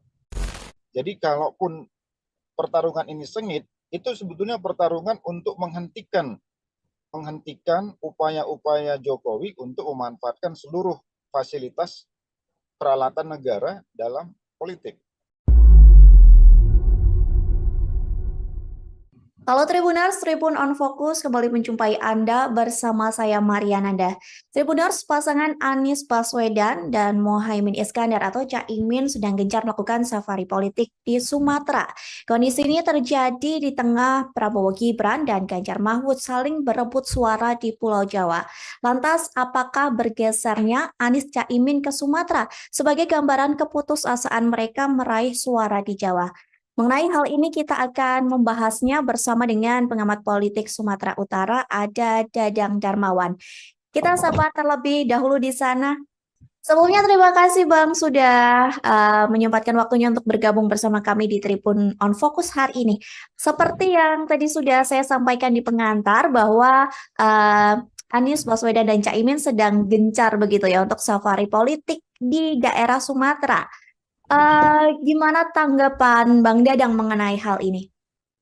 Iya, terus terang kami memahami dan mengerti bahwa apa yang dilakukan oleh Anies di Sumatera, khususnya di Sumatera Utara hari ini, tentu saja ada atau berupaya untuk meraih pemilih di Sumatera Utara, dan saya kira itu sangat masuk akal di mana pemilu hari ini Sumatera Utara itu sendiri ada kurang lebih 10 jutaan suara yang diperebutkan, terbesar di Pulau Sumatera, melampaui Lampung yang 6 juta sekian maupun di Sumatera Selatan, dan tentu ini salah satu pemilih terbesar di luar Pulau Jawa. Dan beberapa waktu yang lalu kebetulan kami juga sedang roadshow di Simalungun, jadi berpapasan dengan Pak Anies dan teman-teman yang sedang menuju Hatonduhan di Simalungun. Jadi kami yakin bahwa pastilah Pak Anies dan timnya akan berupaya sekuat tenaga untuk meraih dukungan yang signifikan di Sumatera ini, karena Sumatera ini tentu saja satu pulau yang dengan kekuatan 40 jutaan suara yang tentu saja sangat mempengaruhi kemenangan dari semua tim termasuk Pak Anies dan terkhusus di Sumatera Utara. Saya kira demikian, Mbak. Lantas Bang, program yang direncanakan oleh Anies dan Caimin seperti yang diketahui bertolak belakang atau kontra dengan program dari pemerintahan Jokowi atau pemerintahan sebelumnya. Apakah hal ini ada hubungannya atau ada korelasinya dengan langkah safari politik yang dilakukan Anies Baswedan dan Caimin ke Sumatera Utara? Kalau dilihat dari latar belakang agenda perubahan atau antitesis program-program pembangunan Anies terhadap Jokowi, kita juga memahami karena pada saat itu ada 3 partai politik yang berada di luar pemerintahan Jokowi yang digadang-gadang akan mendukung Anies Baswedan. Yang pertama adalah Demokrat, kedua PKS, dan ketiga Nasdem ya. Meskipun Nasdem pada saat itu ada di dalam pemerintahan Jokowi, namun Surya Paloh sudah out of the box ya, keluar dari kotak Presiden Jokowi atau koalisi Jokowi pada saat itu dengan mendukung lebih dahulu Anies Baswedan. Dengan cara pandang seperti itu, tentu perbedaan program dan visi terhadap pemerintahan Jokowi tentu saja akan bertolak belakang. Dan itu memang sesuatu yang direncanakan, dan itu frame yang menurut kita memang sengaja dibentuk memang untuk meraih suara yang memang belum tentu semua juga di tengah-tengah masyarakat kita menyukai pembangunan pada era Jokowi. Jadi, nah hari ini dengan roadshow seperti ini, menurut saya ini adalah momentum sebetulnya untuk menyebarluaskan bahwa ada agenda besar perubahan yang dibawa oleh Anies Baswedan, dan itu tentu saja akan menampung masyarakat yang selama ini kontra terhadap pembangunan Presiden Jokowi. Karena kita harus ingat, tidak semua masyarakat juga pro terhadap Jokowi selama 5 tahun terakhir. Meskipun suara-suara di daerah-daerah ya tidak terlalu terdengar di publik atau terpublish secara nasional, tapi suara-suara yang ingin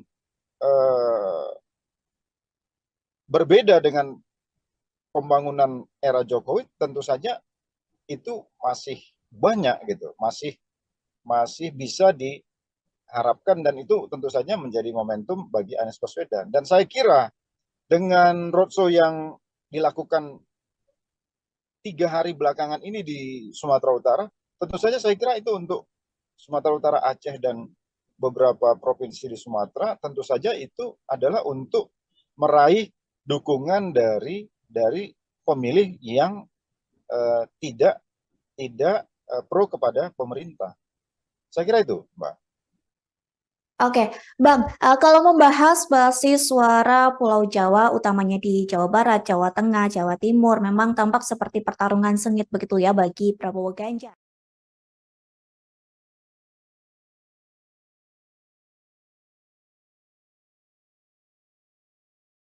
Apakah pasangan Anies dan Caimin ini seolah tampak tak pede atau tidak percaya diri untuk ikut berupaya merebut suara di Jawa? Memang kalau kita lihat dengan isu Nahdlatul Ulama yang dibawa oleh Caimin, tentu Jawa Timur pada tahap awal pencalonan Anies Baswedan seolah Anies Baswedan dan Caimin itu mendapat peluang di Jawa Timur. Walaupun kita tahu di Jawa Timur itu tidak mungkin NU sepenuhnya akan berada di pihak Caimin.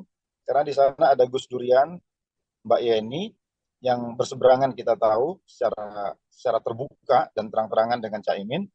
Dan juga kita tahu juga PBNU juga semua tahu tidak pro kepada Caimin atau tidak sejalan dengan Caimin. Nah, tetapi dengan masuknya Mbak Yeni ke Ganjar kemarin dari deklarasi yang ada, itu juga membuat Jawa Timur menjadi, Nahdlatul Ulama di Jawa Timur menjadi tidak sepenuhnya bisa dikuasai oleh Anies Baswedan. Kalau Jawa Tengah kita lihat tentu ini kan basisnya PDIP, tentu Ganjar punya peluang yang besar. Nah, Anies digadang-gadang akan membawa aura di Jawa Barat. Kalau kita lihat dari peta ini, tentu saja Jawa tidak akan setuju, Jawa tidak akan menjadi basisnya Anies. Mungkin Jawa itu adalah Jawa Barat, sebagian di Jawa Barat, sebagaimana survei yang kita baca di akhir, Anies hanya menang di Jawa Barat. Karena itu wajar kalau Sumatera menjadi pertaruhan, karena Sumatera ini pada saat 5 tahun yang lalu head to head antara Jokowi dan Prabowo, memang ini kecenderungan Prabowo, dan itu yang menurut saya yang ingin diambil alih oleh Anies. Jadi wajar kalau Anies sekarang fokus ke Sumatera, karena memang ini peluang Anies untuk menggantikan posisi Prabowo di Sumatera. Walaupun tentu saja ini kan tidak mudah, karena kita punya 3 calon presiden, ada Prabowo yang tentu saja juga akan mengidentifikasi apa yang dulu dia lakukan di Sumatera dengan 5 tahun dengan hari ini, dan tentu saja juga ada Mas Ganjar yang juga ingin juga mewarisi apa yang didapat dari Presiden Jokowi di 5 tahun yang lalu. Jadi saya kira saya setuju bahwa ini kerja keras dari Anies dan tim untuk Sumatera, walaupun menurut saya tidak sepenuhnya itu akan bisa mengcopy paste suara Pak Prabowo di Anies. Itu, Mbak. Lantas Bang, kalau melihat unsur PKB dan juga Caimin yang lekat dengan Jawa Timur, sebenarnya apakah faktor Caimin memang tidak begitu besar untuk Anies mendulang suara di Jawa Timur, Bang? Iya, karena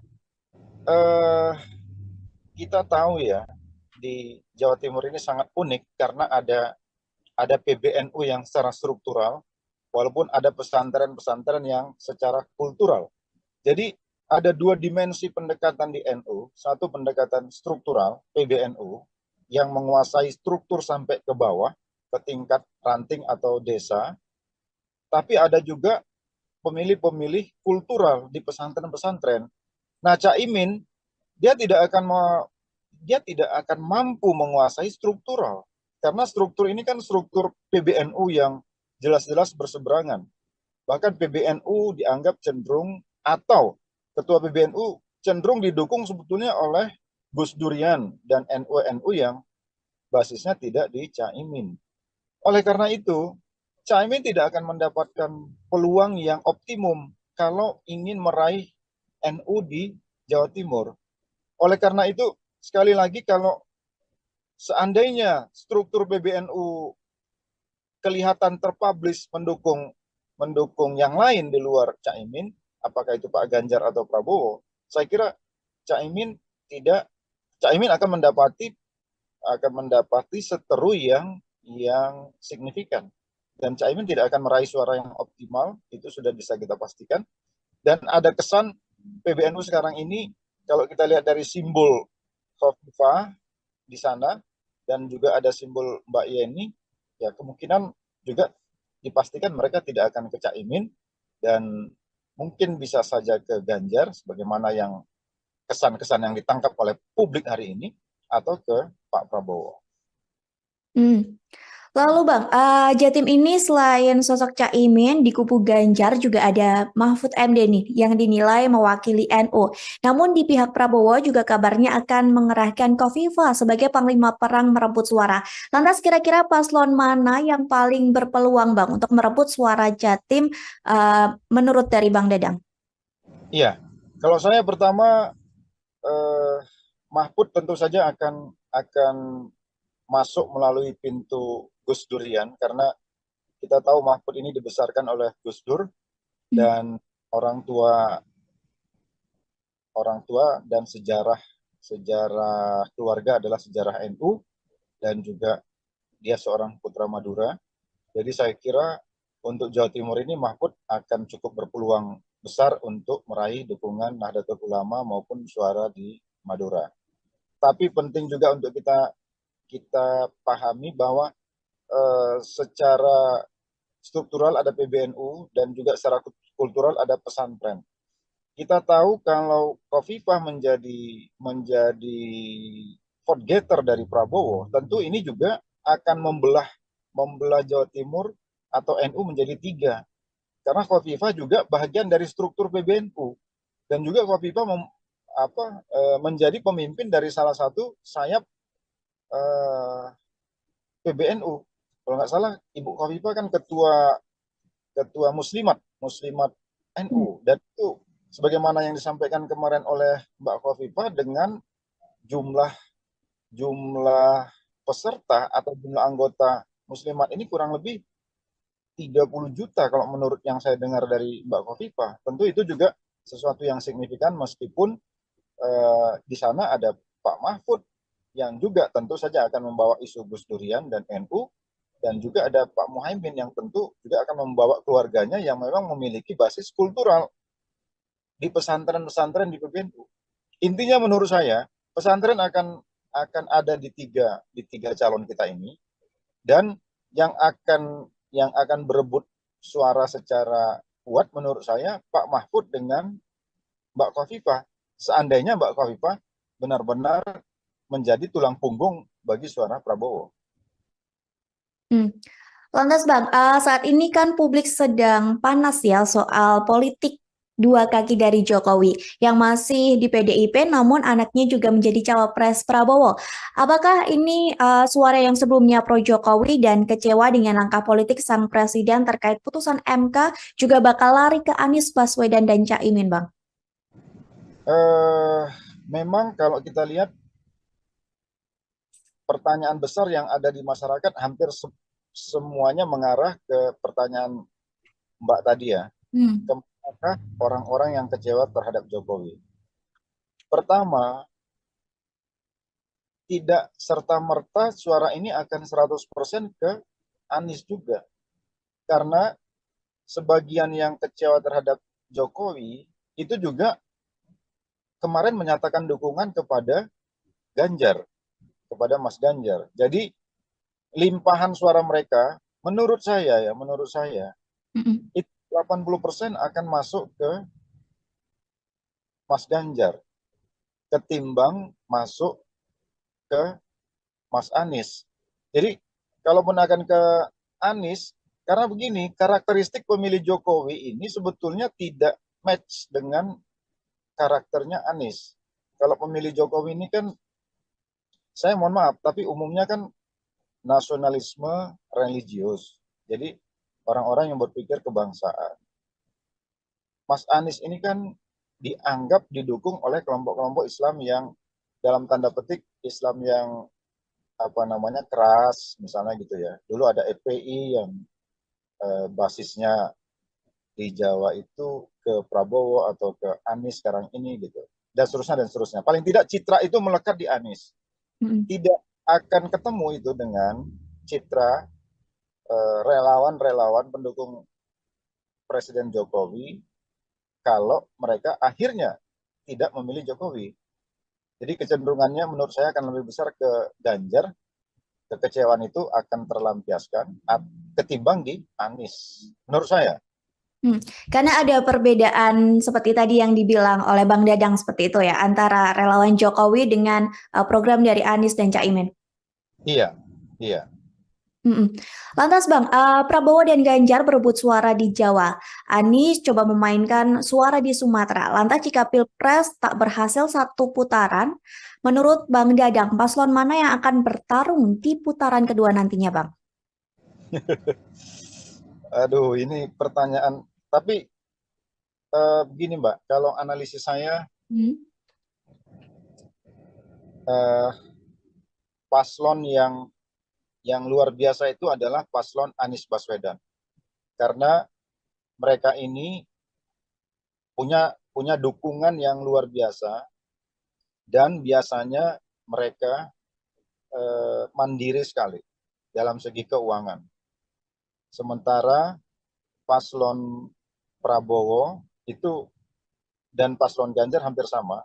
Jadi kayak ini paslon-paslon yang apalagi Pak Prabowo karena di belakangnya ada Erick Thohir, kelihatan yang terbaca itu adalah gegap gempitanya dari segi pendanaan ya.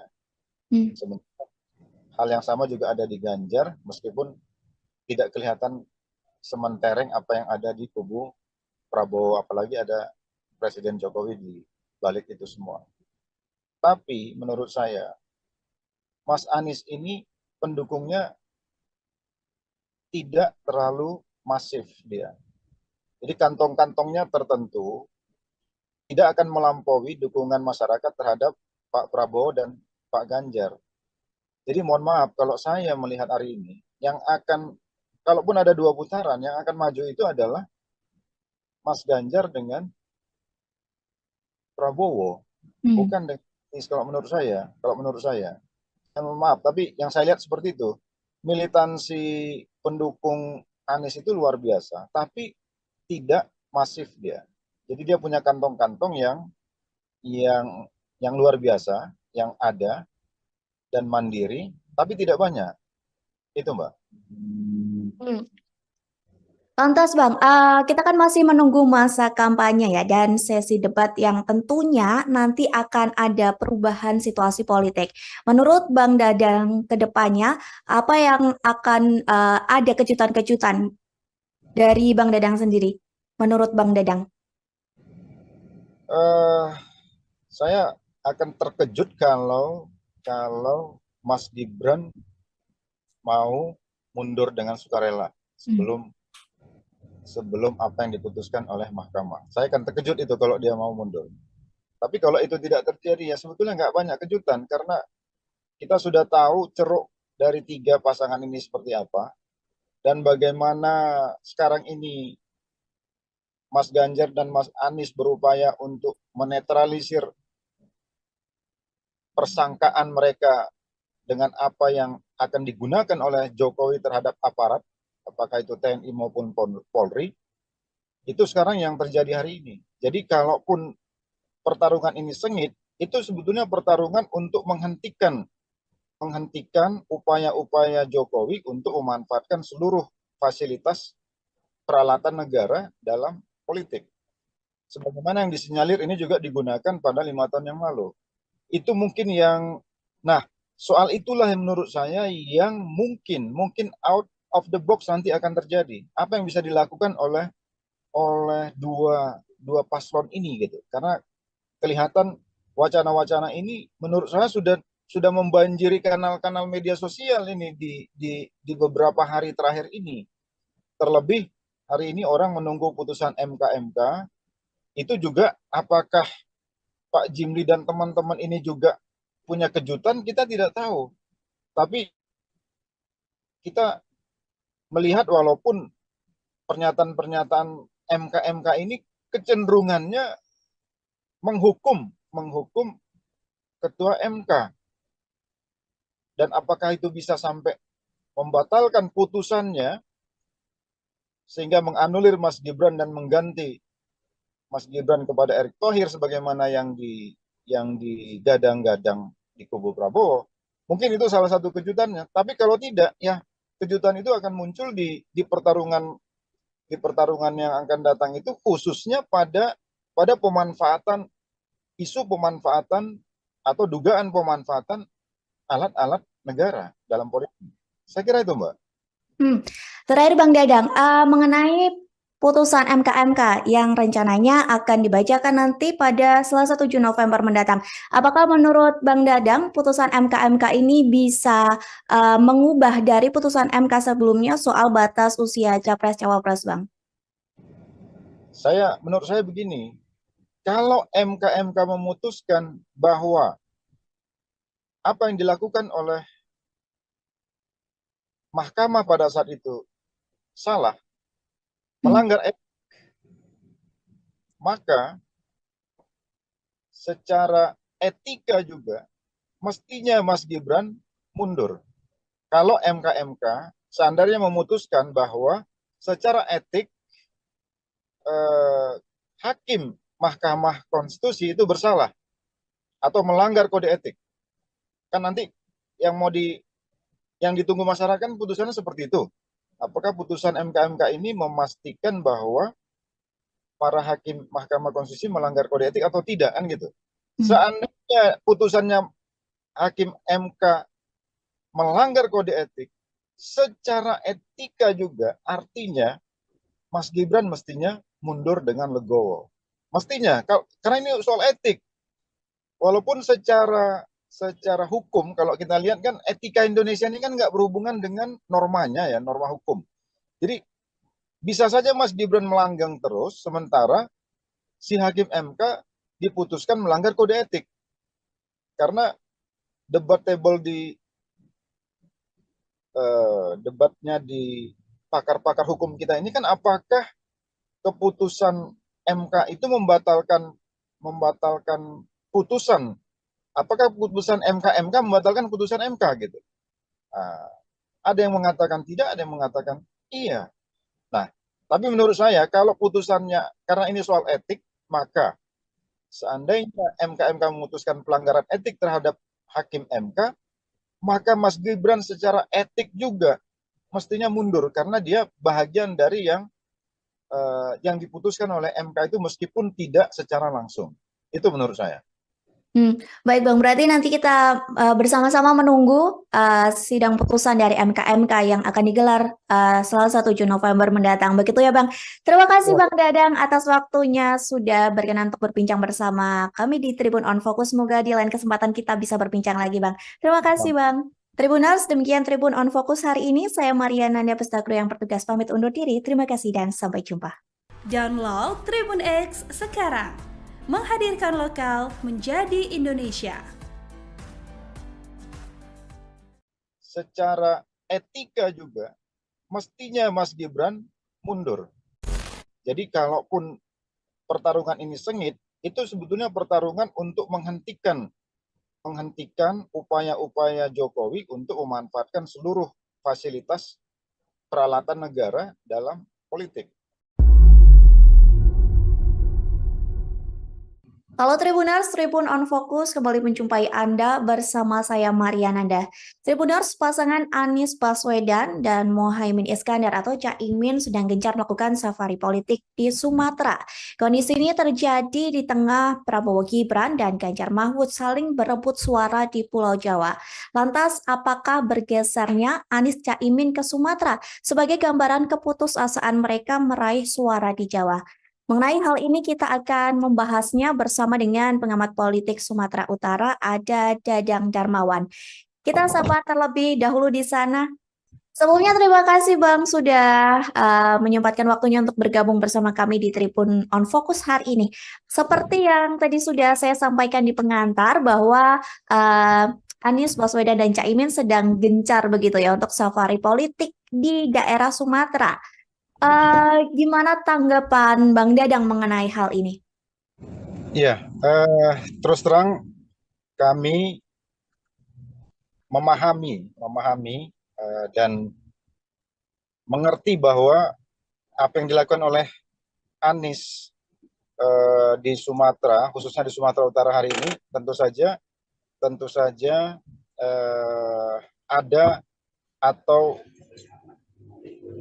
berupaya untuk meraih pemilih di Sumatera Utara, dan saya kira itu sangat masuk akal di mana pemilu hari ini Sumatera Utara itu sendiri ada kurang lebih 10 jutaan suara yang diperebutkan, terbesar di Pulau Sumatera, melampaui Lampung yang 6 juta sekian maupun di Sumatera Selatan, dan tentu ini salah satu pemilih terbesar di luar Pulau Jawa. Dan beberapa waktu yang lalu kebetulan kami juga sedang roadshow di Simalungun, jadi berpapasan dengan Pak Anies dan teman-teman yang sedang menuju Hatonduhan di Simalungun.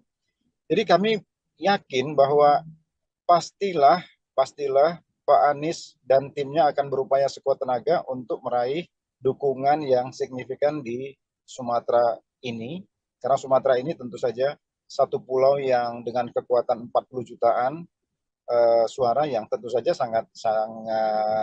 sangat mempengaruhi kemenangan dari semua tim termasuk Pak Anies dan terkhusus di Sumatera Utara. Saya kira demikian, Mbak.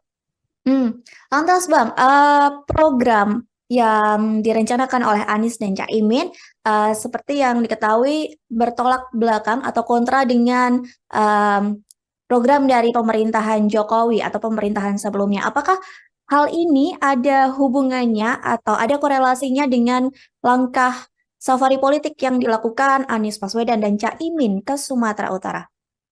Kalau dilihat dari latar belakang agenda perubahan atau antitesis program-program pembangunan Anies terhadap Jokowi, kita juga memahami karena pada saat itu ada 3 partai politik yang berada di luar pemerintahan Jokowi yang digadang-gadang akan mendukung Anies Baswedan.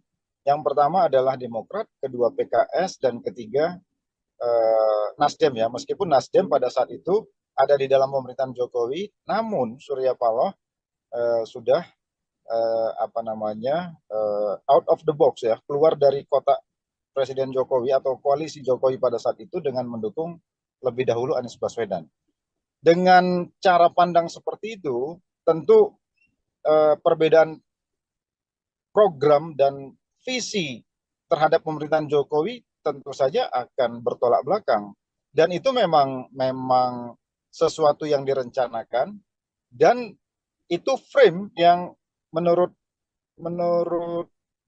kita memang sengaja dibentuk memang untuk meraih suara yang memang belum tentu semua juga di tengah-tengah masyarakat kita menyukai pembangunan pada era Jokowi. Jadi, nah hari ini dengan roadshow seperti ini, menurut saya ini adalah momentum sebetulnya untuk menyebarluaskan bahwa ada agenda besar perubahan yang dibawa oleh Anies Baswedan, dan itu tentu saja akan menampung masyarakat yang selama ini kontra terhadap pembangunan Presiden Jokowi. Karena kita harus ingat, tidak semua masyarakat juga pro terhadap Jokowi selama 5 tahun terakhir. Meskipun suara-suara di daerah-daerah ya tidak terlalu terdengar di publik atau terpublish secara nasional, tapi suara-suara yang ingin berbeda dengan pembangunan era Jokowi tentu saja itu masih banyak gitu, masih bisa diharapkan, dan itu tentu saja menjadi momentum bagi Anies Baswedan. Dan saya kira dengan roadshow yang dilakukan 3 hari belakangan ini di Sumatera Utara, tentu saja saya kira itu untuk Sumatera Utara, Aceh, dan beberapa provinsi di Sumatera, tentu saja itu adalah untuk meraih dukungan dari pemilih yang tidak pro kepada pemerintah. Saya kira itu, Mbak. Oke, Bang, kalau membahas basis suara Pulau Jawa, utamanya di Jawa Barat, Jawa Tengah, Jawa Timur, memang tampak seperti pertarungan sengit begitu ya bagi Prabowo Ganjar.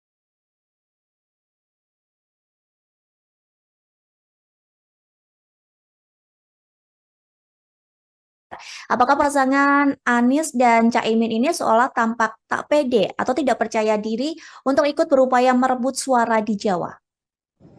Memang kalau kita lihat dengan isu Nahdlatul Ulama yang dibawa oleh Caimin, tentu Jawa Timur pada tahap awal pencalonan Anies Baswedan seolah Anies Baswedan dan Caimin itu mendapat peluang di Jawa Timur.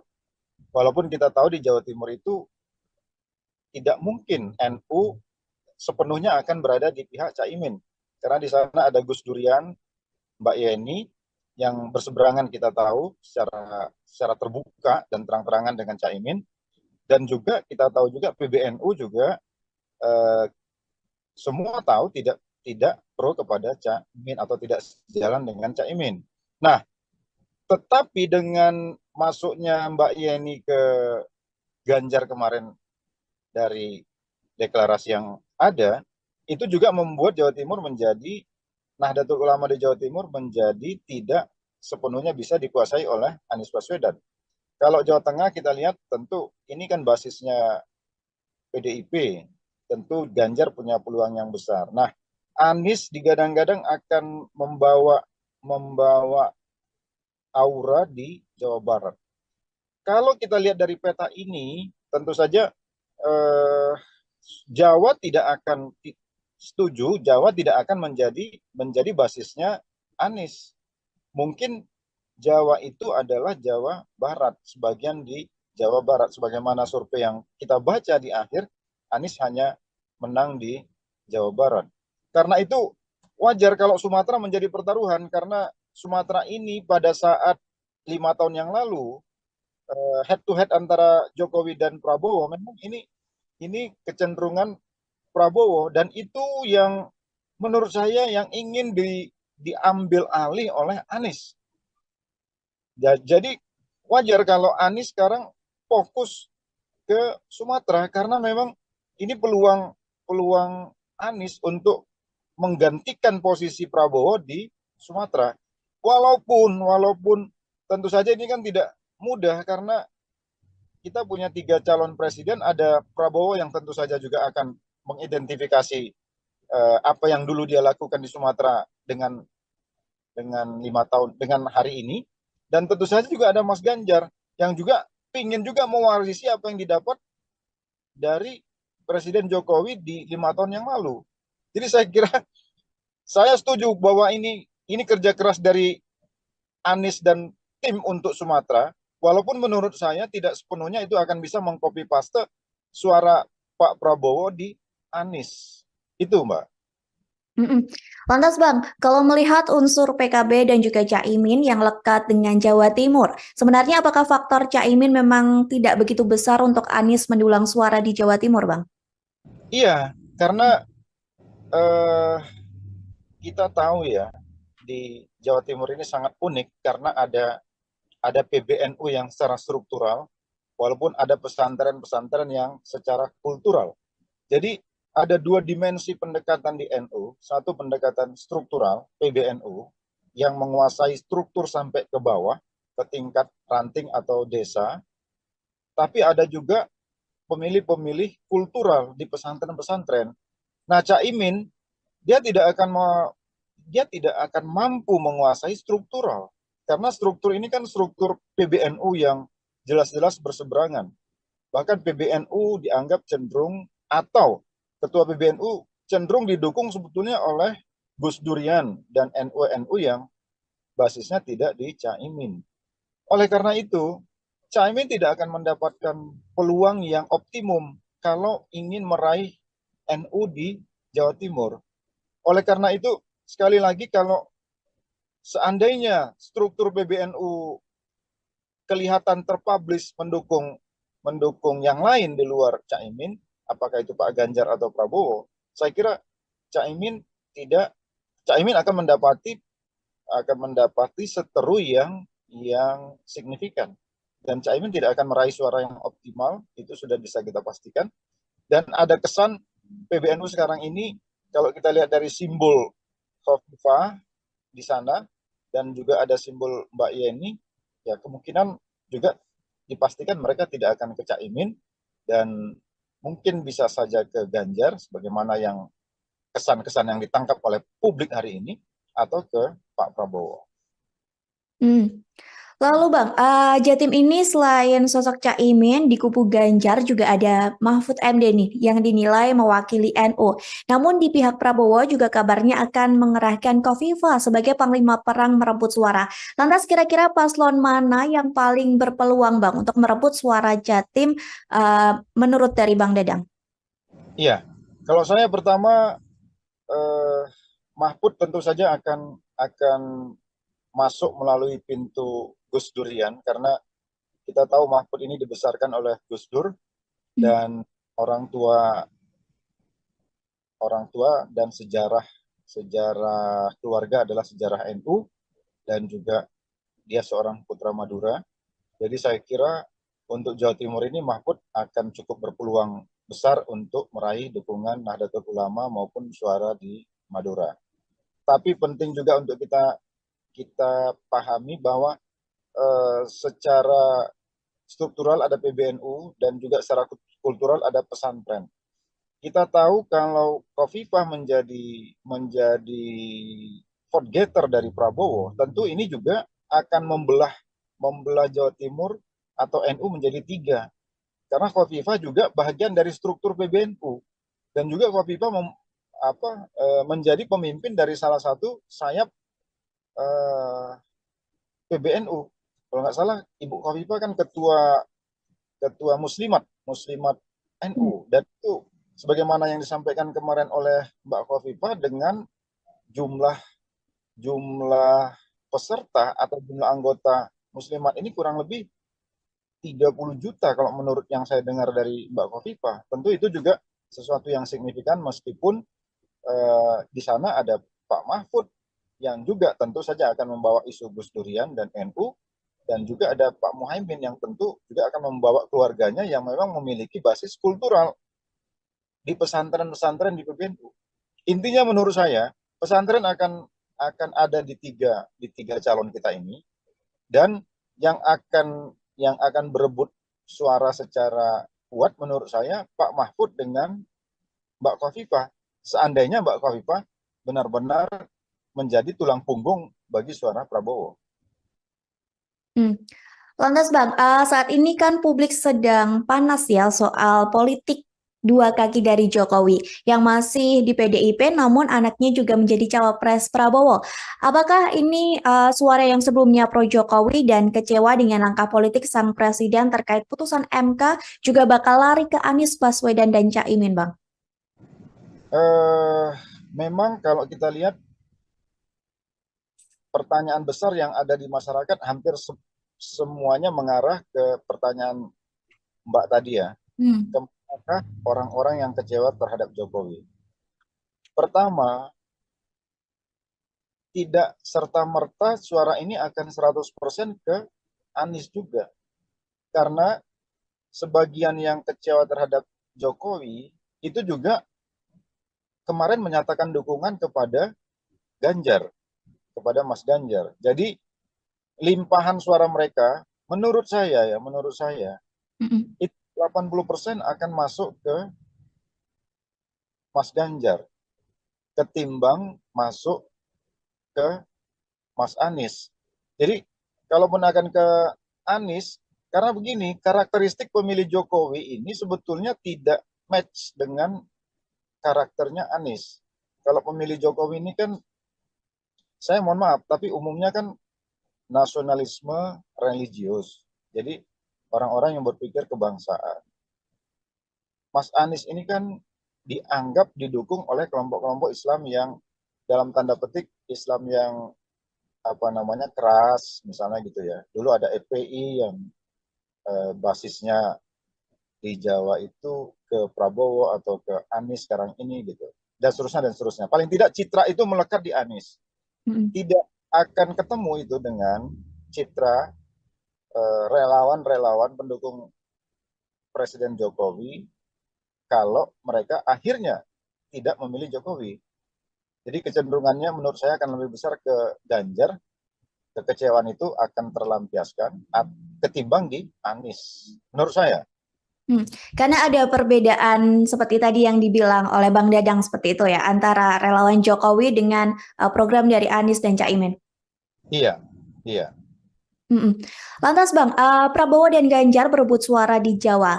Anies coba memainkan suara di Sumatera. Lantas jika Pilpres tak berhasil satu putaran, menurut Bang Dadang, paslon mana yang akan bertarung di putaran kedua nantinya Bang? Aduh, ini pertanyaan. Tapi begini Mbak, kalau analisis saya Hmm. eh, paslon yang luar biasa itu adalah paslon Anies Baswedan. Karena mereka ini punya dukungan yang luar biasa dan biasanya mereka mandiri sekali dalam segi keuangan. Sementara paslon Prabowo itu dan paslon Ganjar hampir sama. Jadi kayak ini paslon-paslon yang apalagi Pak Prabowo karena di belakangnya ada Erick Thohir, kelihatan yang terbaca itu adalah gegap gempitanya dari segi pendanaan ya. Sementara hal yang sama juga ada di Ganjar, meskipun tidak kelihatan sementereng apa yang ada di kubu Prabowo, apalagi ada Presiden Jokowi di balik itu semua. Tapi menurut saya, Mas Anies ini pendukungnya tidak terlalu masif dia. Jadi kantong-kantongnya tertentu tidak akan melampaui dukungan masyarakat terhadap Pak Prabowo dan Pak Ganjar. Jadi mohon maaf kalau saya melihat hari ini, yang akan, kalaupun ada dua putaran, yang akan maju itu adalah Mas Ganjar dengan Prabowo, bukan dengan Anies kalau menurut saya. Kalau menurut saya, maaf, tapi yang saya lihat seperti itu. Militansi pendukung Anies itu luar biasa, tapi tidak masif dia. Jadi dia punya kantong-kantong yang yang luar biasa, yang ada dan mandiri, tapi tidak banyak. Itu Mbak. Lantas Bang, kita kan masih menunggu masa kampanye ya dan sesi debat yang tentunya nanti akan ada perubahan situasi politik. Menurut Bang Dadang ke depannya, apa yang akan ada kejutan-kejutan dari Bang Dadang sendiri? Menurut Bang Dadang? Saya akan terkejut kalau Mas Gibran mau mundur dengan sukarela sebelum apa yang diputuskan oleh mahkamah. Saya akan terkejut itu kalau dia mau mundur. Tapi kalau itu tidak terjadi, ya sebetulnya nggak banyak kejutan karena kita sudah tahu ceruk dari tiga pasangan ini seperti apa dan bagaimana sekarang ini Mas Ganjar dan Mas Anies berupaya untuk menetralisir persangkaan mereka dengan apa yang akan digunakan oleh Jokowi terhadap aparat, apakah itu TNI maupun Polri, itu sekarang yang terjadi hari ini. Jadi kalaupun pertarungan ini sengit, itu sebetulnya pertarungan untuk menghentikan upaya-upaya Jokowi untuk memanfaatkan seluruh fasilitas peralatan negara dalam politik. Sebagaimana yang disinyalir ini juga digunakan pada 5 tahun yang lalu. Itu mungkin yang, nah soal itulah yang menurut saya yang mungkin out of the box nanti akan terjadi. Apa yang bisa dilakukan oleh dua paslon ini gitu. Karena kelihatan wacana-wacana ini menurut saya sudah membanjiri kanal-kanal media sosial ini di beberapa hari terakhir ini. Terlebih hari ini orang menunggu putusan MK itu juga apakah Pak Jimli dan teman-teman ini juga punya kejutan, kita tidak tahu. Tapi kita melihat walaupun pernyataan-pernyataan MK ini kecenderungannya menghukum ketua MK. Dan apakah itu bisa sampai membatalkan putusannya sehingga menganulir Mas Gibran dan mengganti Mas Gibran kepada Erick Thohir sebagaimana yang digadang-gadang di kubu Prabowo. Mungkin itu salah satu kejutannya. Tapi kalau tidak, ya kejutan itu akan muncul di pertarungan yang akan datang itu, khususnya pada isu pemanfaatan atau dugaan pemanfaatan alat-alat negara dalam politik. Saya kira itu, Mbak. Terakhir Bang Dadang, mengenai putusan MK yang rencananya akan dibacakan nanti pada Selasa 7 November mendatang. Apakah menurut Bang Dadang putusan MK ini bisa mengubah dari putusan MK sebelumnya soal batas usia Capres-Cawapres, Bang? Menurut saya begini, kalau MK memutuskan bahwa apa yang dilakukan oleh mahkamah pada saat itu salah, melanggar etik, maka secara etika juga mestinya Mas Gibran mundur. Kalau MK seandainya memutuskan bahwa secara etik hakim Mahkamah Konstitusi itu bersalah atau melanggar kode etik, kan nanti yang ditunggu masyarakat putusannya seperti itu. Apakah putusan MK ini memastikan bahwa para hakim Mahkamah Konstitusi melanggar kode etik atau tidak, kan gitu. Seandainya putusannya hakim MK melanggar kode etik, secara etika juga artinya Mas Gibran mestinya mundur dengan legowo. Mestinya, karena ini soal etik. Walaupun secara hukum, kalau kita lihat kan etika Indonesia ini kan nggak berhubungan dengan normanya ya, norma hukum. Jadi bisa saja Mas Gibran melanggang terus, sementara si hakim MK diputuskan melanggar kode etik. Karena debatable debatnya di pakar-pakar hukum kita ini kan apakah keputusan MK itu membatalkan putusan, apakah putusan MK membatalkan putusan MK gitu. Nah, ada yang mengatakan tidak, ada yang mengatakan iya. Nah, tapi menurut saya kalau putusannya, karena ini soal etik, maka seandainya MK memutuskan pelanggaran etik terhadap hakim MK, maka Mas Gibran secara etik juga mestinya mundur karena dia bahagian dari yang diputuskan oleh MK itu meskipun tidak secara langsung. Itu menurut saya. Baik Bang, berarti nanti kita bersama-sama menunggu sidang putusan dari MK yang akan digelar Selasa 7 November mendatang. Begitu ya Bang.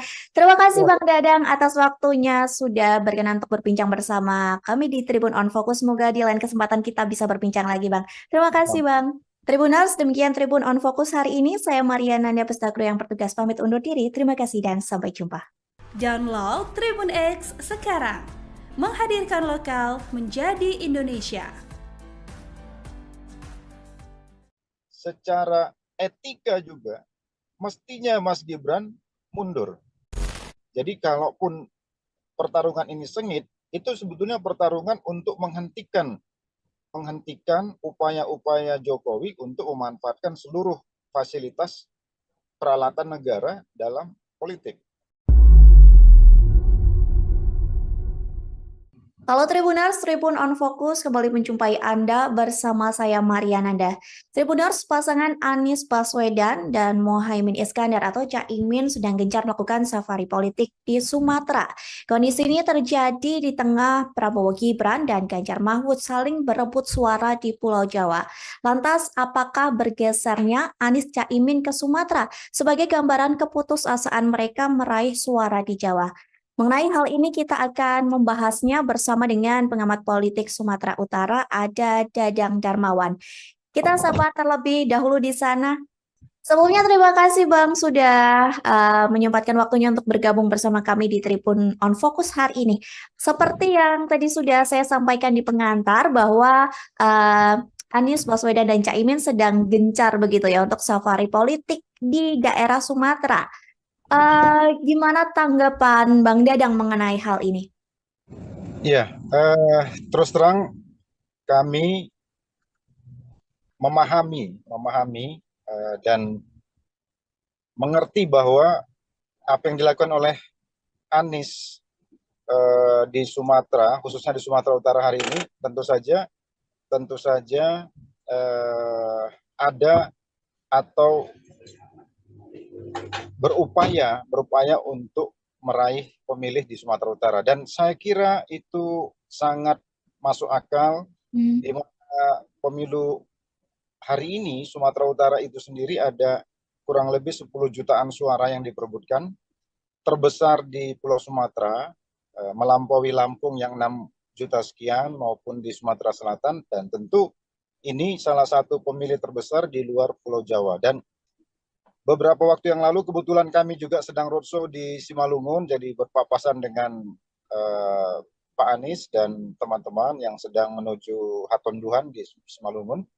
Jadi kami yakin bahwa pastilah Pak Anies dan timnya akan berupaya sekuat tenaga untuk meraih dukungan yang signifikan di Sumatera ini, karena Sumatera ini tentu saja satu pulau yang dengan kekuatan 40 jutaan suara yang tentu saja sangat mempengaruhi kemenangan dari semua tim termasuk Pak Anies dan terkhusus di Sumatera Utara. Saya kira demikian, Mbak. Lantas Bang, program yang direncanakan oleh Anies dan Caimin seperti yang diketahui bertolak belakang atau kontra dengan program dari pemerintahan Jokowi atau pemerintahan sebelumnya. Apakah hal ini ada hubungannya atau ada korelasinya dengan langkah safari politik yang dilakukan Anies Baswedan dan Caimin ke Sumatera Utara? Kalau dilihat dari latar belakang agenda perubahan atau antitesis program-program pembangunan Anies terhadap Jokowi, kita juga memahami karena pada saat itu ada 3 partai politik yang berada di luar pemerintahan Jokowi yang digadang-gadang akan mendukung Anies Baswedan. Yang pertama adalah Demokrat, kedua PKS, dan ketiga Nasdem ya. Meskipun Nasdem pada saat itu ada di dalam pemerintahan Jokowi, namun Surya Paloh sudah out of the box ya, keluar dari kotak Presiden Jokowi atau koalisi Jokowi pada saat itu dengan mendukung lebih dahulu Anies Baswedan. Dengan cara pandang seperti itu, tentu perbedaan program dan visi terhadap pemerintahan Jokowi tentu saja akan bertolak belakang. Dan itu memang sesuatu yang direncanakan, dan itu frame yang menurut kita memang sengaja dibentuk memang untuk meraih suara yang memang belum tentu semua juga di tengah-tengah masyarakat kita menyukai pembangunan pada era Jokowi. Jadi, nah hari ini dengan roadshow seperti ini, menurut saya ini adalah momentum sebetulnya untuk menyebarluaskan bahwa ada agenda besar perubahan yang dibawa oleh Anies Baswedan, dan itu tentu saja akan menampung masyarakat yang selama ini kontra terhadap pembangunan Presiden Jokowi. Karena kita harus ingat, tidak semua masyarakat juga pro terhadap Jokowi selama 5 tahun terakhir. Meskipun suara-suara di daerah-daerah ya tidak terlalu terdengar di publik atau terpublish secara nasional, tapi suara-suara yang ingin eh, berbeda dengan pembangunan era Jokowi tentu saja itu masih banyak gitu, masih masih bisa diharapkan, dan itu tentu saja menjadi momentum bagi Anies Baswedan. Dan saya kira dengan roadshow yang dilakukan 3 hari belakangan ini di Sumatera Utara, tentu saja saya kira itu untuk Sumatera Utara, Aceh, dan beberapa provinsi di Sumatera, tentu saja itu adalah untuk meraih dukungan dari pemilih yang tidak tidak pro kepada pemerintah. Saya kira itu, Mbak. Oke, Bang, kalau membahas basis suara Pulau Jawa, utamanya di Jawa Barat, Jawa Tengah, Jawa Timur, memang tampak seperti pertarungan sengit begitu ya bagi Prabowo Ganjar.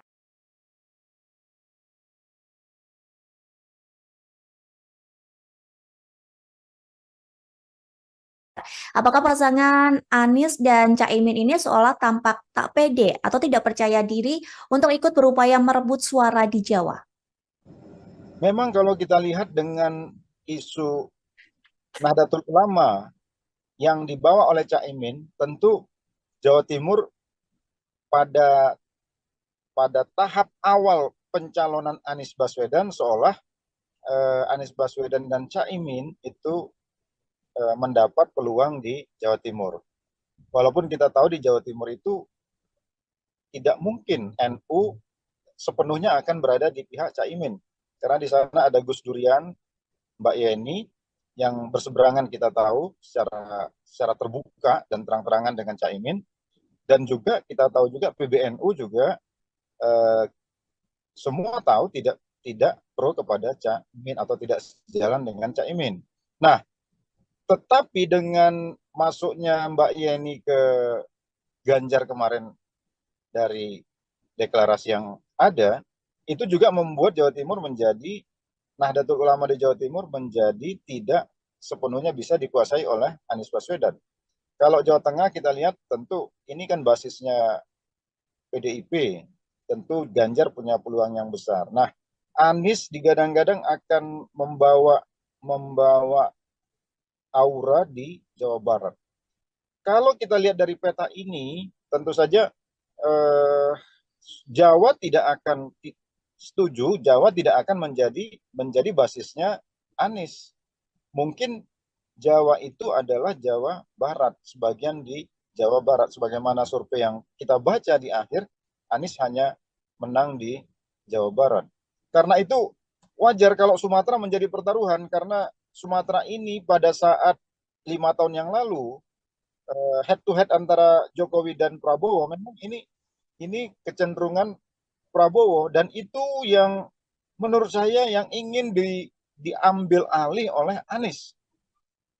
Jadi wajar kalau Anies sekarang fokus ke Sumatera, karena memang ini peluang Anies untuk menggantikan posisi Prabowo di Sumatera.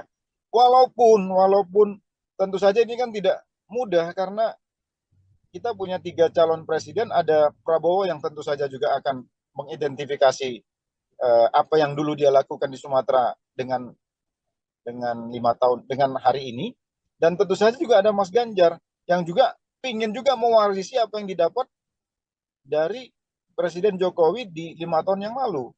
Jadi saya kira saya setuju bahwa ini kerja keras dari Anies dan tim untuk Sumatera, walaupun menurut saya tidak sepenuhnya itu akan bisa mengcopy paste suara Pak Prabowo di Anies. Itu, Mbak. Lantas Bang, kalau melihat unsur PKB dan juga Caimin yang lekat dengan Jawa Timur, sebenarnya apakah faktor Caimin memang tidak begitu besar untuk Anies mendulang suara di Jawa Timur, Bang? Iya, karena eh, kita tahu ya, di Jawa Timur ini sangat unik karena ada PBNU yang secara struktural, walaupun ada pesantren-pesantren yang secara kultural. Jadi ada 2 dimensi pendekatan di NU, satu pendekatan struktural PBNU yang menguasai struktur sampai ke bawah, ke tingkat ranting atau desa, tapi ada juga pemilih-pemilih kultural di pesantren-pesantren. Nah, Caimin dia tidak akan mampu menguasai struktural, karena struktur ini kan struktur PBNU yang jelas-jelas berseberangan. Bahkan PBNU dianggap cenderung, atau ketua PBNU cenderung didukung sebetulnya oleh Gus Durian dan NU-NU yang basisnya tidak di Caimin. Oleh karena itu, Caimin tidak akan mendapatkan peluang yang optimum kalau ingin meraih NU di Jawa Timur.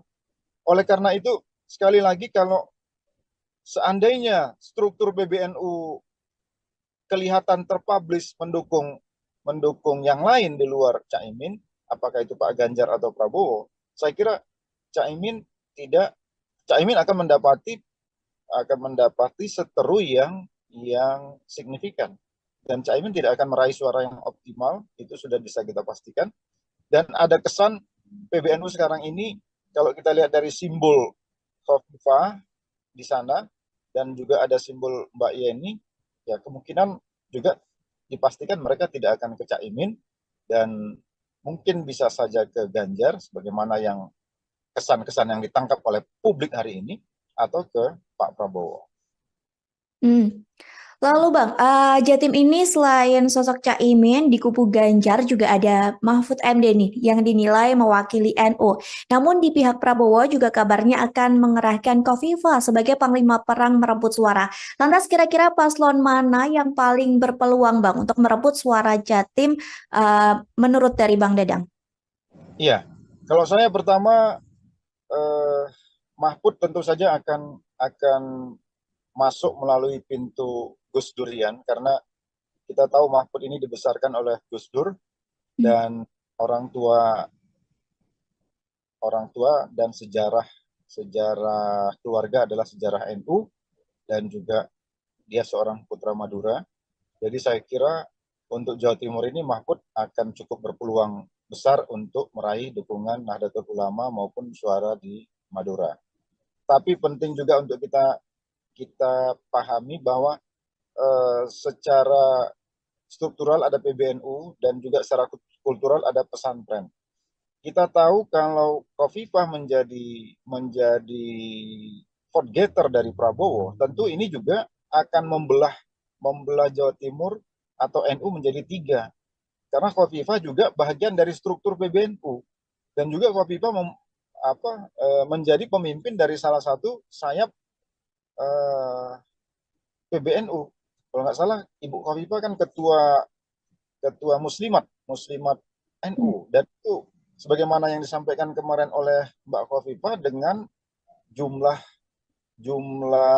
peserta atau jumlah anggota Muslimat ini kurang lebih 30 juta kalau menurut yang saya dengar dari Mbak Khofifah. Tentu itu juga sesuatu yang signifikan, meskipun di sana ada Pak Mahfud yang juga tentu saja akan membawa isu Gus Durian dan NU, dan juga ada Pak Muhaimin yang tentu juga akan membawa keluarganya yang memang memiliki basis kultural di pesantren-pesantren di PBNU.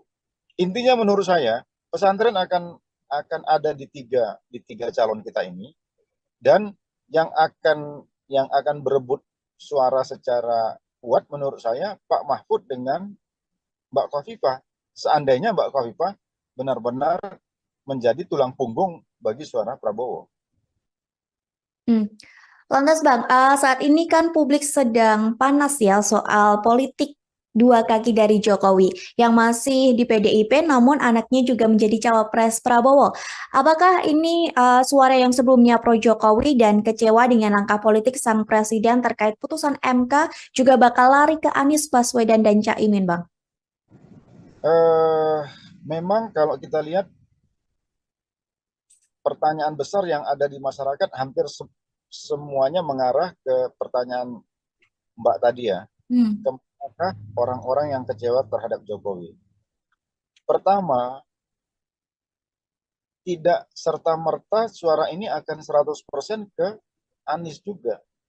Karena sebagian yang kecewa terhadap Jokowi itu juga kemarin menyatakan dukungan kepada Ganjar, kepada Mas Ganjar. Jadi limpahan suara mereka menurut saya Mm-mm. Itu 80% akan masuk ke Mas Ganjar ketimbang masuk ke Mas Anies.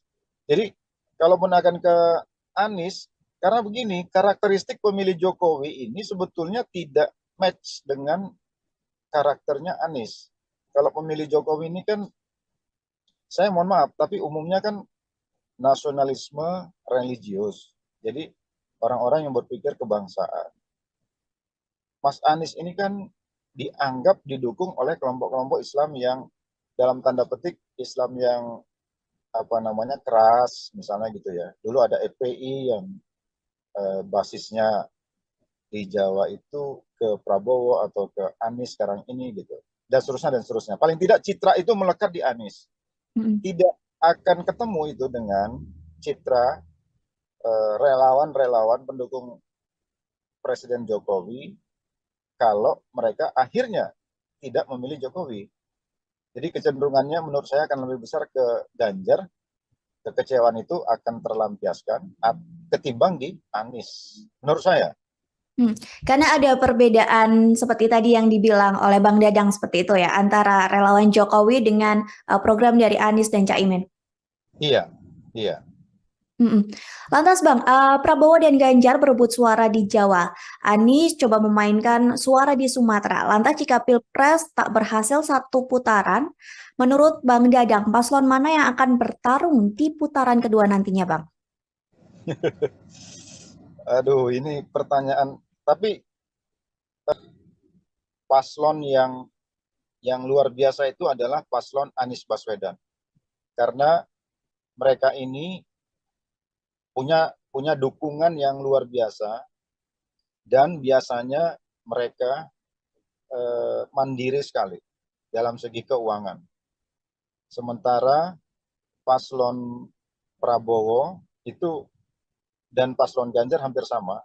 Jadi kayak ini paslon-paslon yang apalagi Pak Prabowo karena di belakangnya ada Erick Thohir, kelihatan yang terbaca itu adalah gegap gempitanya dari segi pendanaan ya.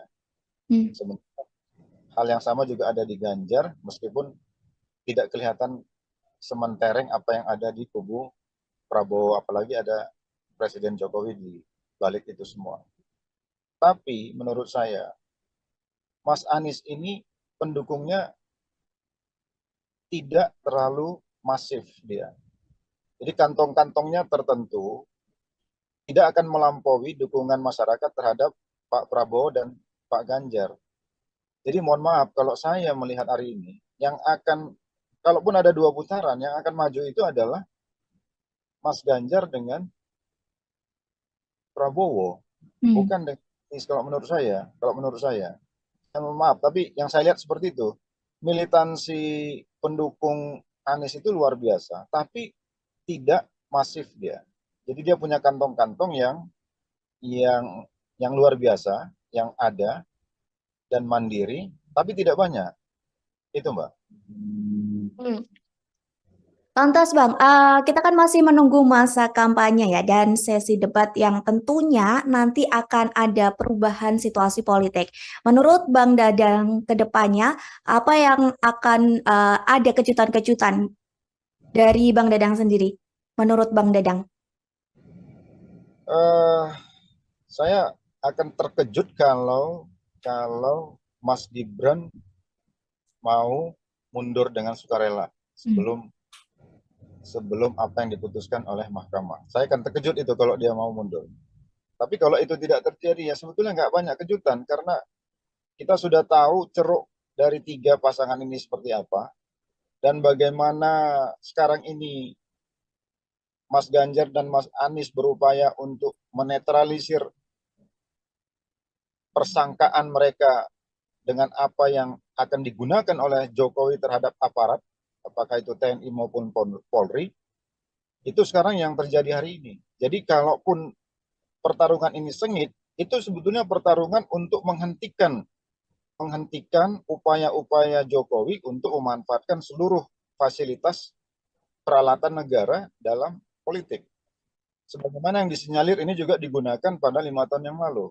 Itu mungkin yang, nah soal itulah yang menurut saya yang mungkin out of the box nanti akan terjadi. Apa yang bisa dilakukan oleh dua paslon ini gitu. Karena kelihatan wacana-wacana ini menurut saya sudah membanjiri kanal-kanal media sosial ini di beberapa hari terakhir ini.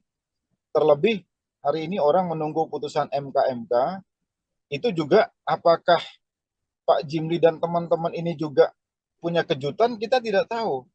Tapi kita melihat walaupun pernyataan-pernyataan MK ini kecenderungannya menghukum ketua MK. Dan apakah itu bisa sampai membatalkan putusannya sehingga menganulir Mas Gibran dan mengganti Mas Gibran kepada Erick Thohir sebagaimana yang digadang-gadang di kubu Prabowo. Mungkin itu salah satu kejutannya. Tapi kalau tidak, ya kejutan itu akan muncul di pertarungan yang akan datang itu, khususnya pada isu pemanfaatan atau dugaan pemanfaatan alat-alat negara dalam politik. Saya kira itu, Mbak. Terakhir Bang Dadang, mengenai putusan MK yang rencananya akan dibacakan nanti pada Selasa 7 November mendatang. Apakah menurut Bang Dadang putusan MK ini bisa mengubah dari putusan MK sebelumnya soal batas usia Capres-Cawapres, Bang? Menurut saya begini, kalau MK memutuskan bahwa apa yang dilakukan oleh mahkamah pada saat itu salah, melanggar etik, maka secara etika juga mestinya Mas Gibran mundur. Kalau MK seandainya memutuskan bahwa secara etik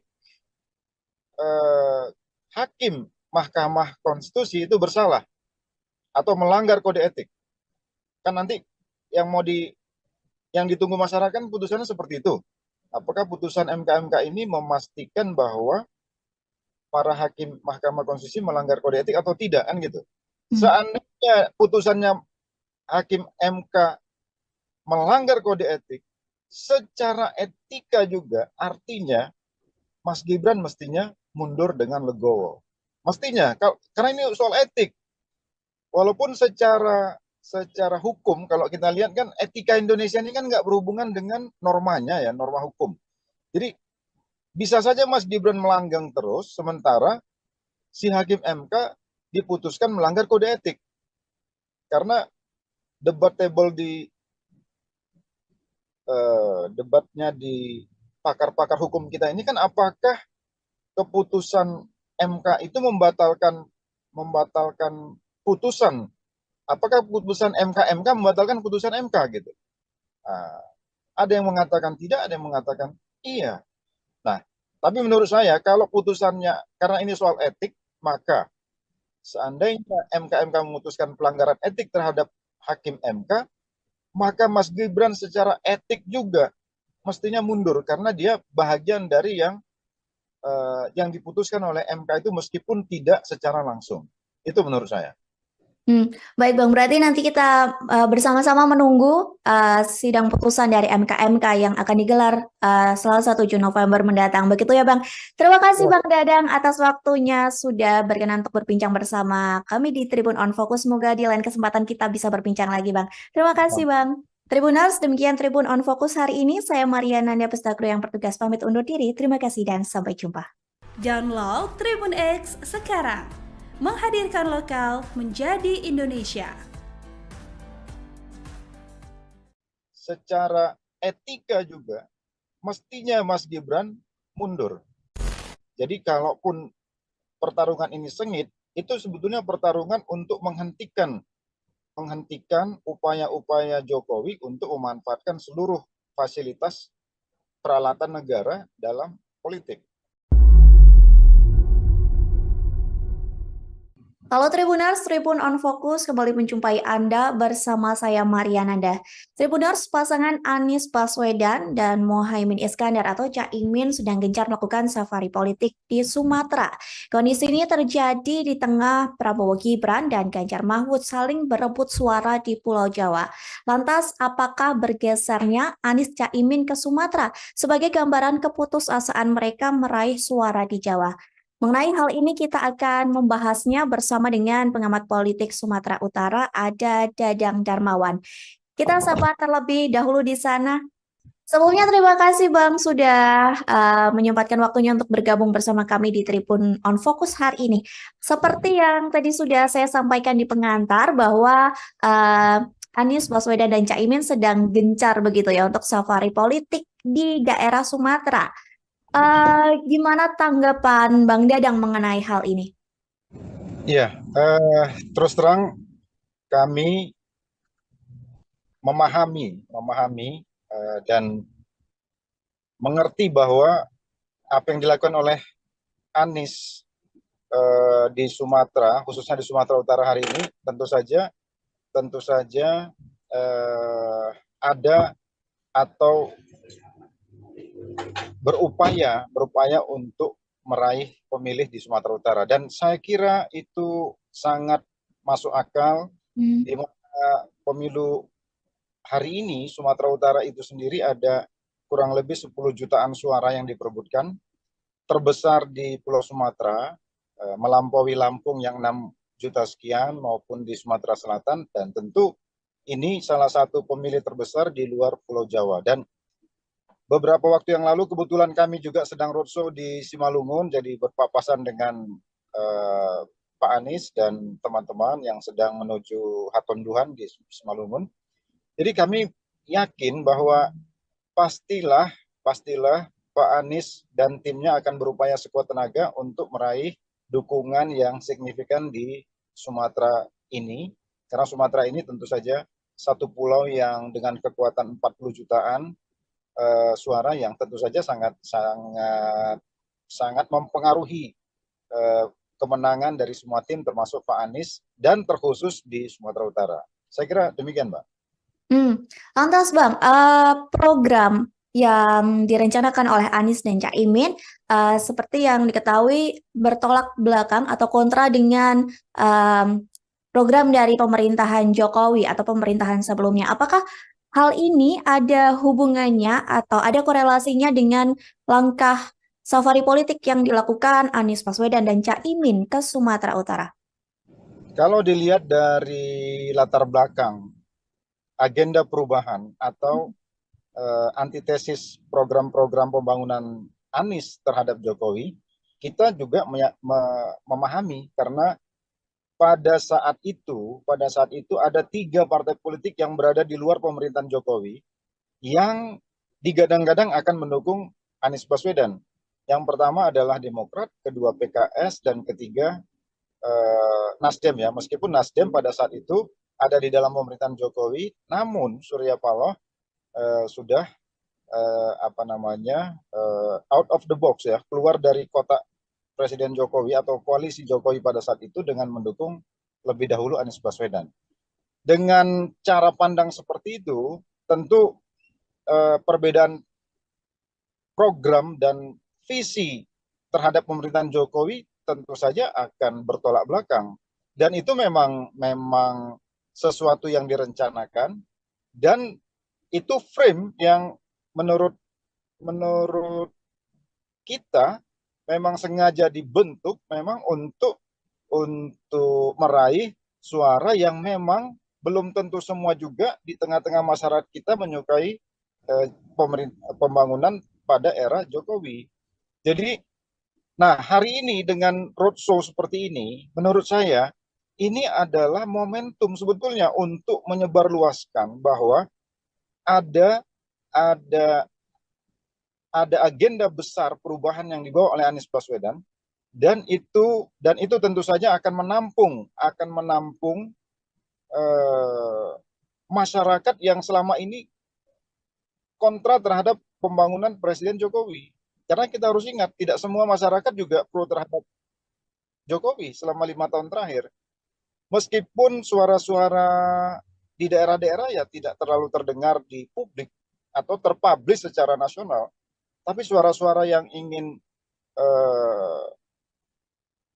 berbeda dengan pembangunan era Jokowi tentu saja itu masih banyak gitu, masih bisa diharapkan, dan itu tentu saja menjadi momentum bagi Anies Baswedan. Dan saya kira dengan roadshow yang dilakukan 3 hari belakangan ini di Sumatera Utara, tentu saja saya kira itu untuk Sumatera Utara, Aceh, dan beberapa provinsi di Sumatera, tentu saja itu adalah untuk meraih dukungan dari pemilih yang tidak pro kepada pemerintah. Saya kira itu, Mbak. Oke, Bang, kalau membahas basis suara Pulau Jawa, utamanya di Jawa Barat, Jawa Tengah, Jawa Timur, memang tampak seperti pertarungan sengit begitu ya bagi Prabowo Ganjar.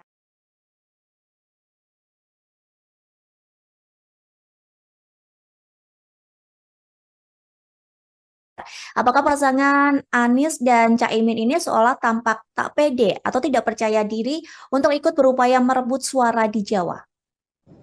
Memang kalau kita lihat dengan isu Nahdlatul Ulama yang dibawa oleh Caimin, tentu Jawa Timur pada tahap awal pencalonan Anies Baswedan seolah Anies Baswedan dan Caimin itu mendapat peluang di Jawa Timur. Walaupun kita tahu di Jawa Timur itu tidak mungkin NU sepenuhnya akan berada di pihak Caimin. Karena di sana ada Gus Durian, Mbak Yeni, yang berseberangan kita tahu secara terbuka dan terang-terangan dengan Caimin. Dan juga kita tahu juga PBNU juga semua tahu tidak pro kepada Caimin atau tidak sejalan dengan Caimin. Nah, tetapi dengan masuknya Mbak Yeni ke Ganjar kemarin dari deklarasi yang ada, itu juga membuat Jawa Timur menjadi, Nahdlatul Ulama di Jawa Timur menjadi tidak sepenuhnya bisa dikuasai oleh Anies Baswedan.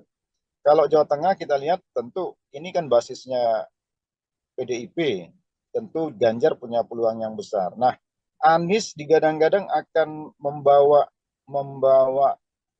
aura di Jawa Barat.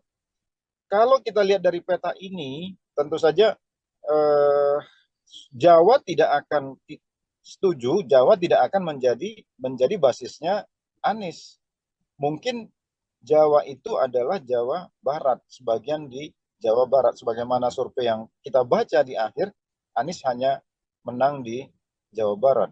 Karena itu wajar kalau Sumatera menjadi pertaruhan, karena Sumatera ini pada saat 5 tahun yang lalu head to head antara Jokowi dan Prabowo, memang ini kecenderungan Prabowo, dan itu yang menurut saya yang ingin diambil alih oleh Anies. Jadi wajar kalau Anies sekarang fokus ke Sumatera, karena memang ini peluang Anies untuk menggantikan posisi Prabowo di Sumatera. Walaupun tentu saja ini kan tidak mudah, karena kita punya 3 calon presiden, ada Prabowo yang tentu saja juga akan mengidentifikasi apa yang dulu dia lakukan di Sumatera dengan 5 tahun dengan hari ini, dan tentu saja juga ada Mas Ganjar yang juga ingin juga mewarisi apa yang didapat dari Presiden Jokowi di 5 tahun yang lalu. Jadi saya kira saya setuju bahwa ini kerja keras dari Anies dan tim untuk Sumatera, walaupun menurut saya tidak sepenuhnya itu akan bisa mengcopy paste suara Pak Prabowo di Anies. Itu, Mbak.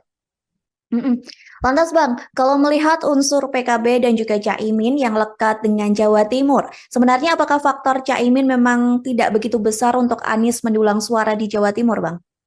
Iya, karena kita tahu ya, di Jawa Timur ini sangat unik karena ada PBNU yang secara struktural, walaupun ada pesantren-pesantren yang secara kultural. Jadi ada 2 dimensi pendekatan di NU, satu pendekatan struktural, PBNU, yang menguasai struktur sampai ke bawah, ke tingkat ranting atau desa, tapi ada juga pemilih-pemilih kultural di pesantren-pesantren. Nah, Caimin dia tidak akan mampu menguasai struktural, karena struktur ini kan struktur PBNU yang jelas-jelas berseberangan. Bahkan PBNU dianggap cenderung, atau ketua PBNU cenderung didukung sebetulnya oleh Gus Durian dan NU yang basisnya tidak di Caimin. Oleh karena itu, Caimin tidak akan mendapatkan peluang yang optimum kalau ingin meraih NU di Jawa Timur.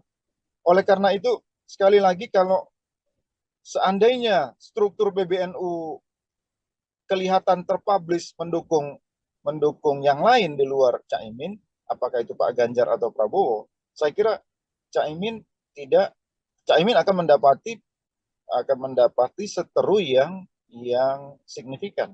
Dan Caimin tidak akan meraih suara yang optimal, itu sudah bisa kita pastikan. Dan ada kesan PBNU sekarang ini, kalau kita lihat dari simbol Khofifah di sana, dan juga ada simbol Mbak Yeni, ya kemungkinan juga dipastikan mereka tidak akan ke Caimin, dan mungkin bisa saja ke Ganjar, sebagaimana yang kesan-kesan yang ditangkap oleh publik hari ini, atau ke Pak Prabowo.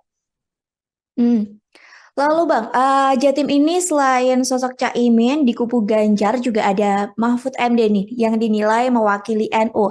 Namun di pihak Prabowo juga kabarnya akan mengerahkan Khofifah sebagai panglima perang merebut suara. Lantas kira-kira paslon mana yang paling berpeluang Bang untuk merebut suara Jatim menurut dari Bang Dadang?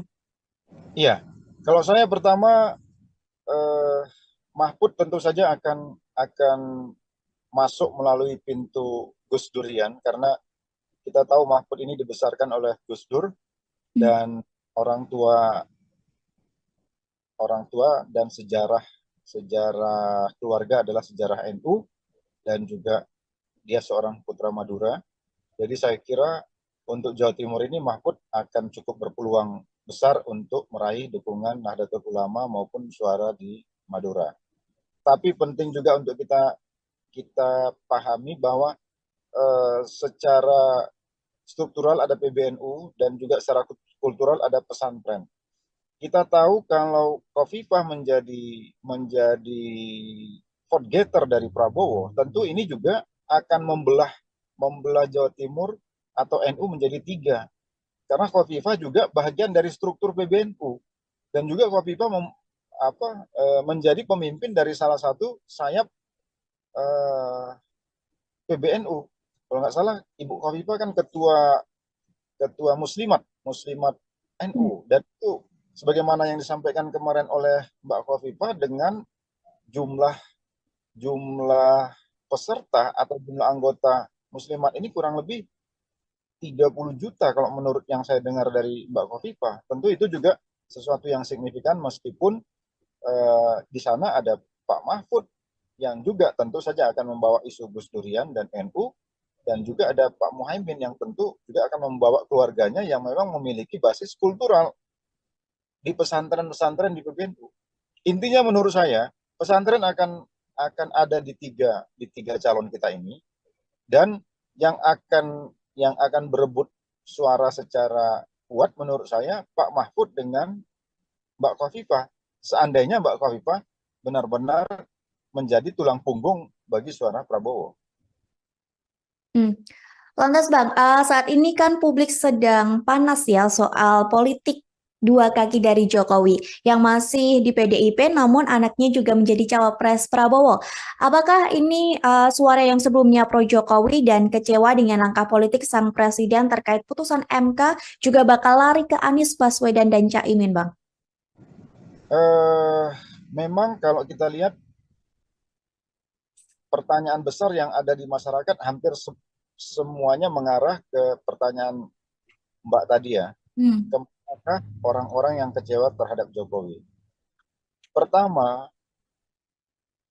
tidak serta-merta suara ini akan 100% ke Anies juga.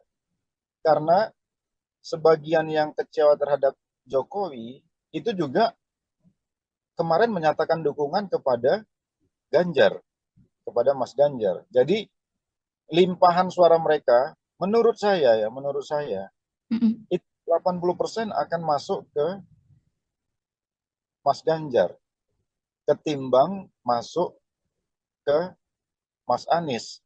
Jadi kalaupun akan ke Anies, karena begini, karakteristik pemilih Jokowi ini sebetulnya tidak match dengan karakternya Anies. Kalau pemilih Jokowi ini kan, saya mohon maaf, tapi umumnya kan nasionalisme religius. Jadi orang-orang yang berpikir kebangsaan. Mas Anies ini kan dianggap didukung oleh kelompok-kelompok Islam yang dalam tanda petik Islam yang apa namanya keras, misalnya gitu ya. Dulu ada FPI yang basisnya di Jawa itu ke Prabowo atau ke Anies sekarang ini gitu. Dan seterusnya dan seterusnya. Paling tidak citra itu melekat di Anies. Mm-mm. Tidak akan ketemu itu dengan citra relawan-relawan pendukung Presiden Jokowi kalau mereka akhirnya tidak memilih Jokowi. Jadi kecenderungannya menurut saya akan lebih besar ke Ganjar, kekecewaan itu akan terlampiaskan ketimbang di Anies. Menurut saya. Karena ada perbedaan seperti tadi yang dibilang oleh Bang Dadang seperti itu ya, antara relawan Jokowi dengan program dari Anies dan Caimin. Iya, iya. Mm-mm. Lantas Bang, Prabowo dan Ganjar berebut suara di Jawa. Anies coba memainkan suara di Sumatera. Lantas jika Pilpres tak berhasil satu putaran, menurut Bang Dadang, paslon mana yang akan bertarung di putaran kedua nantinya Bang? Aduh, ini pertanyaan. Tapi begini Mbak, kalau analisis saya Hmm. eh, paslon yang luar biasa itu adalah paslon Anies Baswedan. Karena mereka ini punya dukungan yang luar biasa dan biasanya mereka mandiri sekali dalam segi keuangan.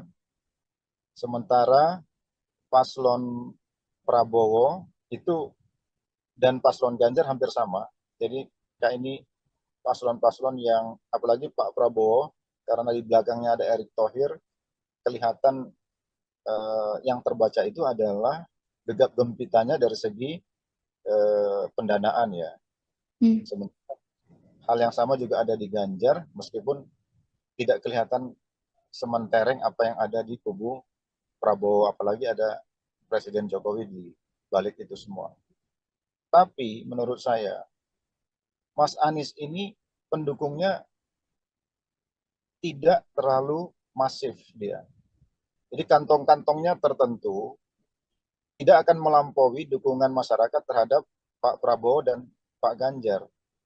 Jadi mohon maaf kalau saya melihat hari ini, yang akan, kalaupun ada dua putaran, yang akan maju itu adalah Mas Ganjar dengan Prabowo, bukan dengan Anies kalau menurut saya. Kalau menurut saya, mohon maaf, tapi yang saya lihat seperti itu. Militansi pendukung Anies itu luar biasa, tapi tidak masif dia. Jadi dia punya kantong-kantong yang yang luar biasa, yang ada dan mandiri, tapi tidak banyak. Itu Mbak. Hmm. Lantas Bang, kita kan masih menunggu masa kampanye ya dan sesi debat yang tentunya nanti akan ada perubahan situasi politik. Menurut Bang Dadang ke depannya, apa yang akan ada kejutan-kejutan dari Bang Dadang sendiri? Menurut Bang Dadang? Eh, saya akan terkejut kalau Mas Gibran mau mundur dengan sukarela sebelum apa yang diputuskan oleh mahkamah. Saya akan terkejut itu kalau dia mau mundur. Tapi kalau itu tidak terjadi ya sebetulnya nggak banyak kejutan karena kita sudah tahu ceruk dari tiga pasangan ini seperti apa dan bagaimana sekarang ini Mas Ganjar dan Mas Anies berupaya untuk menetralisir persangkaan mereka dengan apa yang akan digunakan oleh Jokowi terhadap aparat, apakah itu TNI maupun Polri, itu sekarang yang terjadi hari ini. Jadi kalaupun pertarungan ini sengit, itu sebetulnya pertarungan untuk menghentikan upaya-upaya Jokowi untuk memanfaatkan seluruh fasilitas peralatan negara dalam politik. sebagaimana yang disinyalir ini juga digunakan pada 5 tahun yang lalu. Itu mungkin yang, nah soal itulah yang menurut saya yang mungkin out of the box nanti akan terjadi. Apa yang bisa dilakukan oleh dua paslon ini gitu. Karena kelihatan wacana-wacana ini menurut saya sudah membanjiri kanal-kanal media sosial ini di beberapa hari terakhir ini. Terlebih hari ini orang menunggu putusan MK itu juga apakah Pak Jimli dan teman-teman ini juga punya kejutan, kita tidak tahu. Tapi kita melihat walaupun pernyataan-pernyataan MK ini kecenderungannya menghukum ketua MK. Dan apakah itu bisa sampai membatalkan putusannya sehingga menganulir Mas Gibran dan mengganti Mas Gibran kepada Erick Thohir sebagaimana yang digadang-gadang di kubu Prabowo. Mungkin itu salah satu kejutannya. Tapi kalau tidak, ya kejutan itu akan muncul di pertarungan yang akan datang itu, khususnya pada pemanfaatan isu pemanfaatan atau dugaan pemanfaatan alat-alat negara dalam politik. Saya kira itu, Mbak. Terakhir Bang Dadang, mengenai putusan MK yang rencananya akan dibacakan nanti pada Selasa 7 November mendatang. Apakah menurut Bang Dadang putusan MK ini bisa mengubah dari putusan MK sebelumnya soal batas usia Capres-Cawapres, Bang? Menurut saya begini, kalau MK memutuskan bahwa apa yang dilakukan oleh mahkamah pada saat itu salah, melanggar etik, maka secara etika juga mestinya Mas Gibran mundur. Kalau MK seandainya memutuskan bahwa secara etik hakim Mahkamah Konstitusi itu bersalah atau melanggar kode etik, kan nanti yang ditunggu masyarakat putusannya seperti itu. Apakah putusan MK ini memastikan bahwa para hakim Mahkamah Konstitusi melanggar kode etik atau tidak, kan gitu. Seandainya putusannya hakim MK melanggar kode etik, secara etika juga artinya Mas Gibran mestinya mundur dengan legowo. Mestinya, karena ini soal etik. Walaupun secara hukum, kalau kita lihat kan etika Indonesia ini kan nggak berhubungan dengan normanya ya, norma hukum. Jadi bisa saja Mas Gibran melanggang terus, sementara si hakim MK diputuskan melanggar kode etik. Karena debatable debatnya di pakar-pakar hukum kita ini kan apakah keputusan MK itu membatalkan putusan, apakah putusan MK membatalkan putusan MK gitu. Ada yang mengatakan tidak, ada yang mengatakan iya. Nah, tapi menurut saya kalau putusannya, karena ini soal etik, maka seandainya MK memutuskan pelanggaran etik terhadap hakim MK, maka Mas Gibran secara etik juga mestinya mundur karena dia bahagian dari yang diputuskan oleh MK itu meskipun tidak secara langsung. Itu menurut saya. Baik Bang, berarti nanti kita bersama-sama menunggu sidang putusan dari MK yang akan digelar Selasa 7 November mendatang. Begitu ya Bang. Terima kasih Bang Dadang atas waktunya sudah berkenan untuk berbincang bersama kami di Tribun On Focus. Semoga di lain kesempatan kita bisa berbincang lagi Bang. Terima kasih Bang. Tribuners, demikian Tribun On Focus hari ini. Saya Mariana Nanda Pestagro yang bertugas pamit undur diri. Terima kasih dan sampai jumpa. Download Tribun X sekarang. Menghadirkan lokal menjadi Indonesia. Secara etika juga mestinya Mas Gibran mundur.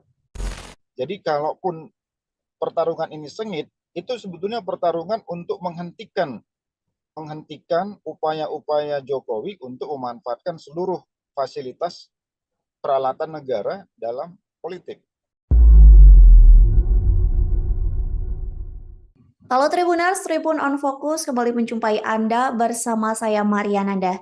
Tribuners, pasangan Anies Baswedan dan Mohaimin Iskandar atau Caimin sedang gencar melakukan safari politik di Sumatera. Kondisi ini terjadi di tengah Prabowo Gibran dan Ganjar Mahfud saling berebut suara di Pulau Jawa. Lantas, apakah bergesernya Anies Caimin ke Sumatera sebagai gambaran keputusasaan mereka meraih suara di Jawa? Mengenai hal ini kita akan membahasnya bersama dengan pengamat politik Sumatera Utara, ada Dadang Darmawan. Kita sapa terlebih dahulu di sana. Sebelumnya terima kasih Bang sudah menyempatkan waktunya untuk bergabung bersama kami di Tribun on Fokus hari ini. Seperti yang tadi sudah saya sampaikan di pengantar bahwa Anies Baswedan dan Caimin sedang gencar begitu ya untuk safari politik di daerah Sumatera. Gimana tanggapan Bang Dadang mengenai hal ini? Iya, terus terang kami memahami dan mengerti bahwa apa yang dilakukan oleh Anies di Sumatera, khususnya di Sumatera Utara hari ini, tentu saja ada atau berupaya untuk meraih pemilih di Sumatera Utara, dan saya kira itu sangat masuk akal di mana pemilu hari ini Sumatera Utara itu sendiri ada kurang lebih 10 jutaan suara yang diperebutkan, terbesar di Pulau Sumatera, melampaui Lampung yang 6 juta sekian maupun di Sumatera Selatan, dan tentu ini salah satu pemilih terbesar di luar Pulau Jawa. Dan beberapa waktu yang lalu kebetulan kami juga sedang roadshow di Simalungun, jadi berpapasan dengan Pak Anies dan teman-teman yang sedang menuju Hatonduhan di Simalungun. Jadi kami yakin bahwa pastilah Pak Anies dan timnya akan berupaya sekuat tenaga untuk meraih dukungan yang signifikan di Sumatera ini, karena Sumatera ini tentu saja satu pulau yang dengan kekuatan 40 jutaan suara yang tentu saja sangat mempengaruhi kemenangan dari semua tim termasuk Pak Anies dan terkhusus di Sumatera Utara. Saya kira demikian, Mbak. Lantas Bang, program yang direncanakan oleh Anies dan Caimin seperti yang diketahui bertolak belakang atau kontra dengan program dari pemerintahan Jokowi atau pemerintahan sebelumnya. Apakah hal ini ada hubungannya atau ada korelasinya dengan langkah safari politik yang dilakukan Anies Baswedan dan Caimin ke Sumatera Utara? Kalau dilihat dari latar belakang agenda perubahan atau antitesis program-program pembangunan Anies terhadap Jokowi, kita juga memahami karena pada saat itu ada 3 partai politik yang berada di luar pemerintahan Jokowi yang digadang-gadang akan mendukung Anies Baswedan. Yang pertama adalah Demokrat, kedua PKS, dan ketiga Nasdem ya. Meskipun Nasdem pada saat itu ada di dalam pemerintahan Jokowi, namun Surya Paloh sudah out of the box ya, keluar dari kotak Presiden Jokowi atau koalisi Jokowi pada saat itu dengan mendukung lebih dahulu Anies Baswedan. Dengan cara pandang seperti itu, tentu perbedaan program dan visi terhadap pemerintahan Jokowi tentu saja akan bertolak belakang. Dan itu memang sesuatu yang direncanakan, dan itu frame yang menurut kita memang sengaja dibentuk memang untuk meraih suara yang memang belum tentu semua juga di tengah-tengah masyarakat kita menyukai pembangunan pada era Jokowi. Jadi, nah hari ini dengan roadshow seperti ini, menurut saya ini adalah momentum sebetulnya untuk menyebarluaskan bahwa ada agenda besar perubahan yang dibawa oleh Anies Baswedan, dan itu tentu saja akan menampung masyarakat yang selama ini kontra terhadap pembangunan Presiden Jokowi. Karena kita harus ingat, tidak semua masyarakat juga pro terhadap Jokowi selama 5 tahun terakhir. Meskipun suara-suara di daerah-daerah ya tidak terlalu terdengar di publik atau terpublish secara nasional, tapi suara-suara yang ingin berbeda dengan pembangunan era Jokowi tentu saja itu masih banyak gitu, masih bisa diharapkan, dan itu tentu saja menjadi momentum bagi Anies Baswedan. Dan saya kira dengan roadshow yang dilakukan 3 hari belakangan ini di Sumatera Utara, tentu saja saya kira itu untuk Sumatera Utara, Aceh, dan beberapa provinsi di Sumatera, tentu saja itu adalah untuk meraih dukungan dari pemilih yang tidak pro kepada pemerintah. Saya kira itu, Mbak. Oke, Bang, kalau membahas basis suara Pulau Jawa, utamanya di Jawa Barat, Jawa Tengah, Jawa Timur, memang tampak seperti pertarungan sengit begitu ya bagi Prabowo Ganjar.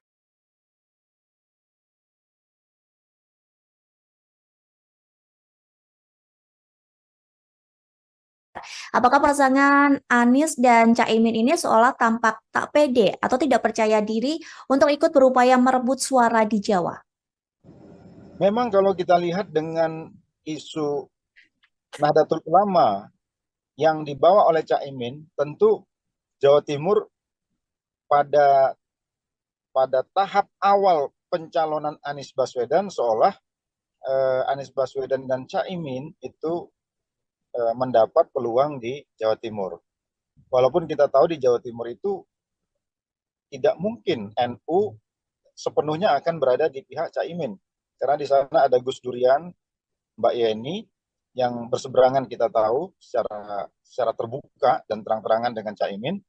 Dan juga kita tahu juga PBNU juga semua tahu tidak pro kepada Caimin atau tidak sejalan dengan Caimin. Nah, tetapi dengan masuknya Mbak Yeni ke Ganjar kemarin dari deklarasi yang ada, itu juga membuat Jawa Timur menjadi, Nahdlatul Ulama di Jawa Timur menjadi tidak sepenuhnya bisa dikuasai oleh Anies Baswedan. Kalau Jawa Tengah kita lihat tentu ini kan basisnya PDIP, tentu Ganjar punya peluang yang besar. Nah, Anies digadang-gadang akan membawa aura di Jawa Barat. Kalau kita lihat dari peta ini, tentu saja Jawa tidak akan setuju, Jawa tidak akan menjadi basisnya Anies.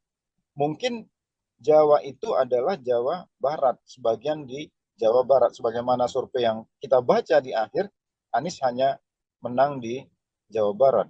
Karena itu wajar kalau Sumatera menjadi pertaruhan, karena Sumatera ini pada saat 5 tahun yang lalu head to head antara Jokowi dan Prabowo, memang ini kecenderungan Prabowo, dan itu yang menurut saya yang ingin diambil alih oleh Anies.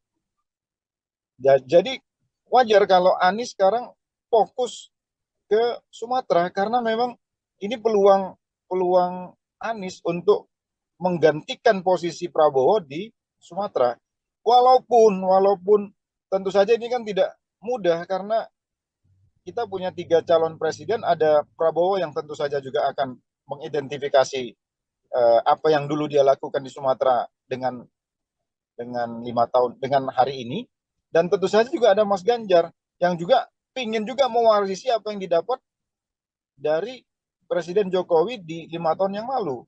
Jadi saya kira saya setuju bahwa ini kerja keras dari Anies dan tim untuk Sumatera, walaupun menurut saya tidak sepenuhnya itu akan bisa mengcopy paste suara Pak Prabowo di Anies. Itu, Mbak. Lantas Bang, kalau melihat unsur PKB dan juga Caimin yang lekat dengan Jawa Timur, sebenarnya apakah faktor Caimin memang tidak begitu besar untuk Anies mendulang suara di Jawa Timur, Bang? Iya, karena kita tahu ya, di Jawa Timur ini sangat unik karena ada PBNU yang secara struktural, walaupun ada pesantren-pesantren yang secara kultural. Jadi ada 2 dimensi pendekatan di NU, satu pendekatan struktural, PBNU, yang menguasai struktur sampai ke bawah, ke tingkat ranting atau desa, tapi ada juga pemilih-pemilih kultural di pesantren-pesantren. Nah, Caimin dia tidak akan mampu menguasai struktural, karena struktur ini kan struktur PBNU yang jelas-jelas berseberangan. Bahkan PBNU dianggap cenderung, atau ketua PBNU cenderung didukung sebetulnya oleh Gus Durian dan NU-NU yang basisnya tidak di Caimin. Oleh karena itu, Caimin tidak akan mendapatkan peluang yang optimum kalau ingin meraih NU di Jawa Timur. Oleh karena itu, sekali lagi, kalau seandainya struktur PBNU kelihatan terpublish mendukung yang lain di luar Caimin, apakah itu Pak Ganjar atau Prabowo, saya kira Caimin tidak Caimin akan mendapati seteru yang signifikan, dan Caimin tidak akan meraih suara yang optimal, itu sudah bisa kita pastikan. Dan ada kesan PBNU sekarang ini, kalau kita lihat dari simbol Khofifah di sana dan juga ada simbol Mbak Yeni, ya kemungkinan juga dipastikan mereka tidak akan ke Caimin, dan mungkin bisa saja ke Ganjar sebagaimana yang kesan-kesan yang ditangkap oleh publik hari ini, atau ke Pak Prabowo. Lalu Bang, Jatim ini selain sosok Caimin di kubu Ganjar juga ada Mahfud MD nih yang dinilai mewakili NU. Namun di pihak Prabowo juga kabarnya akan mengerahkan Khofifah sebagai panglima perang merebut suara. Lantas kira-kira paslon mana yang paling berpeluang Bang untuk merebut suara Jatim menurut dari Bang Dadang? Iya, kalau saya pertama, Mahfud tentu saja akan masuk melalui pintu Gus Durian, karena kita tahu Mahfud ini dibesarkan oleh Gus Dur, dan orang tua dan sejarah keluarga adalah sejarah NU, dan juga dia seorang putra Madura. Jadi saya kira untuk Jawa Timur ini Mahfud akan cukup berpeluang besar untuk meraih dukungan Nahdlatul Ulama maupun suara di Madura. Tapi penting juga untuk kita pahami bahwa secara struktural ada PBNU dan juga secara kultural ada pesantren. Kita tahu kalau Khofifah menjadi vote getter dari Prabowo, tentu ini juga akan membelah Jawa Timur atau NU menjadi 3. Karena Khofifah juga bagian dari struktur PBNU, dan juga Khofifah menjadi pemimpin dari salah satu sayap PBNU. Kalau nggak salah, Ibu Khofifah kan ketua Muslimat NU, dan itu sebagaimana yang disampaikan kemarin oleh Mbak Khofifah, dengan jumlah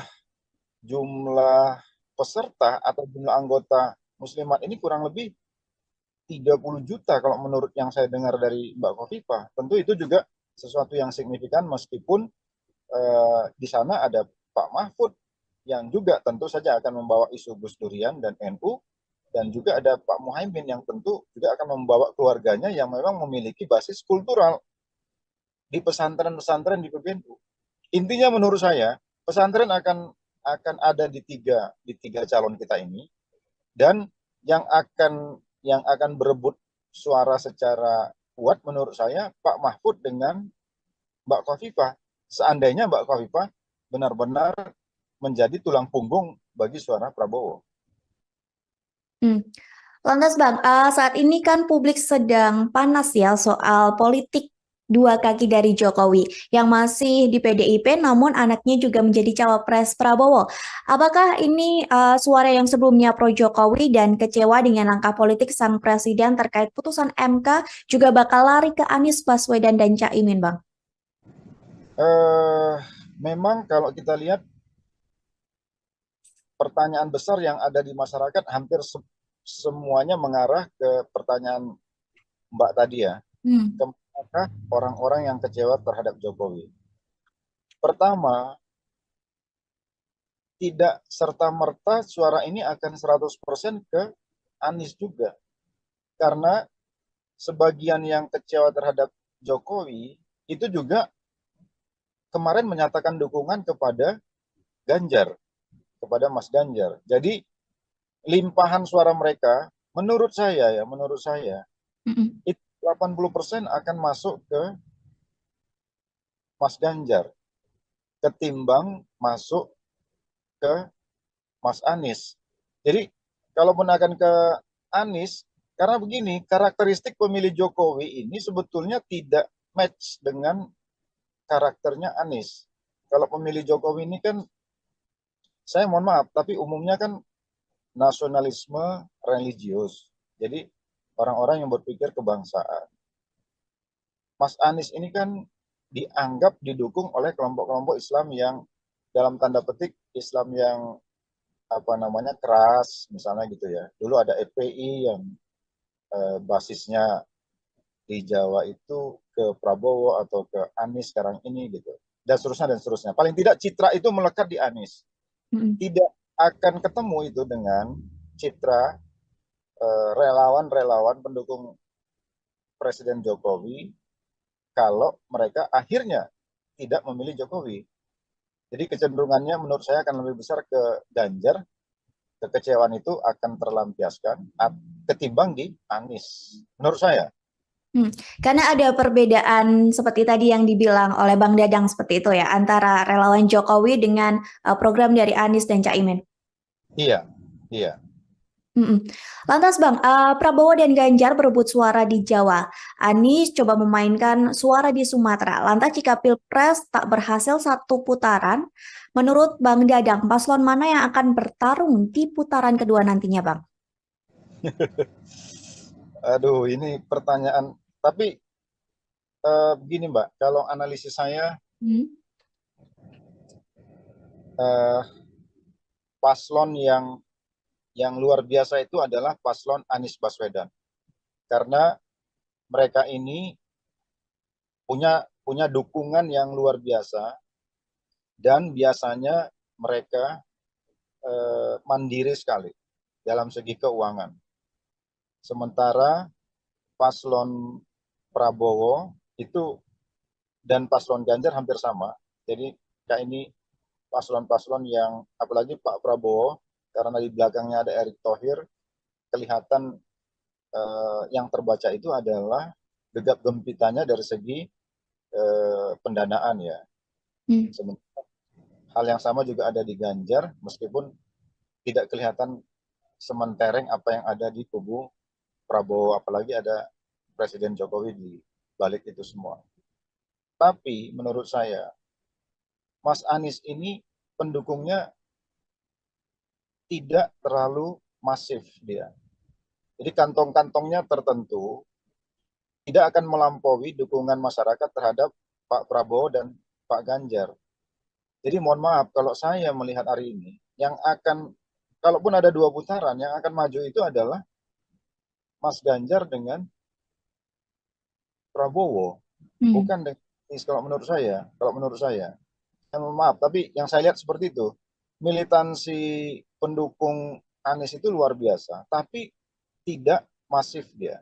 Jadi dia punya kantong-kantong yang yang luar biasa, yang ada dan mandiri, tapi tidak banyak. Itu Mbak. Hmm.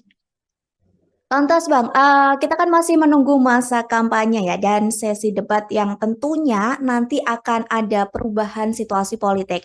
Menurut Bang Dadang ke depannya, apa yang akan ada kejutan-kejutan dari Bang Dadang sendiri?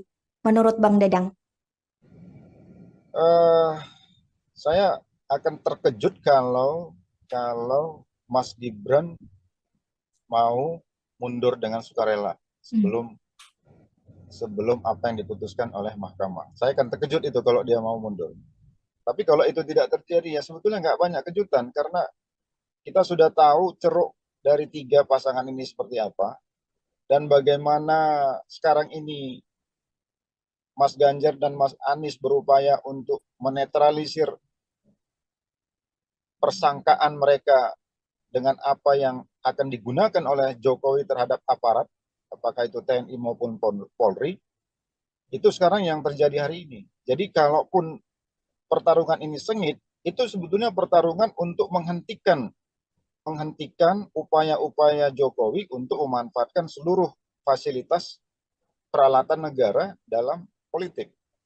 Sebagaimana yang disinyalir ini juga digunakan pada 5 tahun yang lalu. Itu mungkin yang, nah soal itulah yang menurut saya yang mungkin out of the box nanti akan terjadi. Apa yang bisa dilakukan oleh dua paslon ini gitu. Karena kelihatan wacana-wacana ini menurut saya sudah membanjiri kanal-kanal media sosial ini di beberapa hari terakhir ini. Terlebih hari ini orang menunggu putusan MK itu juga apakah Pak Jimli dan teman-teman ini juga punya kejutan, kita tidak tahu. Tapi kita melihat walaupun pernyataan-pernyataan MK ini kecenderungannya menghukum ketua MK. Dan apakah itu bisa sampai membatalkan putusannya sehingga menganulir Mas Gibran dan mengganti Mas Gibran kepada Erick Thohir sebagaimana yang digadang-gadang di kubu Prabowo. Mungkin itu salah satu kejutannya. Tapi kalau tidak, ya kejutan itu akan muncul di pertarungan yang akan datang itu, khususnya pada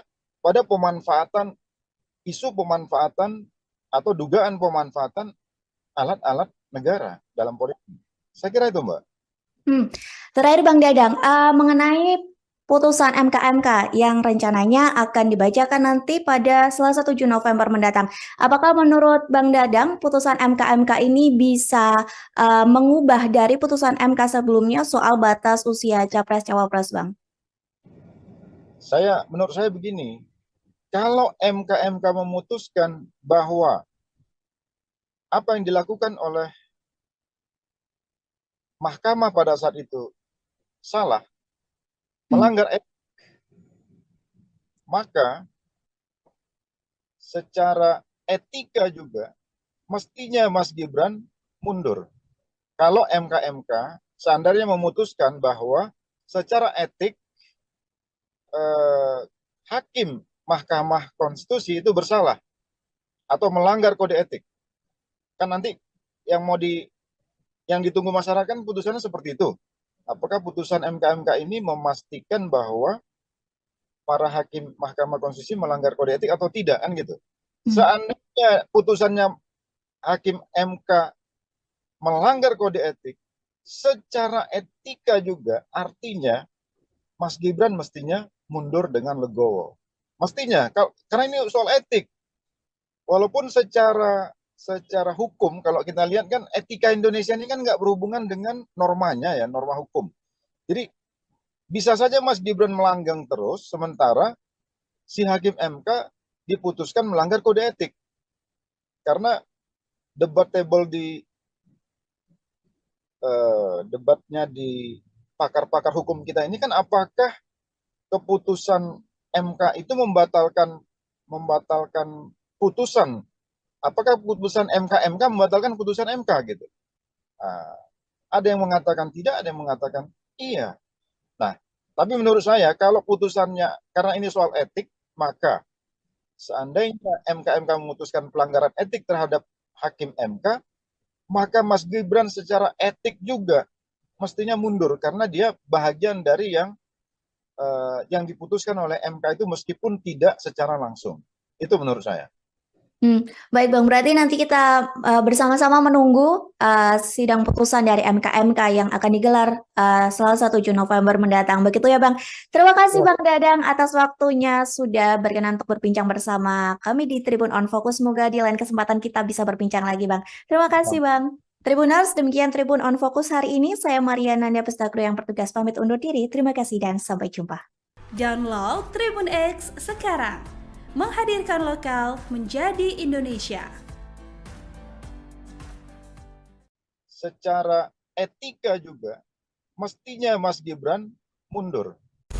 Jadi kalaupun pertarungan ini sengit, itu sebetulnya pertarungan untuk menghentikan upaya-upaya Jokowi untuk memanfaatkan seluruh fasilitas peralatan negara dalam politik. Halo Tribuners, Tribun on Fokus kembali menjumpai Anda bersama saya Mariananda. Tribuners, pasangan Anies Baswedan dan Mohaimin Iskandar atau Caimin sedang gencar melakukan safari politik di Sumatera. Kondisi ini terjadi di tengah Prabowo Gibran dan Ganjar Mahfud saling berebut suara di Pulau Jawa. Lantas, apakah bergesernya Anies Caimin ke Sumatera sebagai gambaran keputusasaan mereka meraih suara di Jawa? Mengenai hal ini kita akan membahasnya bersama dengan pengamat politik Sumatera Utara, ada Dadang Darmawan. Kita sapa terlebih dahulu di sana. Sebelumnya terima kasih Bang sudah menyempatkan waktunya untuk bergabung bersama kami di Tribun on Fokus hari ini. Seperti yang tadi sudah saya sampaikan di pengantar bahwa Anies Baswedan dan Caimin sedang gencar begitu ya untuk safari politik di daerah Sumatera. Gimana tanggapan Bang Dadang mengenai hal ini? Iya, terus terang kami memahami dan mengerti bahwa apa yang dilakukan oleh Anies di Sumatera, khususnya di Sumatera Utara hari ini, tentu saja ada atau berupaya untuk meraih pemilih di Sumatera Utara, dan saya kira itu sangat masuk akal di mana pemilu hari ini Sumatera Utara itu sendiri ada kurang lebih 10 jutaan suara yang diperebutkan, terbesar di Pulau Sumatera, melampaui Lampung yang 6 juta sekian maupun di Sumatera Selatan, dan tentu ini salah satu pemilih terbesar di luar Pulau Jawa. Dan beberapa waktu yang lalu kebetulan kami juga sedang roadshow di Simalungun, jadi berpapasan dengan Pak Anies dan teman-teman yang sedang menuju Hatonduhan di Simalungun. Jadi kami yakin bahwa pastilah Pak Anies dan timnya akan berupaya sekuat tenaga untuk meraih dukungan yang signifikan di Sumatera ini, karena Sumatera ini tentu saja satu pulau yang dengan kekuatan 40 jutaan suara yang tentu saja sangat mempengaruhi kemenangan dari semua tim termasuk Pak Anies dan terkhusus di Sumatera Utara. Saya kira demikian, Mbak.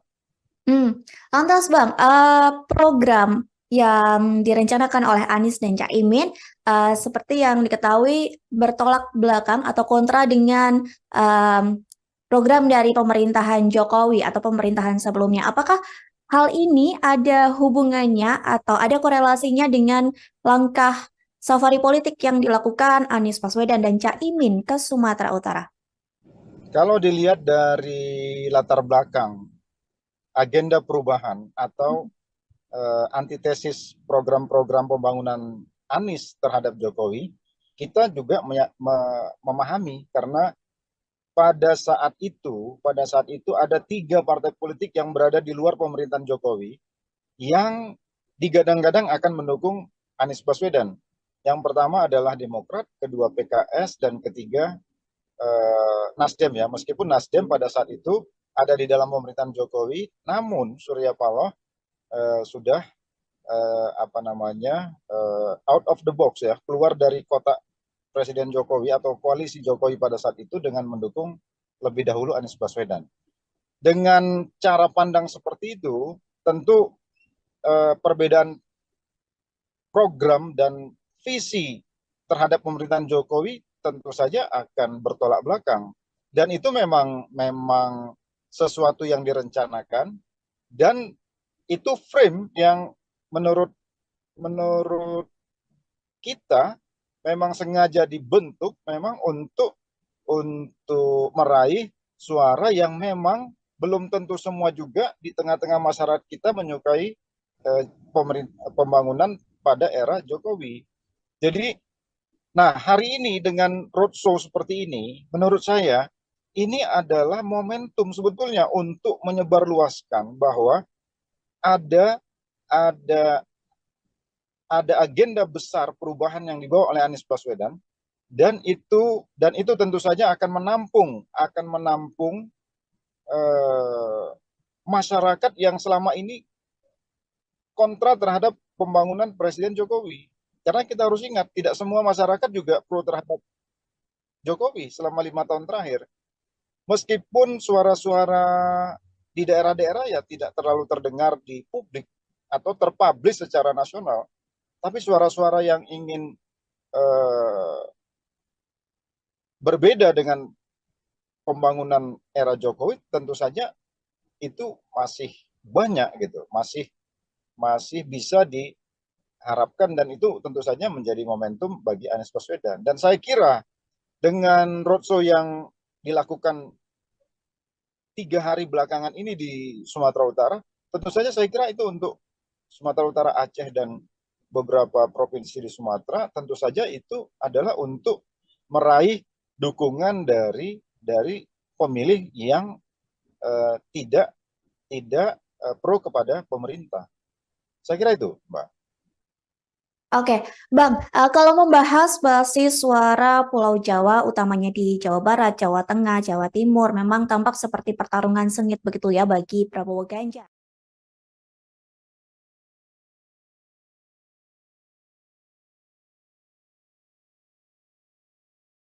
Apakah pasangan Anies dan Caimin ini seolah tampak tak pede atau tidak percaya diri untuk ikut berupaya merebut suara di Jawa? Memang kalau kita lihat dengan isu Nahdlatul Ulama yang dibawa oleh Caimin, tentu Jawa Timur pada tahap awal pencalonan Anies Baswedan seolah Anies Baswedan dan Caimin itu mendapat peluang di Jawa Timur. Walaupun kita tahu di Jawa Timur itu tidak mungkin NU sepenuhnya akan berada di pihak Caimin. Karena di sana ada Gus Durian, Mbak Yeni, yang berseberangan kita tahu secara terbuka dan terang-terangan dengan Caimin. Dan juga kita tahu juga PBNU juga semua tahu tidak pro kepada Caimin atau tidak sejalan dengan Caimin. Nah, tetapi dengan masuknya Mbak Yeni ke Ganjar kemarin dari deklarasi yang ada, itu juga membuat Jawa Timur menjadi, Nahdlatul Ulama di Jawa Timur menjadi tidak sepenuhnya bisa dikuasai oleh Anies Baswedan. Kalau Jawa Tengah kita lihat tentu ini kan basisnya PDIP, tentu Ganjar punya peluang yang besar. Nah, Anies digadang-gadang akan membawa aura di Jawa Barat. Kalau kita lihat dari peta ini, tentu saja Jawa tidak akan setuju, Jawa tidak akan menjadi basisnya Anies. Mungkin Jawa itu adalah Jawa Barat, sebagian di Jawa Barat, sebagaimana survei yang kita baca di akhir, Anies hanya menang di Jawa Barat. Karena itu wajar kalau Sumatera menjadi pertaruhan, karena Sumatera ini pada saat 5 tahun yang lalu head to head antara Jokowi dan Prabowo, memang ini kecenderungan Anies untuk menggantikan posisi Prabowo di Sumatera. Walaupun tentu saja ini kan tidak mudah, karena kita punya 3 calon presiden, ada Prabowo yang tentu saja juga akan mengidentifikasi apa yang dulu dia lakukan di Sumatera dengan 5 tahun dengan hari ini, dan tentu saja juga ada Mas Ganjar yang juga ingin juga mewarisi apa yang didapat dari Presiden Jokowi di 5 tahun yang lalu. Jadi saya kira saya setuju bahwa ini kerja keras dari Anies dan tim untuk Sumatera, walaupun menurut saya tidak sepenuhnya itu akan bisa mengcopy paste suara Pak Prabowo di Anies. Itu, Mbak. Lantas Bang, kalau melihat unsur PKB dan juga Caimin yang lekat dengan Jawa Timur, sebenarnya apakah faktor Caimin memang tidak begitu besar untuk Anies mendulang suara di Jawa Timur, Bang? Iya, karena kita tahu ya, di Jawa Timur ini sangat unik karena ada PBNU yang secara struktural, walaupun ada pesantren-pesantren yang secara kultural. Jadi ada 2 dimensi pendekatan di NU, satu pendekatan struktural, PBNU, yang menguasai struktur sampai ke bawah, ke tingkat ranting atau desa, tapi ada juga pemilih-pemilih kultural di pesantren-pesantren. Nah, Caimin, dia tidak akan mampu menguasai struktural, karena struktur ini kan struktur PBNU yang jelas-jelas berseberangan. Bahkan PBNU dianggap cenderung, atau ketua PBNU cenderung didukung sebetulnya oleh Gus Durian dan NU-NU yang basisnya tidak di Caimin. Oleh karena itu, Caimin tidak akan mendapatkan peluang yang optimum kalau ingin meraih NU di Jawa Timur. Oleh karena itu, sekali lagi, kalau seandainya struktur PBNU kelihatan terpublish mendukung yang lain di luar Caimin, apakah itu Pak Ganjar atau Prabowo, saya kira Caimin tidak Caimin akan mendapati seteru yang signifikan, dan Caimin tidak akan meraih suara yang optimal, itu sudah bisa kita pastikan. Dan ada kesan PBNU sekarang ini, kalau kita lihat dari simbol Khofifah di sana dan juga ada simbol Mbak Yeni, ya kemungkinan juga dipastikan mereka tidak akan ke Caimin, dan mungkin bisa saja ke Ganjar sebagaimana yang kesan-kesan yang ditangkap oleh publik hari ini, atau ke Pak Prabowo. Hmm. Lalu Bang, Jatim ini selain sosok Caimin di kubu Ganjar juga ada Mahfud MD nih yang dinilai mewakili NU. Namun di pihak Prabowo juga kabarnya akan mengerahkan Khofifah sebagai panglima perang merebut suara. Lantas kira-kira paslon mana yang paling berpeluang Bang untuk merebut suara Jatim menurut dari Bang Dadang? Iya, kalau saya pertama, Mahfud tentu saja akan masuk melalui pintu Gus Durian, karena kita tahu Mahfud ini dibesarkan oleh Gus Dur, dan orang tua dan sejarah keluarga adalah sejarah NU, dan juga dia seorang putra Madura. Jadi saya kira untuk Jawa Timur ini Mahfud akan cukup berpeluang besar untuk meraih dukungan Nahdlatul Ulama maupun suara di Madura. Tapi penting juga untuk kita pahami bahwa secara struktural ada PBNU dan juga secara kultural ada pesantren. Kita tahu kalau Khofifah menjadi vote getter dari Prabowo, tentu ini juga akan membelah Jawa Timur atau NU menjadi tiga. Karena Khofifah juga bagian dari struktur PBNU, dan juga Khofifah menjadi pemimpin dari salah satu sayap PBNU. Kalau nggak salah, Ibu Khofifah kan ketua Muslimat NU, dan itu sebagaimana yang disampaikan kemarin oleh Mbak Khofifah, dengan jumlah peserta atau jumlah anggota Muslimat ini kurang lebih 30 juta kalau menurut yang saya dengar dari Mbak Khofifah. Tentu itu juga sesuatu yang signifikan, meskipun di sana ada Pak Mahfud yang juga tentu saja akan membawa isu Gus Durian dan NU, dan juga ada Pak Muhaimin yang tentu juga akan membawa keluarganya yang memang memiliki basis kultural di pesantren-pesantren di PBNU. Intinya menurut saya pesantren akan ada di tiga calon kita ini, dan yang akan berebut suara secara kuat menurut saya Pak Mahfud dengan Mbak Khofifah. Seandainya Mbak Khofifah benar-benar menjadi tulang punggung bagi suara Prabowo. Lantas Bang, saat ini kan publik sedang panas ya soal politik dua kaki dari Jokowi yang masih di PDIP namun anaknya juga menjadi cawapres Prabowo. Apakah ini suara yang sebelumnya pro Jokowi dan kecewa dengan langkah politik sang presiden terkait putusan MK juga bakal lari ke Anies Baswedan dan Caimin Bang?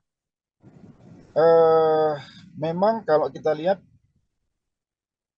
pertanyaan besar yang ada di masyarakat hampir semuanya mengarah ke pertanyaan Mbak tadi ya. Apakah orang-orang yang kecewa terhadap Jokowi? Pertama, tidak serta-merta suara ini akan 100% ke Anies juga. Karena sebagian yang kecewa terhadap Jokowi itu juga kemarin menyatakan dukungan kepada Ganjar, kepada Mas Ganjar. Jadi limpahan suara mereka menurut saya itu 80% akan masuk ke Mas Ganjar ketimbang masuk ke Mas Anies. Jadi kalaupun akan ke Anies, Karena begini, karakteristik pemilih Jokowi ini sebetulnya tidak match dengan karakternya Anies. Kalau pemilih Jokowi ini kan, saya mohon maaf, tapi umumnya kan nasionalisme religius. Jadi orang-orang yang berpikir kebangsaan.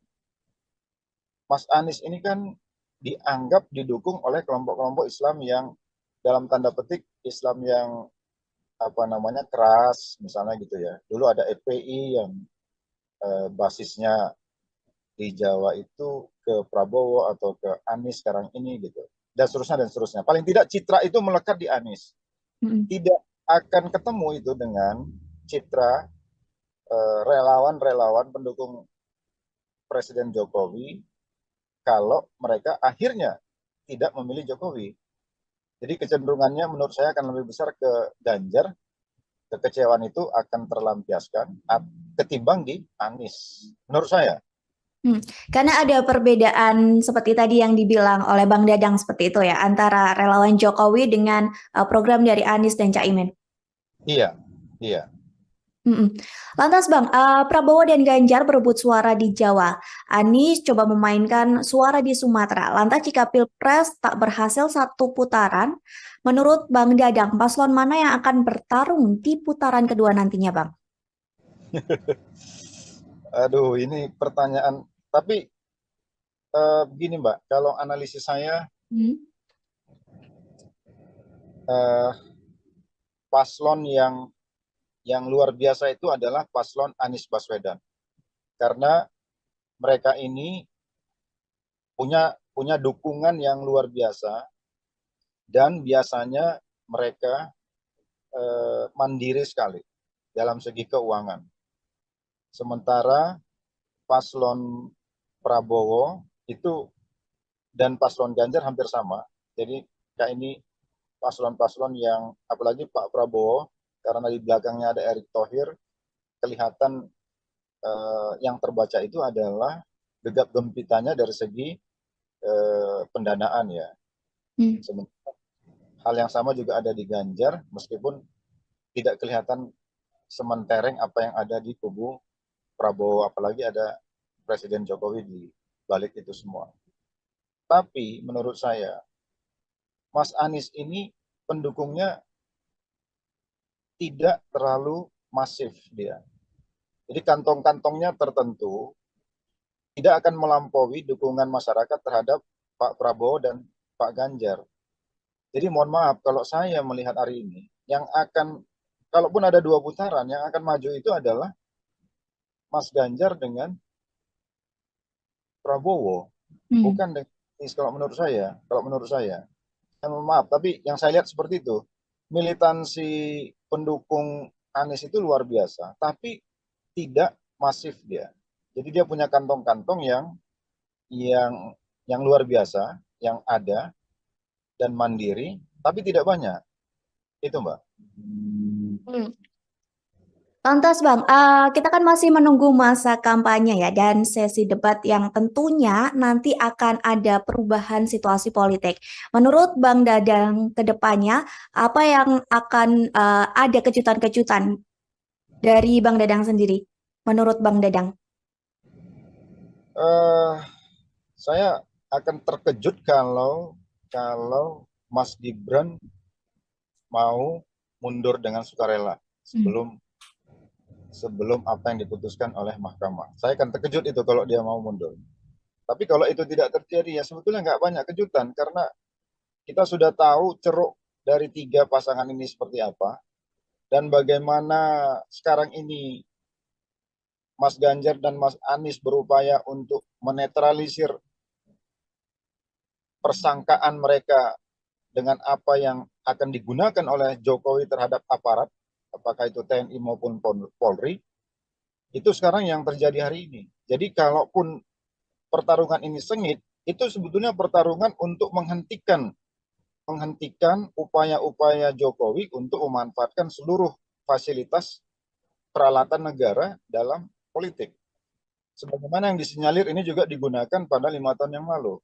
Itu mungkin soal itulah yang menurut saya yang mungkin out of the box nanti akan terjadi. Apa yang bisa dilakukan oleh oleh dua paslon ini gitu. Karena kelihatan wacana-wacana ini menurut saya sudah membanjiri kanal-kanal media sosial ini di beberapa hari terakhir ini.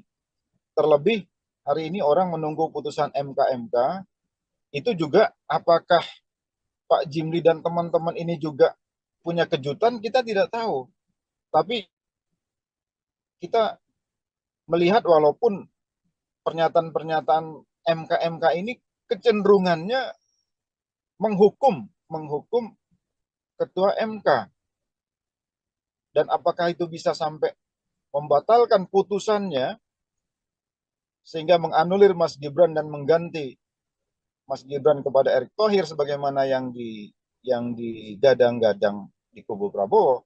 Mungkin itu salah satu kejutannya. Tapi kalau tidak, ya kejutan itu akan muncul di pertarungan yang akan datang itu, khususnya pada pemanfaatan isu pemanfaatan atau dugaan pemanfaatan alat-alat negara dalam politik. Saya kira itu, Mbak. Terakhir Bang Dadang, mengenai putusan MK yang rencananya akan dibacakan nanti pada Selasa 7 November mendatang. Apakah menurut Bang Dadang putusan MK ini bisa mengubah dari putusan MK sebelumnya soal batas usia Capres-Cawapres, Bang? Menurut saya begini, kalau MK memutuskan bahwa apa yang dilakukan oleh mahkamah pada saat itu salah, melanggar etik, maka secara etika juga mestinya Mas Gibran mundur. Kalau MK seandainya memutuskan bahwa secara etik hakim Mahkamah Konstitusi itu bersalah atau melanggar kode etik, kan nanti yang ditunggu masyarakat putusannya seperti itu. Apakah putusan MK ini memastikan bahwa para hakim Mahkamah Konstitusi melanggar kode etik atau tidak, kan gitu. Seandainya putusannya hakim MK melanggar kode etik, secara etika juga artinya Mas Gibran mestinya mundur dengan legowo. Mestinya, karena ini soal etik. Walaupun secara hukum, kalau kita lihat kan etika Indonesia ini kan nggak berhubungan dengan normanya ya, norma hukum. Jadi bisa saja Mas Gibran melanggang terus, sementara si hakim MK diputuskan melanggar kode etik. Karena debatable debatnya di pakar-pakar hukum kita ini kan apakah keputusan MK itu membatalkan putusan, apakah putusan MK membatalkan putusan MK gitu. Ada yang mengatakan tidak, ada yang mengatakan iya. Nah, tapi menurut saya kalau putusannya, karena ini soal etik, maka seandainya MK memutuskan pelanggaran etik terhadap hakim MK, maka Mas Gibran secara etik juga mestinya mundur karena dia bahagian dari yang diputuskan oleh MK itu meskipun tidak secara langsung. Itu menurut saya. Baik Bang, berarti nanti kita bersama-sama menunggu sidang putusan dari MK yang akan digelar Selasa 7 November mendatang. Begitu ya Bang. Terima kasih Bang Dadang atas waktunya sudah berkenan untuk berbincang bersama kami di Tribun On Focus. Semoga di lain kesempatan kita bisa berbincang lagi Bang. Terima kasih Bang. Tribuners, demikian Tribun On Focus hari ini. Saya Mariana Nanda Pestagro yang bertugas pamit undur diri. Terima kasih dan sampai jumpa. Download Tribun X sekarang. Menghadirkan lokal menjadi Indonesia. Secara etika juga mestinya Mas Gibran mundur. Jadi kalaupun pertarungan ini sengit, itu sebetulnya pertarungan untuk menghentikan upaya-upaya Jokowi untuk memanfaatkan seluruh fasilitas peralatan negara dalam politik.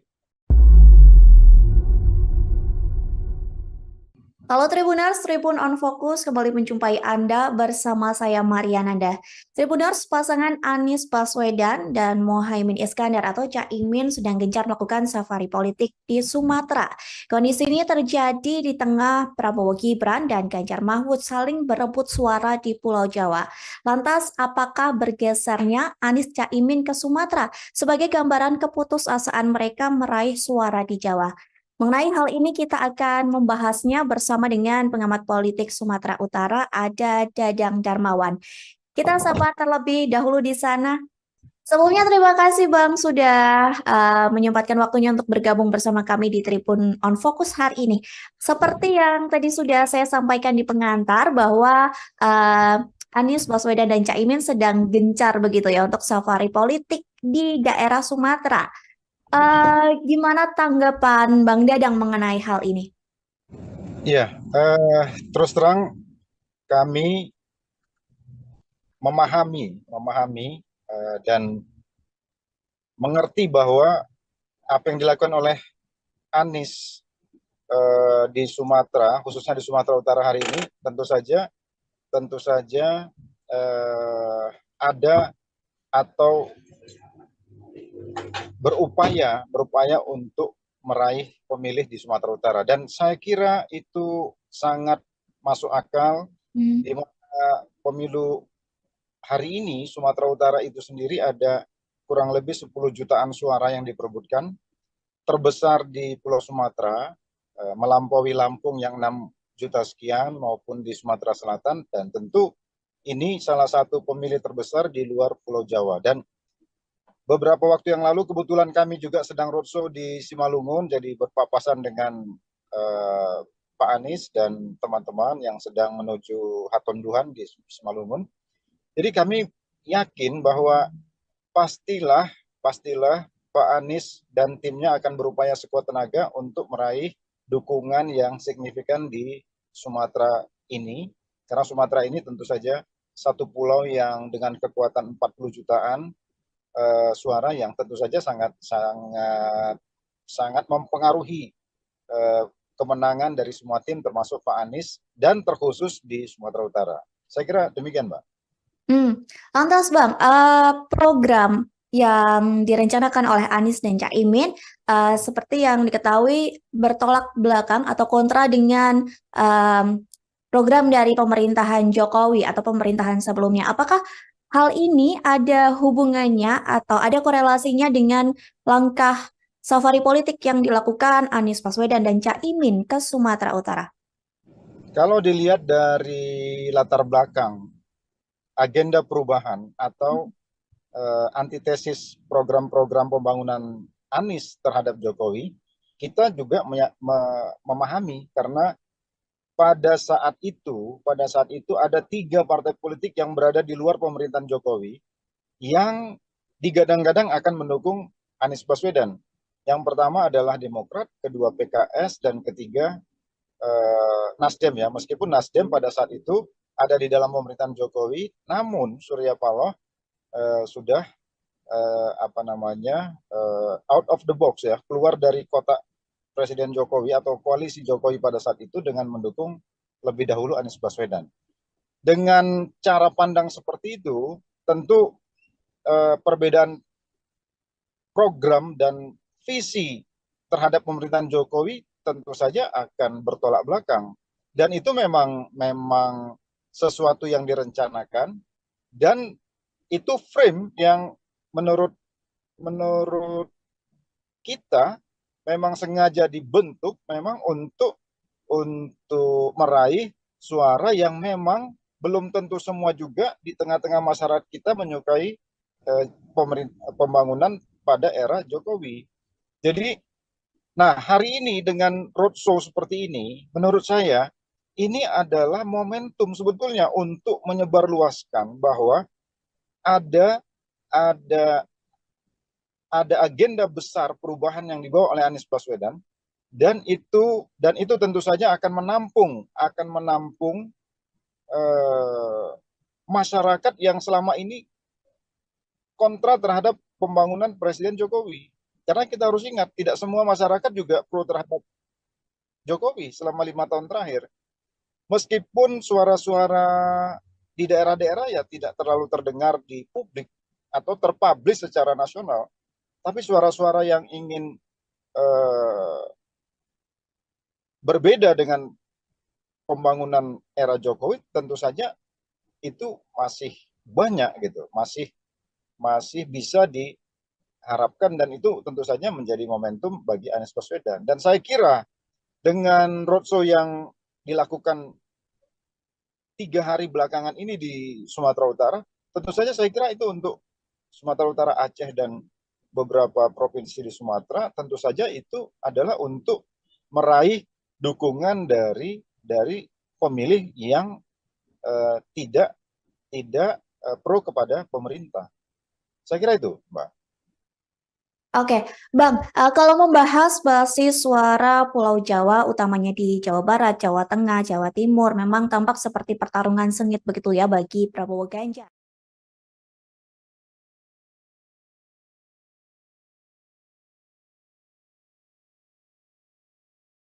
Apakah pasangan Anies dan Caimin ini seolah tampak tak pede atau tidak percaya diri untuk ikut berupaya merebut suara di Jawa? Memang kalau kita lihat dengan isu Nahdlatul Ulama yang dibawa oleh Caimin, tentu Jawa Timur pada tahap awal pencalonan Anies Baswedan seolah Anies Baswedan dan Caimin itu mendapat peluang di Jawa Timur. Walaupun kita tahu di Jawa Timur itu tidak mungkin NU sepenuhnya akan berada di pihak Caimin. Karena di sana ada Gus Durian, Mbak Yeni, yang berseberangan kita tahu secara terbuka dan terang-terangan dengan Caimin. Dan juga kita tahu juga PBNU juga semua tahu tidak pro kepada Caimin atau tidak sejalan dengan Caimin. Nah, tetapi dengan masuknya Mbak Yeni ke Ganjar kemarin dari deklarasi yang ada, itu juga membuat Jawa Timur menjadi, Nahdlatul Ulama di Jawa Timur menjadi tidak sepenuhnya bisa dikuasai oleh Anies Baswedan. Kalau Jawa Tengah kita lihat tentu ini kan basisnya PDIP, tentu Ganjar punya peluang yang besar. Nah, Anies digadang-gadang akan membawa aura di Jawa Barat. Kalau kita lihat dari peta ini, tentu saja Jawa tidak akan setuju, Jawa tidak akan menjadi basisnya Anies. Mungkin Jawa itu adalah Jawa Barat, sebagian di Jawa Barat, sebagaimana survei yang kita baca di akhir, Anies hanya menang di Jawa Barat. Karena itu wajar kalau Sumatera menjadi pertaruhan, karena Sumatera ini pada saat 5 tahun yang lalu head to head antara Jokowi dan Prabowo, memang ini kecenderungan Prabowo, dan itu yang menurut saya yang ingin diambil alih oleh Anies. Jadi wajar kalau Anies sekarang fokus ke Sumatera, karena memang ini peluang Anies untuk menggantikan posisi Prabowo di Sumatera.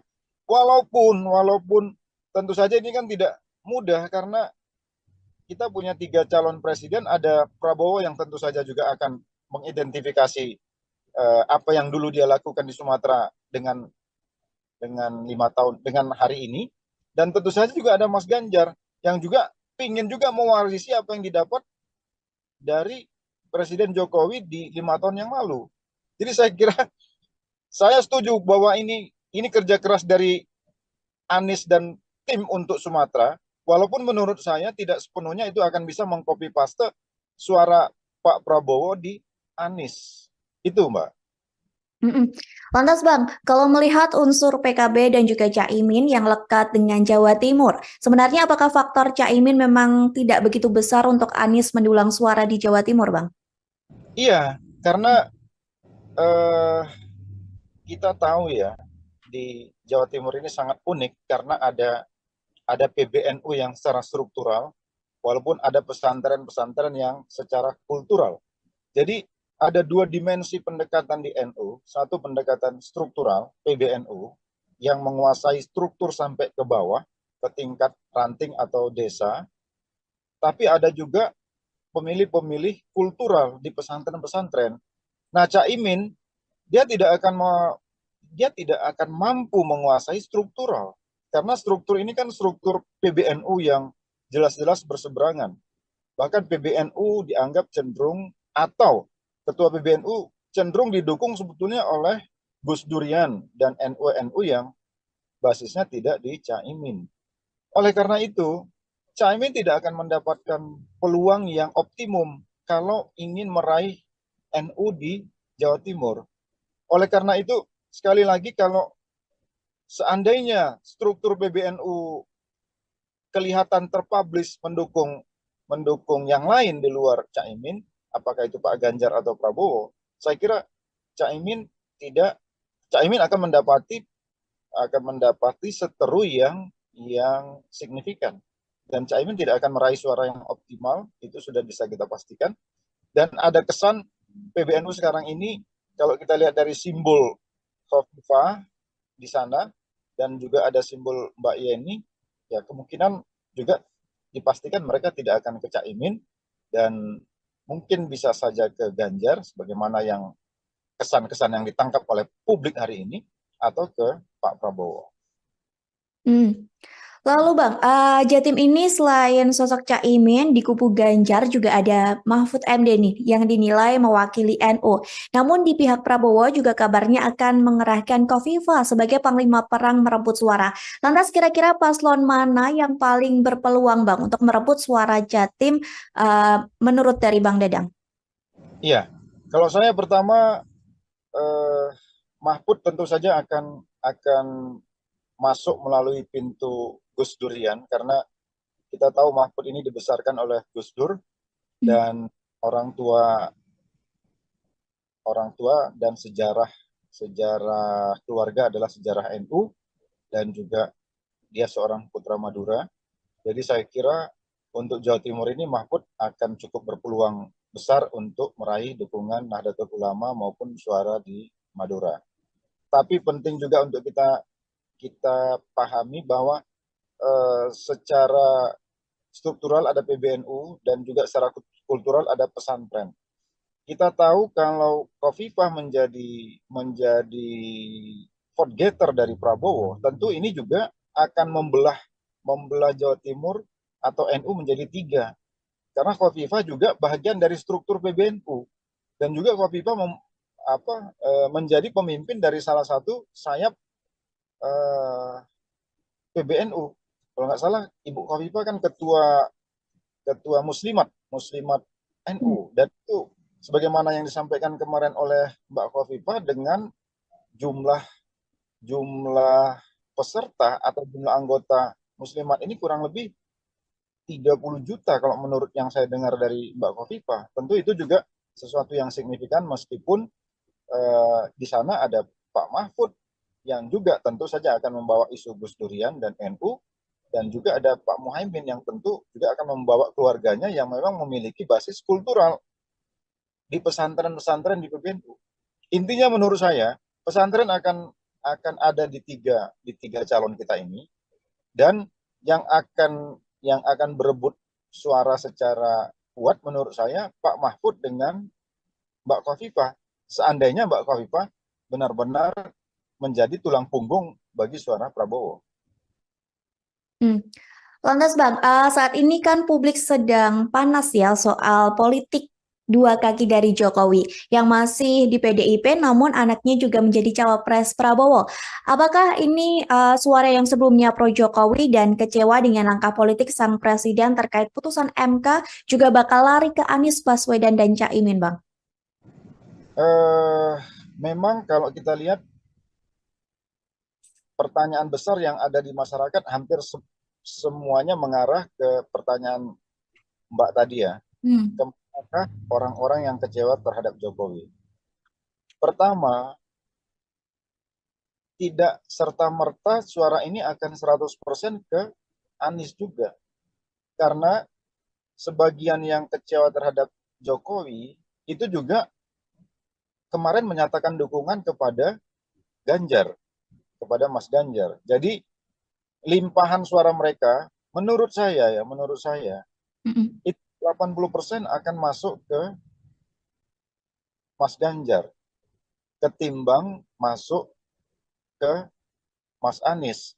Jadi kalaupun akan ke Anies, karena begini, karakteristik pemilih Jokowi ini sebetulnya tidak match dengan karakternya Anies. Kalau pemilih Jokowi ini kan, saya mohon maaf, tapi umumnya kan nasionalisme religius. Jadi orang-orang yang berpikir kebangsaan. Mas Anies ini kan dianggap didukung oleh kelompok-kelompok Islam yang dalam tanda petik Islam yang apa namanya keras, misalnya gitu ya. Dulu ada FPI yang basisnya di Jawa itu ke Prabowo atau ke Anies sekarang ini gitu. Dan seterusnya dan seterusnya. Paling tidak citra itu melekat di Anies. Mm-mm. Tidak akan ketemu itu dengan citra relawan-relawan pendukung Presiden Jokowi kalau mereka akhirnya tidak memilih Jokowi. Jadi kecenderungannya menurut saya akan lebih besar ke Ganjar. Kekecewaan itu akan terlampiaskan ketimbang di Anies. Menurut saya. Karena ada perbedaan seperti tadi yang dibilang oleh Bang Dadang seperti itu ya, antara relawan Jokowi dengan program dari Anies dan Caimin. Iya, iya. Mm-mm. Lantas Bang, Prabowo dan Ganjar berebut suara di Jawa. Anies coba memainkan suara di Sumatera. Lantas jika Pilpres tak berhasil satu putaran, menurut Bang Dadang, paslon mana yang akan bertarung di putaran kedua nantinya Bang? Aduh, ini pertanyaan. Tapi begini Mbak, kalau analisis saya Hmm. eh, paslon yang luar biasa itu adalah paslon Anies Baswedan. Karena mereka ini punya dukungan yang luar biasa dan biasanya mereka mandiri sekali dalam segi keuangan. Sementara paslon Prabowo itu dan paslon Ganjar hampir sama. Jadi kayak ini paslon-paslon yang apalagi Pak Prabowo karena di belakangnya ada Erick Thohir, kelihatan yang terbaca itu adalah gegap gempitannya dari segi pendanaan ya. Sementara hal yang sama juga ada di Ganjar, meskipun tidak kelihatan sementereng apa yang ada di kubu Prabowo, apalagi ada Presiden Jokowi di balik itu semua. Tapi menurut saya, Mas Anies ini pendukungnya tidak terlalu masif dia. Jadi kantong-kantongnya tertentu tidak akan melampaui dukungan masyarakat terhadap Pak Prabowo dan Pak Ganjar. Jadi mohon maaf kalau saya melihat hari ini, yang akan, kalaupun ada dua putaran, yang akan maju itu adalah Mas Ganjar dengan Prabowo, bukan dengan Anies kalau menurut saya. Kalau menurut saya, mohon maaf, tapi yang saya lihat seperti itu.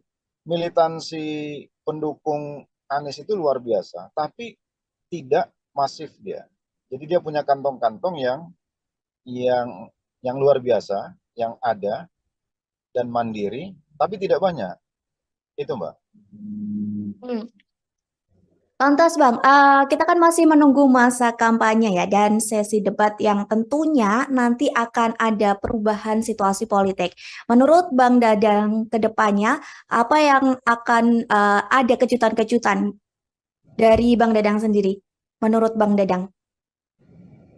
Eh, saya akan terkejut kalau Mas Gibran mau mundur dengan sukarela sebelum apa yang diputuskan oleh mahkamah. Saya akan terkejut itu kalau dia mau mundur. Tapi kalau itu tidak terjadi, ya sebetulnya nggak banyak kejutan karena kita sudah tahu ceruk dari tiga pasangan ini seperti apa dan bagaimana sekarang ini Mas Ganjar dan Mas Anies berupaya untuk menetralisir persangkaan mereka dengan apa yang akan digunakan oleh Jokowi terhadap aparat, apakah itu TNI maupun Polri, itu sekarang yang terjadi hari ini. Jadi kalaupun pertarungan ini sengit, itu sebetulnya pertarungan untuk menghentikan upaya-upaya Jokowi untuk memanfaatkan seluruh fasilitas peralatan negara dalam politik. sebagaimana yang disinyalir ini juga digunakan pada 5 tahun yang lalu. Itu mungkin yang, nah soal itulah yang menurut saya yang mungkin out of the box nanti akan terjadi. Apa yang bisa dilakukan oleh dua paslon ini gitu. Karena kelihatan wacana-wacana ini menurut saya sudah membanjiri kanal-kanal media sosial ini di beberapa hari terakhir ini. Terlebih hari ini orang menunggu putusan MK itu juga apakah Pak Jimli dan teman-teman ini juga punya kejutan, kita tidak tahu. Tapi kita melihat walaupun pernyataan-pernyataan MK ini kecenderungannya menghukum ketua MK. Dan apakah itu bisa sampai membatalkan putusannya sehingga menganulir Mas Gibran dan mengganti Mas Gibran kepada Erick Thohir sebagaimana yang digadang-gadang di kubu Prabowo. Mungkin itu salah satu kejutannya. Tapi kalau tidak, ya kejutan itu akan muncul di pertarungan yang akan datang itu, khususnya pada pemanfaatan isu pemanfaatan atau dugaan pemanfaatan alat-alat negara dalam politik. Saya kira itu, Mbak. Terakhir Bang Dadang, mengenai putusan MK yang rencananya akan dibacakan nanti pada Selasa 7 November mendatang. Apakah menurut Bang Dadang putusan MK ini bisa mengubah dari putusan MK sebelumnya soal batas usia Capres-Cawapres, Bang? Menurut saya begini, kalau MK memutuskan bahwa apa yang dilakukan oleh mahkamah pada saat itu salah, melanggar etik, maka secara etika juga mestinya Mas Gibran mundur. Kalau MK seandainya memutuskan bahwa secara etik hakim Mahkamah Konstitusi itu bersalah atau melanggar kode etik, kan nanti yang ditunggu masyarakat putusannya seperti itu. Apakah putusan MK ini memastikan bahwa para hakim Mahkamah Konstitusi melanggar kode etik atau tidak, kan gitu. Seandainya putusannya hakim MK melanggar kode etik, secara etika juga artinya Mas Gibran mestinya mundur dengan legowo. Mestinya, karena ini soal etik. Walaupun secara hukum, kalau kita lihat kan etika Indonesia ini kan nggak berhubungan dengan normanya ya, norma hukum. Jadi bisa saja Mas Gibran melanggang terus, sementara si hakim MK diputuskan melanggar kode etik. Karena debatable debatnya di pakar-pakar hukum kita ini kan apakah keputusan MK itu membatalkan putusan, apakah putusan MK membatalkan putusan MK gitu. Nah, ada yang mengatakan tidak, ada yang mengatakan iya. Nah, tapi menurut saya kalau putusannya, karena ini soal etik, maka seandainya MK memutuskan pelanggaran etik terhadap hakim MK, maka Mas Gibran secara etik juga mestinya mundur karena dia bahagian dari yang diputuskan oleh MK itu meskipun tidak secara langsung. Itu menurut saya. Baik Bang, berarti nanti kita bersama-sama menunggu sidang putusan dari MK yang akan digelar Selasa 7 November mendatang. Begitu ya Bang. Terima kasih Bang Dadang atas waktunya sudah berkenan untuk berbincang bersama kami di Tribun On Focus. Semoga di lain kesempatan kita bisa berbincang lagi Bang. Terima kasih Bang. Tribuners, demikian Tribun On Focus hari ini. Saya Mariana Nanda Pestakru yang bertugas pamit undur diri. Terima kasih dan sampai jumpa. Download Tribun X sekarang. Menghadirkan lokal menjadi Indonesia. Secara etika juga mestinya Mas Gibran mundur. Jadi kalaupun pertarungan ini sengit, itu sebetulnya pertarungan untuk menghentikan upaya-upaya Jokowi untuk memanfaatkan seluruh fasilitas peralatan negara dalam politik.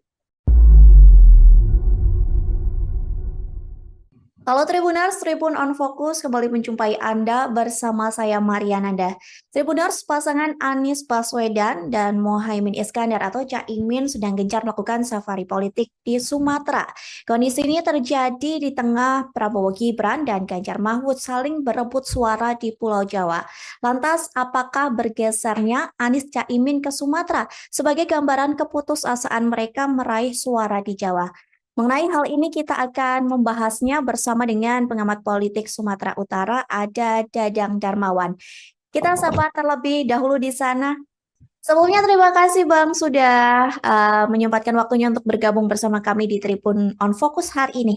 Seperti yang tadi sudah saya sampaikan di pengantar bahwa Anies Baswedan dan Caimin sedang gencar begitu ya untuk safari politik di daerah Sumatera.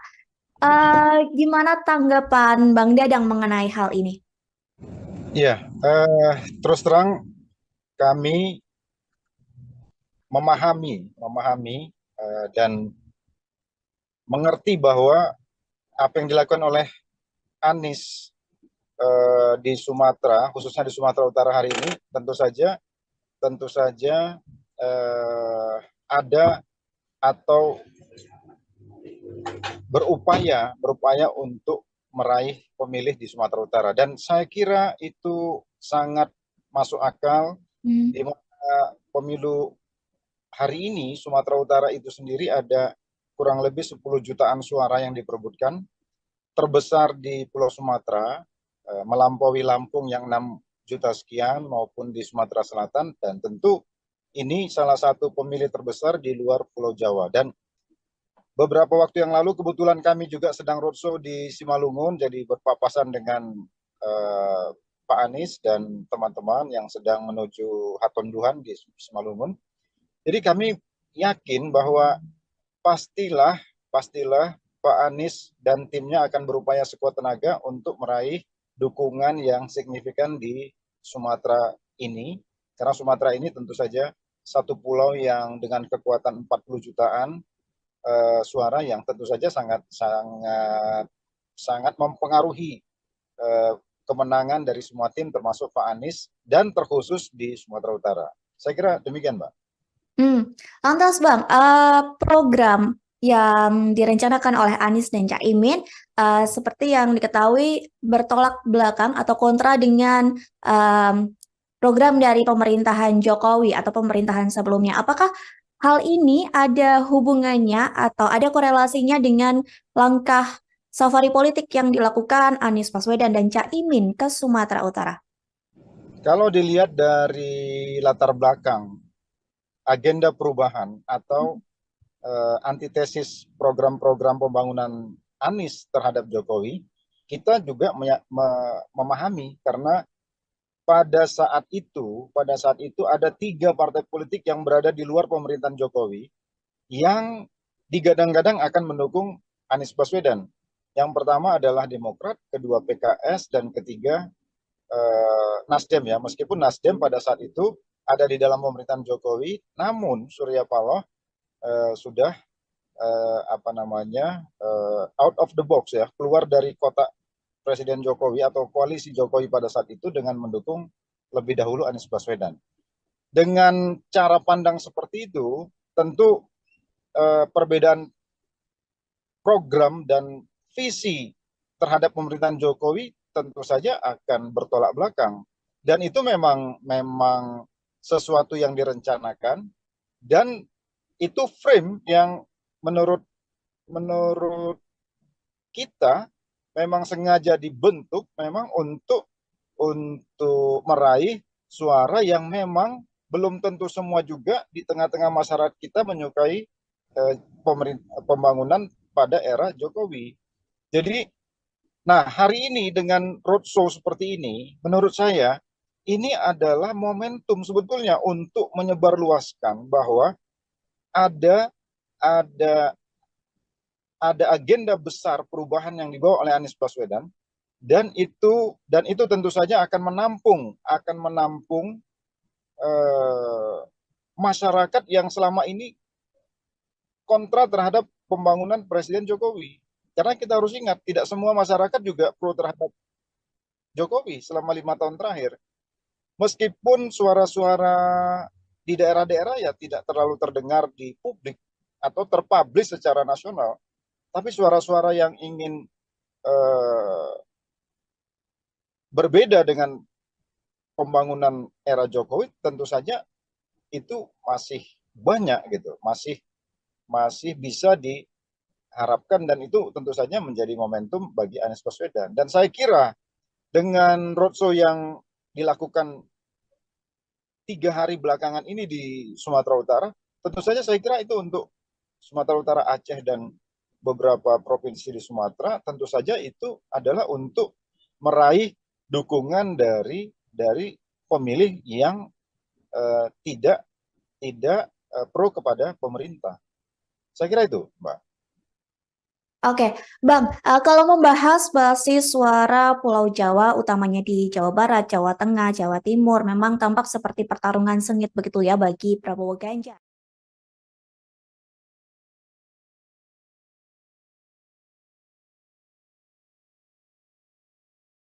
Apakah pasangan Anies dan Caimin ini seolah tampak tak pede atau tidak percaya diri untuk ikut berupaya merebut suara di Jawa? Memang kalau kita lihat dengan isu Nahdlatul Ulama yang dibawa oleh Caimin, tentu Jawa Timur pada tahap awal pencalonan Anies Baswedan seolah Anies Baswedan dan Caimin itu mendapat peluang di Jawa Timur. Walaupun kita tahu di Jawa Timur itu tidak mungkin NU sepenuhnya akan berada di pihak Caimin. Karena di sana ada Gus Durian, Mbak Yeni, yang berseberangan kita tahu secara terbuka dan terang-terangan dengan Caimin. Dan juga kita tahu juga PBNU juga semua tahu tidak pro kepada Caimin atau tidak sejalan dengan Caimin. Nah, tetapi dengan masuknya Mbak Yeni ke Ganjar kemarin dari deklarasi yang ada, itu juga membuat Jawa Timur menjadi, Nahdlatul Ulama di Jawa Timur menjadi tidak sepenuhnya bisa dikuasai oleh Anies Baswedan. Kalau Jawa Tengah kita lihat tentu ini kan basisnya PDIP, tentu Ganjar punya peluang yang besar. Nah, Anies digadang-gadang akan membawa aura di Jawa Barat. Kalau kita lihat dari peta ini, tentu saja Jawa tidak akan setuju, Jawa tidak akan menjadi basisnya Anies. Mungkin Jawa itu adalah Jawa Barat, sebagian di Jawa Barat, sebagaimana survei yang kita baca di akhir, Anies hanya menang di Jawa Barat. Karena itu wajar kalau Sumatera menjadi pertaruhan, karena Sumatera ini pada saat 5 tahun yang lalu head to head antara Jokowi dan Prabowo, memang ini kecenderungan Prabowo, dan itu yang menurut saya yang ingin diambil alih oleh Anies.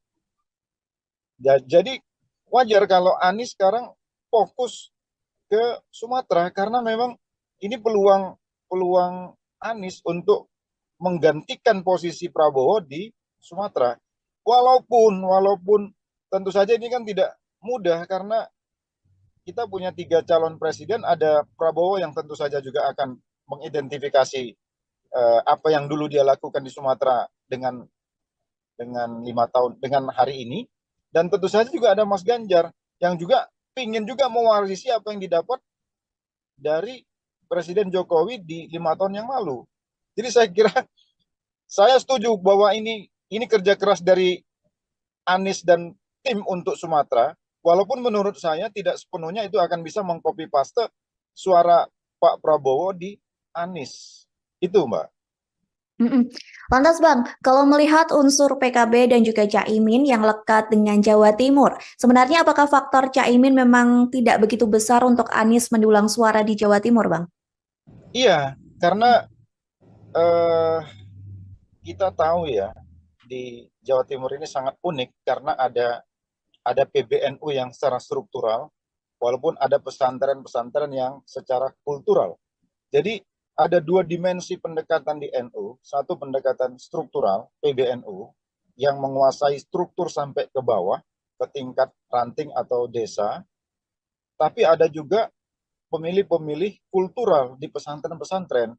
Nah, Caimin dia tidak akan mampu menguasai struktural, karena struktur ini kan struktur PBNU yang jelas-jelas berseberangan. Bahkan PBNU dianggap cenderung, atau ketua PBNU cenderung didukung sebetulnya oleh Gus Durian dan NU yang basisnya tidak di Caimin. Oleh karena itu, Caimin tidak akan mendapatkan peluang yang optimum kalau ingin meraih NU di Jawa Timur. Oleh karena itu, sekali lagi, kalau seandainya struktur PBNU kelihatan terpublish mendukung yang lain di luar Caimin, apakah itu Pak Ganjar atau Prabowo, saya kira Caimin akan mendapati seteru yang signifikan, dan Caimin tidak akan meraih suara yang optimal, itu sudah bisa kita pastikan. Dan ada kesan PBNU sekarang ini, kalau kita lihat dari simbol Khofifah di sana dan juga ada simbol Mbak Yeni, ya kemungkinan juga dipastikan mereka tidak akan ke Caimin, dan mungkin bisa saja ke Ganjar sebagaimana yang kesan-kesan yang ditangkap oleh publik hari ini, atau ke Pak Prabowo. Lalu Bang, Jatim ini selain sosok Caimin di kubu Ganjar juga ada Mahfud MD nih yang dinilai mewakili NU. Namun di pihak Prabowo juga kabarnya akan mengerahkan Khofifah sebagai panglima perang merebut suara. Lantas kira-kira paslon mana yang paling berpeluang Bang untuk merebut suara Jatim menurut dari Bang Dadang? Iya, kalau saya pertama, Mahfud tentu saja akan masuk melalui pintu Gus Durian, karena kita tahu Mahfud ini dibesarkan oleh Gus Dur, dan orang tua dan sejarah keluarga adalah sejarah NU, dan juga dia seorang putra Madura. Jadi saya kira untuk Jawa Timur ini Mahfud akan cukup berpeluang besar untuk meraih dukungan Nahdlatul Ulama maupun suara di Madura. Tapi penting juga untuk kita pahami bahwa secara struktural ada PBNU dan juga secara kultural ada pesantren. Kita tahu kalau Khofifah menjadi vote getter dari Prabowo, tentu ini juga akan membelah Jawa Timur atau NU menjadi 3. Karena Khofifah juga bagian dari struktur PBNU, dan juga Khofifah menjadi pemimpin dari salah satu sayap PBNU. Kalau nggak salah, Ibu Khofifah kan ketua Muslimat NU, dan itu sebagaimana yang disampaikan kemarin oleh Mbak Khofifah, dengan jumlah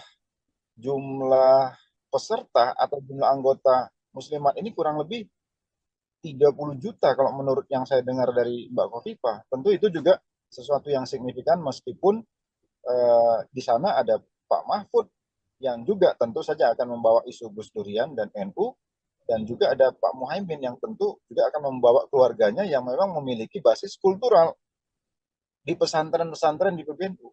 Intinya menurut saya pesantren akan ada di tiga calon kita ini, dan yang akan berebut suara secara kuat menurut saya Pak Mahfud dengan Mbak Khofifah.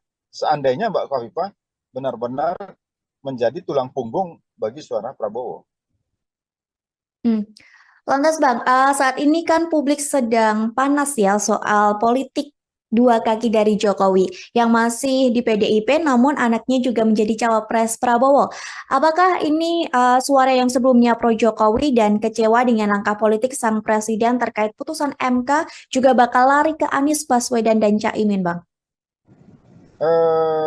Memang kalau kita lihat pertanyaan besar yang ada di masyarakat hampir semuanya mengarah ke pertanyaan Mbak tadi ya. Kemanakah orang-orang yang kecewa terhadap Jokowi? Pertama, tidak serta-merta suara ini akan 100% ke Anies juga. Karena sebagian yang kecewa terhadap Jokowi itu juga kemarin menyatakan dukungan kepada Ganjar, kepada Mas Ganjar. Jadi limpahan suara mereka, menurut saya Mm-mm. itu 80% akan masuk ke Mas Ganjar ketimbang masuk ke Mas Anies. Jadi kalaupun akan ke Anies, karena begini, karakteristik pemilih Jokowi ini sebetulnya tidak match dengan karakternya Anies. Kalau pemilih Jokowi ini kan, saya mohon maaf, tapi umumnya kan nasionalisme religius. Jadi orang-orang yang berpikir kebangsaan. Mas Anies ini kan dianggap didukung oleh kelompok-kelompok Islam yang dalam tanda petik Islam yang keras, misalnya gitu ya. Dulu ada FPI yang basisnya di Jawa itu ke Prabowo atau ke Anies sekarang ini gitu. Dan seterusnya dan seterusnya. Paling tidak citra itu melekat di Anies. Mm-mm. Tidak akan ketemu itu dengan citra relawan-relawan pendukung Presiden Jokowi kalau mereka akhirnya tidak memilih Jokowi. Jadi kecenderungannya menurut saya akan lebih besar ke Ganjar. Kekecewaan itu akan terlampiaskan ketimbang di Anies. Menurut saya. Karena ada perbedaan seperti tadi yang dibilang oleh Bang Dadang seperti itu ya, antara relawan Jokowi dengan program dari Anies dan Caimin. Iya, iya. Mm-mm. Lantas Bang, Prabowo dan Ganjar berebut suara di Jawa. Anies coba memainkan suara di Sumatera. Lantas jika Pilpres tak berhasil satu putaran, menurut Bang Dadang, paslon mana yang akan bertarung di putaran kedua nantinya Bang?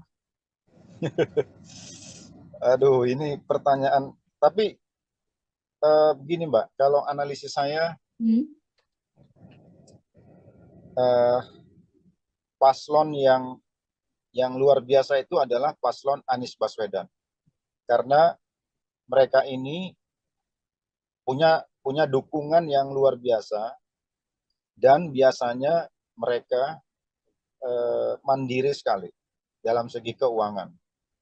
Sementara paslon Prabowo itu dan paslon Ganjar hampir sama. Jadi kayak ini paslon-paslon yang apalagi Pak Prabowo karena di belakangnya ada Erick Thohir, kelihatan yang terbaca itu adalah gegap gempitanya dari segi pendanaan ya. Sementara hal yang sama juga ada di Ganjar, meskipun tidak kelihatan sementereng apa yang ada di kubu Prabowo, apalagi ada Presiden Jokowi di balik itu semua. Tapi menurut saya, Mas Anies ini pendukungnya tidak terlalu masif dia. Jadi kantong-kantongnya tertentu tidak akan melampaui dukungan masyarakat terhadap Pak Prabowo dan Pak Ganjar. Jadi mohon maaf kalau saya melihat hari ini, yang akan, kalaupun ada dua putaran, yang akan maju itu adalah Mas Ganjar dengan Prabowo, bukan dengan Anies kalau menurut saya. Kalau menurut saya, maaf, tapi yang saya lihat seperti itu. Militansi pendukung Anies itu luar biasa, tapi tidak masif dia. Jadi dia punya kantong-kantong yang yang luar biasa, yang ada dan mandiri, tapi tidak banyak. Itu Mbak. Hmm. Lantas Bang, kita kan masih menunggu masa kampanye ya dan sesi debat yang tentunya nanti akan ada perubahan situasi politik. Menurut Bang Dadang ke depannya, apa yang akan ada kejutan-kejutan dari Bang Dadang sendiri? Menurut Bang Dadang? Eh, saya akan terkejut kalau Mas Gibran mau mundur dengan sukarela sebelum apa yang diputuskan oleh mahkamah. Saya akan terkejut itu kalau dia mau mundur. Tapi kalau itu tidak terjadi, ya sebetulnya nggak banyak kejutan karena kita sudah tahu ceruk dari tiga pasangan ini seperti apa dan bagaimana sekarang ini Mas Ganjar dan Mas Anies berupaya untuk menetralisir persangkaan mereka dengan apa yang akan digunakan oleh Jokowi terhadap aparat, apakah itu TNI maupun Polri, itu sekarang yang terjadi hari ini. Jadi kalaupun pertarungan ini sengit, itu sebetulnya pertarungan untuk menghentikan upaya-upaya Jokowi untuk memanfaatkan seluruh fasilitas peralatan negara dalam politik. Sebagaimana yang disinyalir ini juga digunakan pada 5 tahun yang lalu. Itu mungkin yang, nah soal itulah yang menurut saya yang mungkin out of the box nanti akan terjadi. Apa yang bisa dilakukan oleh dua paslon ini gitu. Karena kelihatan wacana-wacana ini menurut saya sudah membanjiri kanal-kanal media sosial ini di beberapa hari terakhir ini. Terlebih hari ini orang menunggu putusan MK itu juga apakah Pak Jimli dan teman-teman ini juga punya kejutan, kita tidak tahu. Tapi kita melihat walaupun pernyataan-pernyataan MK ini kecenderungannya menghukum ketua MK. Dan apakah itu bisa sampai membatalkan putusannya sehingga menganulir Mas Gibran dan mengganti Mas Gibran kepada Erick Thohir sebagaimana yang digadang-gadang di kubu Prabowo. Mungkin itu salah satu kejutannya. Tapi kalau tidak, ya kejutan itu akan muncul di pertarungan yang akan datang itu, khususnya pada isu pemanfaatan atau dugaan pemanfaatan alat-alat negara dalam politik. Saya kira itu, Mbak. Terakhir Bang Dadang, mengenai putusan MK yang rencananya akan dibacakan nanti pada Selasa 7 November mendatang. Apakah menurut Bang Dadang putusan MK ini bisa mengubah dari putusan MK sebelumnya soal batas usia Capres-Cawapres, Bang? Menurut saya begini, kalau MK memutuskan bahwa apa yang dilakukan oleh mahkamah pada saat itu salah, melanggar etik, maka secara etika juga mestinya Mas Gibran mundur.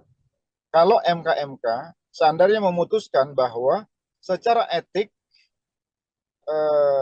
hakim Mahkamah Konstitusi itu bersalah atau melanggar kode etik, kan nanti yang ditunggu masyarakat putusannya seperti itu. Apakah putusan MK ini memastikan bahwa para hakim Mahkamah Konstitusi melanggar kode etik atau tidak, kan gitu.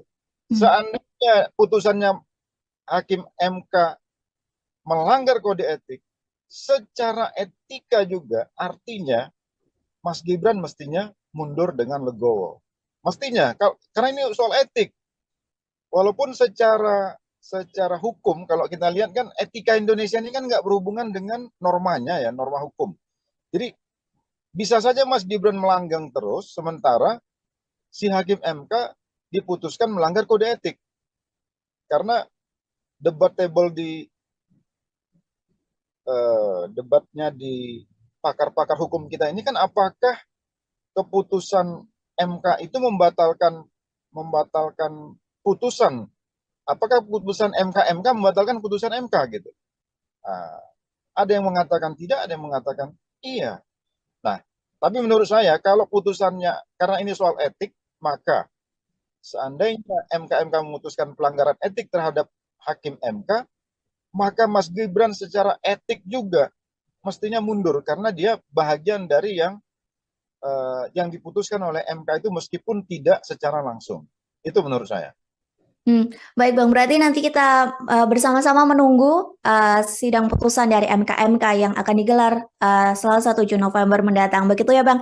Terima kasih Bang Dadang atas waktunya sudah berkenan untuk berbincang bersama kami di Tribun On Focus. Semoga di lain kesempatan kita bisa berbincang lagi Bang. Terima kasih Bang. Tribuners, demikian Tribun On Focus hari ini. Saya Mariana Nanda Pestakro yang bertugas pamit undur diri. Terima kasih dan sampai jumpa. Download Tribun X sekarang. Menghadirkan lokal menjadi Indonesia. Secara etika juga mestinya Mas Gibran mundur. Jadi kalaupun pertarungan ini sengit, itu sebetulnya pertarungan untuk menghentikan upaya-upaya Jokowi untuk memanfaatkan seluruh fasilitas peralatan negara dalam politik. Halo Tribuners, Tribun on Fokus kembali menjumpai Anda bersama saya Mariananda. Tribuners, pasangan Anies Baswedan dan Mohaimin Iskandar atau Caimin sedang gencar melakukan safari politik di Sumatera. Kondisi ini terjadi di tengah Prabowo Gibran dan Ganjar Mahfud saling berebut suara di Pulau Jawa. Lantas, apakah bergesernya Anies Caimin ke Sumatera sebagai gambaran keputusasaan mereka meraih suara di Jawa? Mengenai hal ini kita akan membahasnya bersama dengan pengamat politik Sumatera Utara, ada Dadang Darmawan. Kita sapa terlebih dahulu di sana. Sebelumnya terima kasih Bang sudah menyempatkan waktunya untuk bergabung bersama kami di Tribun on Fokus hari ini. Seperti yang tadi sudah saya sampaikan di pengantar bahwa Anies Baswedan dan Caimin sedang gencar begitu ya untuk safari politik di daerah Sumatera. Gimana tanggapan Bang Dadang mengenai hal ini? Iya, terus terang kami memahami dan mengerti bahwa apa yang dilakukan oleh Anies di Sumatera, khususnya di Sumatera Utara hari ini, tentu saja ada atau berupaya untuk meraih pemilih di Sumatera Utara, dan saya kira itu sangat masuk akal di mana pemilu hari ini Sumatera Utara itu sendiri ada kurang lebih 10 jutaan suara yang diperebutkan, terbesar di Pulau Sumatera, melampaui Lampung yang 6 juta sekian maupun di Sumatera Selatan, dan tentu ini salah satu pemilih terbesar di luar Pulau Jawa. Dan beberapa waktu yang lalu kebetulan kami juga sedang roadshow di Simalungun, jadi berpapasan dengan Pak Anies dan teman-teman yang sedang menuju Hatonduhan di Simalungun. Jadi kami yakin bahwa pastilah Pak Anies dan timnya akan berupaya sekuat tenaga untuk meraih dukungan yang signifikan di Sumatera ini, karena Sumatera ini tentu saja satu pulau yang dengan kekuatan 40 jutaan suara yang tentu saja sangat mempengaruhi kemenangan dari semua tim termasuk Pak Anies dan terkhusus di Sumatera Utara. Saya kira demikian, Mbak. Lantas Bang, program yang direncanakan oleh Anies dan Caimin seperti yang diketahui bertolak belakang atau kontra dengan program dari pemerintahan Jokowi atau pemerintahan sebelumnya. Apakah hal ini ada hubungannya atau ada korelasinya dengan langkah safari politik yang dilakukan Anies Baswedan dan Caimin ke Sumatera Utara? Kalau dilihat dari latar belakang agenda perubahan atau antitesis program-program pembangunan Anies terhadap Jokowi, kita juga memahami karena pada saat itu ada 3 partai politik yang berada di luar pemerintahan Jokowi yang digadang-gadang akan mendukung Anies Baswedan. Yang pertama adalah Demokrat, kedua PKS, dan ketiga Nasdem ya. Meskipun Nasdem pada saat itu ada di dalam pemerintahan Jokowi, namun Surya Paloh sudah out of the box ya, keluar dari kotak Presiden Jokowi atau koalisi Jokowi pada saat itu dengan mendukung lebih dahulu Anies Baswedan. Dengan cara pandang seperti itu, tentu perbedaan program dan visi terhadap pemerintahan Jokowi tentu saja akan bertolak belakang. Dan itu memang sesuatu yang direncanakan, dan itu frame yang menurut kita memang sengaja dibentuk memang untuk meraih suara yang memang belum tentu semua juga di tengah-tengah masyarakat kita menyukai pembangunan pada era Jokowi. Jadi, nah hari ini dengan roadshow seperti ini, menurut saya ini adalah momentum sebetulnya untuk menyebarluaskan bahwa ada agenda besar perubahan yang dibawa oleh Anies Baswedan, dan itu tentu saja akan menampung masyarakat yang selama ini kontra terhadap pembangunan Presiden Jokowi. Karena kita harus ingat, tidak semua masyarakat juga pro terhadap Jokowi selama 5 tahun terakhir.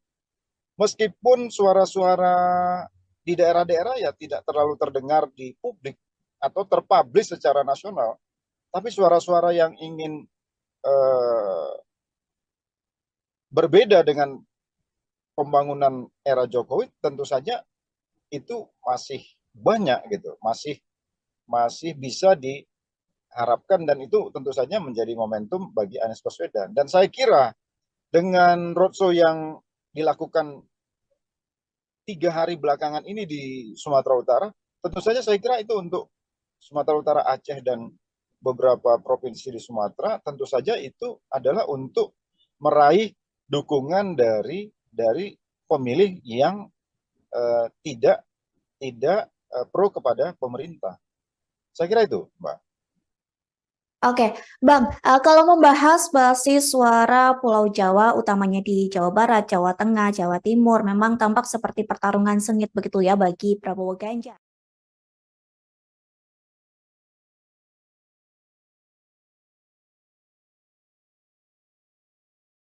Apakah pasangan Anies dan Caimin ini seolah tampak tak pede atau tidak percaya diri untuk ikut berupaya merebut suara di Jawa? Memang kalau kita lihat dengan isu Nahdlatul Ulama yang dibawa oleh Caimin, tentu Jawa Timur pada pada tahap awal pencalonan Anies Baswedan seolah Anies Baswedan dan Caimin itu mendapat peluang di Jawa Timur. Walaupun kita tahu di Jawa Timur itu tidak mungkin NU sepenuhnya akan berada di pihak Caimin. Karena di sana ada Gus Durian, Mbak Yeni, yang berseberangan kita tahu secara terbuka dan terang-terangan dengan Caimin. Dan juga kita tahu juga PBNU juga eh, semua tahu tidak pro kepada Caimin atau tidak sejalan dengan Caimin. Nah, tetapi dengan masuknya Mbak Yeni ke Ganjar kemarin dari deklarasi yang ada, itu juga membuat Jawa Timur menjadi, Nahdlatul Ulama di Jawa Timur menjadi tidak sepenuhnya bisa dikuasai oleh Anies Baswedan. Kalau Jawa Tengah kita lihat tentu ini kan basisnya PDIP, tentu Ganjar punya peluang yang besar. Nah, Anies digadang-gadang akan membawa aura di Jawa Barat. Kalau kita lihat dari peta ini, tentu saja Jawa tidak akan setuju, Jawa tidak akan menjadi basisnya Anies. Mungkin Jawa itu adalah Jawa Barat, sebagian di Jawa Barat, sebagaimana survei yang kita baca di akhir, Anies hanya menang di Jawa Barat. Karena itu wajar kalau Sumatera menjadi pertaruhan, karena Sumatera ini pada saat 5 tahun yang lalu head to head antara Jokowi dan Prabowo, memang ini kecenderungan Prabowo, dan itu yang menurut saya yang ingin diambil alih oleh Anies. Jadi wajar kalau Anies sekarang fokus ke Sumatera, karena memang ini peluang peluang Anies untuk menggantikan posisi Prabowo di Sumatera. Walaupun tentu saja ini kan tidak mudah, karena kita punya 3 calon presiden, ada Prabowo yang tentu saja juga akan mengidentifikasi apa yang dulu dia lakukan di Sumatera dengan 5 tahun dengan hari ini, dan tentu saja juga ada Mas Ganjar yang juga ingin juga mewarisi apa yang didapat dari Presiden Jokowi di 5 tahun yang lalu. Jadi saya kira saya setuju bahwa ini kerja keras dari Anies dan tim untuk Sumatera, walaupun menurut saya tidak sepenuhnya itu akan bisa mengcopy paste suara Pak Prabowo di Anies. Itu, Mbak. Lantas Bang, kalau melihat unsur PKB dan juga Caimin yang lekat dengan Jawa Timur, sebenarnya apakah faktor Caimin memang tidak begitu besar untuk Anies mendulang suara di Jawa Timur, Bang? Iya, karena eh, kita tahu ya, di Jawa Timur ini sangat unik karena ada PBNU yang secara struktural, walaupun ada pesantren-pesantren yang secara kultural. Jadi ada 2 dimensi pendekatan di NU, satu pendekatan struktural PBNU yang menguasai struktur sampai ke bawah, ke tingkat ranting atau desa, tapi ada juga pemilih-pemilih kultural di pesantren-pesantren. Nah, Caimin dia tidak akan mampu menguasai struktural, karena struktur ini kan struktur PBNU yang jelas-jelas berseberangan. Bahkan PBNU dianggap cenderung, atau ketua PBNU cenderung didukung sebetulnya oleh Gus Durian dan NU-NU yang basisnya tidak di Caimin. Oleh karena itu, Caimin tidak akan mendapatkan peluang yang optimum kalau ingin meraih NU di Jawa Timur.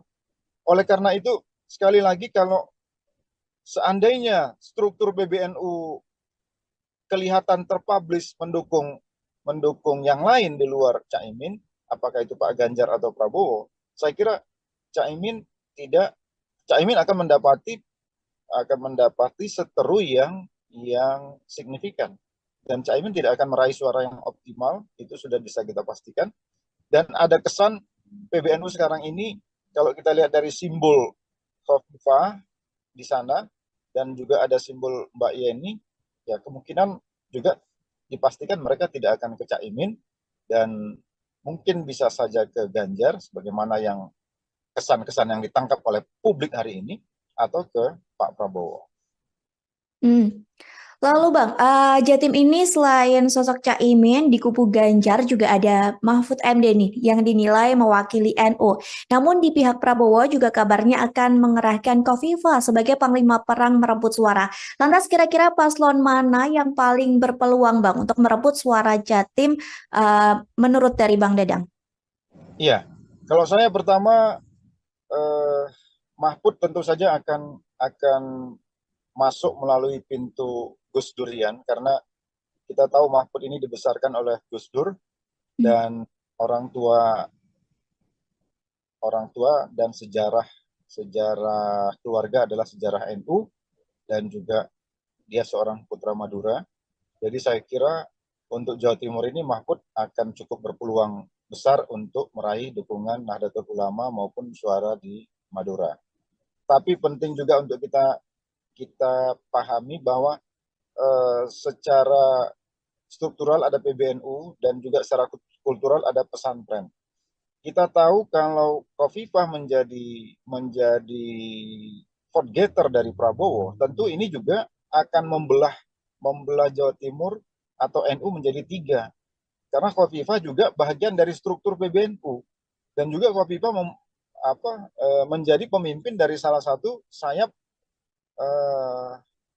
PBNU. Kalau nggak salah, Ibu Khofifah kan ketua Muslimat NU, dan itu sebagaimana yang disampaikan kemarin oleh Mbak Khofifah, dengan jumlah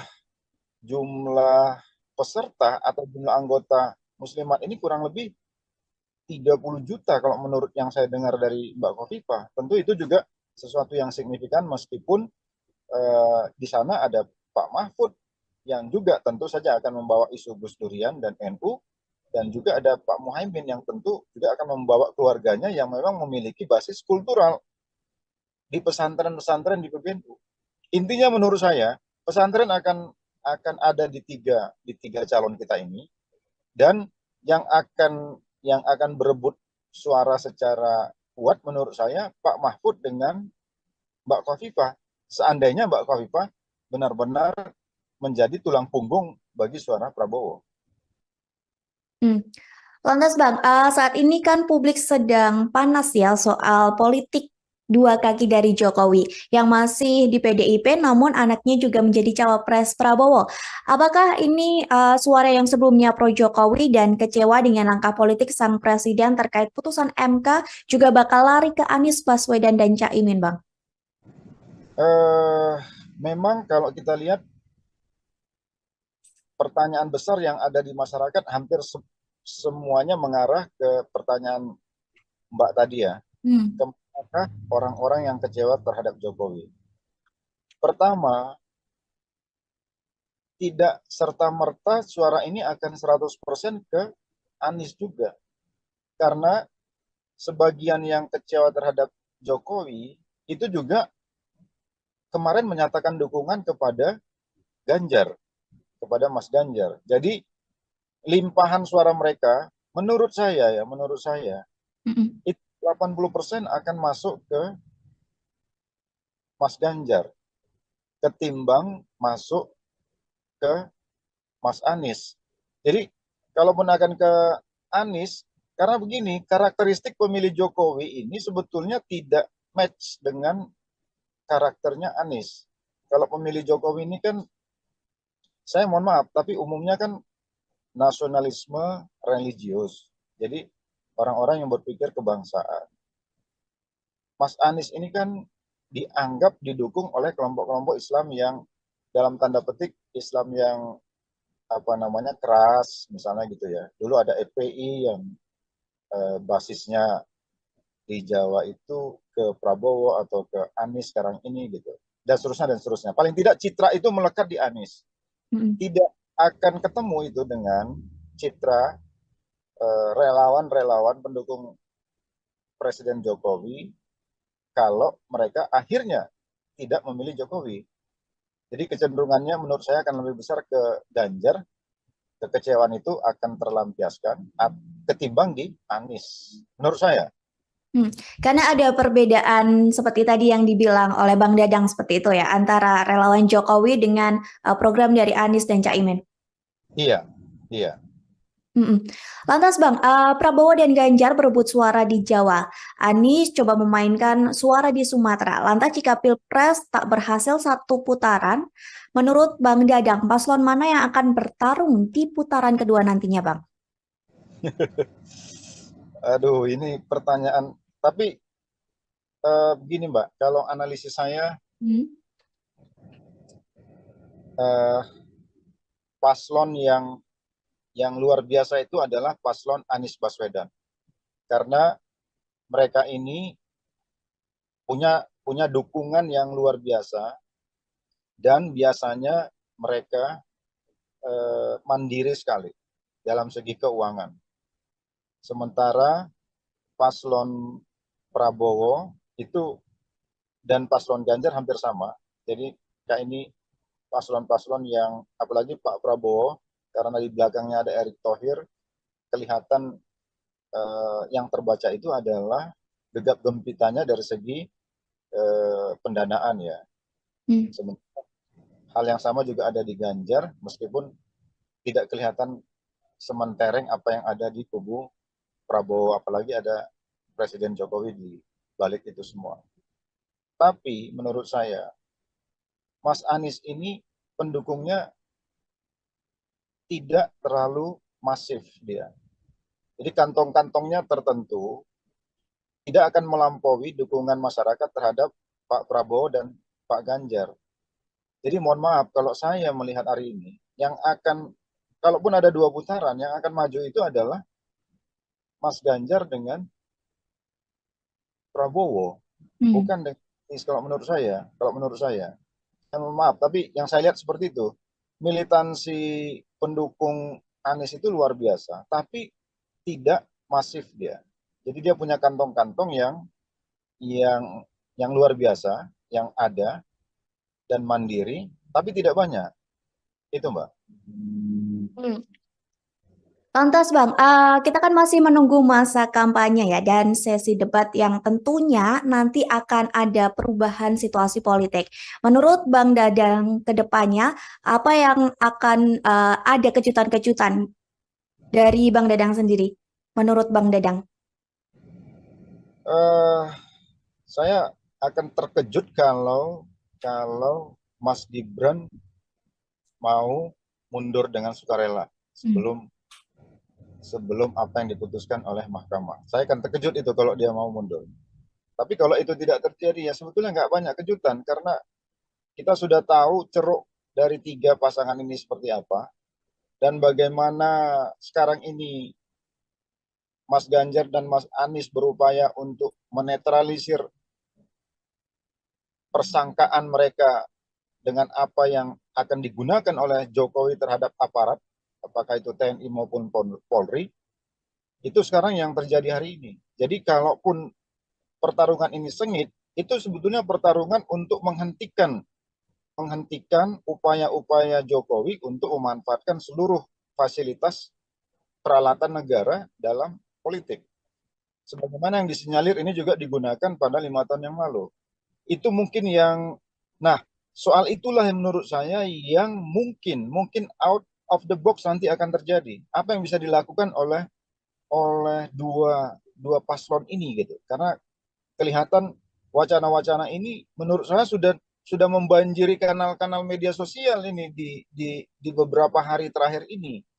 Terlebih hari ini orang menunggu putusan MK itu juga apakah Pak Jimli dan teman-teman ini juga punya kejutan, kita tidak tahu. Tapi kita melihat walaupun pernyataan-pernyataan MK ini kecenderungannya menghukum ketua MK. Dan apakah itu bisa sampai membatalkan putusannya sehingga menganulir Mas Gibran dan mengganti Mas Gibran kepada Erick Thohir sebagaimana yang digadang-gadang di kubu Prabowo. Mungkin itu salah satu kejutannya. Tapi kalau tidak, ya kejutan itu akan muncul di pertarungan yang akan datang itu, khususnya pada isu pemanfaatan atau dugaan pemanfaatan alat-alat negara dalam politik. Saya kira itu, Mbak. Terakhir Bang Dadang, mengenai putusan MK yang rencananya akan dibacakan nanti pada Selasa 7 November mendatang. Apakah menurut Bang Dadang putusan MK ini bisa mengubah dari putusan MK sebelumnya soal batas usia Capres-Cawapres, Bang? Menurut saya begini, kalau MK memutuskan bahwa apa yang dilakukan oleh mahkamah pada saat itu salah, melanggar etik, maka secara etika juga mestinya Mas Gibran mundur. Kalau MK seandainya memutuskan bahwa secara etik hakim Mahkamah Konstitusi itu bersalah atau melanggar kode etik. Kan nanti yang ditunggu masyarakat putusannya seperti itu. Apakah putusan MK ini memastikan bahwa para hakim Mahkamah Konstitusi melanggar kode etik atau tidak, kan gitu. Seandainya putusannya hakim MK melanggar kode etik, secara etika juga artinya Mas Gibran mestinya mundur dengan legowo. Mestinya, karena ini soal etik. Walaupun secara hukum, kalau kita lihat kan etika Indonesia ini kan nggak berhubungan dengan normanya ya, norma hukum. Jadi bisa saja Mas Gibran melanggang terus, sementara si hakim MK diputuskan melanggar kode etik. Karena debatable debatnya di pakar-pakar hukum kita ini kan apakah keputusan MK itu membatalkan putusan, apakah putusan MK membatalkan putusan MK gitu. Ada yang mengatakan tidak, ada yang mengatakan iya. Nah, tapi menurut saya kalau putusannya karena ini soal etik, maka seandainya MK memutuskan pelanggaran etik terhadap hakim MK, maka Mas Gibran secara etik juga mestinya mundur karena dia bahagian dari yang diputuskan oleh MK itu meskipun tidak secara langsung. Itu menurut saya. Baik Bang, berarti nanti kita bersama-sama menunggu sidang putusan dari MK yang akan digelar Selasa 7 November mendatang. Begitu ya Bang. Terima kasih Bang Dadang atas waktunya sudah berkenan untuk berbincang bersama kami di Tribun On Focus. Semoga di lain kesempatan kita bisa berbincang lagi Bang. Terima kasih Bang. Tribuners, demikian Tribun On Focus hari ini. Saya Mariana Nanda Pestakru yang bertugas pamit undur diri. Terima kasih dan sampai jumpa. Download Tribun X sekarang. Menghadirkan lokal menjadi Indonesia. Secara etika juga mestinya Mas Gibran mundur. Jadi kalaupun pertarungan ini sengit, itu sebetulnya pertarungan untuk menghentikan upaya-upaya Jokowi untuk memanfaatkan seluruh fasilitas peralatan negara dalam politik. Halo Tribuners, Tribun on Fokus kembali menjumpai Anda bersama saya Mariananda. Tribuners, pasangan Anies Baswedan dan Mohaimin Iskandar atau Caimin sedang gencar melakukan safari politik di Sumatera. Kondisi ini terjadi di tengah Prabowo Gibran dan Ganjar Mahfud saling berebut suara di Pulau Jawa. Lantas, apakah bergesernya Anies Caimin ke Sumatera sebagai gambaran keputusasaan mereka meraih suara di Jawa? Mengenai hal ini kita akan membahasnya bersama dengan pengamat politik Sumatera Utara, ada Dadang Darmawan. Kita sapa terlebih dahulu di sana. Sebelumnya terima kasih Bang sudah menyempatkan waktunya untuk bergabung bersama kami di Tribun on Fokus hari ini. Seperti yang tadi sudah saya sampaikan di pengantar bahwa Anies Baswedan dan Caimin sedang gencar begitu ya untuk safari politik di daerah Sumatera. Gimana tanggapan Bang Dadang mengenai hal ini? Ya, terus terang kami memahami dan mengerti bahwa apa yang dilakukan oleh Anies di Sumatera, khususnya di Sumatera Utara hari ini, tentu saja ada atau berupaya untuk meraih pemilih di Sumatera Utara, dan saya kira itu sangat masuk akal di mana pemilu hari ini Sumatera Utara itu sendiri ada kurang lebih 10 jutaan suara yang diperebutkan, terbesar di Pulau Sumatera, melampaui Lampung yang 6 juta sekian maupun di Sumatera Selatan, dan tentu ini salah satu pemilih terbesar di luar Pulau Jawa. Dan beberapa waktu yang lalu kebetulan kami juga sedang roadshow di Simalungun, jadi berpapasan dengan Pak Anies dan teman-teman yang sedang menuju Hatonduhan di Simalungun. Jadi kami yakin bahwa pastilah Pak Anies dan timnya akan berupaya sekuat tenaga untuk meraih dukungan yang signifikan di Sumatera ini, karena Sumatera ini tentu saja satu pulau yang dengan kekuatan 40 jutaan suara yang tentu saja sangat mempengaruhi kemenangan dari semua tim termasuk Pak Anies dan terkhusus di Sumatera Utara. Saya kira demikian, Mbak. Lantas Bang, program yang direncanakan oleh Anies dan Caimin seperti yang diketahui bertolak belakang atau kontra dengan program dari pemerintahan Jokowi atau pemerintahan sebelumnya. Apakah hal ini ada hubungannya atau ada korelasinya dengan langkah safari politik yang dilakukan Anies Baswedan dan Caimin ke Sumatera Utara? Kalau dilihat dari latar belakang agenda perubahan atau antitesis program-program pembangunan Anies terhadap Jokowi, kita juga memahami karena pada saat itu ada 3 partai politik yang berada di luar pemerintahan Jokowi yang digadang-gadang akan mendukung Anies Baswedan. Yang pertama adalah Demokrat, kedua PKS, dan ketiga Nasdem ya. Meskipun Nasdem pada saat itu ada di dalam pemerintahan Jokowi, namun Surya Paloh sudah out of the box ya, keluar dari kotak Presiden Jokowi atau koalisi Jokowi pada saat itu dengan mendukung lebih dahulu Anies Baswedan. Dengan cara pandang seperti itu, tentu perbedaan program dan visi terhadap pemerintahan Jokowi tentu saja akan bertolak belakang.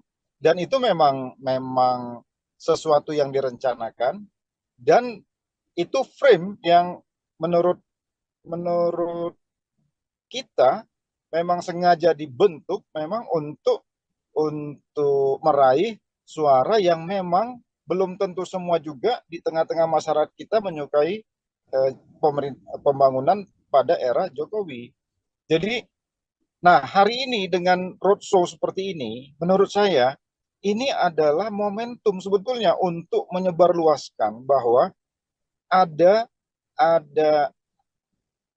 agenda besar perubahan yang dibawa oleh Anies Baswedan, dan itu tentu saja akan menampung masyarakat yang selama ini kontra terhadap pembangunan Presiden Jokowi. Karena kita harus ingat, tidak semua masyarakat juga pro terhadap Jokowi selama 5 tahun terakhir. Meskipun suara-suara di daerah-daerah ya tidak terlalu terdengar di publik atau terpublish secara nasional, tapi suara-suara yang ingin berbeda dengan pembangunan era Jokowi tentu saja itu masih banyak gitu, masih bisa diharapkan, dan itu tentu saja menjadi momentum bagi Anies Baswedan. Dan saya kira dengan roadshow yang dilakukan 3 hari belakangan ini di Sumatera Utara, tentu saja saya kira itu untuk Sumatera Utara, Aceh, dan beberapa provinsi di Sumatera, tentu saja itu adalah untuk meraih dukungan dari pemilih yang tidak pro kepada pemerintah. Saya kira itu, Mbak. Oke, Bang, kalau membahas basis suara Pulau Jawa, utamanya di Jawa Barat, Jawa Tengah, Jawa Timur, memang tampak seperti pertarungan sengit begitu ya bagi Prabowo Ganjar.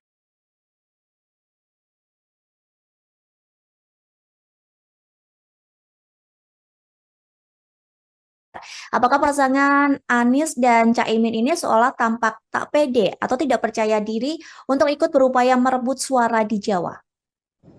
Memang kalau kita lihat dengan isu Nahdlatul Ulama yang dibawa oleh Caimin, tentu Jawa Timur pada tahap awal pencalonan Anies Baswedan seolah Anies Baswedan dan Caimin itu mendapat peluang di Jawa Timur. Walaupun kita tahu di Jawa Timur itu tidak mungkin NU sepenuhnya akan berada di pihak Caimin. Karena di sana ada Gus Durian, Mbak Yeni, yang berseberangan kita tahu secara terbuka dan terang-terangan dengan Caimin. Dan juga kita tahu juga PBNU juga semua tahu tidak pro kepada Caimin atau tidak sejalan dengan Caimin. Nah, tetapi dengan masuknya Mbak Yeni ke Ganjar kemarin dari deklarasi yang ada, itu juga membuat Jawa Timur menjadi, Nahdlatul Ulama di Jawa Timur menjadi tidak sepenuhnya bisa dikuasai oleh Anies Baswedan. Kalau Jawa Tengah kita lihat tentu ini kan basisnya PDIP, tentu Ganjar punya peluang yang besar. Nah, Anies digadang-gadang akan membawa aura di Jawa Barat. Kalau kita lihat dari peta ini, tentu saja Jawa tidak akan setuju, Jawa tidak akan menjadi basisnya Anies. Mungkin Jawa itu adalah Jawa Barat, sebagian di Jawa Barat, sebagaimana survei yang kita baca di akhir, Anies hanya menang di Jawa Barat. Karena itu wajar kalau Sumatera menjadi pertaruhan, karena Sumatera ini pada saat 5 tahun yang lalu head to head antara Jokowi dan Prabowo, memang ini kecenderungan Prabowo, dan itu yang menurut saya yang ingin diambil alih oleh Anies. Jadi wajar kalau Anies sekarang fokus ke Sumatera, karena memang ini peluang Anies untuk menggantikan posisi Prabowo di Sumatera. Walaupun tentu saja ini kan tidak mudah, karena kita punya 3 calon presiden, ada Prabowo yang tentu saja juga akan mengidentifikasi apa yang dulu dia lakukan di Sumatera dengan 5 tahun dengan hari ini, dan tentu saja juga ada Mas Ganjar yang juga ingin juga mewarisi apa yang didapat dari Presiden Jokowi di 5 tahun yang lalu. Jadi saya kira saya setuju bahwa ini kerja keras dari Anies dan tim untuk Sumatera, walaupun menurut saya tidak sepenuhnya itu akan bisa mengcopy paste suara Pak Prabowo di Anies. Itu, Mbak. Lantas Bang, kalau melihat unsur PKB dan juga Caimin yang lekat dengan Jawa Timur, sebenarnya apakah faktor Caimin memang tidak begitu besar untuk Anies mendulang suara di Jawa Timur, Bang? Iya, karena kita tahu ya, di Jawa Timur ini sangat unik karena ada PBNU yang secara struktural, walaupun ada pesantren-pesantren yang secara kultural. Jadi ada 2 dimensi pendekatan di NU, satu pendekatan struktural, PBNU, yang menguasai struktur sampai ke bawah, ke tingkat ranting atau desa, tapi ada juga pemilih-pemilih kultural di pesantren-pesantren. Nah, Caimin dia tidak akan mampu menguasai struktural karena struktur ini kan struktur PBNU yang jelas-jelas berseberangan. Bahkan PBNU dianggap cenderung atau ketua PBNU cenderung didukung sebetulnya oleh Gus Durian dan NU-NU yang basisnya tidak di Caimin. Oleh karena itu, Caimin tidak akan mendapatkan peluang yang optimum kalau ingin meraih NU di Jawa Timur. Oleh karena itu, sekali lagi kalau seandainya struktur PBNU kelihatan terpublish mendukung yang lain di luar Caimin, apakah itu Pak Ganjar atau Prabowo, saya kira Caimin tidak Caimin akan mendapati seteru yang signifikan, dan Caimin tidak akan meraih suara yang optimal, itu sudah bisa kita pastikan. Dan ada kesan PBNU sekarang ini kalau kita lihat dari simbol Khofifah di sana dan juga ada simbol Mbak Yeni, ya kemungkinan juga dipastikan mereka tidak akan ke Caimin dan mungkin bisa saja ke Ganjar sebagaimana yang kesan-kesan yang ditangkap oleh publik hari ini, atau ke Pak Prabowo. Lalu Bang, Jatim ini selain sosok Caimin di kubu Ganjar juga ada Mahfud MD nih yang dinilai mewakili NU. Namun di pihak Prabowo juga kabarnya akan mengerahkan Khofifah sebagai panglima perang merebut suara. Lantas kira-kira paslon mana yang paling berpeluang Bang untuk merebut suara Jatim menurut dari Bang Dadang? Iya, kalau saya pertama Mahfud tentu saja akan masuk melalui pintu Gus Durian, karena kita tahu Mahfud ini dibesarkan oleh Gus Dur dan orang tua dan sejarah keluarga adalah sejarah NU, dan juga dia seorang putra Madura. Jadi saya kira untuk Jawa Timur ini Mahfud akan cukup berpeluang besar untuk meraih dukungan Nahdlatul Ulama maupun suara di Madura. Tapi penting juga untuk kita pahami bahwa secara struktural ada PBNU dan juga secara kultural ada pesantren. Kita tahu kalau Khofifah menjadi vote getter dari Prabowo, tentu ini juga akan membelah Jawa Timur atau NU menjadi 3. Karena Khofifah juga bagian dari struktur PBNU, dan juga Khofifah menjadi pemimpin dari salah satu sayap PBNU. Kalau nggak salah Ibu Khofifah kan ketua Muslimat NU, dan itu sebagaimana yang disampaikan kemarin oleh Mbak Khofifah, dengan jumlah peserta atau jumlah anggota Muslimat ini kurang lebih 30 juta kalau menurut yang saya dengar dari Mbak Khofifah. Tentu itu juga sesuatu yang signifikan, meskipun di sana ada Pak Mahfud yang juga tentu saja akan membawa isu Gus Durian dan NU, dan juga ada Pak Muhaimin yang tentu juga akan membawa keluarganya yang memang memiliki basis kultural di pesantren-pesantren di PBNU. Intinya menurut saya pesantren akan ada di tiga calon kita ini, dan yang akan berebut suara secara kuat menurut saya Pak Mahfud dengan Mbak Khofifah, seandainya Mbak Khofifah benar-benar menjadi tulang punggung bagi suara Prabowo. Lantas Bang, saat ini kan publik sedang panas ya soal politik dua kaki dari Jokowi yang masih di PDIP namun anaknya juga menjadi cawapres Prabowo.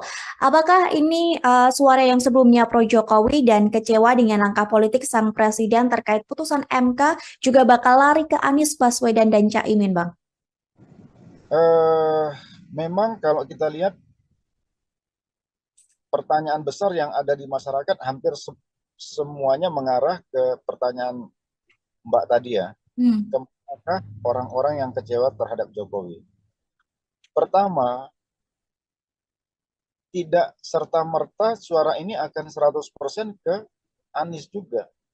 Karena sebagian yang kecewa terhadap Jokowi itu juga kemarin menyatakan dukungan kepada Ganjar, kepada Mas Ganjar. Jadi limpahan suara mereka menurut saya Mm-mm. itu 80% akan masuk ke Mas Ganjar ketimbang masuk ke Mas Anies. Jadi kalaupun akan ke Anies, karena begini, karakteristik pemilih Jokowi ini sebetulnya tidak match dengan karakternya Anies. Kalau pemilih Jokowi ini kan, saya mohon maaf, tapi umumnya kan nasionalisme religius. Jadi orang-orang yang berpikir kebangsaan. Mas Anies ini kan dianggap didukung oleh kelompok-kelompok Islam yang dalam tanda petik Islam yang apa namanya keras, misalnya gitu ya. Dulu ada FPI yang basisnya di Jawa itu ke Prabowo atau ke Anies sekarang ini gitu. Dan seterusnya dan seterusnya. Paling tidak citra itu melekat di Anies. Mm-mm. Tidak akan ketemu itu dengan citra relawan-relawan pendukung Presiden Jokowi kalau mereka akhirnya tidak memilih Jokowi. Jadi kecenderungannya menurut saya akan lebih besar ke Ganjar, kekecewaan itu akan terlampiaskan ketimbang di Anies. Menurut saya. Karena ada perbedaan seperti tadi yang dibilang oleh Bang Dadang seperti itu ya, antara relawan Jokowi dengan program dari Anies dan Caimin. Iya, iya. Mm-mm. Lantas Bang, Prabowo dan Ganjar berebut suara di Jawa. Anies coba memainkan suara di Sumatera. Lantas jika Pilpres tak berhasil satu putaran, menurut Bang Dadang, paslon mana yang akan bertarung di putaran kedua nantinya Bang? Aduh, ini pertanyaan. Tapi begini Mbak, kalau analisis saya Hmm. eh, paslon yang luar biasa itu adalah paslon Anies Baswedan. Karena mereka ini punya dukungan yang luar biasa dan biasanya mereka mandiri sekali dalam segi keuangan. Sementara paslon Prabowo itu dan paslon Ganjar hampir sama. Jadi kayak ini paslon-paslon yang apalagi Pak Prabowo karena di belakangnya ada Erick Thohir, kelihatan yang terbaca itu adalah gegap gempitanya dari segi pendanaan ya. Sementara hal yang sama juga ada di Ganjar, meskipun tidak kelihatan sementereng apa yang ada di kubu Prabowo, apalagi ada Presiden Jokowi di balik itu semua. Tapi menurut saya, Mas Anies ini pendukungnya tidak terlalu masif dia. Jadi kantong-kantongnya tertentu tidak akan melampaui dukungan masyarakat terhadap Pak Prabowo dan Pak Ganjar. Jadi mohon maaf kalau saya melihat hari ini, yang akan, kalaupun ada dua putaran, yang akan maju itu adalah Mas Ganjar dengan Prabowo, bukan dengan Anies kalau menurut saya. Kalau menurut saya, maaf, tapi yang saya lihat seperti itu. Militansi pendukung Anies itu luar biasa, tapi tidak masif dia. Jadi dia punya kantong-kantong yang yang luar biasa, yang ada dan mandiri, tapi tidak banyak. Itu Mbak. Hmm. Lantas Bang, kita kan masih menunggu masa kampanye ya dan sesi debat yang tentunya nanti akan ada perubahan situasi politik. Menurut Bang Dadang ke depannya, apa yang akan ada kejutan-kejutan dari Bang Dadang sendiri? Menurut Bang Dadang? Eh, saya akan terkejut kalau Mas Gibran mau mundur dengan sukarela sebelum apa yang diputuskan oleh mahkamah. Saya akan terkejut itu kalau dia mau mundur. Tapi kalau itu tidak terjadi, ya sebetulnya nggak banyak kejutan karena kita sudah tahu ceruk dari tiga pasangan ini seperti apa dan bagaimana sekarang ini Mas Ganjar dan Mas Anies berupaya untuk menetralisir persangkaan mereka dengan apa yang akan digunakan oleh Jokowi terhadap aparat, apakah itu TNI maupun Polri, itu sekarang yang terjadi hari ini. Jadi kalaupun pertarungan ini sengit, itu sebetulnya pertarungan untuk menghentikan upaya-upaya Jokowi untuk memanfaatkan seluruh fasilitas peralatan negara dalam politik. sebagaimana yang disinyalir ini juga digunakan pada 5 tahun yang lalu. Itu mungkin nah, soal itulah yang menurut saya yang mungkin out of the box nanti akan terjadi. Apa yang bisa dilakukan oleh dua paslon ini gitu. Karena kelihatan wacana-wacana ini menurut saya sudah membanjiri kanal-kanal media sosial ini di beberapa hari terakhir ini. Terlebih hari ini orang menunggu putusan MK itu juga apakah Pak Jimli dan teman-teman ini juga punya kejutan, kita tidak tahu. Tapi kita melihat walaupun pernyataan-pernyataan MK ini kecenderungannya menghukum ketua MK. Dan apakah itu bisa sampai membatalkan putusannya sehingga menganulir Mas Gibran dan mengganti Mas Gibran kepada Erick Thohir sebagaimana yang digadang-gadang di kubu Prabowo. Mungkin itu salah satu kejutannya. Tapi kalau tidak, ya kejutan itu akan muncul di pertarungan yang akan datang itu, khususnya pada isu pemanfaatan atau dugaan pemanfaatan alat-alat negara dalam politik. Saya kira itu, Mbak. Terakhir Bang Dadang, mengenai putusan MK yang rencananya akan dibacakan nanti pada Selasa 7 November mendatang. Apakah menurut Bang Dadang putusan MK ini bisa mengubah dari putusan MK sebelumnya soal batas usia Capres-Cawapres, Bang? Menurut saya begini, kalau MK memutuskan bahwa apa yang dilakukan oleh